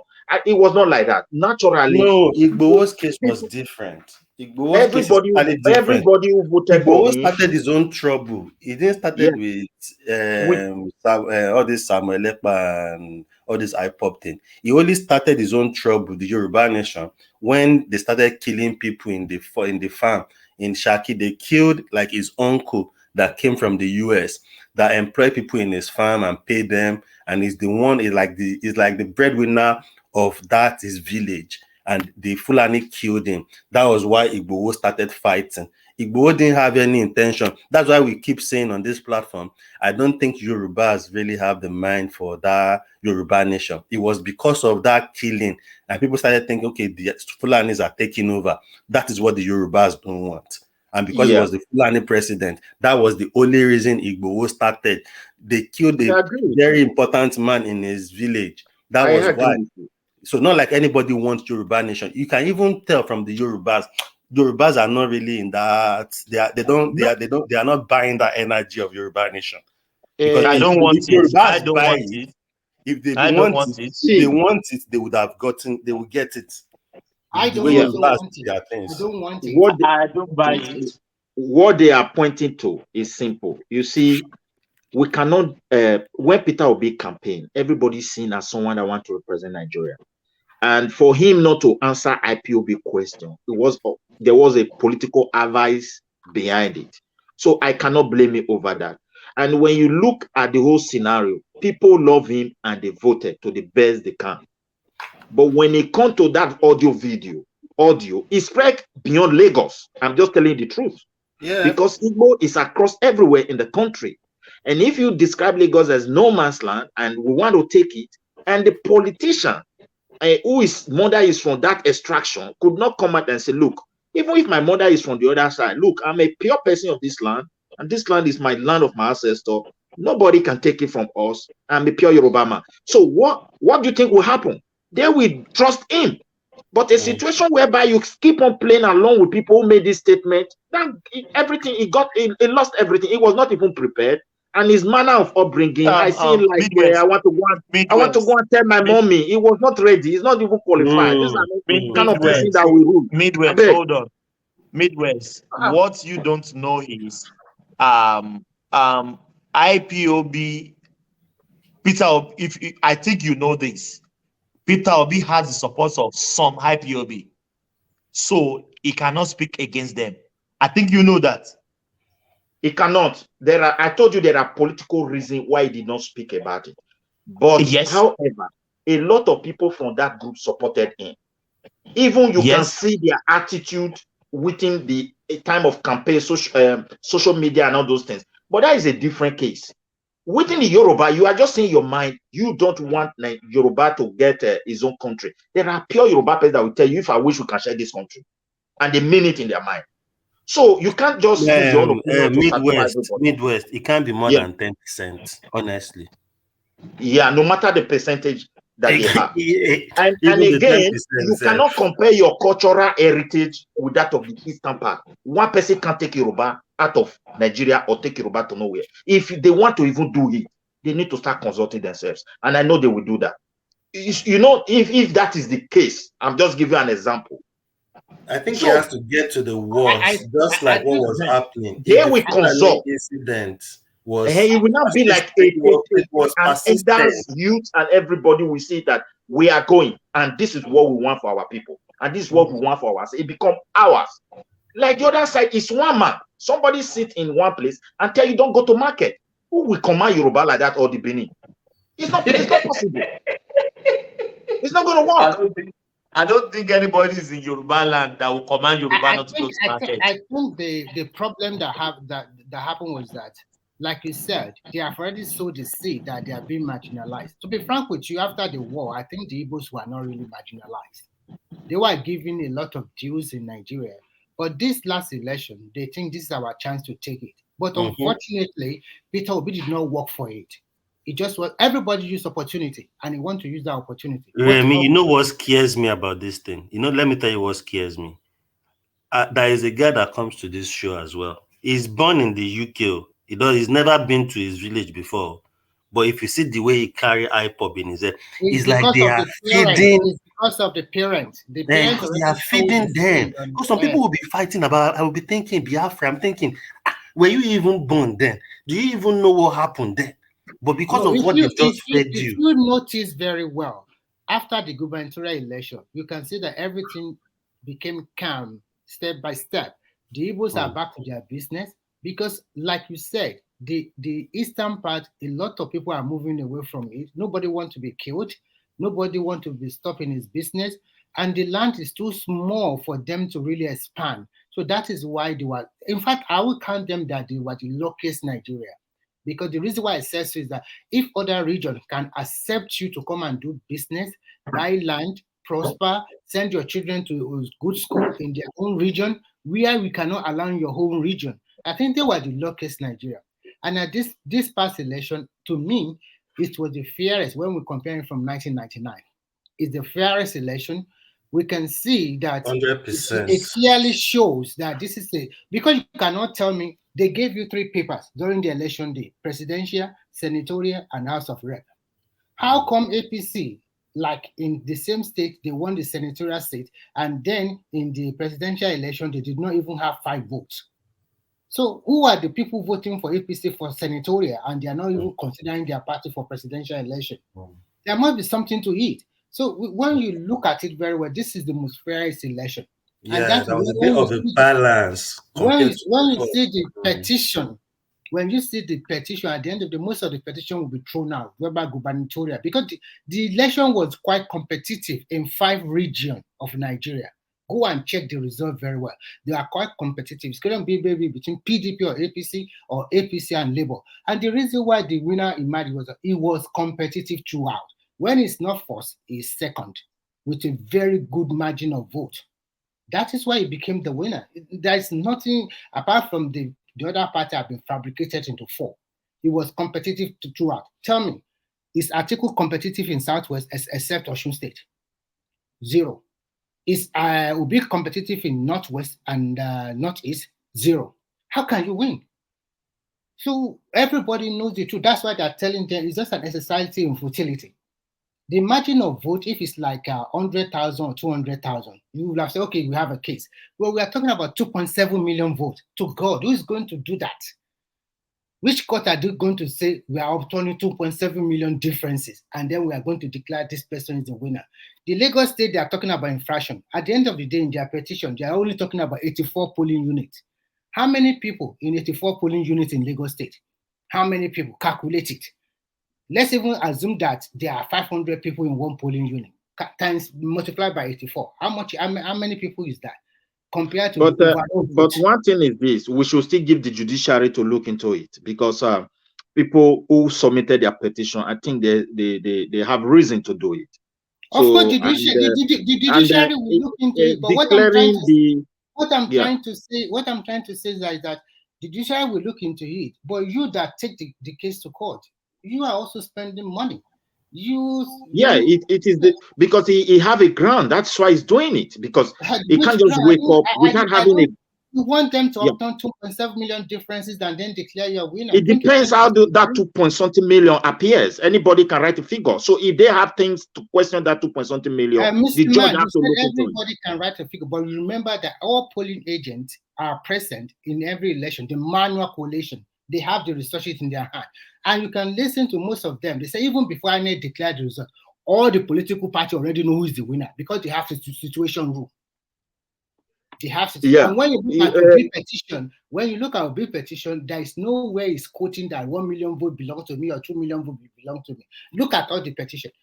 Most of this is on technicality. Tinubu should be disqualified or something like that. So when you say you look at it at the end of the day, give and take.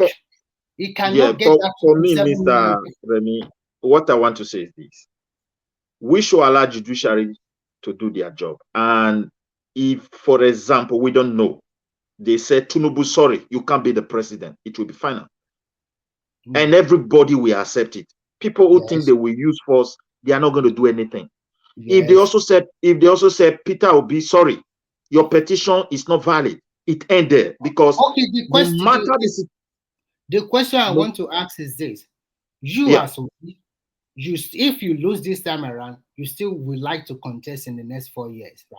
Yes. So why bastardize your chance in the next 4 years when you throw your cards in the ring? Let me be frank with you. The vote he got this time around, he can never get it in 4 years. It depends. I agree. No. I don't agree. I don't agree with you. I will tell you reason. Not in the next 4 years. Nobody knows what will happen. Nobody will know this. Nobody knows the situation Nigeria will find themselves. Nobody will know what Nigeria will be crying for. Nobody know whether Nigeria will be rejoicing. So not in 4 years' time. Something pushed Peter Obi. Nobody expected he will got this vote. Something pushed the youth. They become so fed up. We don't know what is going to happen now till next 4 years. So we cannot say he's not going to get any vote. It depends how they play with the party. And they should be cautious. What you're just saying is still conditional statement. If you only still conditional on that condition. Also. I am not saying if. I am telling you that I did not say if. I said the vote he got this time around, he cannot get in the next 4 years. I did not say any conditional. And I told you he may even get more than that. And that is I'm specific now. What you are trying to say is very simple. You are wishing the person that win the election that he did not perform. So if he did not perform, not like that. That's don't put no. That is what you are saying. No, not like that. Not like that. Hold on. Not like that. Not wishing for him not to. I wish for a better Nigeria. I can never wish any leader not to perform. I also know what I'm also saying. because I'm not looking at it from the pessimistic angle. I'm looking from the optimistic angle. So as a first timer, being the president of a nation, he will also want to do something that will make him to get the second term vote or something like that. And they already know the strength and weakness of Obi, what he used this time around. So the first thing we are going to do as a ruling party, if I'm Tinubu, I'll find a way to make sure that the productive youth in Nigeria are put into production. I've already cut everything away from him that way. Religion is no more in play because people can now say, I can choose Christian, or Muslim, and I can still win. That one with good government, everything will be fine. He's not stupid as a elected president. So when you continue to say your conditional statement, I know where you are going. So give and take. And Remy, to say this, he even said it in a congratulative message that youth, I hear you. That word is a very strong voice. Yeah. And strong then word. another problem is going to Mr. have Remy, since let me just finish. I want to please let me talk. Another problem is going to have is that the people from the southeast, they also want to play good policies so that they can put themselves instead in the next 8 years or 16 years or even the next 4 years. So you can see that support base he has is not going to get it anymore. Which is the direction Soludo is. That they That's the lost direction Soludo is, Remy. Most of these guys that they lost their election because of Labour Party, with some people that have even contested or not they won.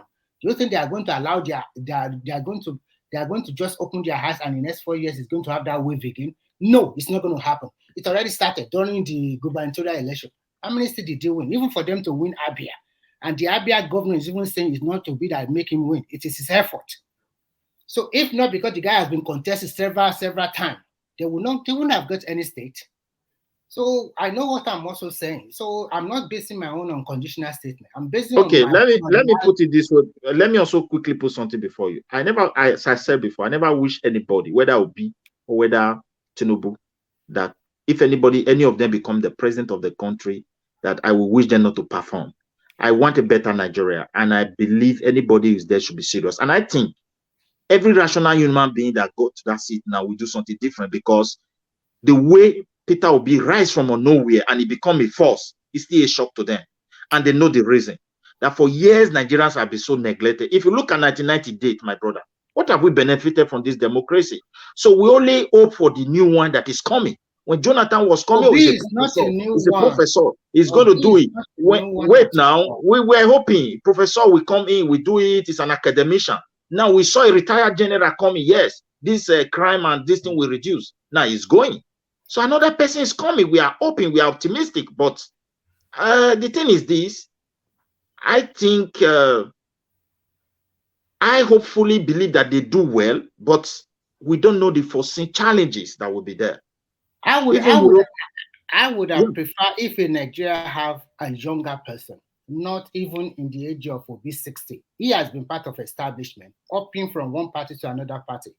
So that is why everybody thinks what is selling is fluke. You can't call yourself a saint where you have eaten on the same table with these people. Well, it didn't in his campaign. He didn't tell us he's a saint. He didn't need to say it's the same, but what is putting out there? He didn't tell me he's a saint. Hold on, calling all the past leaders that you have dined with, even in the last 4 years article, calling them bad leaders. They have not done it. What has it done? It's calling them criminals. Calling them criminals. We are not stupid. We know the narrative. Okay, let's wait. Let's talk about that issue and area where. Yeah. But so my own analysis is that you also have your own, fine, and I totally respect that. But I'm telling you the truth that in the next 4 years, it cannot have that momentum again. I believe it will have more. It all depends. To buttress, they would have break their ranks. But one thing that is really going to affect him, I will not lie about this. It's going to be the character of so many of his supporters, and if they don't know how to quickly distance what they stand for from so many things that will be coming out, then it's going to go down. This is so how can he distance himself when he cannot example? He can't control. He can't say anything. He can't just say, okay, fine. You know what? Let me tell you something. I will respect a man who fights today and loses and come again to fight again. But you loses now, but you are losing badly. You are giving impression. Look at what has happened after the election has been called. You have been on the news every day castigating the electoral empire INEC. And this INEC also declares some of your candidates senators, reps, and also governor. But you have been claiming the process was rigged against you. There's so many irregularities and so many stuff like that. But when it beams searchlight on your own area, then people will say it's another entire story. What I would have expected from him, I'm not saying you should not go to court, but he should have managed the situation very well so that in the next 4 years, he can penetrate the Northeast and the Northwest. But he's not doing that with most of his utterances, his followers, his VP. Look, it's very easy in Nigeria. If you want to win in Nigeria, you have to prepare. You have to reach out to all the regions. Look at Tinubu. He won in the Southeast. He played a good game with Rivers. He won there. And those ones that did not win, even in Edo State, he came second. In Delta, he came second, even ahead of Atiku. It's competitive. But this guy is not doing that. So you are just looking at the okay. I won Nasara. I won Plateau. What about the North Central? Kano, Kaduna, Kano. Sorry. I want to say Kwara, Kogi, Niger, and one other state there, Benue. Remy, what is even the importance of the 12 states he won and he lost the election? What is the importance? I think we should leave that for the judiciary to look into it. I think that would be better. Forget Minguez. You are still going back to the bush. You are going back to the bush. What the judiciary is going to do? Let me give you an example. Do you remember Al Gore and George W. Jr.? I hope you can remember that election. Yeah. Al Gore, at the end of the day, when they took it to the Supreme Court, what happened? What happened? At the end of the day, they still declared George Bush Jr. the winner. I mean, what is the percentage of the difference? Remy, you see, the problem is to me, I think for anybody that wants to really listen and truly face reality, you've said enough. But to just buttress your point, I think the way things will even plan out, you see, Nigeria, the way Nigerian system works, most of the political system is things change. You see all these things, and you think Tinubu is a strategist, and all these politicians too are not fools. They know how to kill Obi's ambition. Who killed Atiku's ambition? It's Obasanjo. It's Obasanjo that killed Atiku political ambition to be president of that country. Their ambition is dead long ago. That's why it's quiet. It's just following Obi because he was second. If he was third, they wouldn't have been in court with Obi. Trust me. And you see these Obi supporters, some of them will backslide.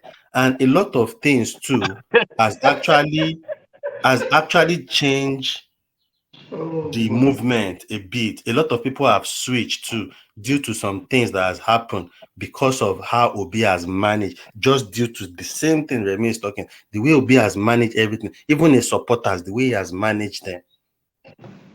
You see? And I think he was capitalizing on it. And the noise was building momentum and he's enjoying it, which is what he wants. But he was not doing the things to win election of how to play the Nigerian politics exactly, which is what Tinubu has been doing. And he didn't just start doing it last year or when the campaign started. He's been doing it for years. So you can say the northern people now, they have been strategizing already. The Northwest and the Northwest and the Northeast and North Central, they know that in the next 8 years, if let's assume Tinubu rule for 8 years, they have been strategizing already. Some of the governors, some of the senators, they are reaching out. When you want to win an election in Nigeria, especially presidential, you have to have the resources. Tinubu was lucky. He has the resources, he has the reach, he has everything. And he has the backing of the governors. Yes, almost 14 governors. Upon all of that, and they assist he claim rigging. If APC want to rig this election, what will happen? Everyone will not fall. But Remy, I want to ask you something. Why don't they think they don't rig Lagos? Let me finish the question. If they rig Lagos, nobody will argue. isn't it? So that is the hypocritical part of it. Why don't they say they read all the southeastern states? In wherever they win, they did not rig. But where he loses, they rig or there's irregularity. I was even surprised that he was not saying that they rig him out in all the states that Article 1. He didn't mention that. I was even expecting it. And you want to be the winner. You are not complaining about where Article 1. You should have said they rig you out from Sokoto, from KB, from Borno, from Yobe, from Jigawa, and the It's rest. also a low-key PDP, man. They are his people. So what I'm trying to say is that this is not a case. Mr. Remy, Mr. Remy, Mr. Remy, if I let me put this before you. You know, one thing is this: if you say people they want to prepare for the next 80 years election, I don't want to argue anything with you. Tinubu have really prepared to be the president of this country. For a long time, he has made up his mind, and he has worked hard towards it. But at the same time, we need to ask ourselves a question as a Satanan. If the vote that went to be in the East went to Atiku, do you think they will be celebrating Tinubu or anybody today? So the game would have been different. that is why Tinubu. So I think the same Tinubu himself is going to look beyond now and say, look, Obi, even I am not the president, I would like to work with you for the interest of everybody. And that will happen. You understand me? I don't think I don't really think they will beg him to work with them. They can just let him be. No, if they don't do, listen, if they don't settle this issue well, the entire SAP will lose. No, we are they not will lose. They may be there. They may be there. Is that not how to decide? Politics is about personal interest. What concern me with if I'm a senator? What concern me with if I'm a governor? What concern me to if I'm a representative? I don't care. I just want 4 years and I want another 4 years. Even if I like, they should continue to vote for me. Obi has politicians always do what we guarantee them what they want. Become senator. They use his vehicle to become governor. What did he get at the end of the day? Ask that question to Obi. He lost out. So that is politics for you.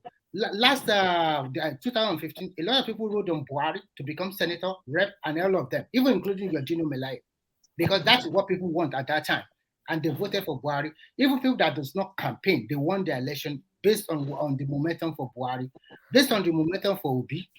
Some people want to win a lot of things, but it does not win nothing because it did not strategize very well. It did not play his game very well. And I was saying to you that if you really want to win again in the future, it should strategize, but it's not doing that. Look at his party.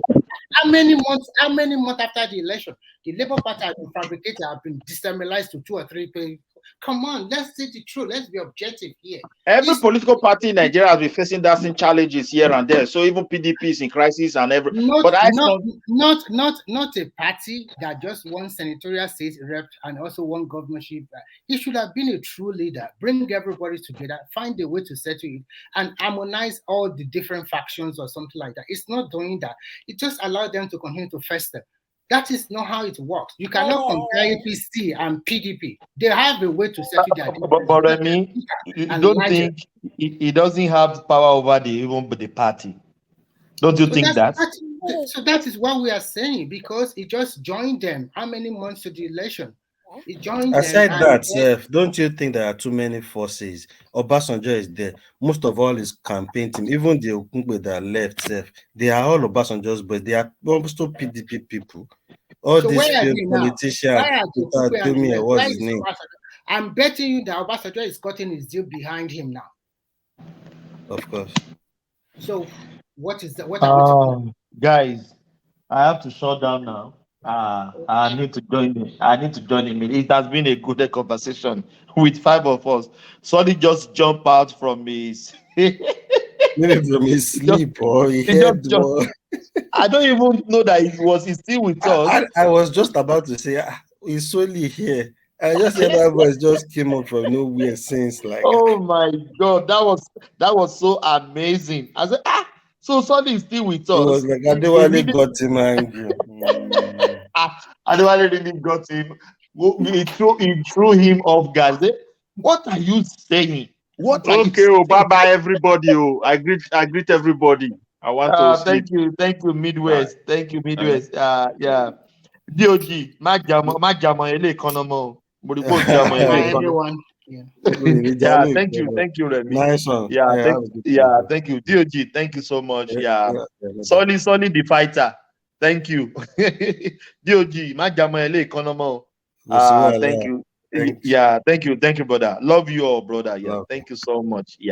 Yeah.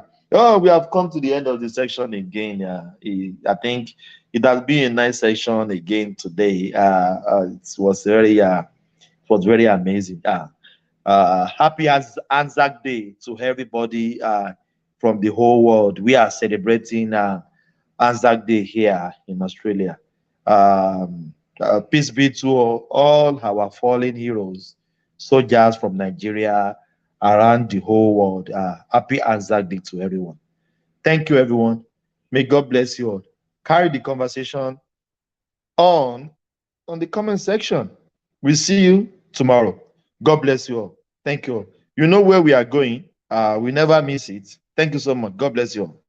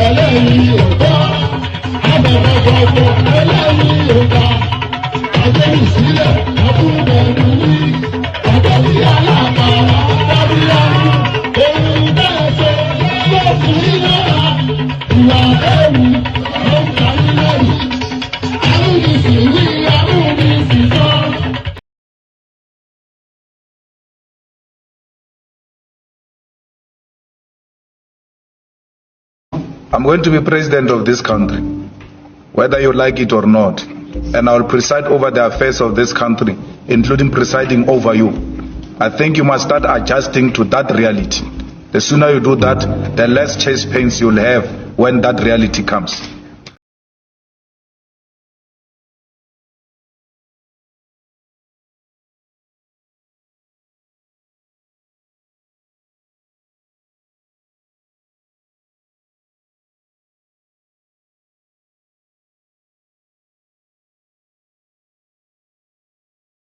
I'm going to be president of this country, whether you like it or not, and I will preside over the affairs of this country, including presiding over you.